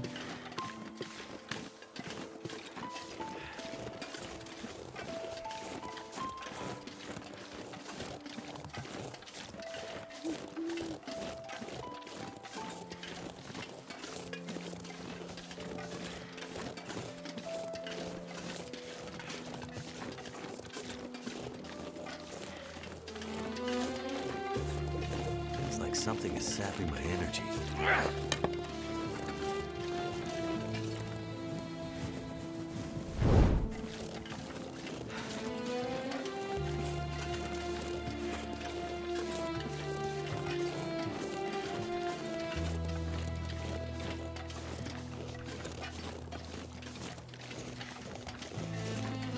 I'm gonna have to sleep off this broken rib situation. This is insane. I gotta probably save my empanada ingredients and tactically sleep for a couple days or something. Hunting like this?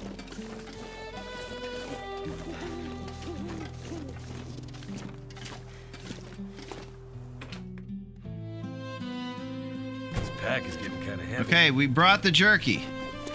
Everything's cured up and ready, except for the one birch, but the bow is ready to be made.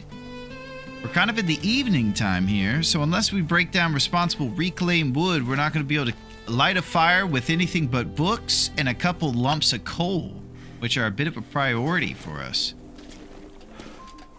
Maybe we do some bedroll sleeps to see if we get an aurora, and then if we do, we wake up. Broken rib, did we get a shoulder check by a moose? That sucks, isn't it? 30 days or something. Yes, Cactus, you are exactly right. It is right here for us. We have 60 days to recover from this bad boy. And we got it on day 3, I believe. And we've been feeling the pain the whole time. I think we'll go down for some old fashions. Part of me doesn't know if the math is going to work out that we're actually able to get rid of this thing before this challenge is done. This is kind of where we are in the calendar here. We've survived 7 days. It might be the 8th day now that this one started. Our bedroll's 34%.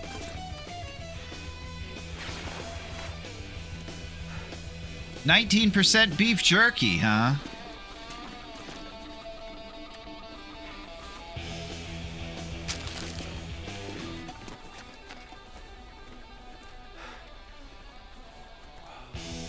So no rifle or bow with a broken rib, right?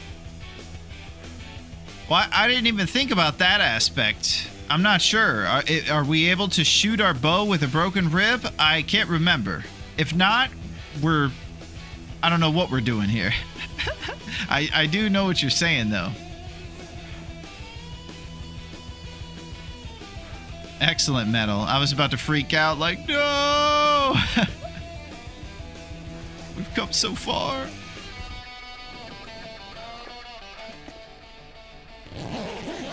Yes, Bo. Maybe it's just no climbing. That's it, bloody. We can't climb.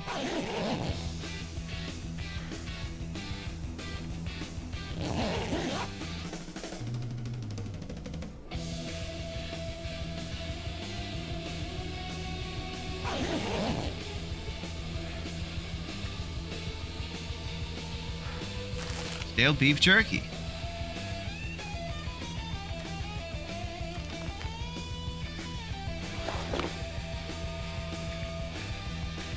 Looks like we drank our Sprites. Moving on from the corn syrup. How many hours on these ribs? 58. Golly, no climbing.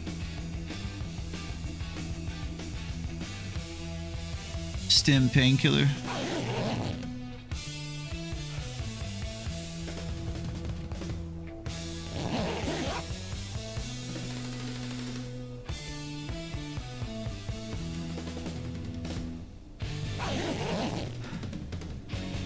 Seven days, 18 hours, and 48 minutes. We got 14, maybe 13 days left of this tournament. We have to sleep 56 hours. Empanadas are on the menu, but they keep us from wasting these hours off.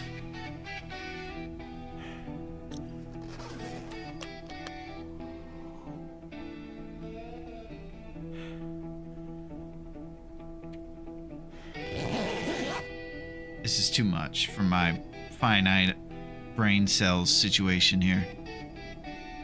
Can't handle it. It's too much.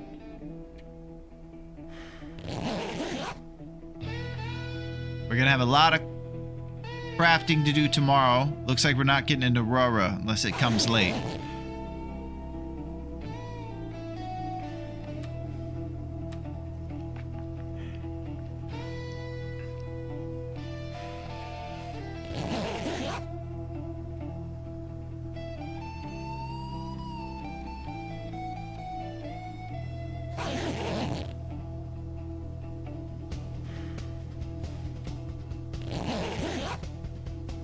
Sunlight comes, we craft a bow. Should be well rested for it.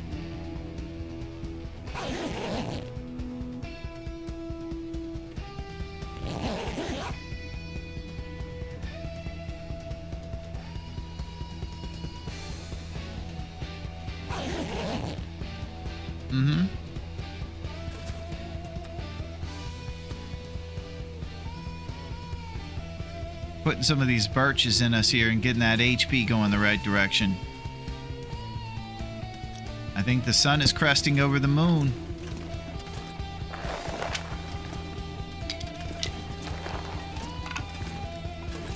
That time, baby. First bow craft of the run.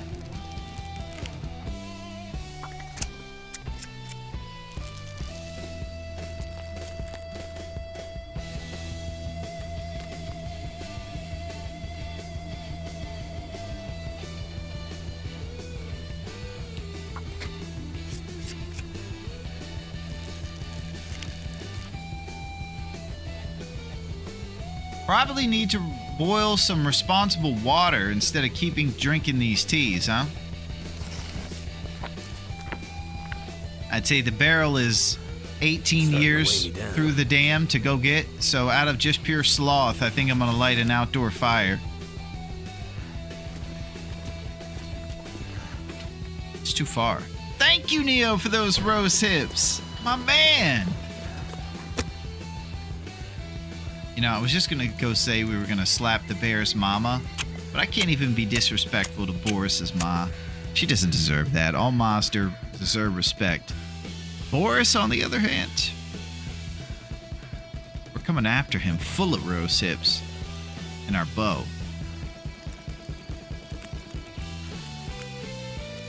That's done.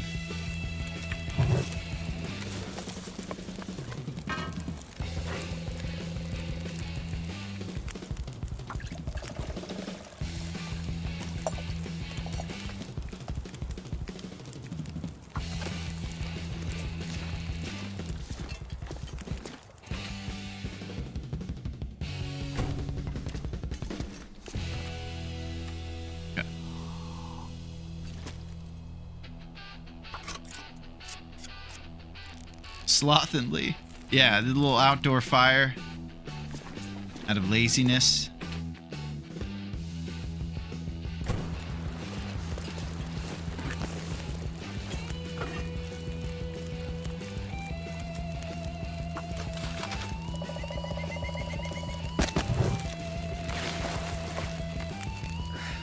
Wonder if I can drop any of this gear.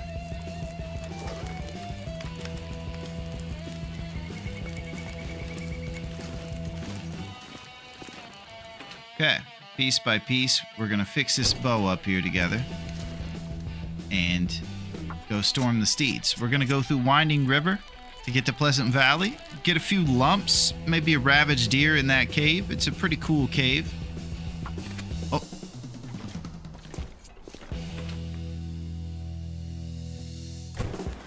We're going after very specific bears this time. Cul-de-sac bears.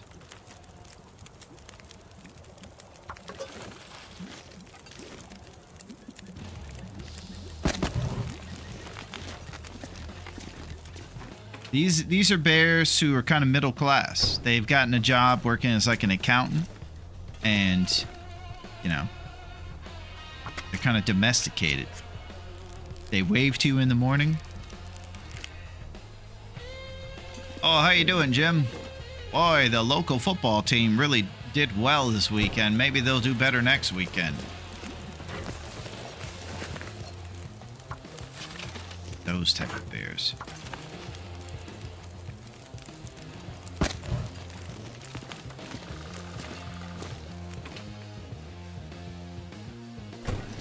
You guys remember It's Always Sunny when they moved to the suburbs? Mac's famous mac and cheese. I need to drop some. Survivable. Some more. Right after the water thing.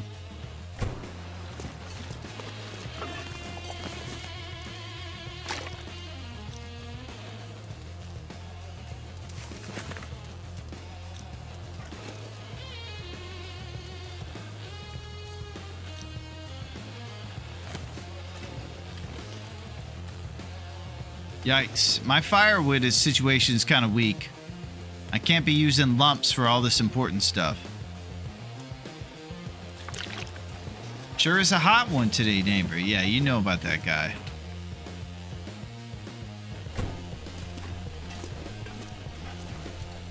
That's the middle class cul-de-sac there we're seeking. Hot one today, isn't it? Yeah, it is.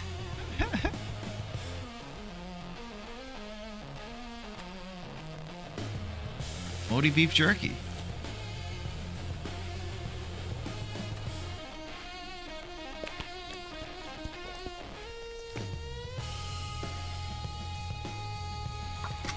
After this, it should be the big 2-hour one.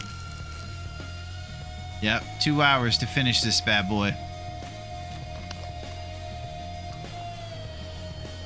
Here we go. You ready to see I'm gonna have to leave something behind. action?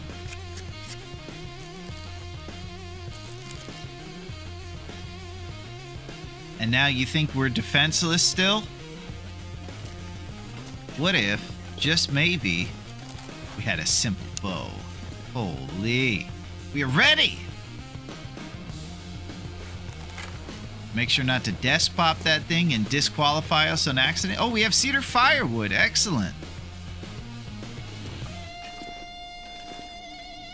We do have crow feathers now, so we might be able to use some of these shafts over here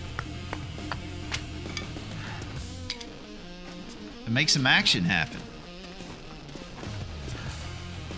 with our red toolbox this summer. I already know it's a hot one because I'm standing outside in the hot one. Rossetti, you keep getting cooler, bud. You know about It's Always Sunny, too.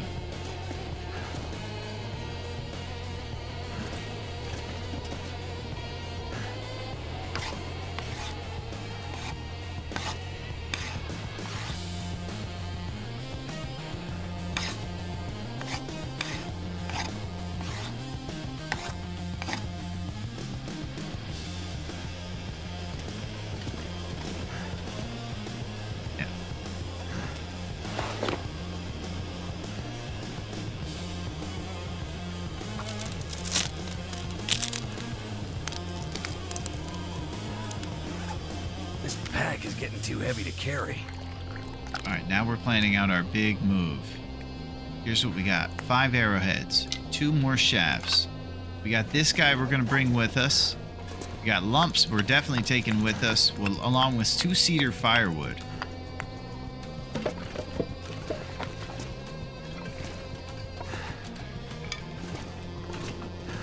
And this is the speed we're going if we go right now. We can obviously get some sleep in our bedroll, and that gets us closer to getting rid of these broken ribs. We're at 50 right now.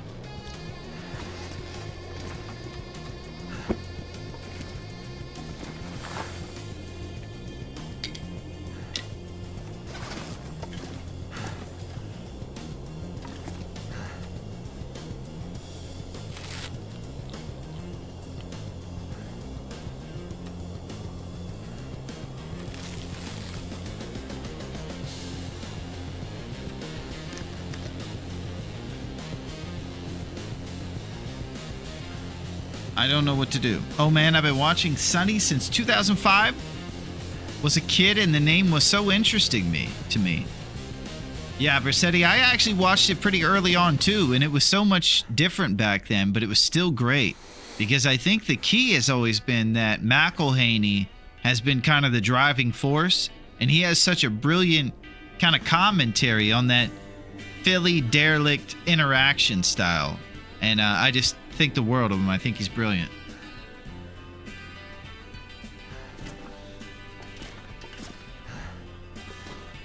I think we're sleeping.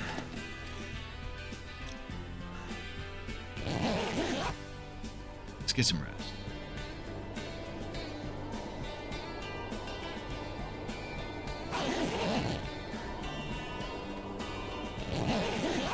We can travel through Winding River and all that stuff at night. We'll just make sure to have a nice torch lit.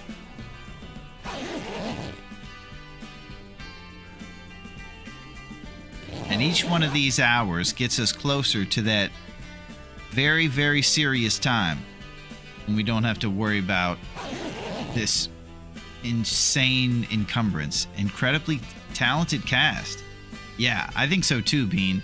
I even think Caitlin Olsen is actually one of the funnier ladies I've seen in the game. She is extremely funny. I think a lot when you live with Mac in real life, you probably will be iron sharpening iron. Those guys are both hysterical.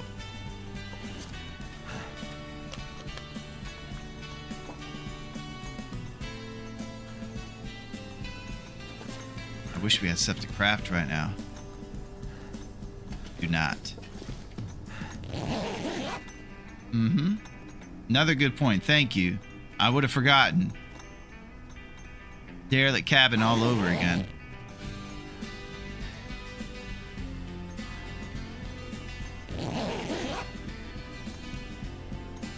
Rob doesn't get enough credit for his writing of the show and his depiction of such a specific type of people from that time. I was hooked on season 1. The very first is just insane. Yeah.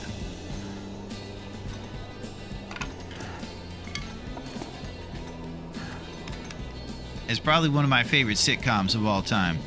If you guys don't know, it's 4 derelicts from Philly, and they're all kind of self-interested, and they always have these harebrained schemes, but it's very grounded and hilarious, the show, and it really depicts derelicts in a way most shows are kind of too probably they feel like it won't be successful if they depict it. It's kind of hard to make these guys rootable, and the great actors and actresses playing the roles make you root for them. Brewed porridge.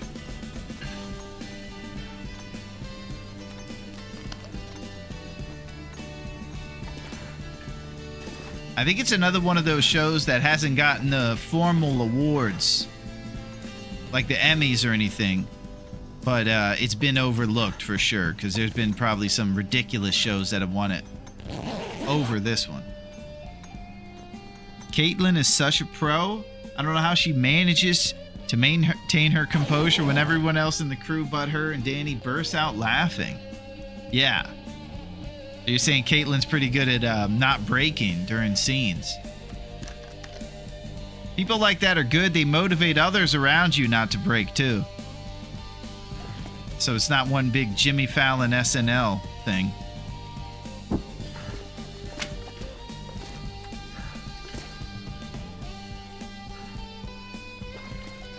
I'm about to do the unspeakable. This is a lazy move. I should be lighting torches outside, huh?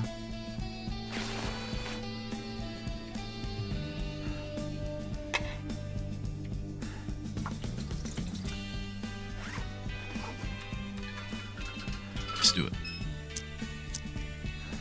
They did an episode about them not winning awards. Oh, okay, so they did commentary on it.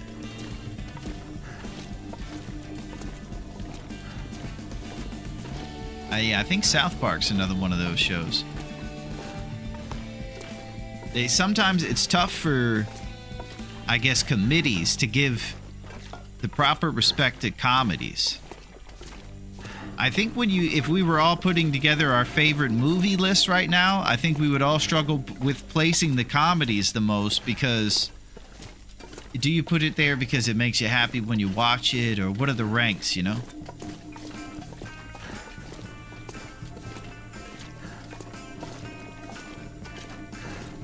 Yeah, they try to get the bar an award, but the subtext is about the show not getting them.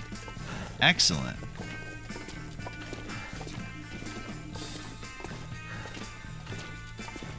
I'm glad you guys, of course, have the best taste.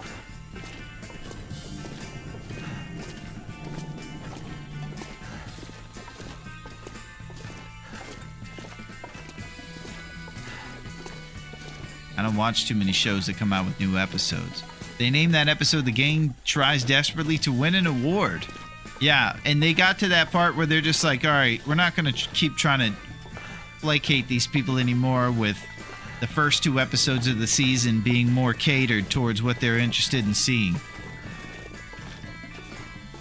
Although that Abbott Elementary episode sure felt like they were still trying, huh?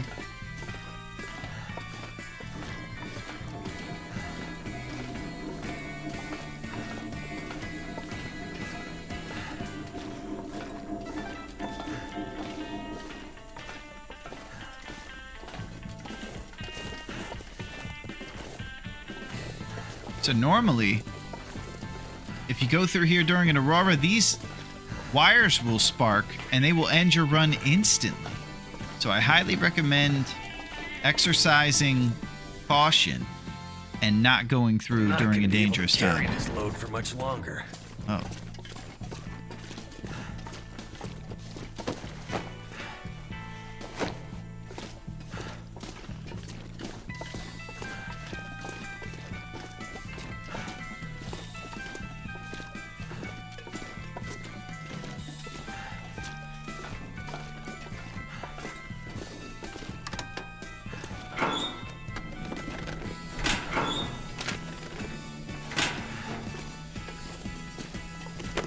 Trusty brand.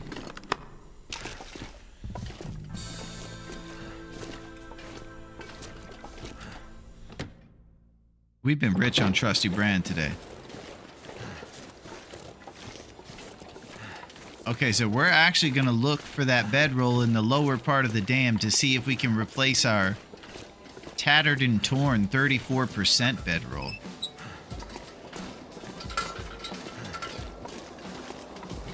We're moving, baby. Look at us go.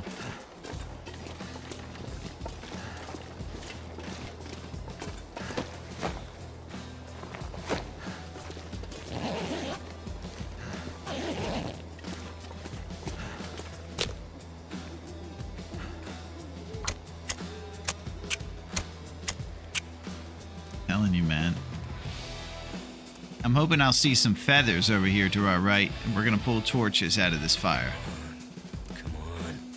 Feels like a lot of gear. Yeah. That did it.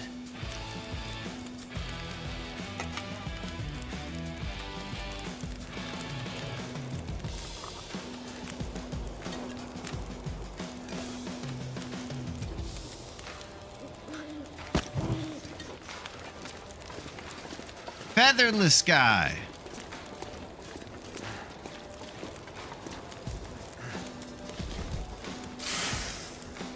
Temperature out here is actually pretty cold, -10 right now.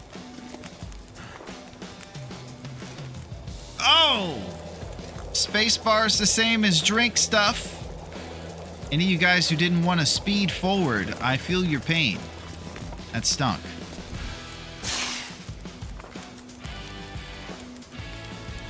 Good work stealing all the feathers, boys. Classic. Let's go Mariners up 3-2.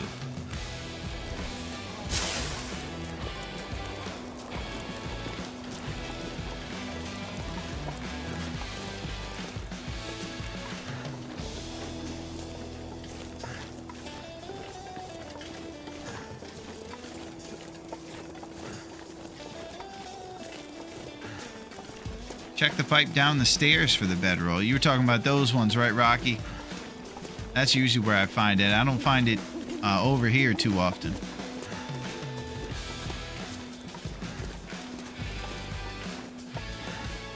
Yeah.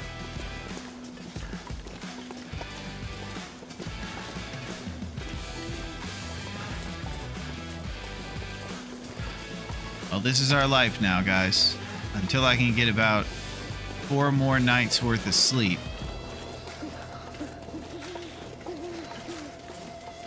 Yeah, I think it is. Each cup of birch bark will have our HP back, and we're headed to a town with more birch bark. So we might be able to acquire some of those. As part of my crazy strategy, I'm actually thinking about going for those specific bears that live in the cul-de-sac caves over everything, even more than the birch bear. We might just get the birch and try to go get the derelict bear and the one by the plane crash after the one when we get to town. Because I believe those are the ones you said had the proper caves, right? And that's a total of 3.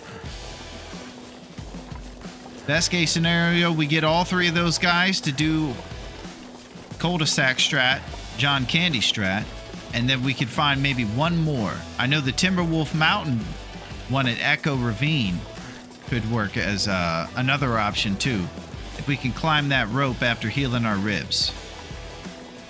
My fingers feel numb. A lot of ifs in that sentence, huh? Yo, what up, Skillet? How's it going, my friend? We had Mr. Egg in here, and we could have used you, Skillet.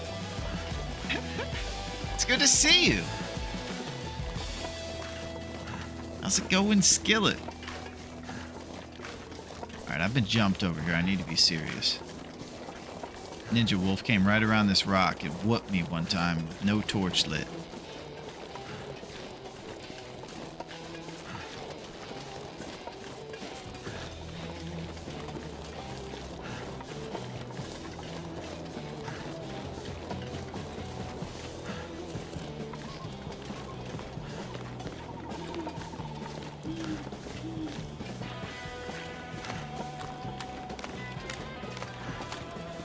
Sleep schedule is everywhere. Holy crap.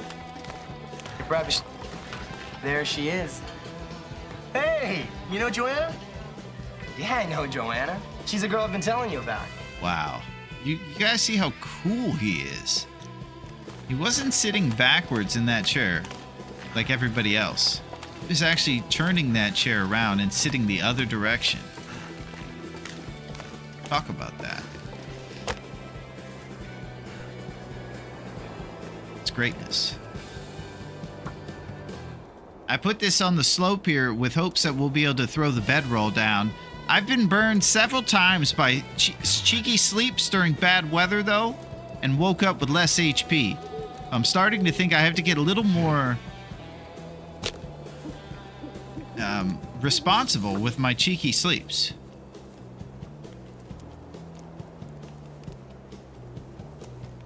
Let's see if we can get away with one. How's this run going? It's actually going pretty good. AC is no ZM.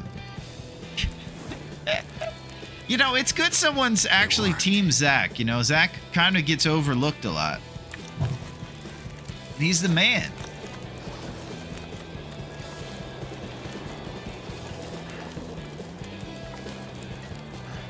What do you say, Raph?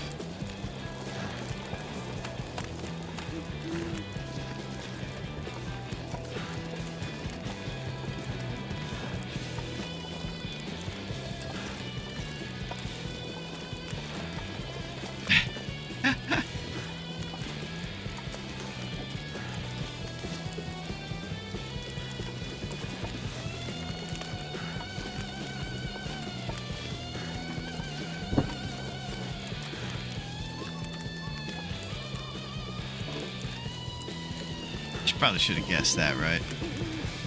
Well, we picked the right slope.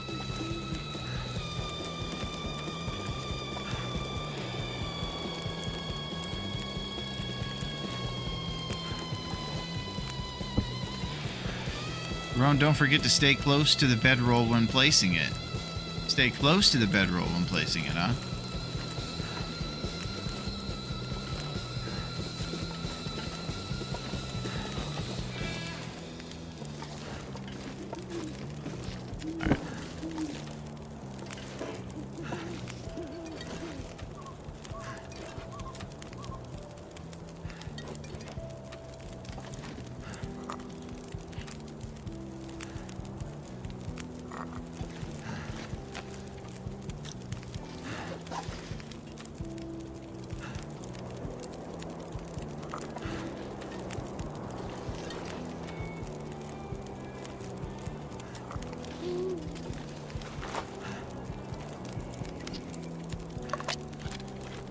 Fishy mushrooms.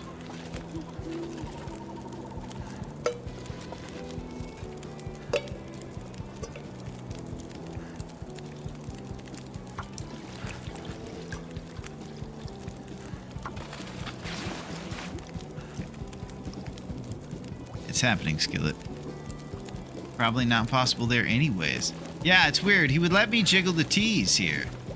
But when it came down to that bedroll, not a chance. I even thought I said don't light it on the ice because you want to sleep on the snow. But still nothing.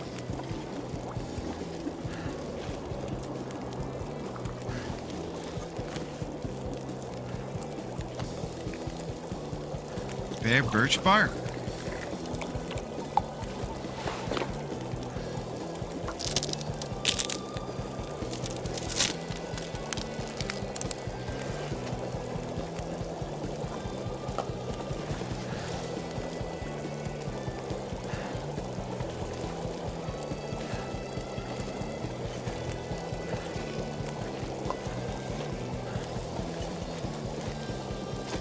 She takes 15.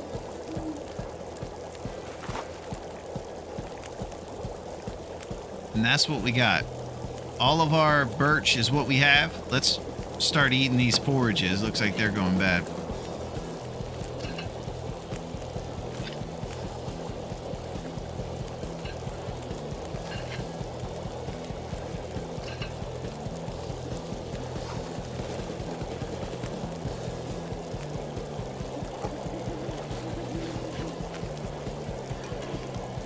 I would burn all of my drinks. Yeah, that's what we got.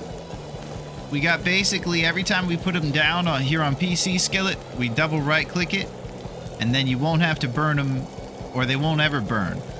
As long as you make sure they're properly jiggled, as they say in the streets.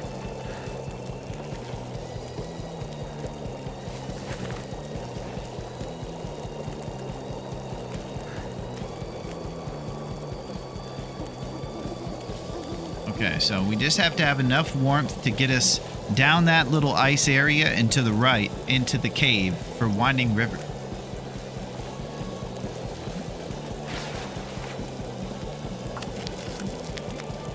Prepared reishi mushrooms. I have one rule in this house: no sleeping on the ice. Very serious about that.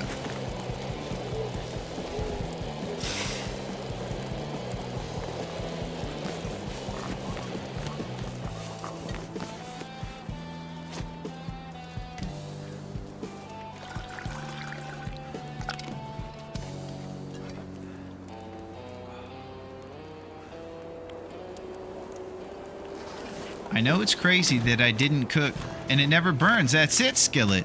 It's probably one of the important things to learn for your big interloper runs and stuff. And it'll prevent it from burning by simply doing the act of jiggling. I couldn't tell you what the reason is for it, why it's a part of the mechanic in the game, but I know that everything else is so hard, we're all okay with it. So if you double right click on PC, one of your soups or things, you'll see after warming, it will go to infinite hot instead of saying hot, burned in 30 minutes. That's how you know it'll be properly jiggled. It took me a while to understand it, so if you're confused about it, I totally get it.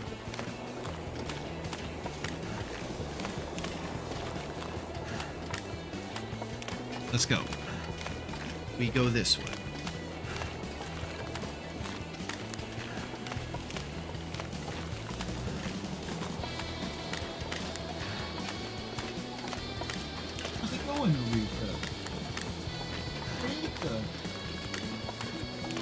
Aretha's killing it. I like my tea jiggled, not stirred. My head feels. That's it, Kev. That's very James Bond of you to say. I like my tea jiggled, not stirred. Moneypenny. Come to my hotel room later. I'm pretty sure the Burt Reynolds Bond was like slapping the ladies around and stuff.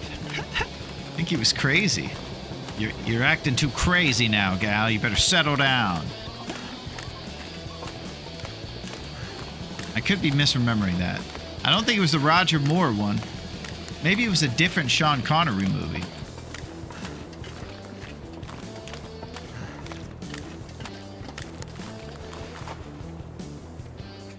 so cold in my life.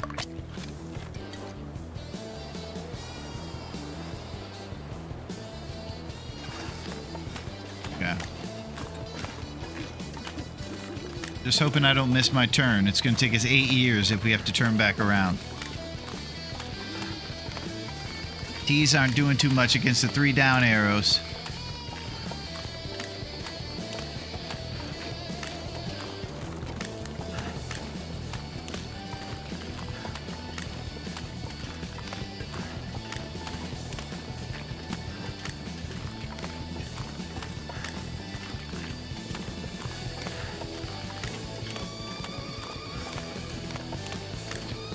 Doing a spot fire now would just be crazy. I guess I might just have to keep pounding these birch tees. This feels reckless. I'm freezing.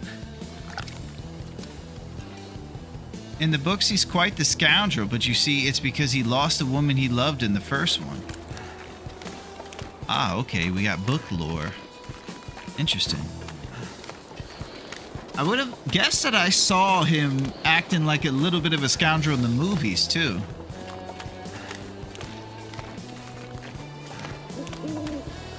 I'm gonna need warmth for sure. I'm at 42 days now on my Loper run and my clothes aren't the best.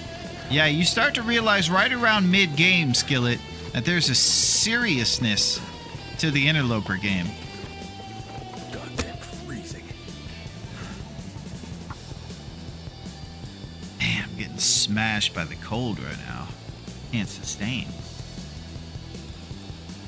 Come on. We're pretty close to where we're going.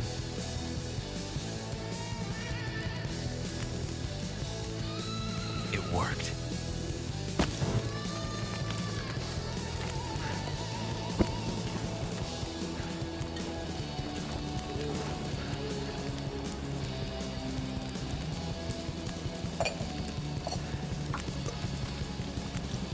Ooh!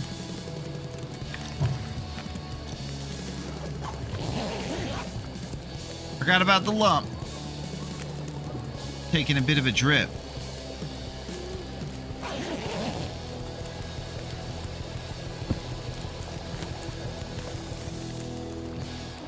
Let's go to the cave.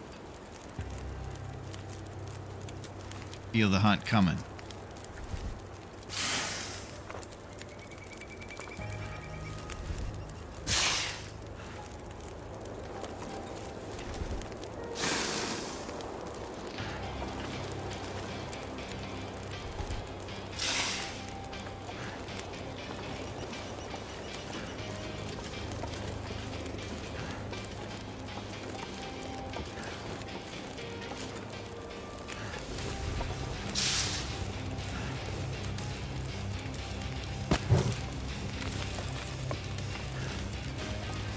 Preemptive tea drink.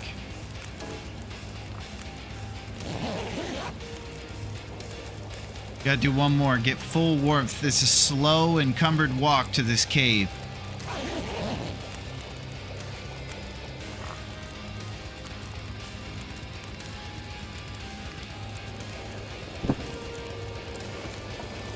Trying to be responsible. Rib break responsible requires you to adapt to your snail pace, and you'll be subject way more to the cold. If we're realistic about hunting, we're going to be a complete mess. Brutal moving in the morning at this pace. Yeah, I mean, I'm just thinking about the hunt right now. Like, we're only going to be able to carry on us the bow and a lump of coal before we're encumbered.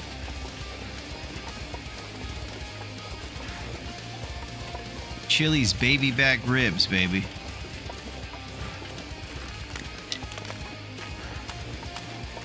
I got awesome blossom coming out of my nose. Tim Meadows. Yeah, this is the ladies, man. I'm here to give y'all some advice on your love life. What's going on out there in the world of love? How's love treating you guys? Skillet? I hope your love life is going well, and if you have any problems, you could call up the ladies, man, for some advice.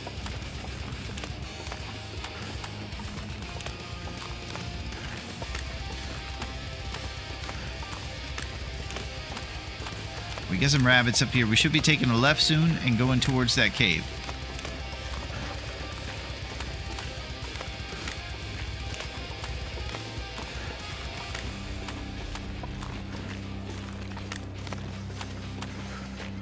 We're almost down to half. I have returned. We are still on the same will. Got it, Melito. That's it. We are. As you can tell, though, we're not moving very fast. I'm married, so it's okay. Nice, Skillet. Well, if you need to rekindle the flame, well, just know that what you need is a little Cavassier and a deep chocolate soup to really impress your gal. And she'll say, oh, wow. You actually are pretty good, Skillet. I'm sizzling over here. And it's going to be a pretty good weekend for you, I have to say, Skillet. All right, now I'm getting crazy. I apologize, Skillet. Let's get in this cave.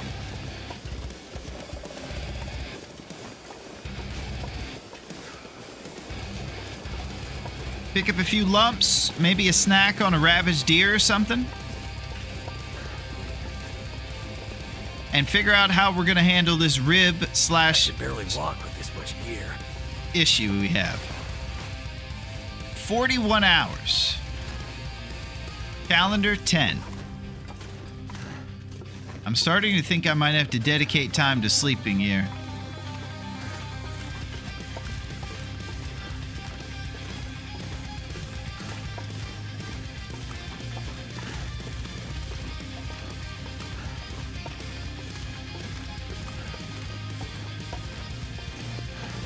I wish I could do productive bow-related things while I'm trying to maybe rest and chill inside. What is our actual carry capacity right now? 26. And we have 50 on us. 50? Good Lord.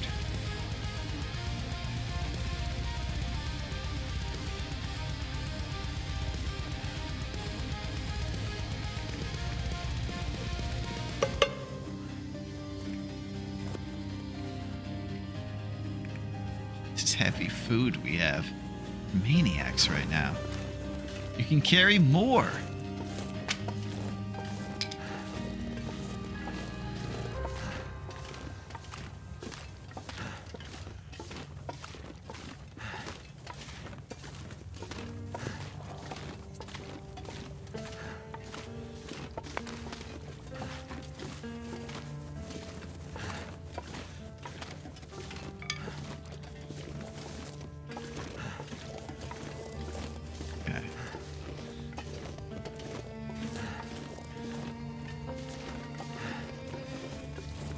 I never remember which one.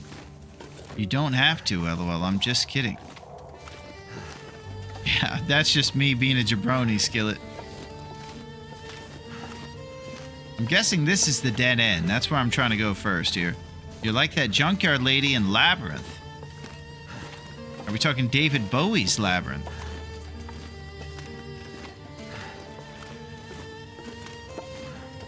Yeah, that didn't seem like the right way. We have to go back.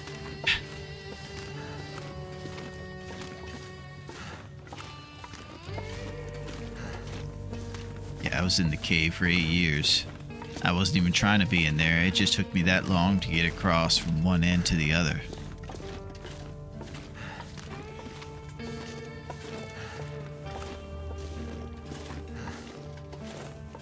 That's how it goes. That's how it is.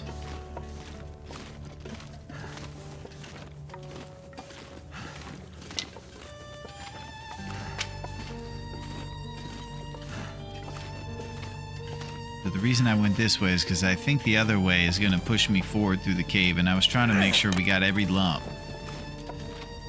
I think we're pretty lump rich right now, and that's part of what's weighing down us with the 50 kilograms.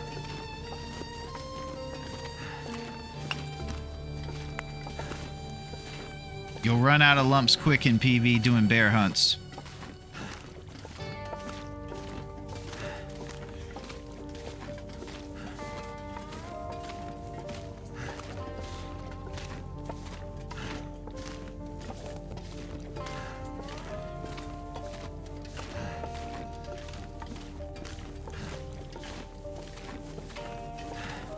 Just taking our time.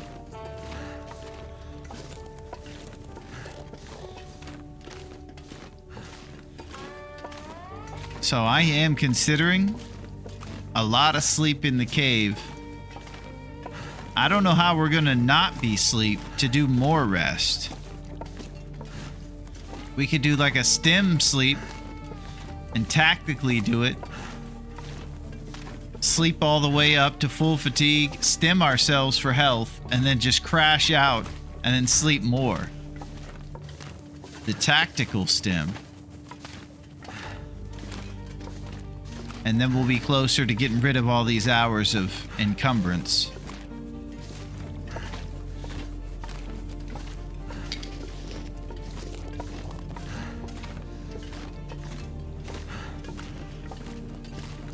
Because the only problem I'll have is that I won't have activities to do once I'm... Thought you used it for the moose. Yeah, good point. And then I moved nowhere, running straight into the wind.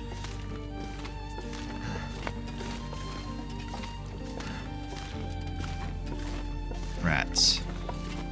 Stemless. Till we get to that red barn.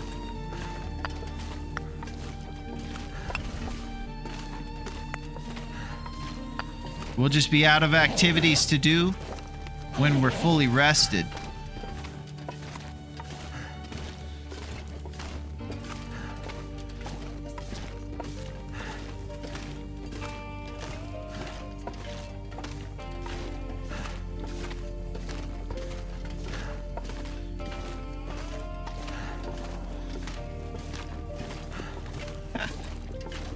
Have you ever wanted to just slow down and view the inside of this dusty cave for all its glory?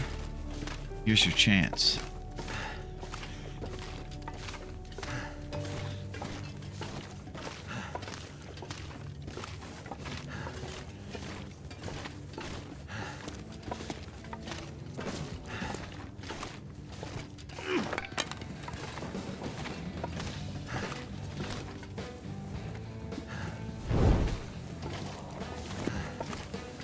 So we're coming up with strategies. I mean, you might just work up enough fatigue slow walking through this cave. Yeah, that'll help with our first wave. Probably about 10 hours or so of it.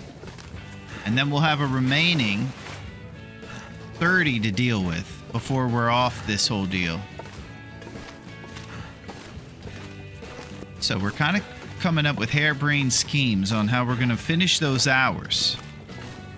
Traveling anywhere into Pleasant Valley is likely going to be this slow. And Pleasant Valley is like the biggest map. It would take us 4 days to probably get to the Red Barn at this speed.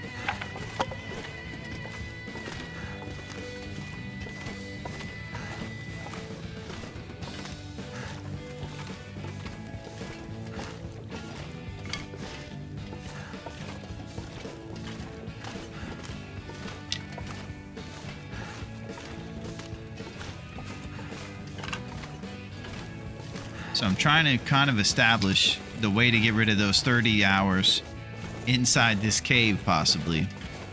And yet to think about it. Let's start by checking for a ravaged around this corner. We do get rid of those issues with the ribs. We'll be hunting a lot more swiftly.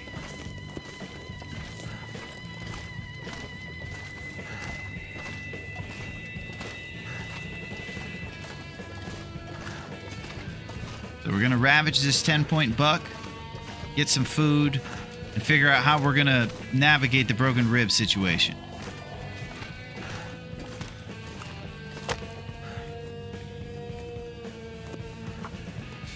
Still need to lighten load a bit once ribs are fixed. Yeah. What the game plan is kind of set up a base at the Red Barn. That's usually kind of our central location. Who knows what we're doing this time? I'm kind of aiming to get those few bears, like the one up north and the one, the derelict cabin one. So I'm really not even going to base down as much as I normally do, as much as it's like make some, set up some stuff, but travel light, and then maybe go to the Echo Ravine Timberwolf Bear at the end. It all is very dependent on how things kind of go, I suppose.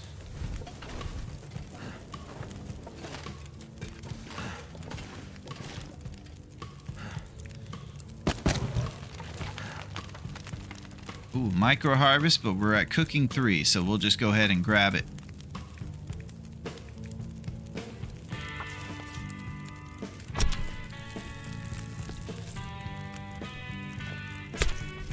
For me, it's all basically... The proper bear fight is right outside the door. It is. That's why I keep trying to think of things to do in the cave to solve the problem, because I know I'm going to want to battle that bear. He's real close. It would be nice not to have to backtrack here to grab this gear if we drop it all for the fight, but it's an option.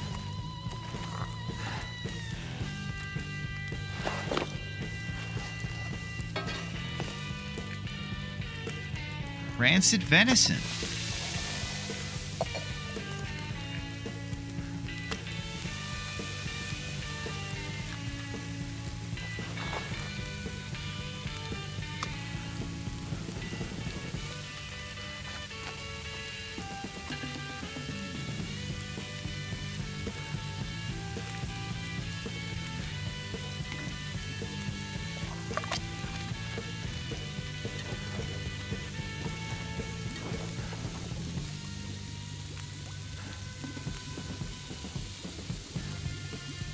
Yeah.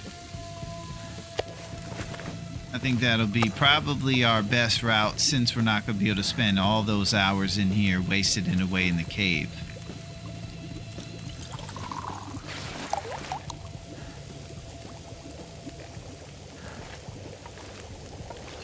We're so slow it feels like we're crouched.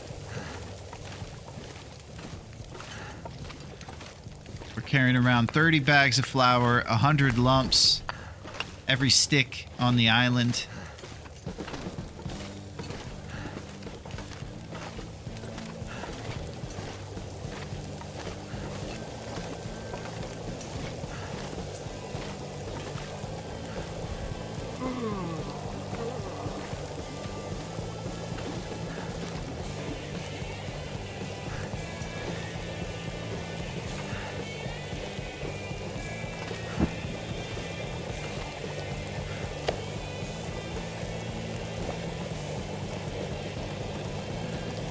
Water's at 2.62. We're pretty caught up on the teas here. Let's do a little outfit look. We haven't checked our outfit in a while. We'll see how our hats and gloves are doing.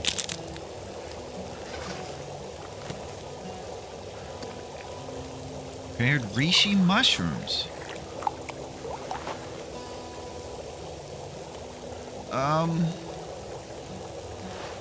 First Davies is 62. This thing's pretty bad too. We could use a Davy right now.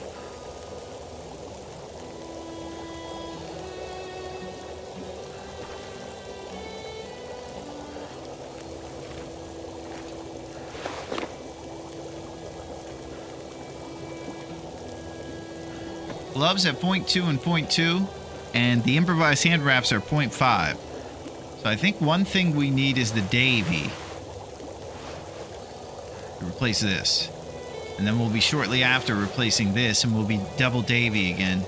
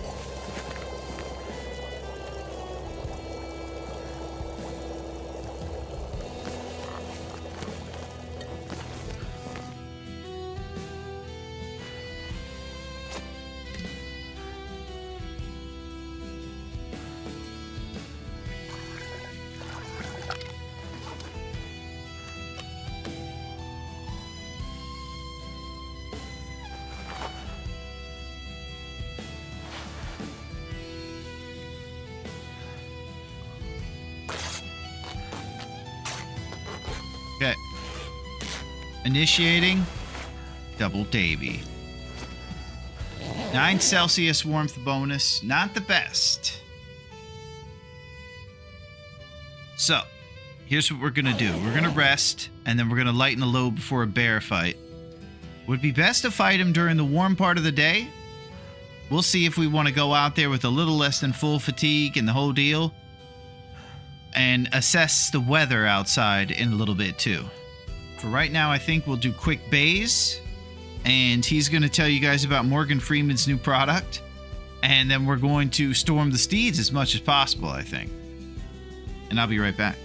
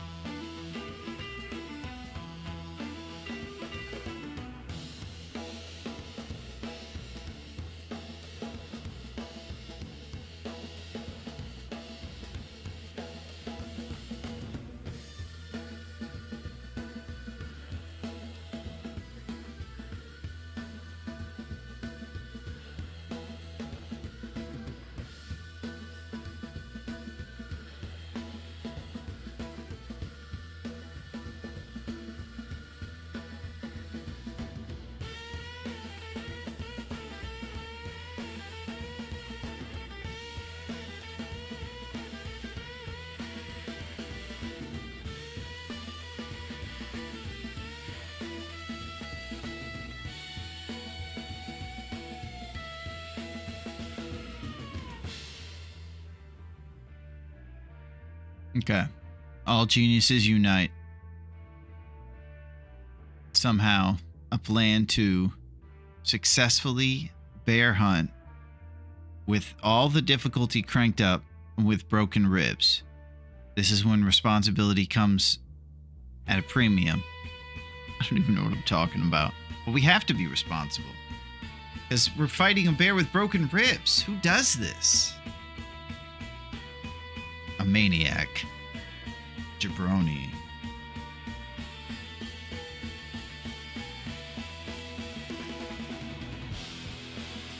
And I don't want any of you guys to forget how important this is.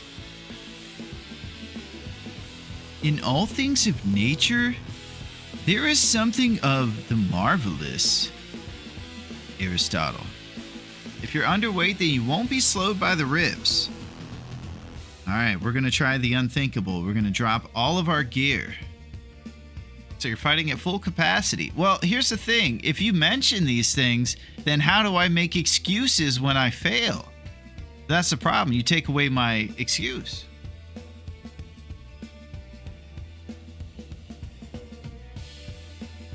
I'm looking for outs.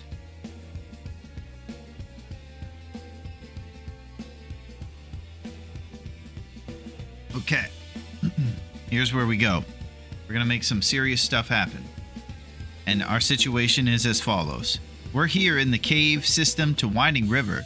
And we're going to pop out right here where this little guy is. We're going to use right wall strats to get right over here to the bear cave. And we're going to see if he exists. We're doing nothing if he doesn't exist. So that might be the first step. Who knows? Probably isn't too long to drop it, go get it, and go back. It might be even faster to do that. So might be the move. I admire this ribless Will's perseverance. There's a lesson for all of us in his tale. Thank you, Versetti. That's the type of attitude I love. Thank you very much, Versetti. We start here at Winding River. We're going to this bear. We're probably dropping everything, checking, seeing if he's there. Either way, we're coming back to get our stuff after a fight or once we find out he doesn't exist. And that's our first step. And then from there, we're going to take the bobsled road, go all the way around this. God help us if we're doing it slow. And we're going to land at the bingo hall probably to assess how we're going to get the rest of these guys. It was mentioned to me that the derelict cabin bear has a cul-de-sac cave, and so does the one up here next to the prepper's cache. We'll never make it there as slow as we are, so we're just really going to have to shed weight until we get this stuff done. Or we can get inside Thompson's and sleep it off inside trying to be productive. Not a lot of workbenches here in Pleasant Valley, surprisingly. I don't think we even have a workbench over here on this side of the road.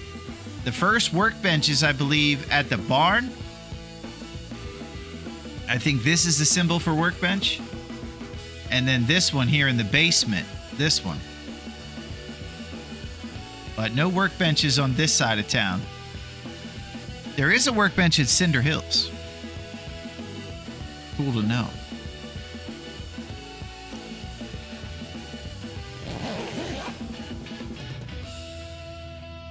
So much to think about.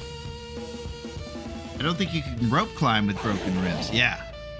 The best case scenario, we can get all 21 shots in Pleasant Valley and don't have to go to Timberwolf Mountain for that Echo Cave guy there. Or we can cure our ribs before we have to climb.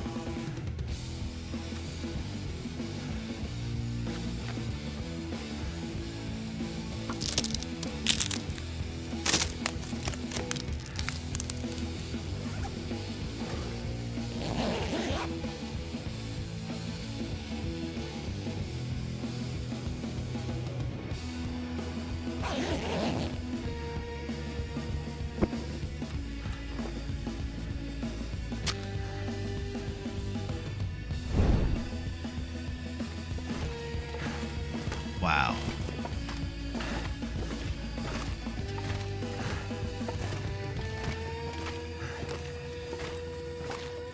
I somehow forgot how redonkulously slow we were. And it's even worse than I remembered.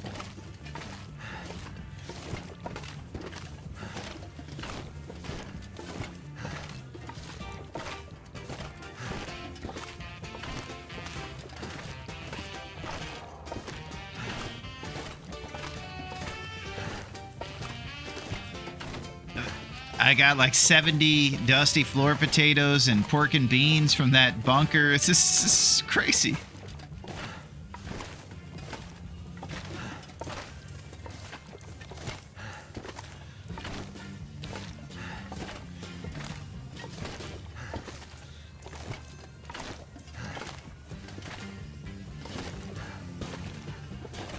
So we're going to drop some stuff here next to the exit of this cave, and it's coming up right here.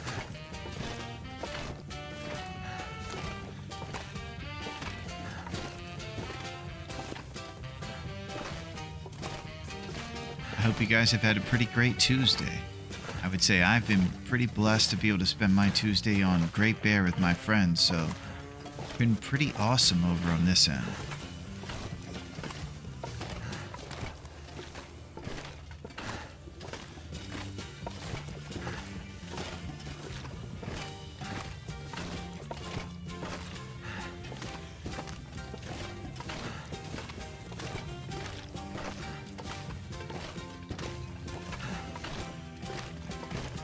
Alright, you guys would think we should slow ourselves down a little bit more?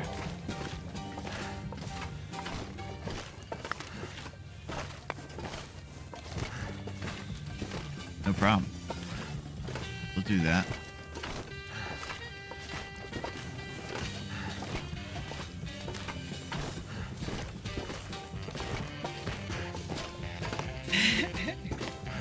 My grandson is special. I don't know. I don't know what to do. This is it.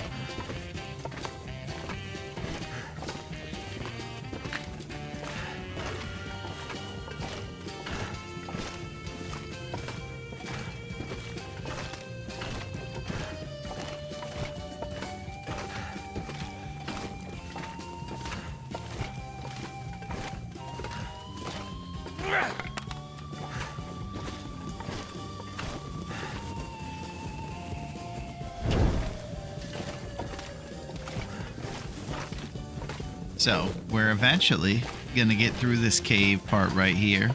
And then I believe we're right around the bend from basically the exit door. That's where we're going to drop off everything and fight that bear. And we're heading into the warm part of the day, so it'll definitely be ideal to go fight him. This speed is comically hilarious. It's like Will is doing a bit. He is doing a bit. Because I think there were people wondering, could our level of jabroniness reach a new high or low, depending upon how you look at it. Here it is, before your eyes. We've done it. The formula is simple.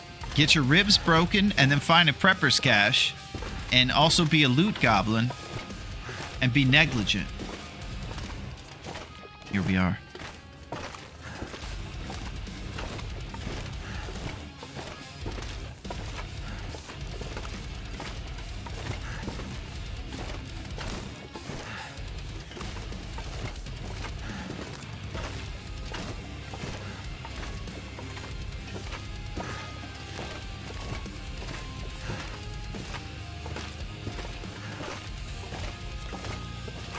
One more turn, baby. Telling you guys, we're getting there. He's doing a bit all right. A bit of struggling. Oh!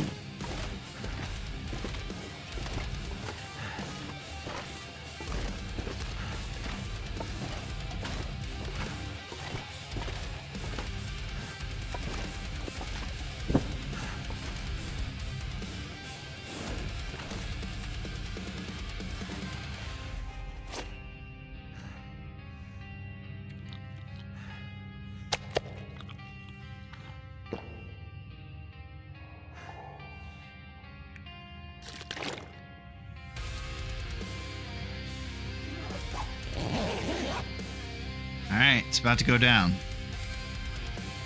So I've concluded with our ridiculous speed that it would be faster to drop everything and check for him and come back. Even if he's not there, it's way faster to go over there light.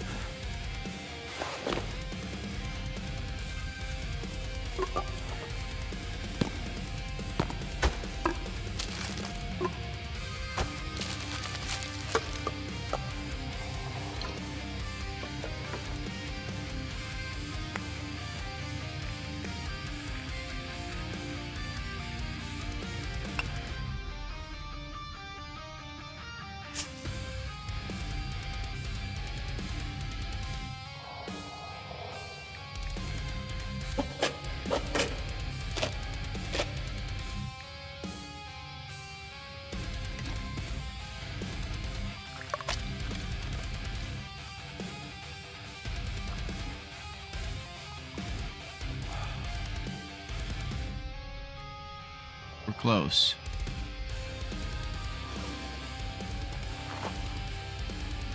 No, we're not. 26 of 32.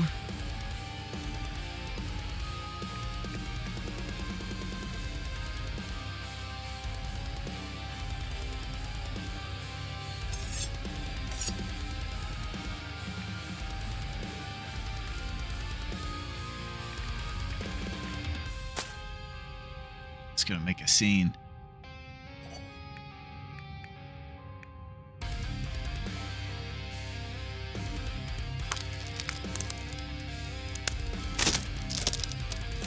Having problems getting rid of some loot here.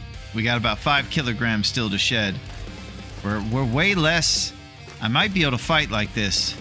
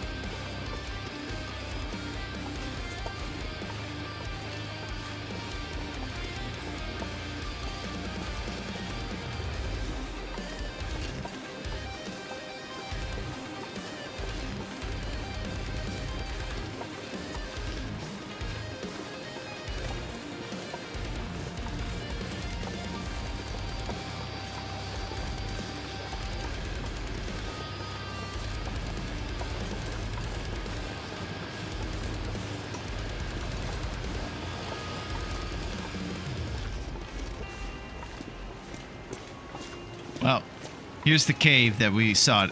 Unfortunately, you don't see bones in the front, so you know this bear doesn't exist. A bit of an anticlimactic situation. Regardless, we live still. God knows how we're going to get across this town now, though. That is something. We're not going to come back to the southern part of the map, so leaving our gear here is less than ideal with regards to our endeavors. We would love to centralize all this loot rather than leave it.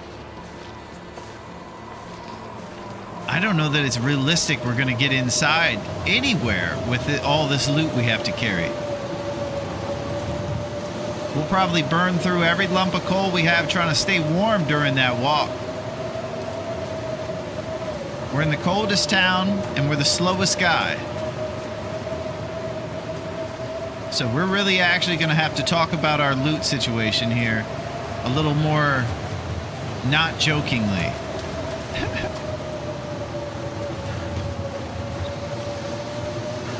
I'm thinking Tron sprints. I'm thinking everything right now.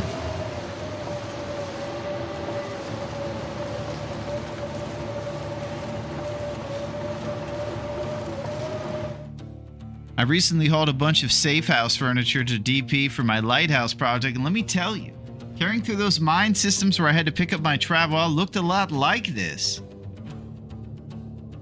We haven't Tron sprinted in a while.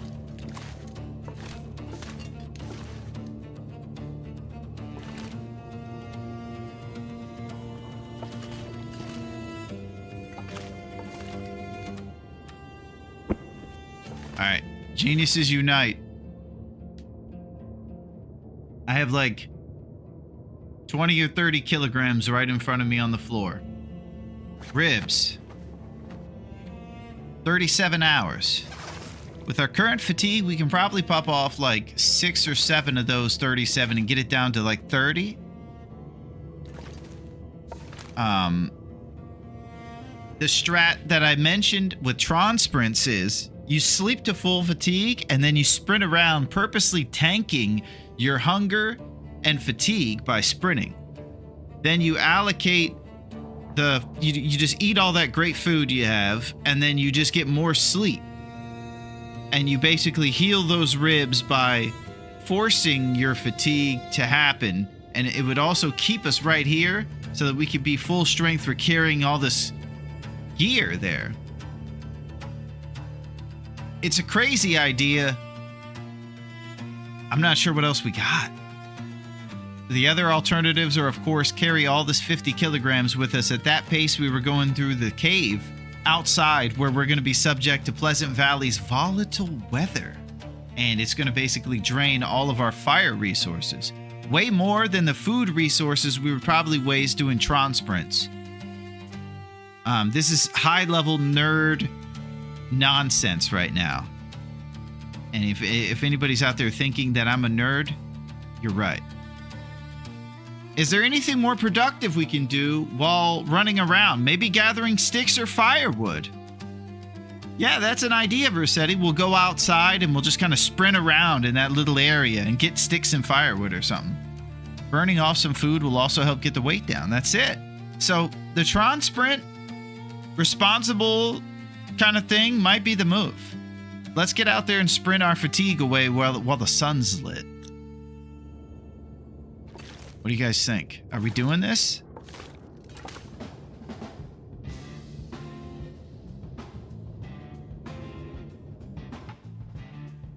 Before I do it, I'm just making sure everybody thinks this is good because it seems crazy and ridiculous.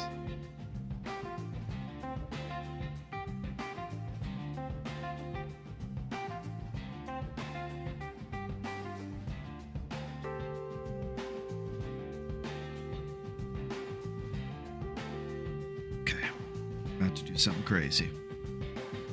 We're about to Tron sprint on purpose in some sort of harebrained scheme. I've seen people doing the running around exercise and the other turning because they drained less hydration than being awake. So they tried to sleep as much as realistically possible. Yeah.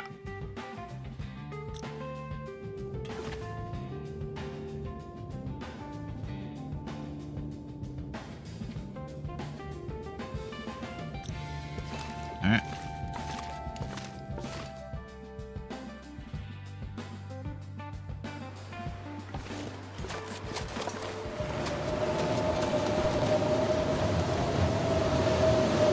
Hoping this wind doesn't shred our clothes.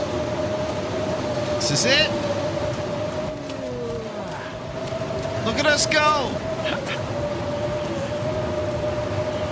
No, we didn't sprint for very long. Forgot about that factor. We can't even sprint the way we want to right now.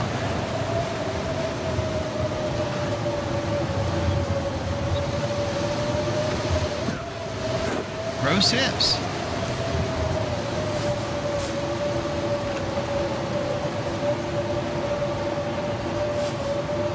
I personally don't care for it, but I understand it has merits. But you don't like the strat, Versetti.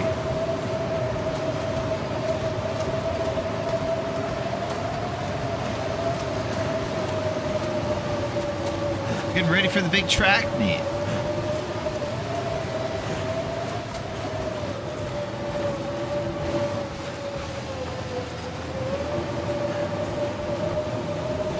Well, we did seem to waste our fatigue pretty quickly doing this. So it is effective in that.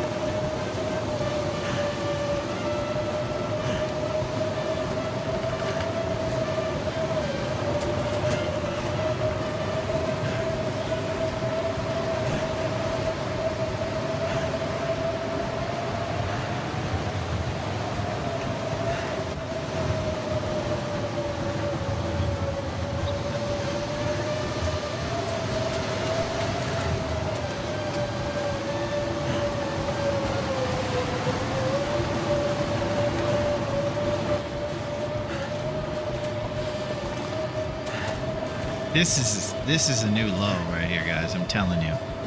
I've never felt more ridiculous. We're in the hardest hunting challenge ever, and we're freaking sprinting around like a jabroni. It's not personal. It just feels forced and silly to me. I understand the value of it, but I myself never really play on Interloper or these types of tournaments where it seems more useful. Yeah, it is pretty silly, Versetti.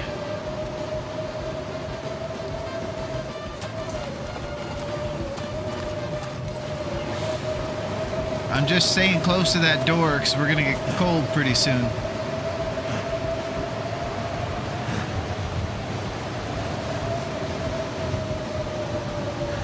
And to me, it doesn't feel productive or natural. It feels gamey. But in a tournament, you got to do what you got to do. And I understand that. I just think I can offer a good input on it. No problem, Reset. I hope we're not letting you down with our gaminess over here. We're gamey like venison. Venison raw.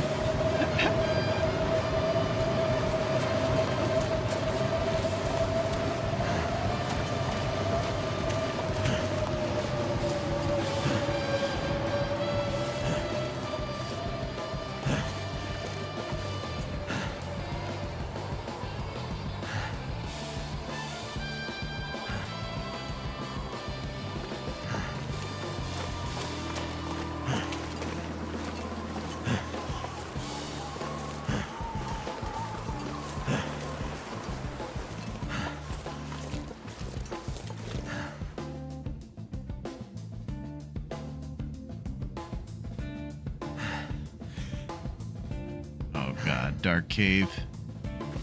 There we go. Dark caves are my nemesis.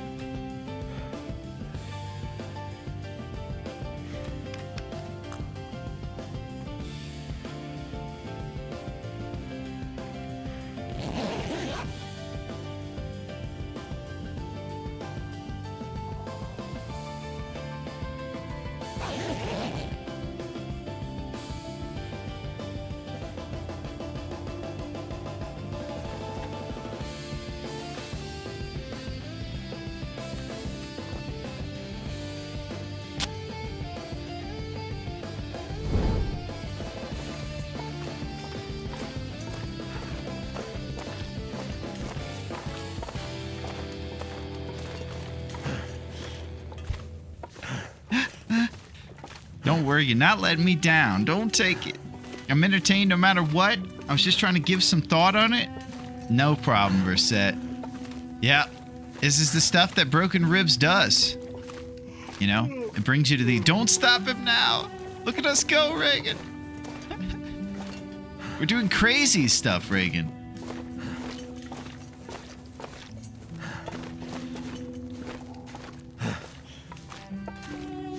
He's having such a good time. Yeah, he's running around. He's kind of like a dog with his head out the window, you know?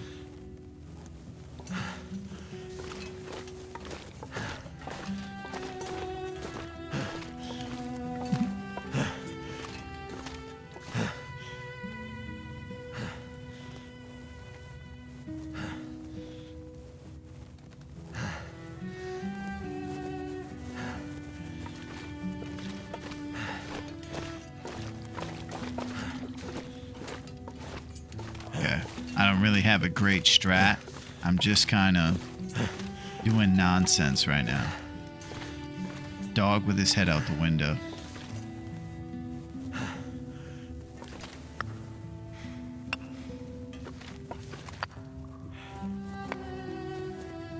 Let me have my beef jerky.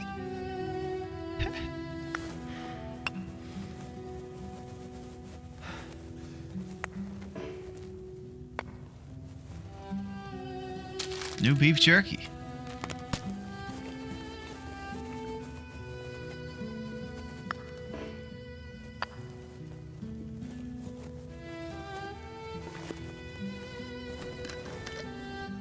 It's time to get some rest.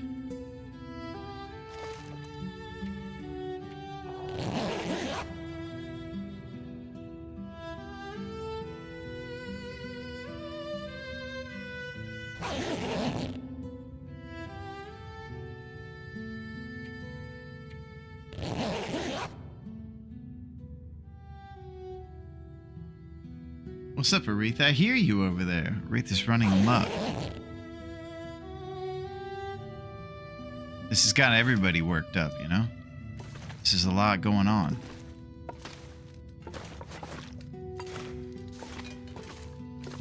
Yeah, I have dark cave anxiety. Kind of intimidated to just run into the abyss.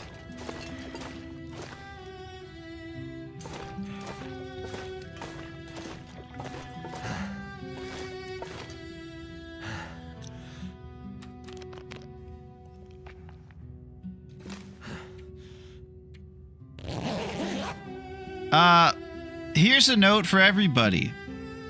You're traveling to the Riken. Mind the Hollywood Moose.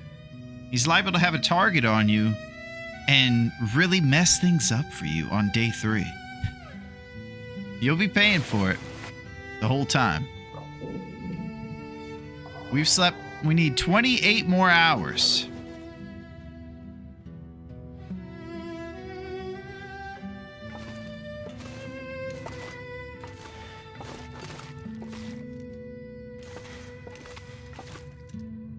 Good Lord.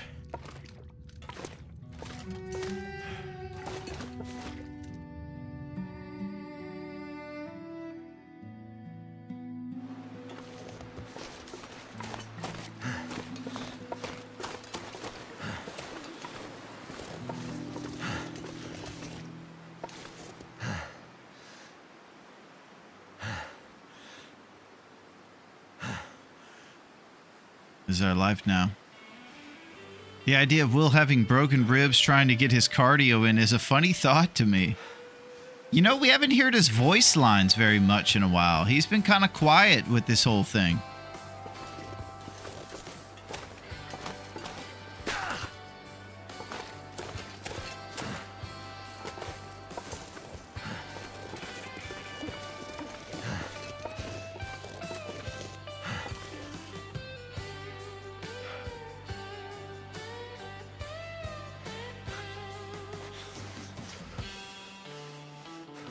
All right, we got not too much time, hopefully enough. We've yet to shoot our bow at anything. We looked in one bear cave, did not see a bear. We have a couple others on our list. Derelict Cabin Bear, kind of the east side of the map.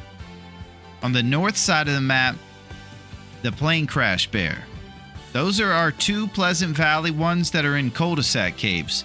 I'm not sure if the Signal Hill bear lives in a cul-de-sac cave. That'd be nice because he's always active. And we do know that the Birch Forest cave is not a cul-de-sac cave. That one's kind of like a indention in a rock formation.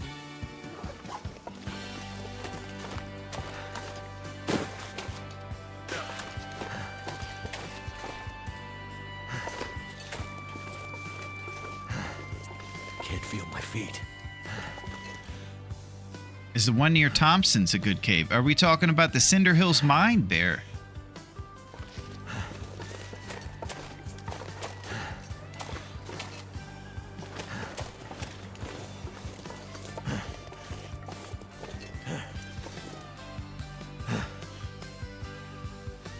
Because I don't know. I would love to know that, though. Because he would be the next one on the counterclockwise route.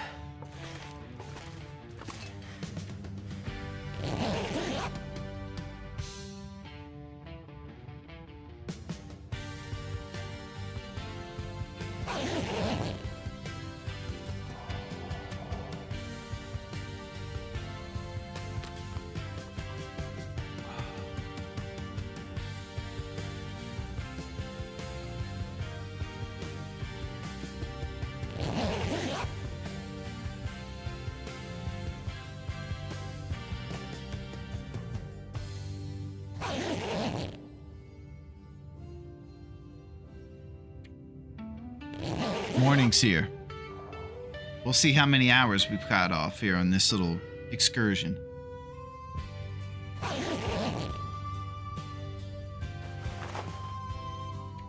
$25.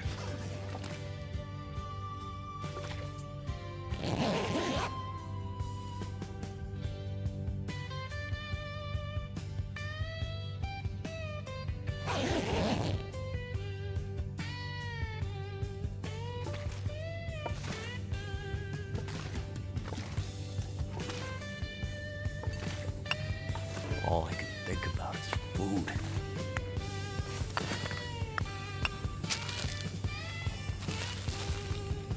Is this the furthest you've gotten so far on this challenge? I'm not sure, Skillet. I'd have to check. This is our 4th time. And a couple wolf incidents and whatever. I really can't remember. I'd have to check the tapes.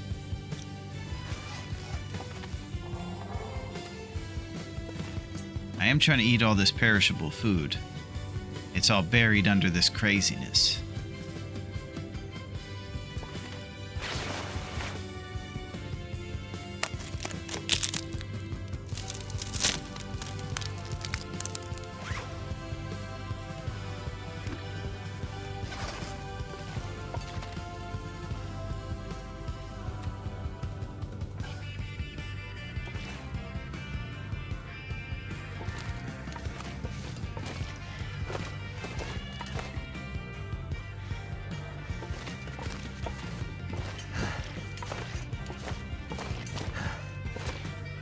I'm about to run off a cliff or something. I'm getting reckless. I'm losing it.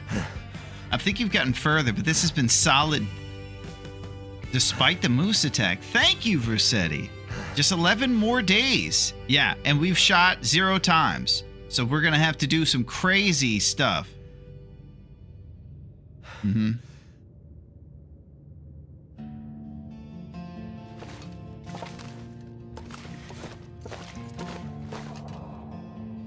Alright, I can't keep running around blind. I'll fly off a cliff and break an ankle.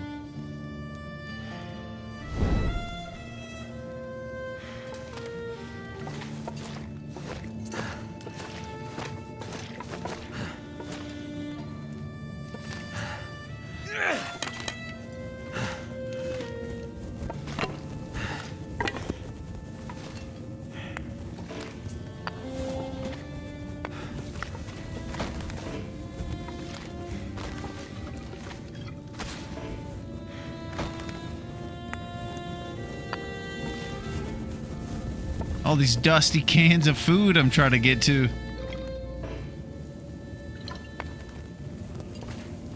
This is hilarious. Let me at the food.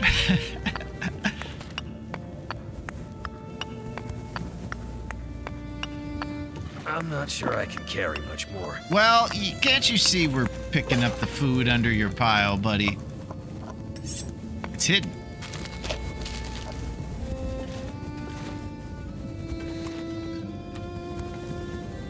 Banged up pork and beans.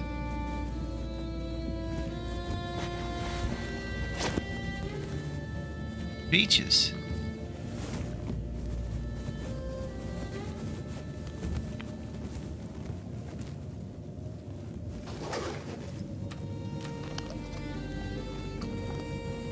It's going to look like the OK Corral in the last few days once Will's all healed up. Going to be rapid firing the bow from hip to make up for lost time. It is going to get crazy.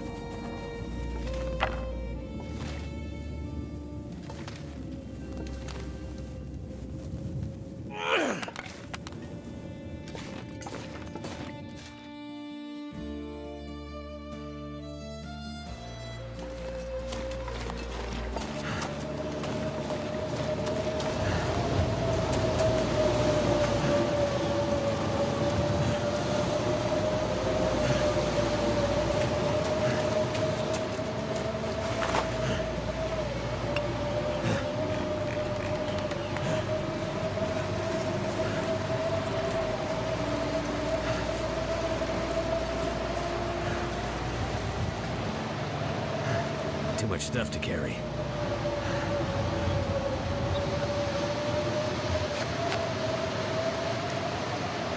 $24. 24, baby. Come on.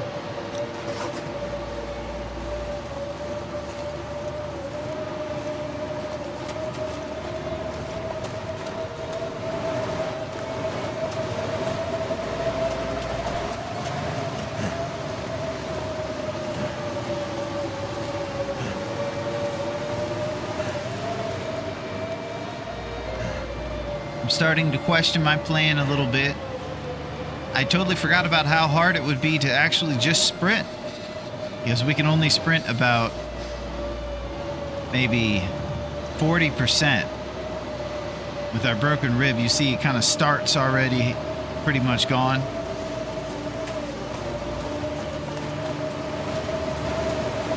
Need to find some place to escape this cold. It's wild.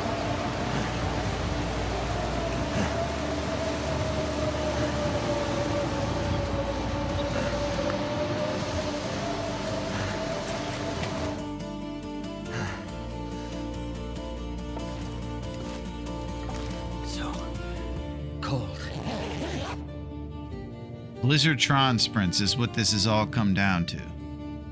Never thought we'd be here.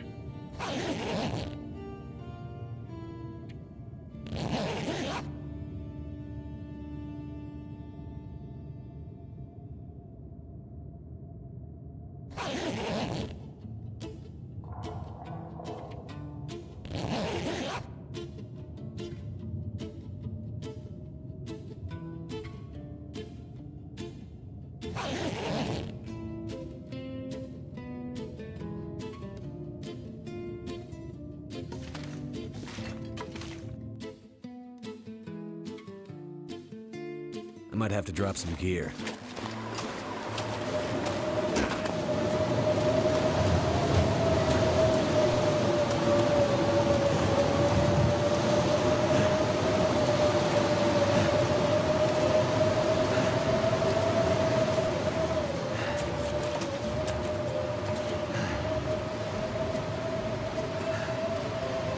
So how's everybody's Tuesday going? I'm over here sprinting around in a blizzard like a complete maniac.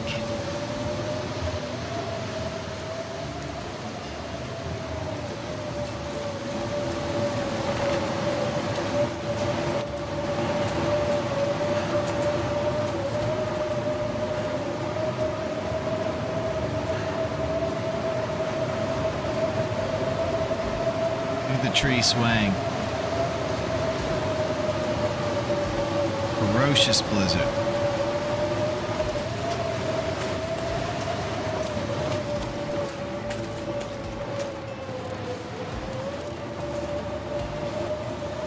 And we get one more Tron round in before we go in.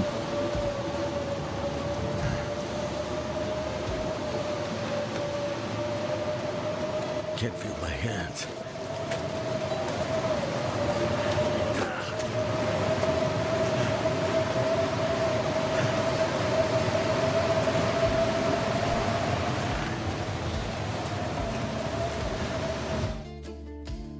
Here's the crazy part. If we went on that walk with all this gear, we might be a quarter of the way there.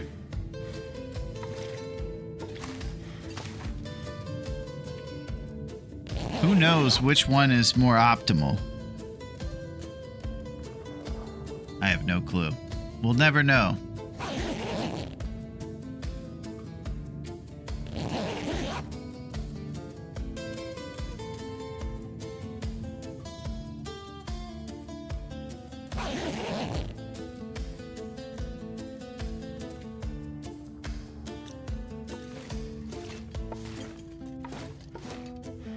We'll have a nice day to get a couple of rounds in.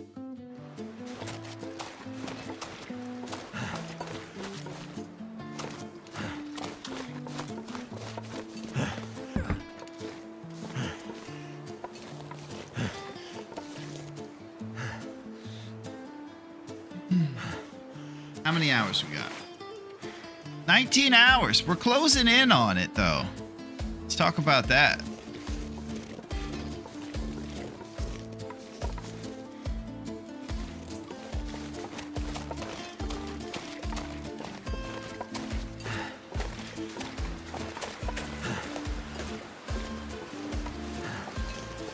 We got the hunter's blind over here.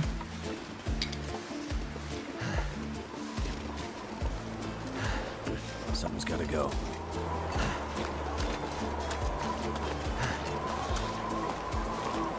Pleasant Valley's giving us the business a little bit. We have to go back.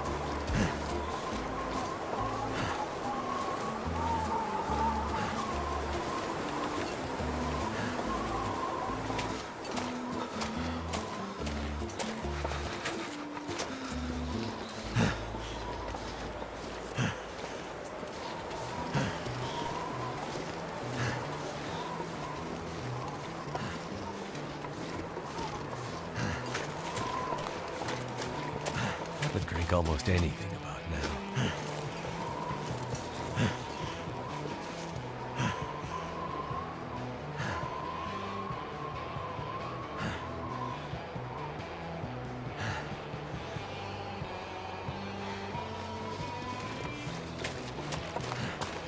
My fingers feel numb.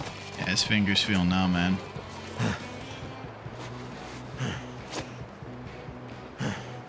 Outfit's got one jacket, the bear sweater with the red shirt, lobster gloves, seen better days. Our Davy could probably be replaced pretty soon. And we got solid jeans with half combat pants, one set of underpants, 2 socks, and pretty solid combat boots.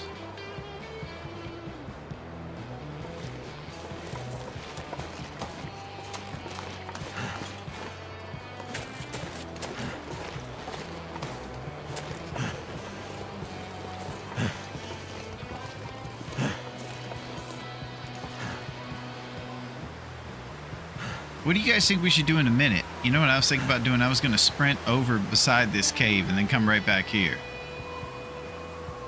Here we go.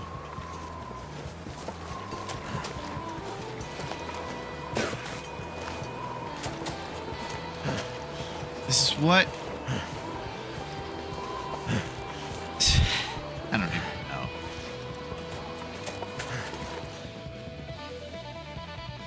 This pack is getting kind of heavy. Okay.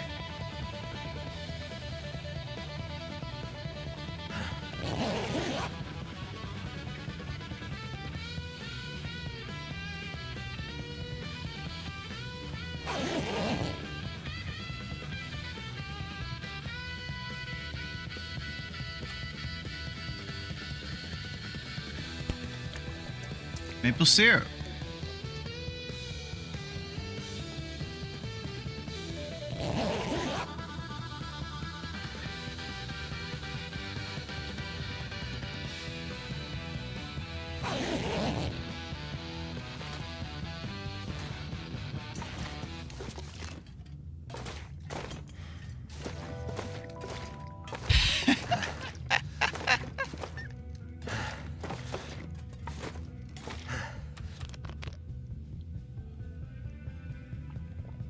Anybody out there that thinks that we've lost it?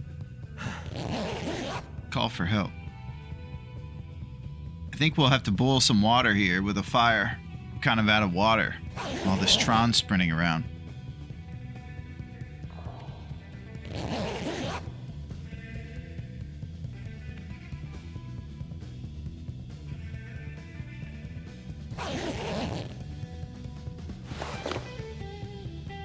$15, man.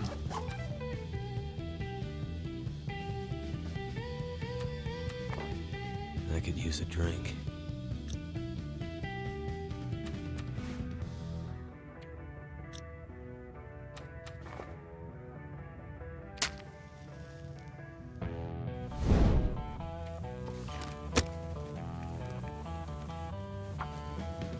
Full water, more sleep.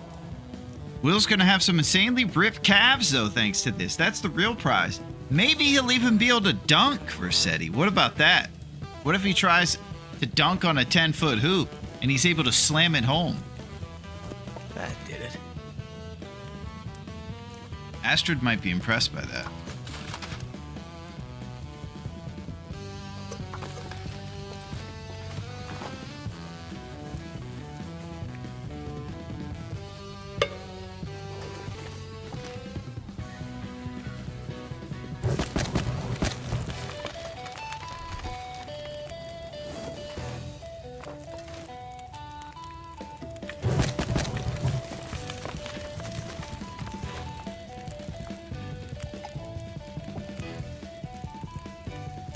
Well, this was a bit of a resource drain, this strategy. You're not tired enough. Well, it's about to be the dreaded solitaire.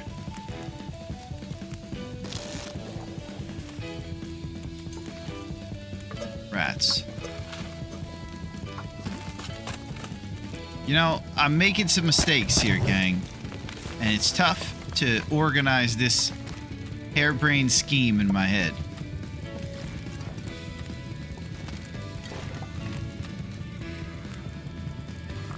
Resources have definitely seen better days.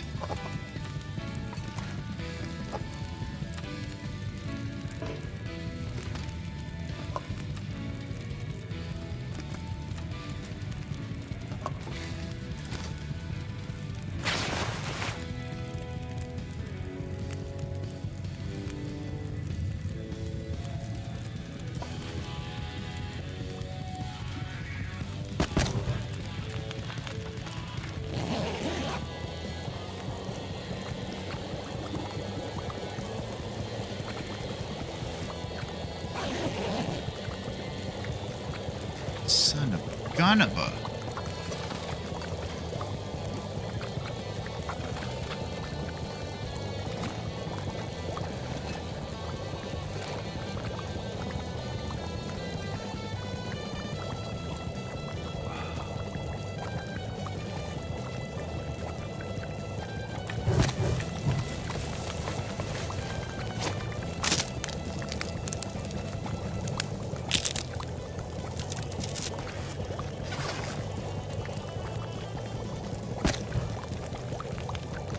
You know what? More games.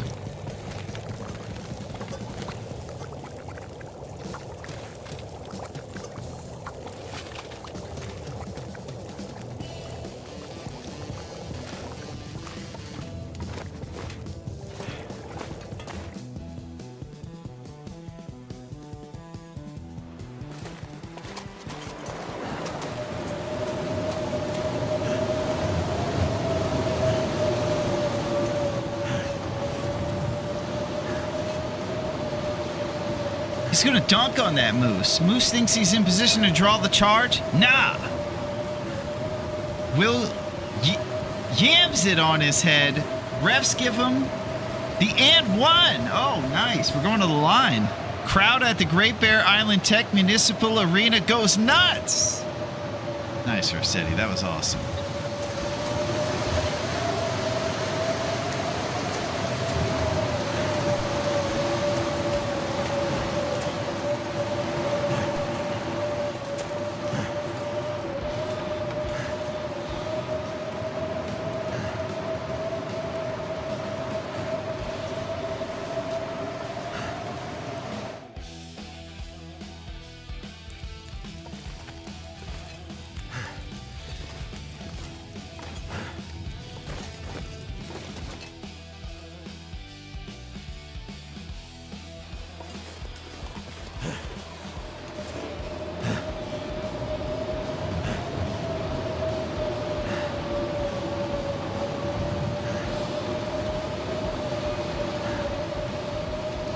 Excellent, bud.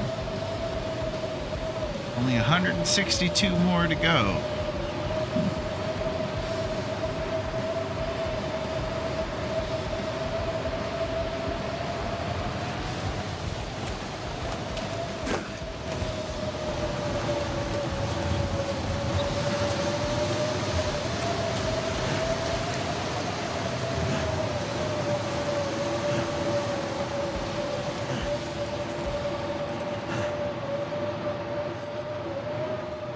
What's up, Aretha? Just losing my mind in this game over here. How's it going?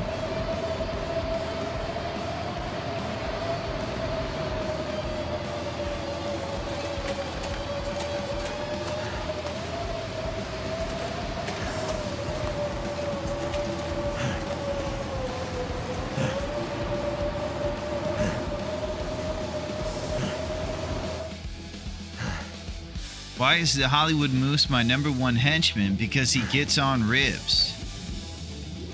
There it is. Learning about the hierarchy. That guy who drank his own pee doesn't seem so crazy right now. Guessing that was a Moneyball reference at the same time. New to the lore of the movie, but still able to speak upon it.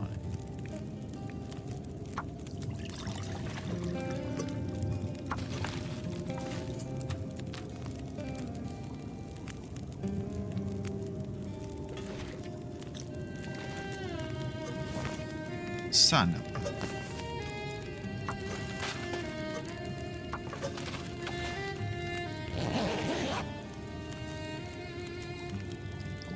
Shit.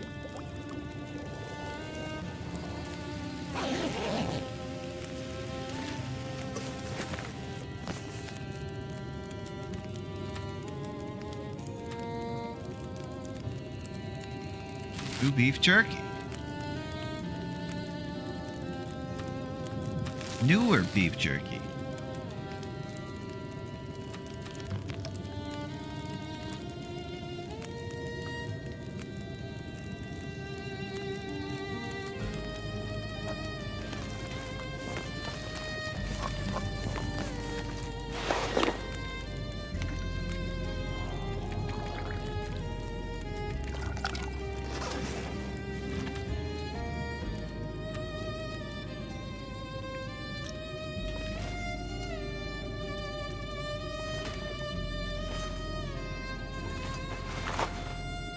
Well, we are wasting away some of this loot and gear and stuff by just kind of chilling here and doing this thing here. So at least we're getting lighter.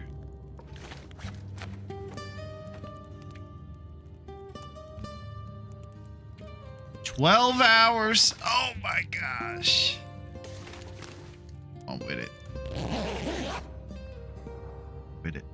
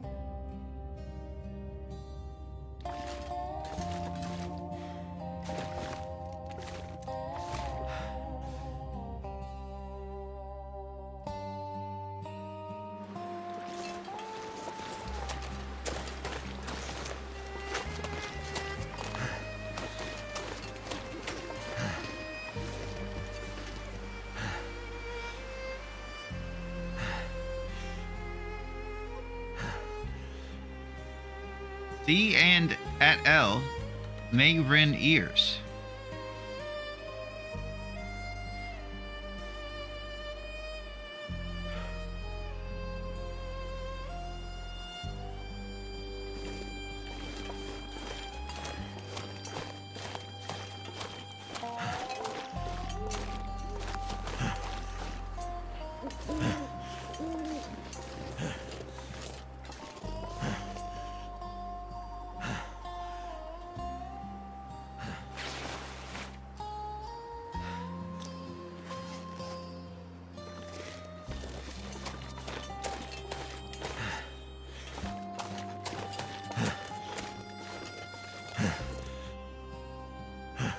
So, if you're wondering why passing time is not the strat, is because passing time is probably one of the least calorie burning, fatigue inducing activities you can do. Because basically you sit there and play solitaire. Doesn't take a lot of energy or fatigue to do that. But if you go out here and break down cedar wood or something crazy and do really extraneous activities, you can burn some of that fatigue down on purpose if you're trying to heal your busted ribs. I think it might have been a little wiser for me to try this back in Mystery Lake more rather than save it for this point. I guess part of me was hoping that I'd have a better solution than maybe some sort of Tron Sprint situation. But with the indoor locations being so far from this winding river cave entrance, it kind of really set in right then.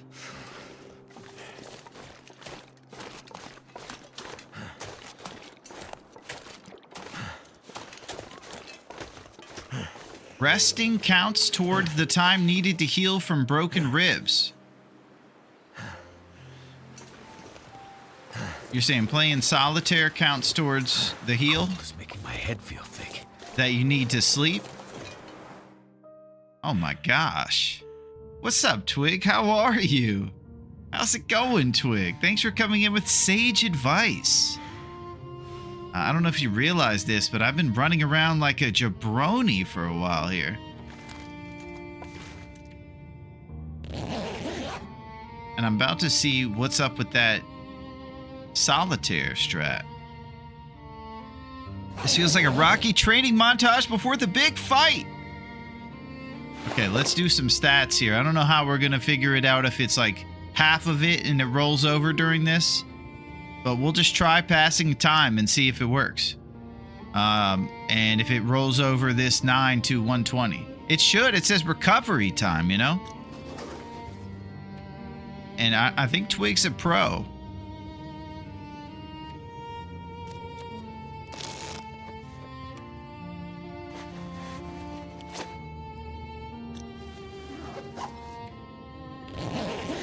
Okay. New strat. Drago! Check this out for a set. There he is. Thank you, Twig.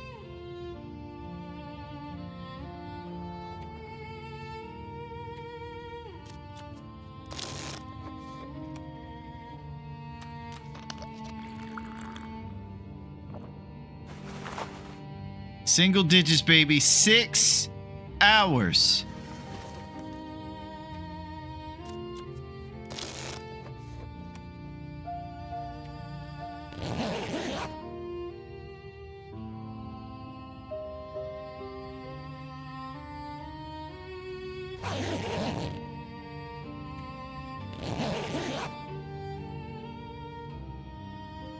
Okay.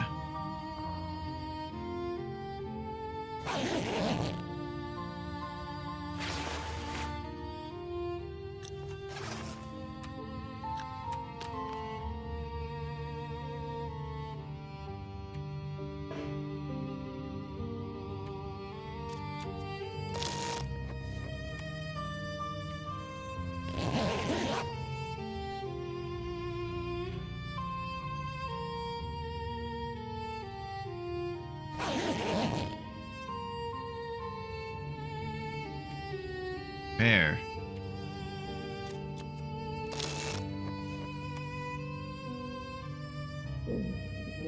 No? Okay, now I'm going to point to that part of the screen and we're going to celebrate.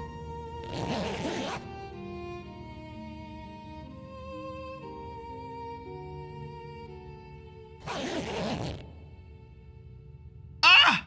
Affliction cabin fever risk. Got other problems now. Come on. I'm going to point one last time.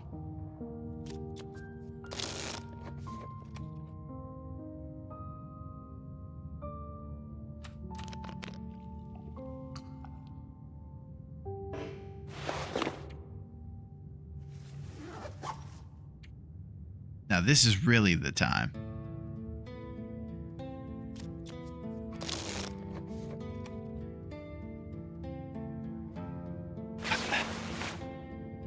The last hour, it doesn't let you pass for solitaire. The last hour has to be sleep, apparently. He has his limits.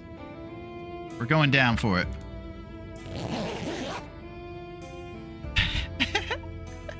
They're egging us on! Did you bandage properly? Well, I didn't do the painkiller part. Is that part of it? I'd eat snow if the hypothermia wouldn't kill me.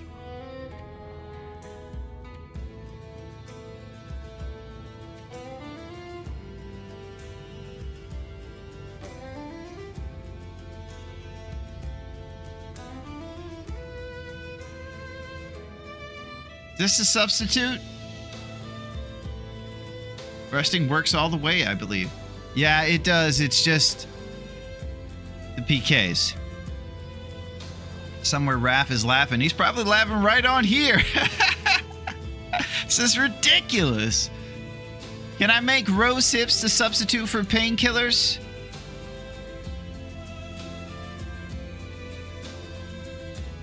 Raph is here. Salads are awesome at steakhouses. We always need to make sure. Everybody's laughing, even YouTube.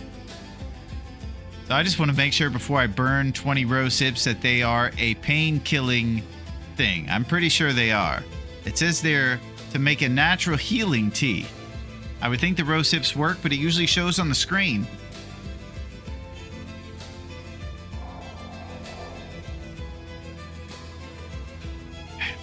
Let's hope it's 4 that we get from 1 cup of it. We got problems.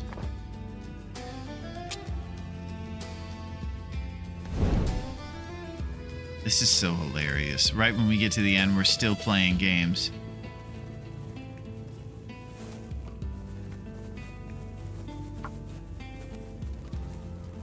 Okay. Turned out pretty well.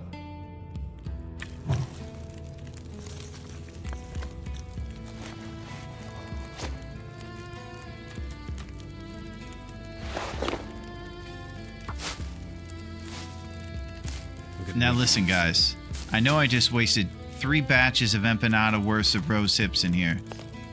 But, come on. Okay. Boiling water is appropriate because we're reaching the boiling point over here.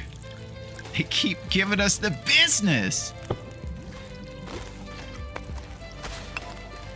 I need to drop something.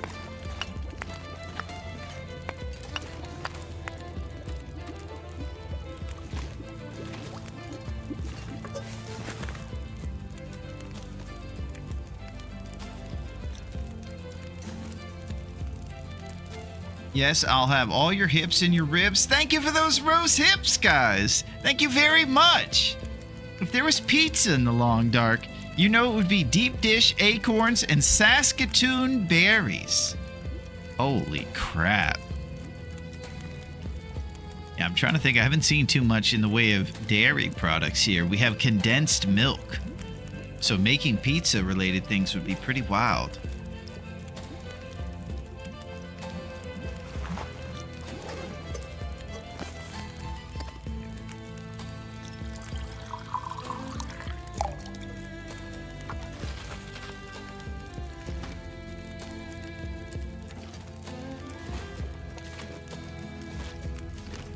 Alright, I think we got all of our gear now.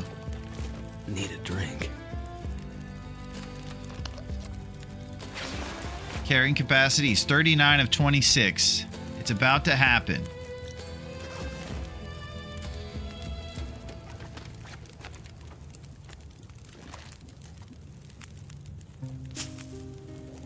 Now, it's time to point at that side of the screen and see what goes down.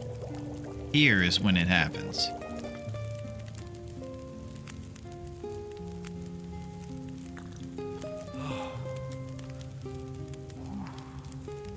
No? Okay.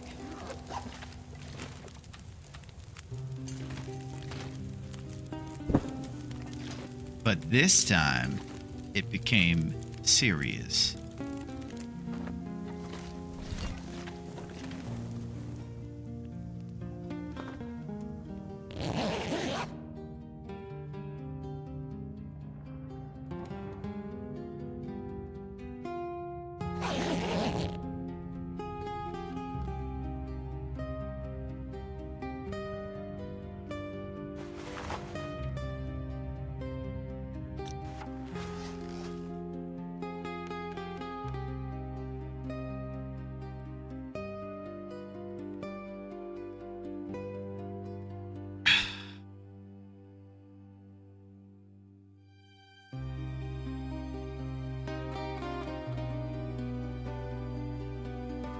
This song is my insides.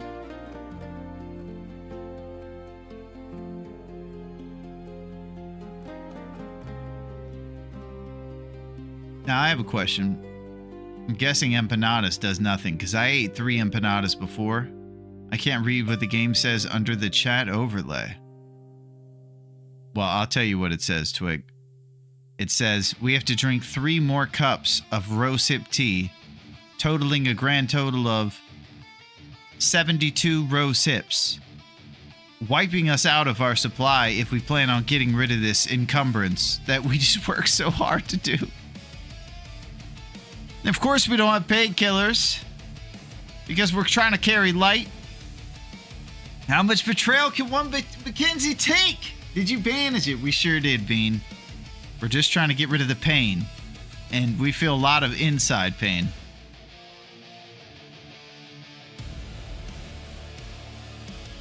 I'm trying to think of a way to avoid running through all the rose hips we have. Horse.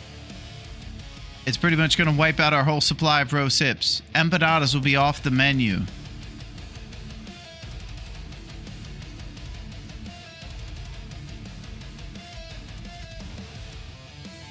They're everywhere, though. Yeah. I don't know if you know this, Twig, but I have a rose hip empanada addiction. And putting these in teas is very tough for me.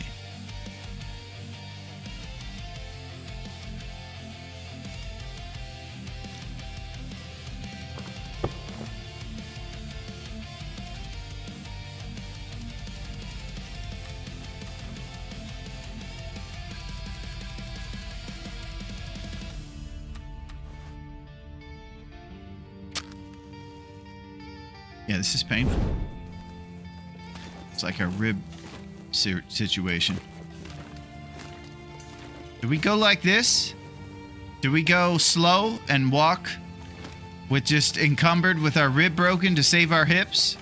Because that's like 8 batches of empanadas. Or 10 batches, I'm sorry. Let's just go and get PKs from the place. It's worth the rose hips if it ends this moose induced nightmare. Will worked so hard to avoid developing an opioid addiction, and this is the thanks he gets. Yeah, we're just addicted to rose hips, you know? Rap doing this right now is absolutely diabolical. Yep, so now the plan is maybe we just go slow and go there that way. I'm gonna have to leave something behind. You know, right now I feel a lot of feelings. Some of them might be frustration.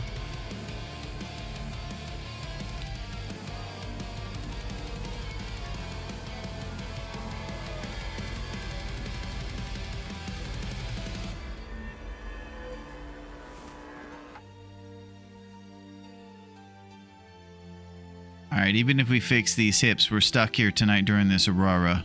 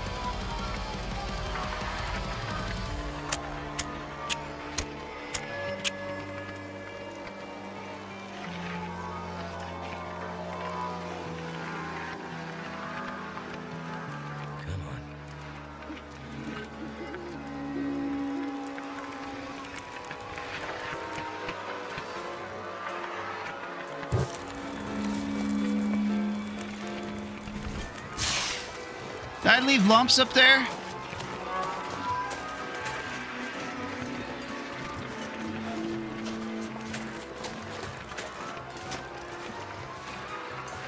I think I left a lump pile.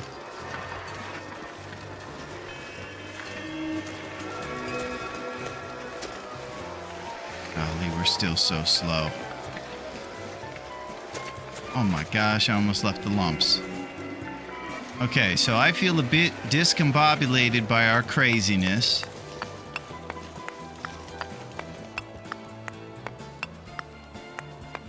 This gear's starting to slow me down.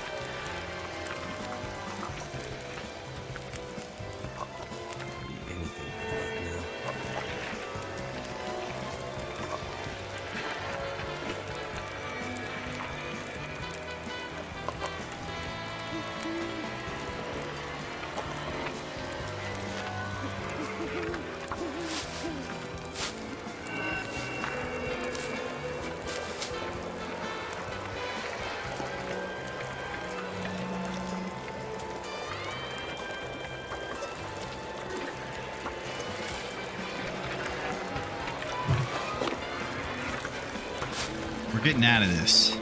I'm sick of it. Not having it.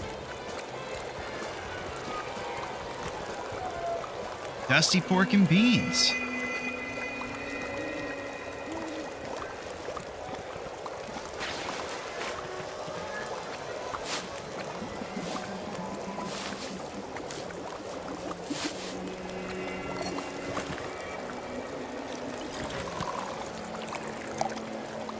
Some empanadas. That just popping up on the screen is even that much more heartbreaking. Well, we'll have one batch that we can make before we leave, and that'll be our only batch until we get more hips. We're living hip to hip. We'll pull up the map, and along the way to Derelict Cabin and things, did we by any chance figure out if the Cinder Hills Mine Bear in the southeast corner of the map is a cul-de-sac cave? Do we know if that's the situation with him over there? I can't remember if we established that guy is...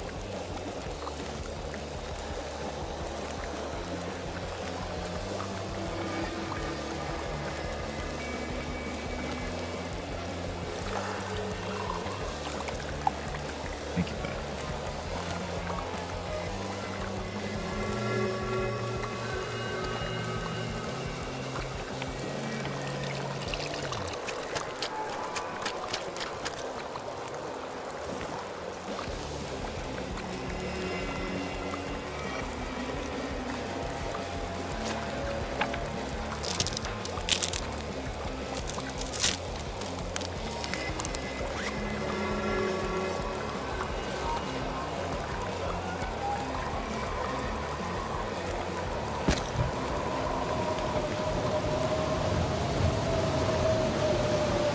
Got lucky.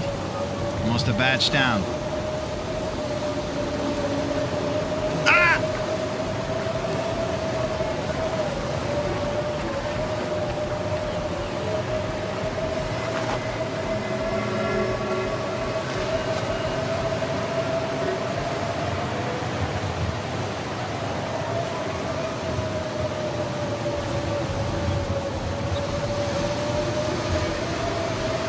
Raph's at it tonight right now.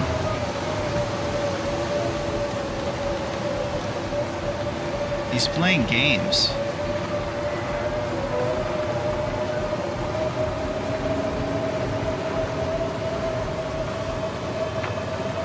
All right, now I have a question for you. Would you go in the cave? Come out here and light this fire in the morning to save this batch of empanadas? Or would you scrap the empanadas? It is a blizzard, so maybe we go and sleep in the cave and then come back and cook these empanadas so we don't have to waste them. Because if you leave them on the skillet, they'll be good still. And you don't have to discard them.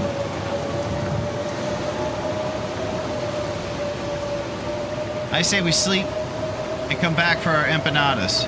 Can't smash sticks into that thing. Unfortunately, we don't even have sticks, Metal. We've been kind of doing some nonsense and running amok.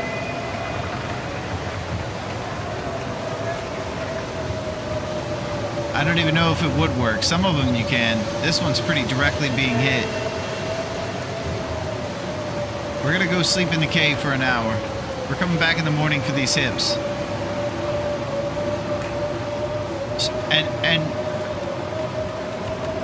And we're gonna have a glorious moment when it's all said and done. It's gonna be a rib moment. We're saving that last glass for the moment. After all this,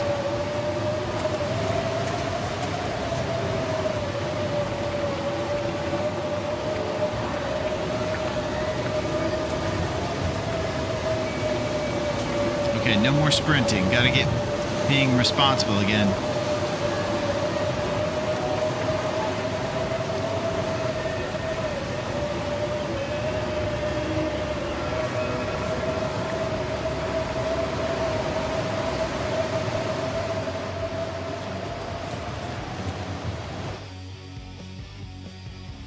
Too much stuff to carry.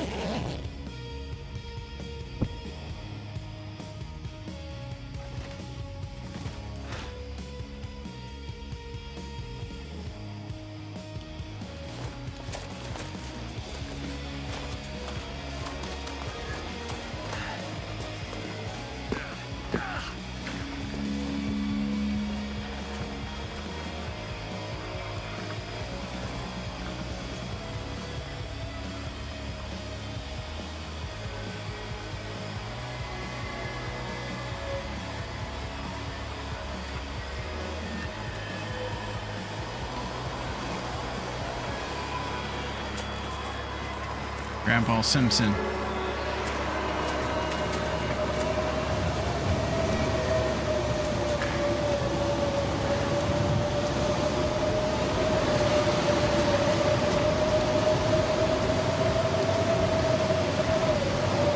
This is cartoonish.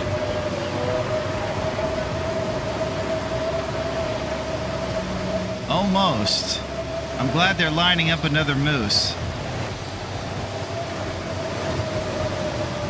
We got one glass of that rose-hip tea left to drink to heal this. I'm not sure I can carry much more.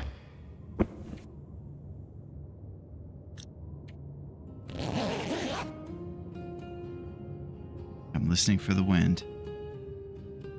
Seems calm enough for us to light this fire.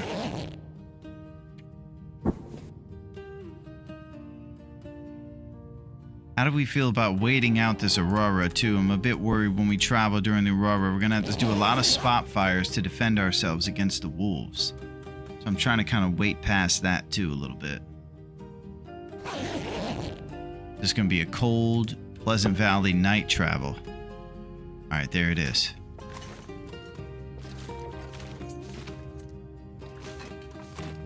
I could eat anything right now.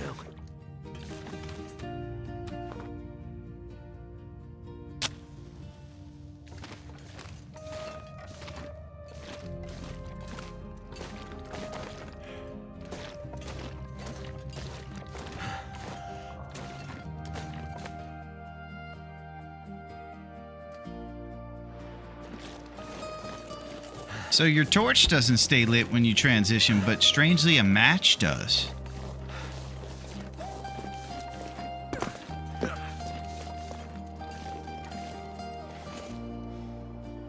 Who would have thought? I feel like I'm in some sort of crazy, nightmarish world of not being able to get the heck out of here. We're going for a stick now because we can't even start the fire. Ah. It is a moose-induced nightmare. Getting kind of thirsty.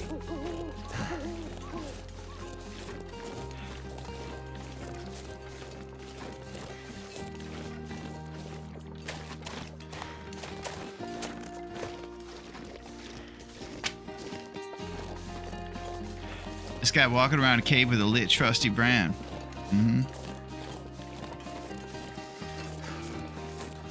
Respawn all sticks.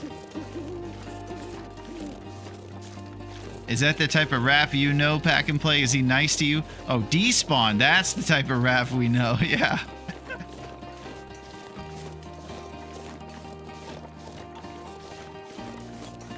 Are you guys interested in healing broken ribs? Maybe feeling a little more loose? I got news for you.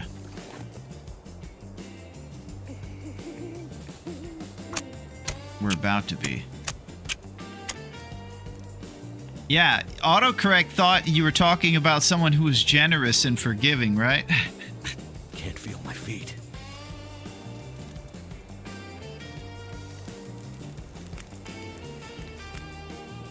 All right.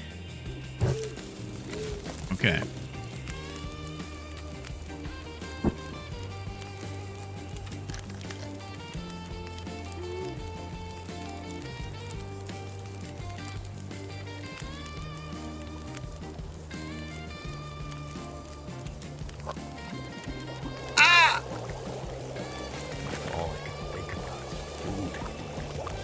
Oh my goodness. Our freaking rows of tea almost burned during that spacebar not eat it on accident speed up time move. That I would have lost it.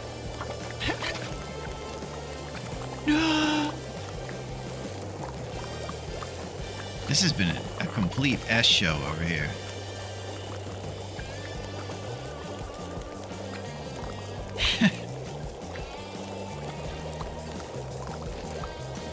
Okay, now here's the real question. Do you want to see us healed from these broken ribs? I would like to. We've done like 30 things. Now is the moment when we're going to point to that side of the screen. You should use birch bark as tinder to start the last fire for the roast FG just to make a statement. Nah, don't do that. Another of Raph's tricks. Heal us, heal us. Okay, prepare. I think more broken ribs is the true path. Metal, you're crazy. Get ready, because I'm going to point to that side of the screen after drinking this cup of tea. Like? Nope. Here it comes. Get ready.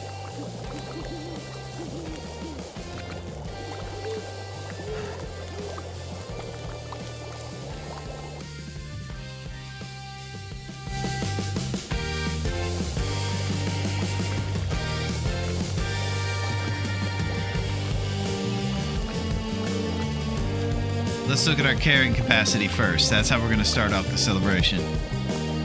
After a little dancing, of course.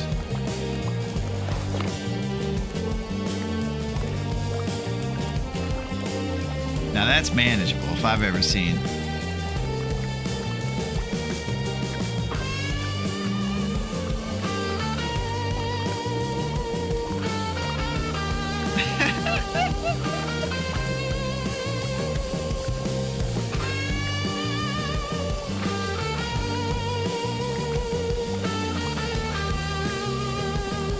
We did get cabin fever during our incidents.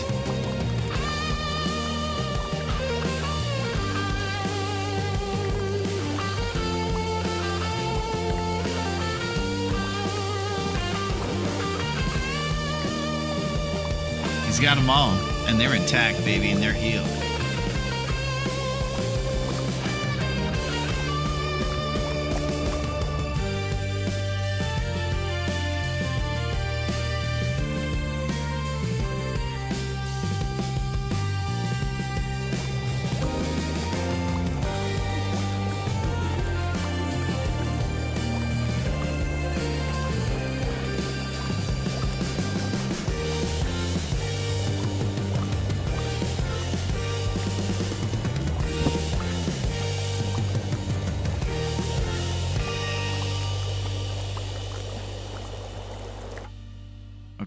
That was a cool time.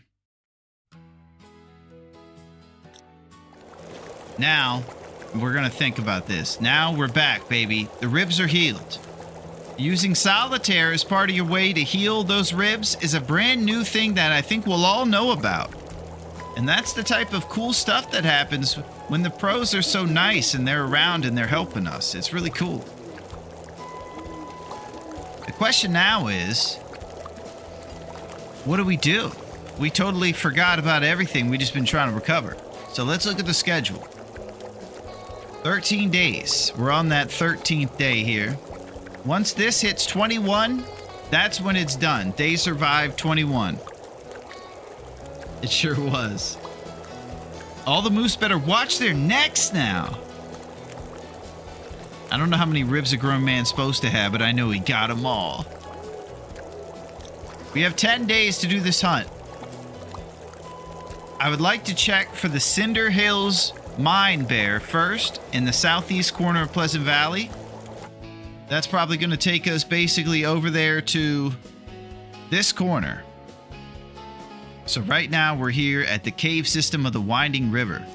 We're going to go on this bobsled road and go all the way through this dashed line area past Pensive Pond and get to the road.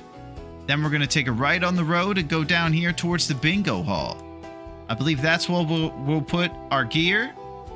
And then we'll kind of go across the bridge when the weather allows us and go check for this bear.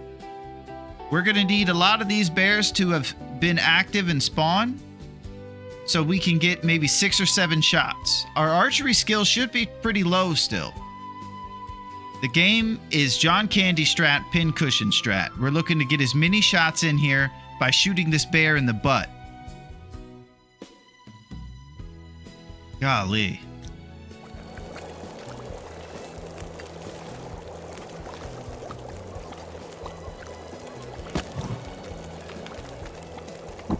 We have 40 lumps to get this hunt done.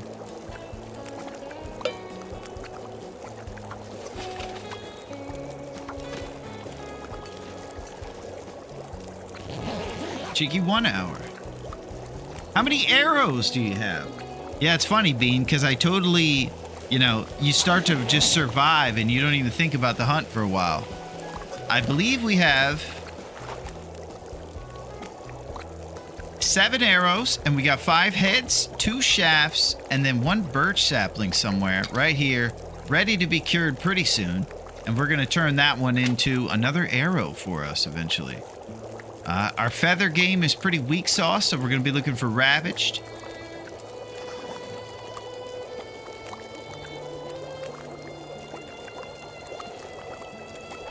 But it's time to move.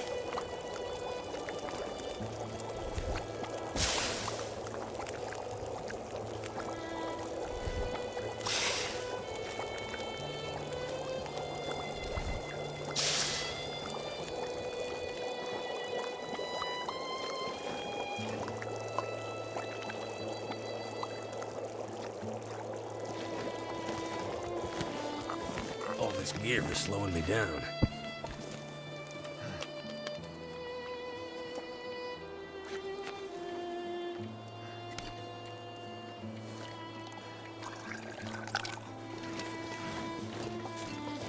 Still feeling kind of slow over here. And I'm just realizing this will sort of looks like Silent Bob.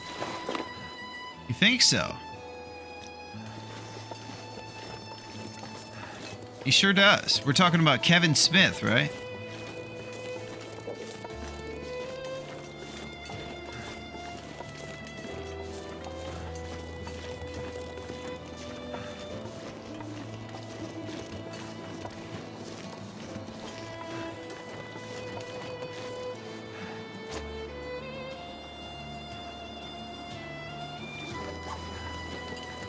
Wow, we're carrying 46 kilograms right now.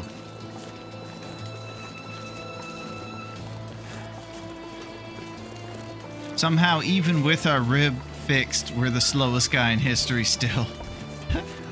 We're just doomed. MF doomed.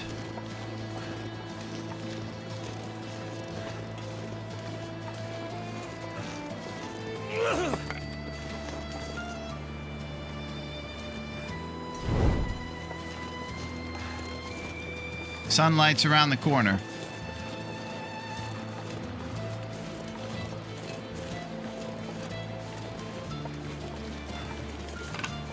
We're going to the bingo hall.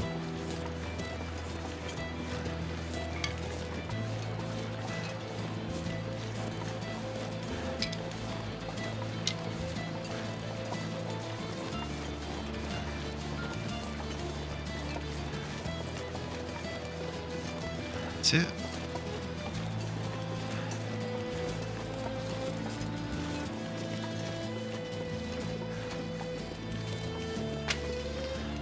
I'm gonna be drinking an herbal tea pretty shortly.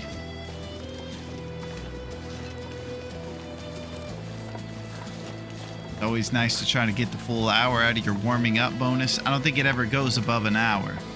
So you can't get like a 5-hour warm bonus and stack them. I think there's a max of 60 minutes for your warm up bonus.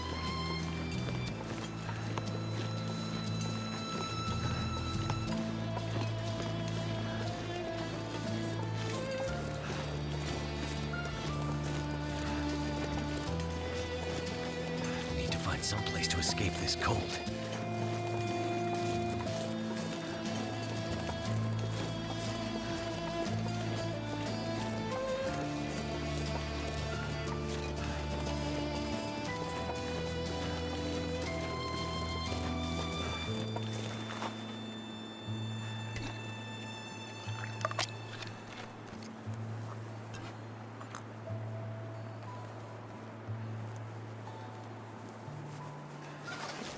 Okay, let's not forget about how seriously low our row sip situation is. We have 3 pies on us right now.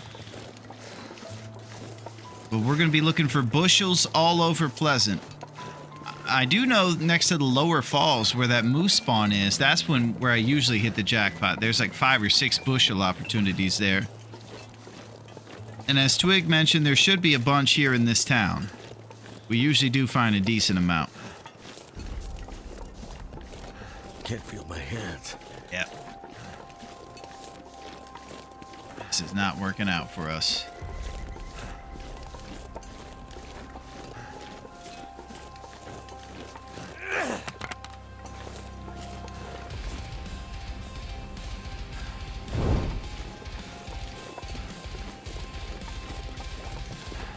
I think T's aren't doing the job.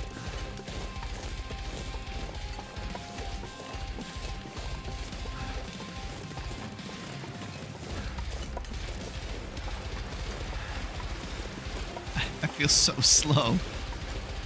Wait. I'm so cold. I'm warming up again.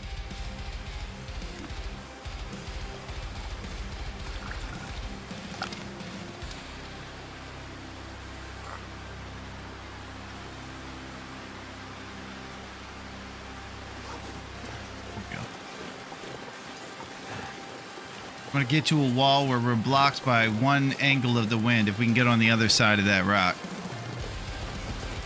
I don't believe I've ever seen someone start and end an entire Broken Ribs affliction in a single session before. Well, you've seen it, Versetti.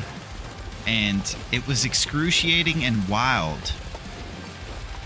But I do know that we'll all never forget that we can pass time if we're trying to Tron sprint.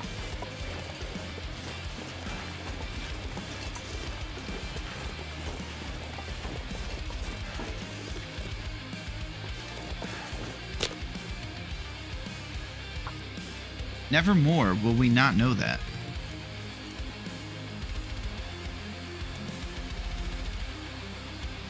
Would have saved us a little bit of food, but it's you know, it's okay. Fire's life out here.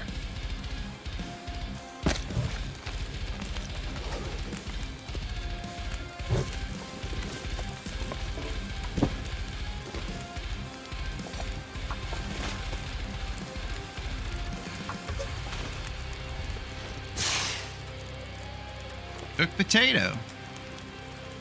It's kind of historic. Thank you, Bean. I hope it's a good historic. You know, like George Washington cutting down the apple tree or something. Goodness. Made it through another night.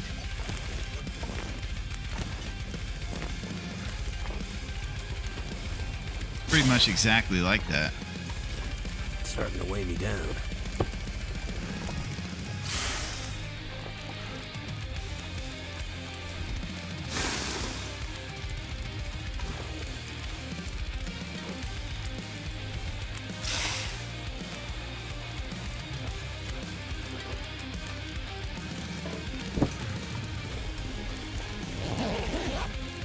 I'm pushing it in PV.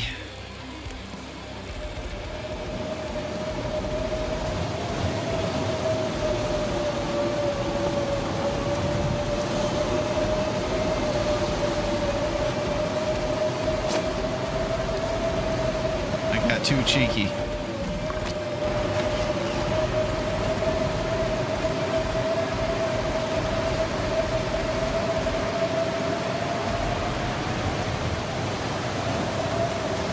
They'll carve Mackenzie's face into the side of Timberwolf Mountain. That was really good, Bean. Man, you and Versetti are killing the game.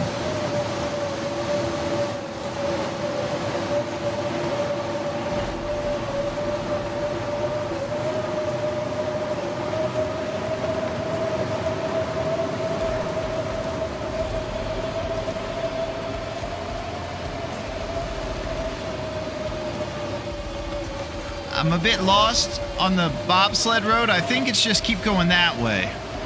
Hopefully it becomes a little clearer to see tomorrow or an hour from now, whenever the blizzard clears.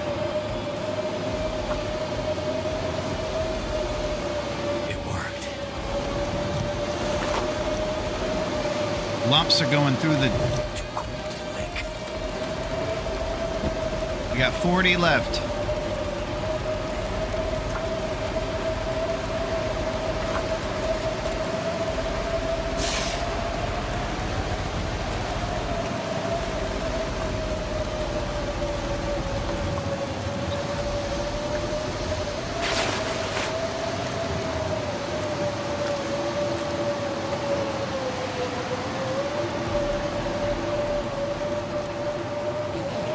That recovery session took its toll. I agree with your assessment on direction. Excellent.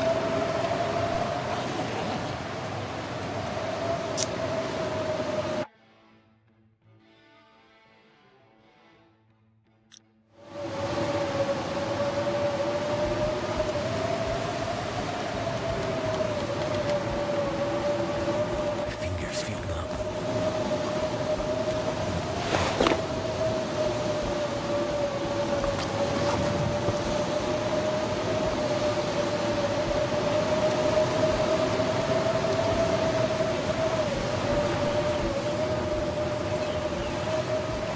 This pack is getting too heavy to carry.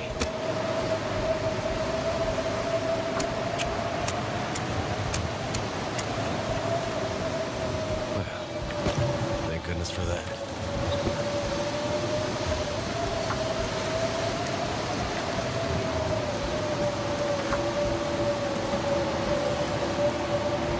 Never felt so cold in my life. Well,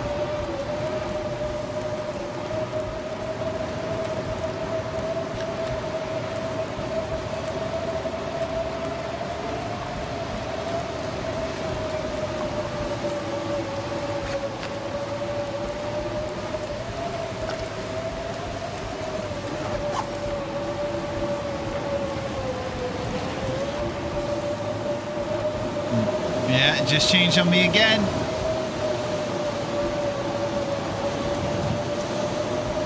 Ah!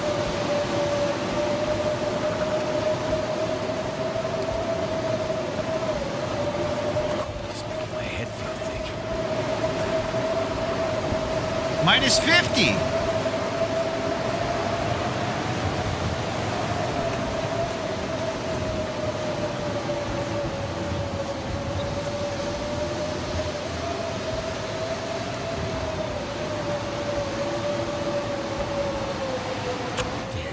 I'm getting whooped. Freezing. It worked.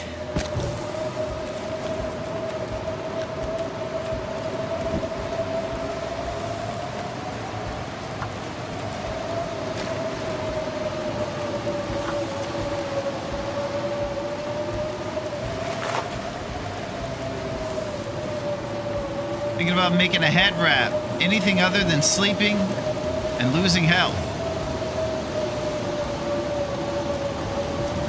These things are at 18% with 0.1. Maybe we'll make some hand wraps first.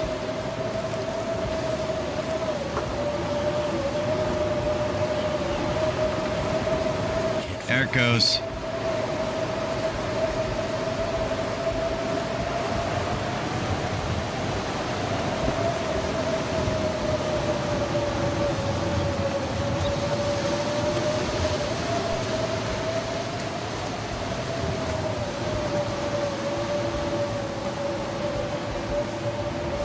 Goddamn freezing. Well, thank goodness for that.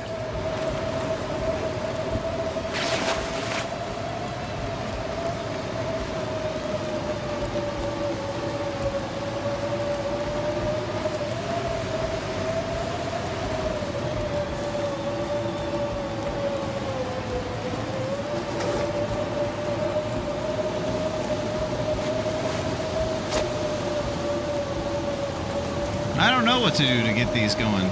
Do I just finish it? Like this? 1 minute, yeah, okay.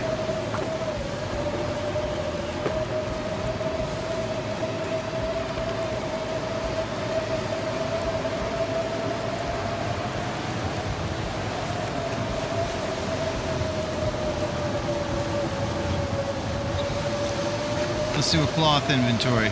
3.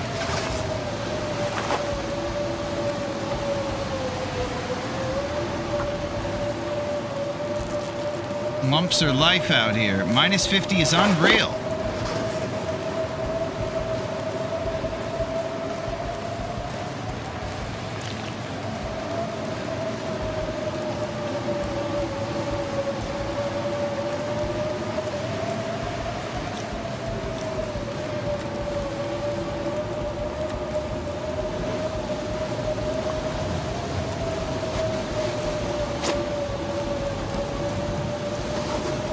Okay, so we came to this town with so much food and stuff.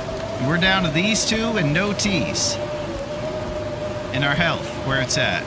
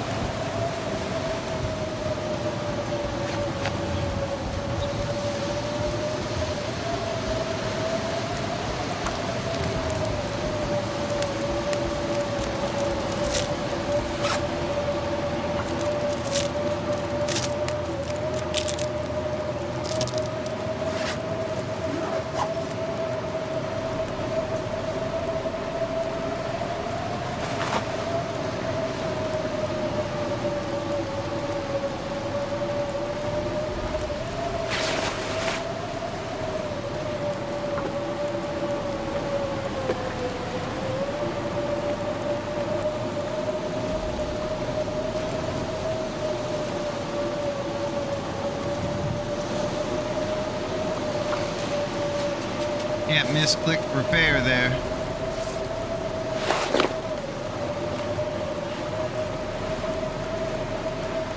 Oh my gosh. I'm not going to mention what I did that was wrong, but I did something wrong. I tore up the wrong Davy.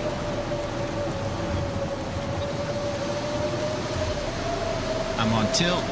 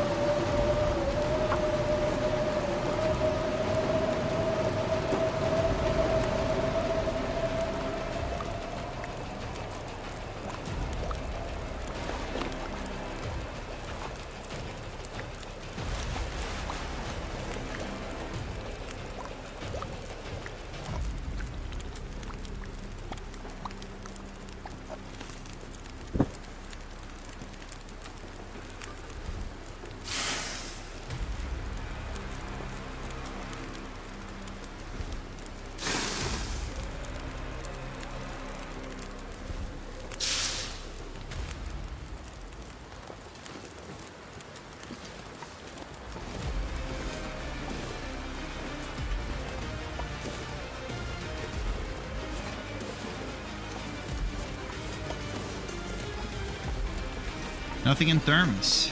I think we've used it all, Bean. But I could throw this soup in there, maybe. Nope.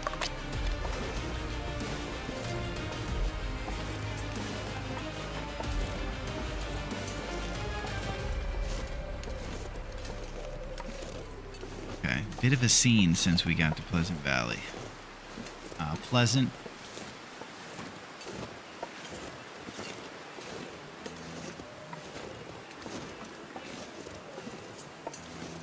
Final stretch.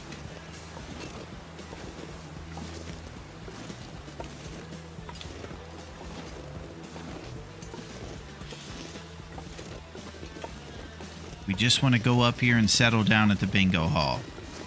I think we all have been through a lot. And I think this has been a pretty big undertaking to handle all of this. I want to say I really appreciate you guys' level-headedness, because I haven't felt, you know, I've felt very frantic since we've been trying all these things here, and it's been pretty tough. And you guys' rock steady attitude has kind of kept me. Raph really had his game on point today. Yeah, he did. He came for us. And you guys were, of course, steady as always. And I appreciate that.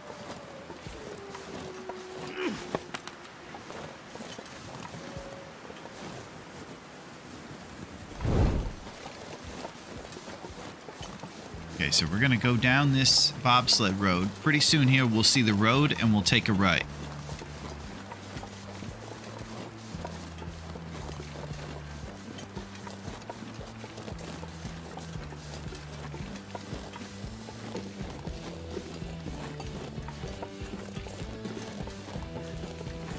But our ribs aren't broken.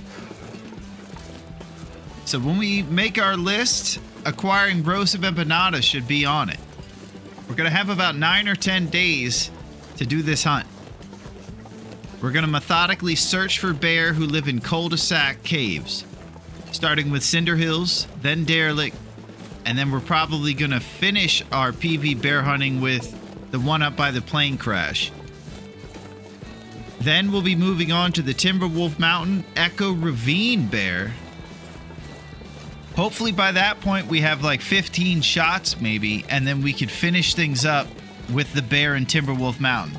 Echo Ravine to spam arrows, and the final one will be that one next to Crystal Lake on the upper part. And it's okay if our last one is just a couple shots and he's a regular bear. We'll just try to get a couple shots on him or something.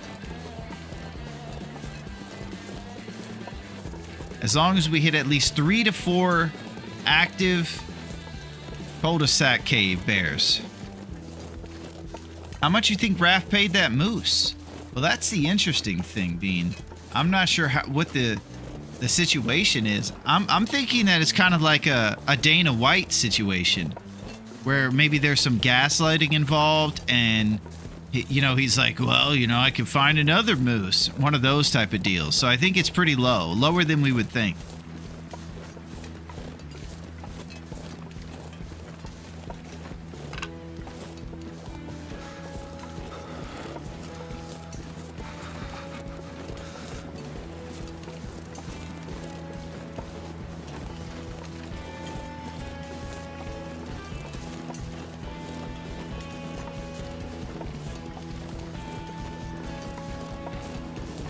Moose didn't fulfill his end by ending Will. No payout.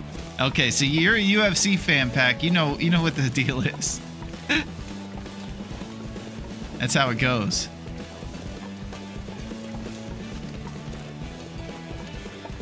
Moose just didn't want to stomp. No payment. He gets paid in leftover salad. Need to find someplace to He is an escape this herbivore after all. He's okay with that. But he does think the leftover part is pretty unsavory.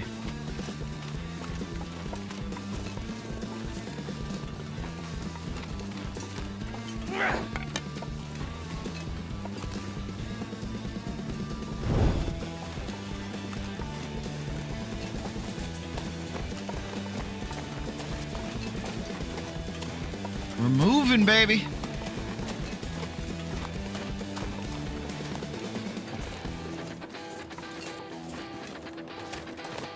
So cold. Just Weekly bingo at the community hall, Wednesday, 8 p.m. Oh, does it feel good to be here?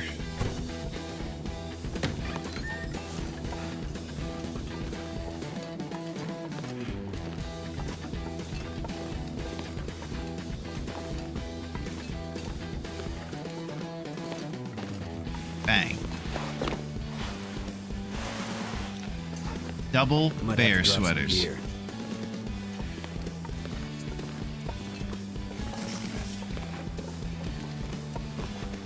Moose is on the wall. What did Raph do? Oh my gosh, heavy drama. Imagine we go in there and find pain pills right in the bathroom. There is a hockey poster over here. That's cool.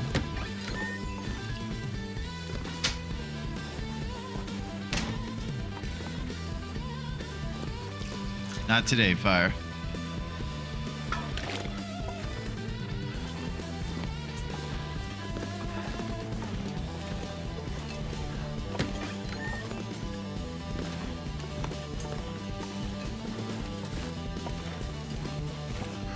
So, I stepped away. Did you heal your ribs?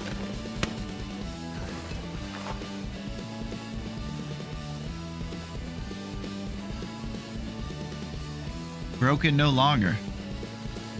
We are healed.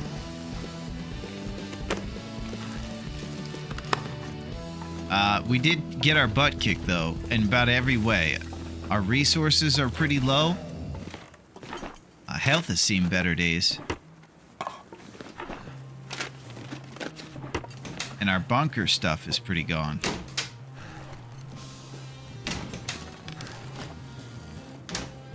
Feels like a lot of gear.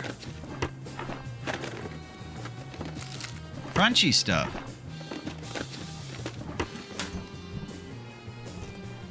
So we're gonna loot this place and then set ourselves up for next time responsibly with a plan that's foolproof.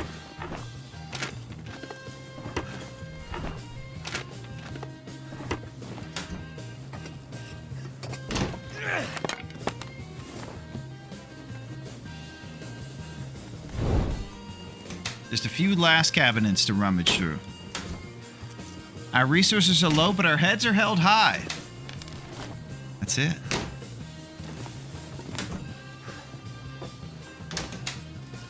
Friday guy gonna be ready to storm the steeds with his ribs intact. I couldn't have said it better myself. What's up, Reaper? Keep your head down and your chin up. Well, wait a second. That's not it, Twig. I'm gonna get knocked out.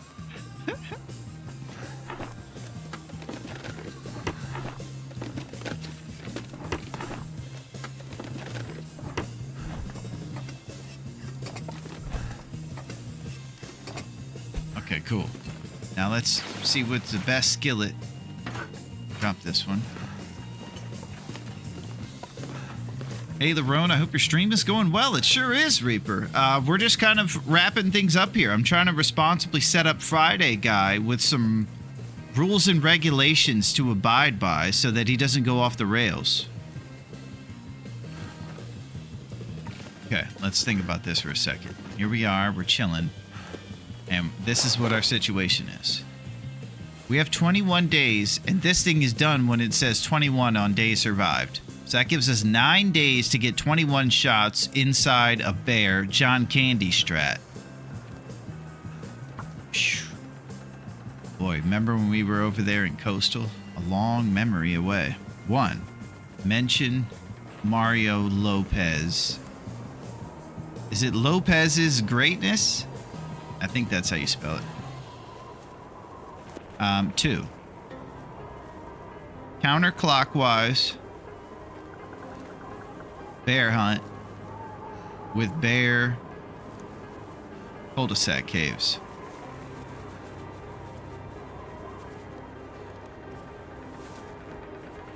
First, Cinder Hills. Second, derelict cabin. Third, plane crash. 3, maybe get Birch during this.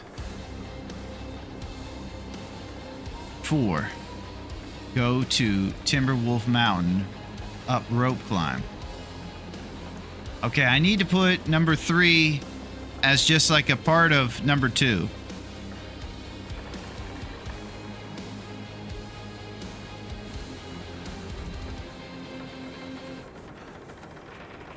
And then 4 is at the end because the 4 is the last plane crash bear. When we're up there by the plane crash, we just pop over East Way and we'll end up at the rope climb for Timberwolf Mountain. Because when we check out the maps over here, you can kind of see what our strat is. We're here at the Bingo Hall, Thompson's. First step, Friday, Abandoned Hill Mine area for this bear. If he's there, pincushion strat, as many shots as possible. Then we come back and we get ready for the derelict cabins one.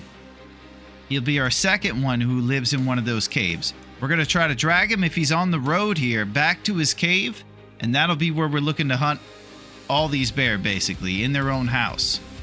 Then after that is probably when we're going to stay on the road. So after our first bear, we're going to get all of our stuff from here and stay on the road.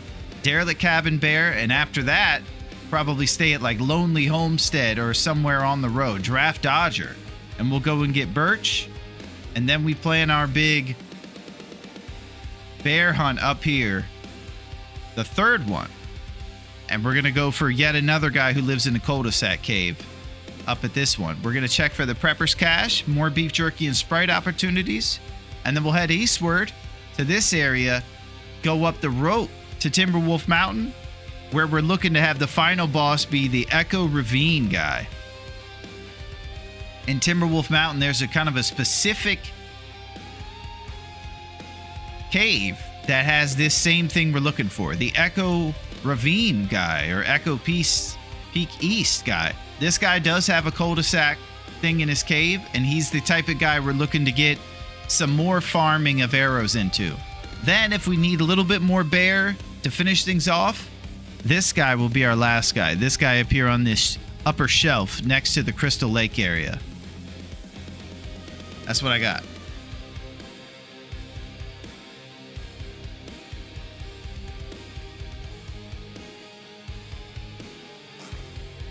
So, we have the strat here listed down.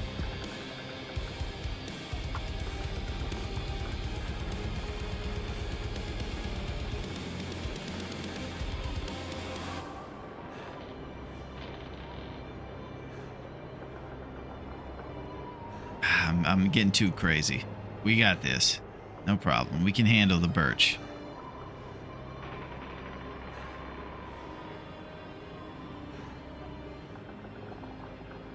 Okay. Skills are cooking, bang, number 3. Bezos got you.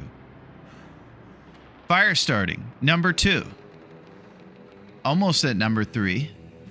Archery, about halfway there. The strat's been stratted. Ribs reborn. On Friday, those teams will be stormed. We're going on a bear hunt. We're going to catch a big one. What a wonderful day. We're not scared. Nice, Back and Play. You're writing songs. First, we imagine success. Then we put it to paper. And finally, on Friday, we will it into existence. You guys are the best. Thank you.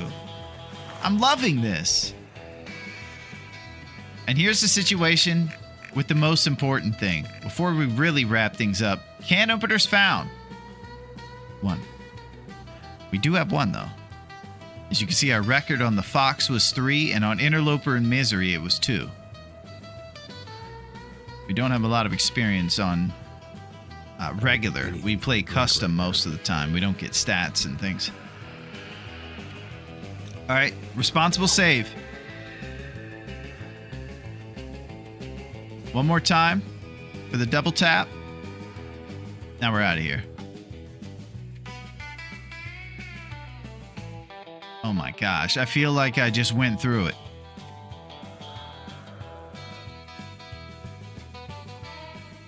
Friday Will needs to remember fear has two meanings. Forget everything and run. Nice acronym.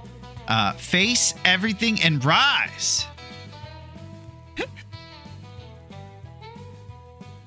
That's it. That is exactly it.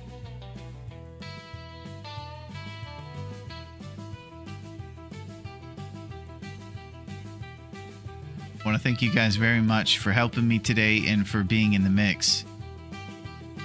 I can't believe how I just feel like I went through it, basically, a little bit, and it was crazy. You guys are the best. If you're looking for craziness, then look no further than the old-fashioned, the best thing in town. This thing. This is where it all goes down. If it decides to play. It is our YouTube, where you can find at Larone.net, the best website in the world. And at this, you'll see the brand new series we're debuting, Alone Jabroni, where I actually work in an Amazon factory. It's one of many games where we just mix it up a little bit. You don't want to see somebody sprint around outside in a blizzard after getting their ribs broken, and you prefer seeing some packages being sorted for a little bit. Well, look no further than Alone Jabroni, the brand new hit playlist coming on the YouTube. You guys are the best. Thanks for putting up with my nonsense. Wild ride of a stream. It was very awesome. Thank you, Versetti. Love it. Thank you, Fire. There's going to be all kinds of stuff on there. Maybe just chill, things like sorting packages. Are you packing or playing? What about both, pack and play? Can you believe that? There's even a kitty in that game named Billy the Kitty. And he runs a business. And he helps us sell our old gear. It's pretty cool. I enjoy it. I don't know where I go from here. That was insane.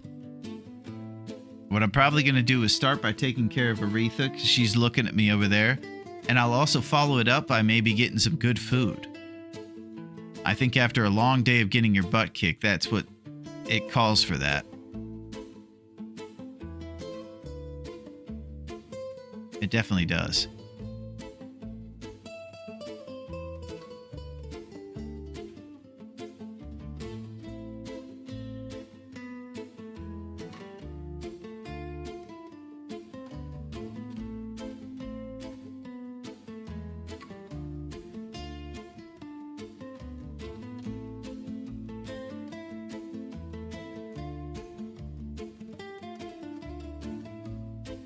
Good night to you, Fire. Thank you so much for hanging.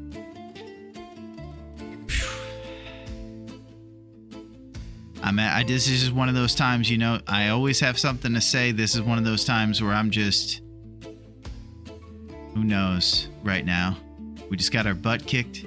You guys were amazing at keeping my head on straight, even when my ribs were not straight. I want to thank you. I'll be seeing you guys real soon. I'll be here on Friday ready to storm the steeds, I'll tell you that. The hunt begins. Thank you again for all your help. I think it goes without saying, did you guys see that I wasted about 75 roast hips to try to heal those ribs? Maybe even more. I can't remember how much. I think it was like, almost 100 roast hips. You left it all out on the field. Thank you, Versetti. I appreciate these sports references. I'll see you guys soon. Thank you so much for helping me. You guys are the best. I'll see you, Versetti and Bede. Thank you so much for helping. I'll see you guys. See you, Fire, Pack and Play, Dunk. Okay, Reset. I'll see you guys. See ya. See you, Reaper. See ya. See ya.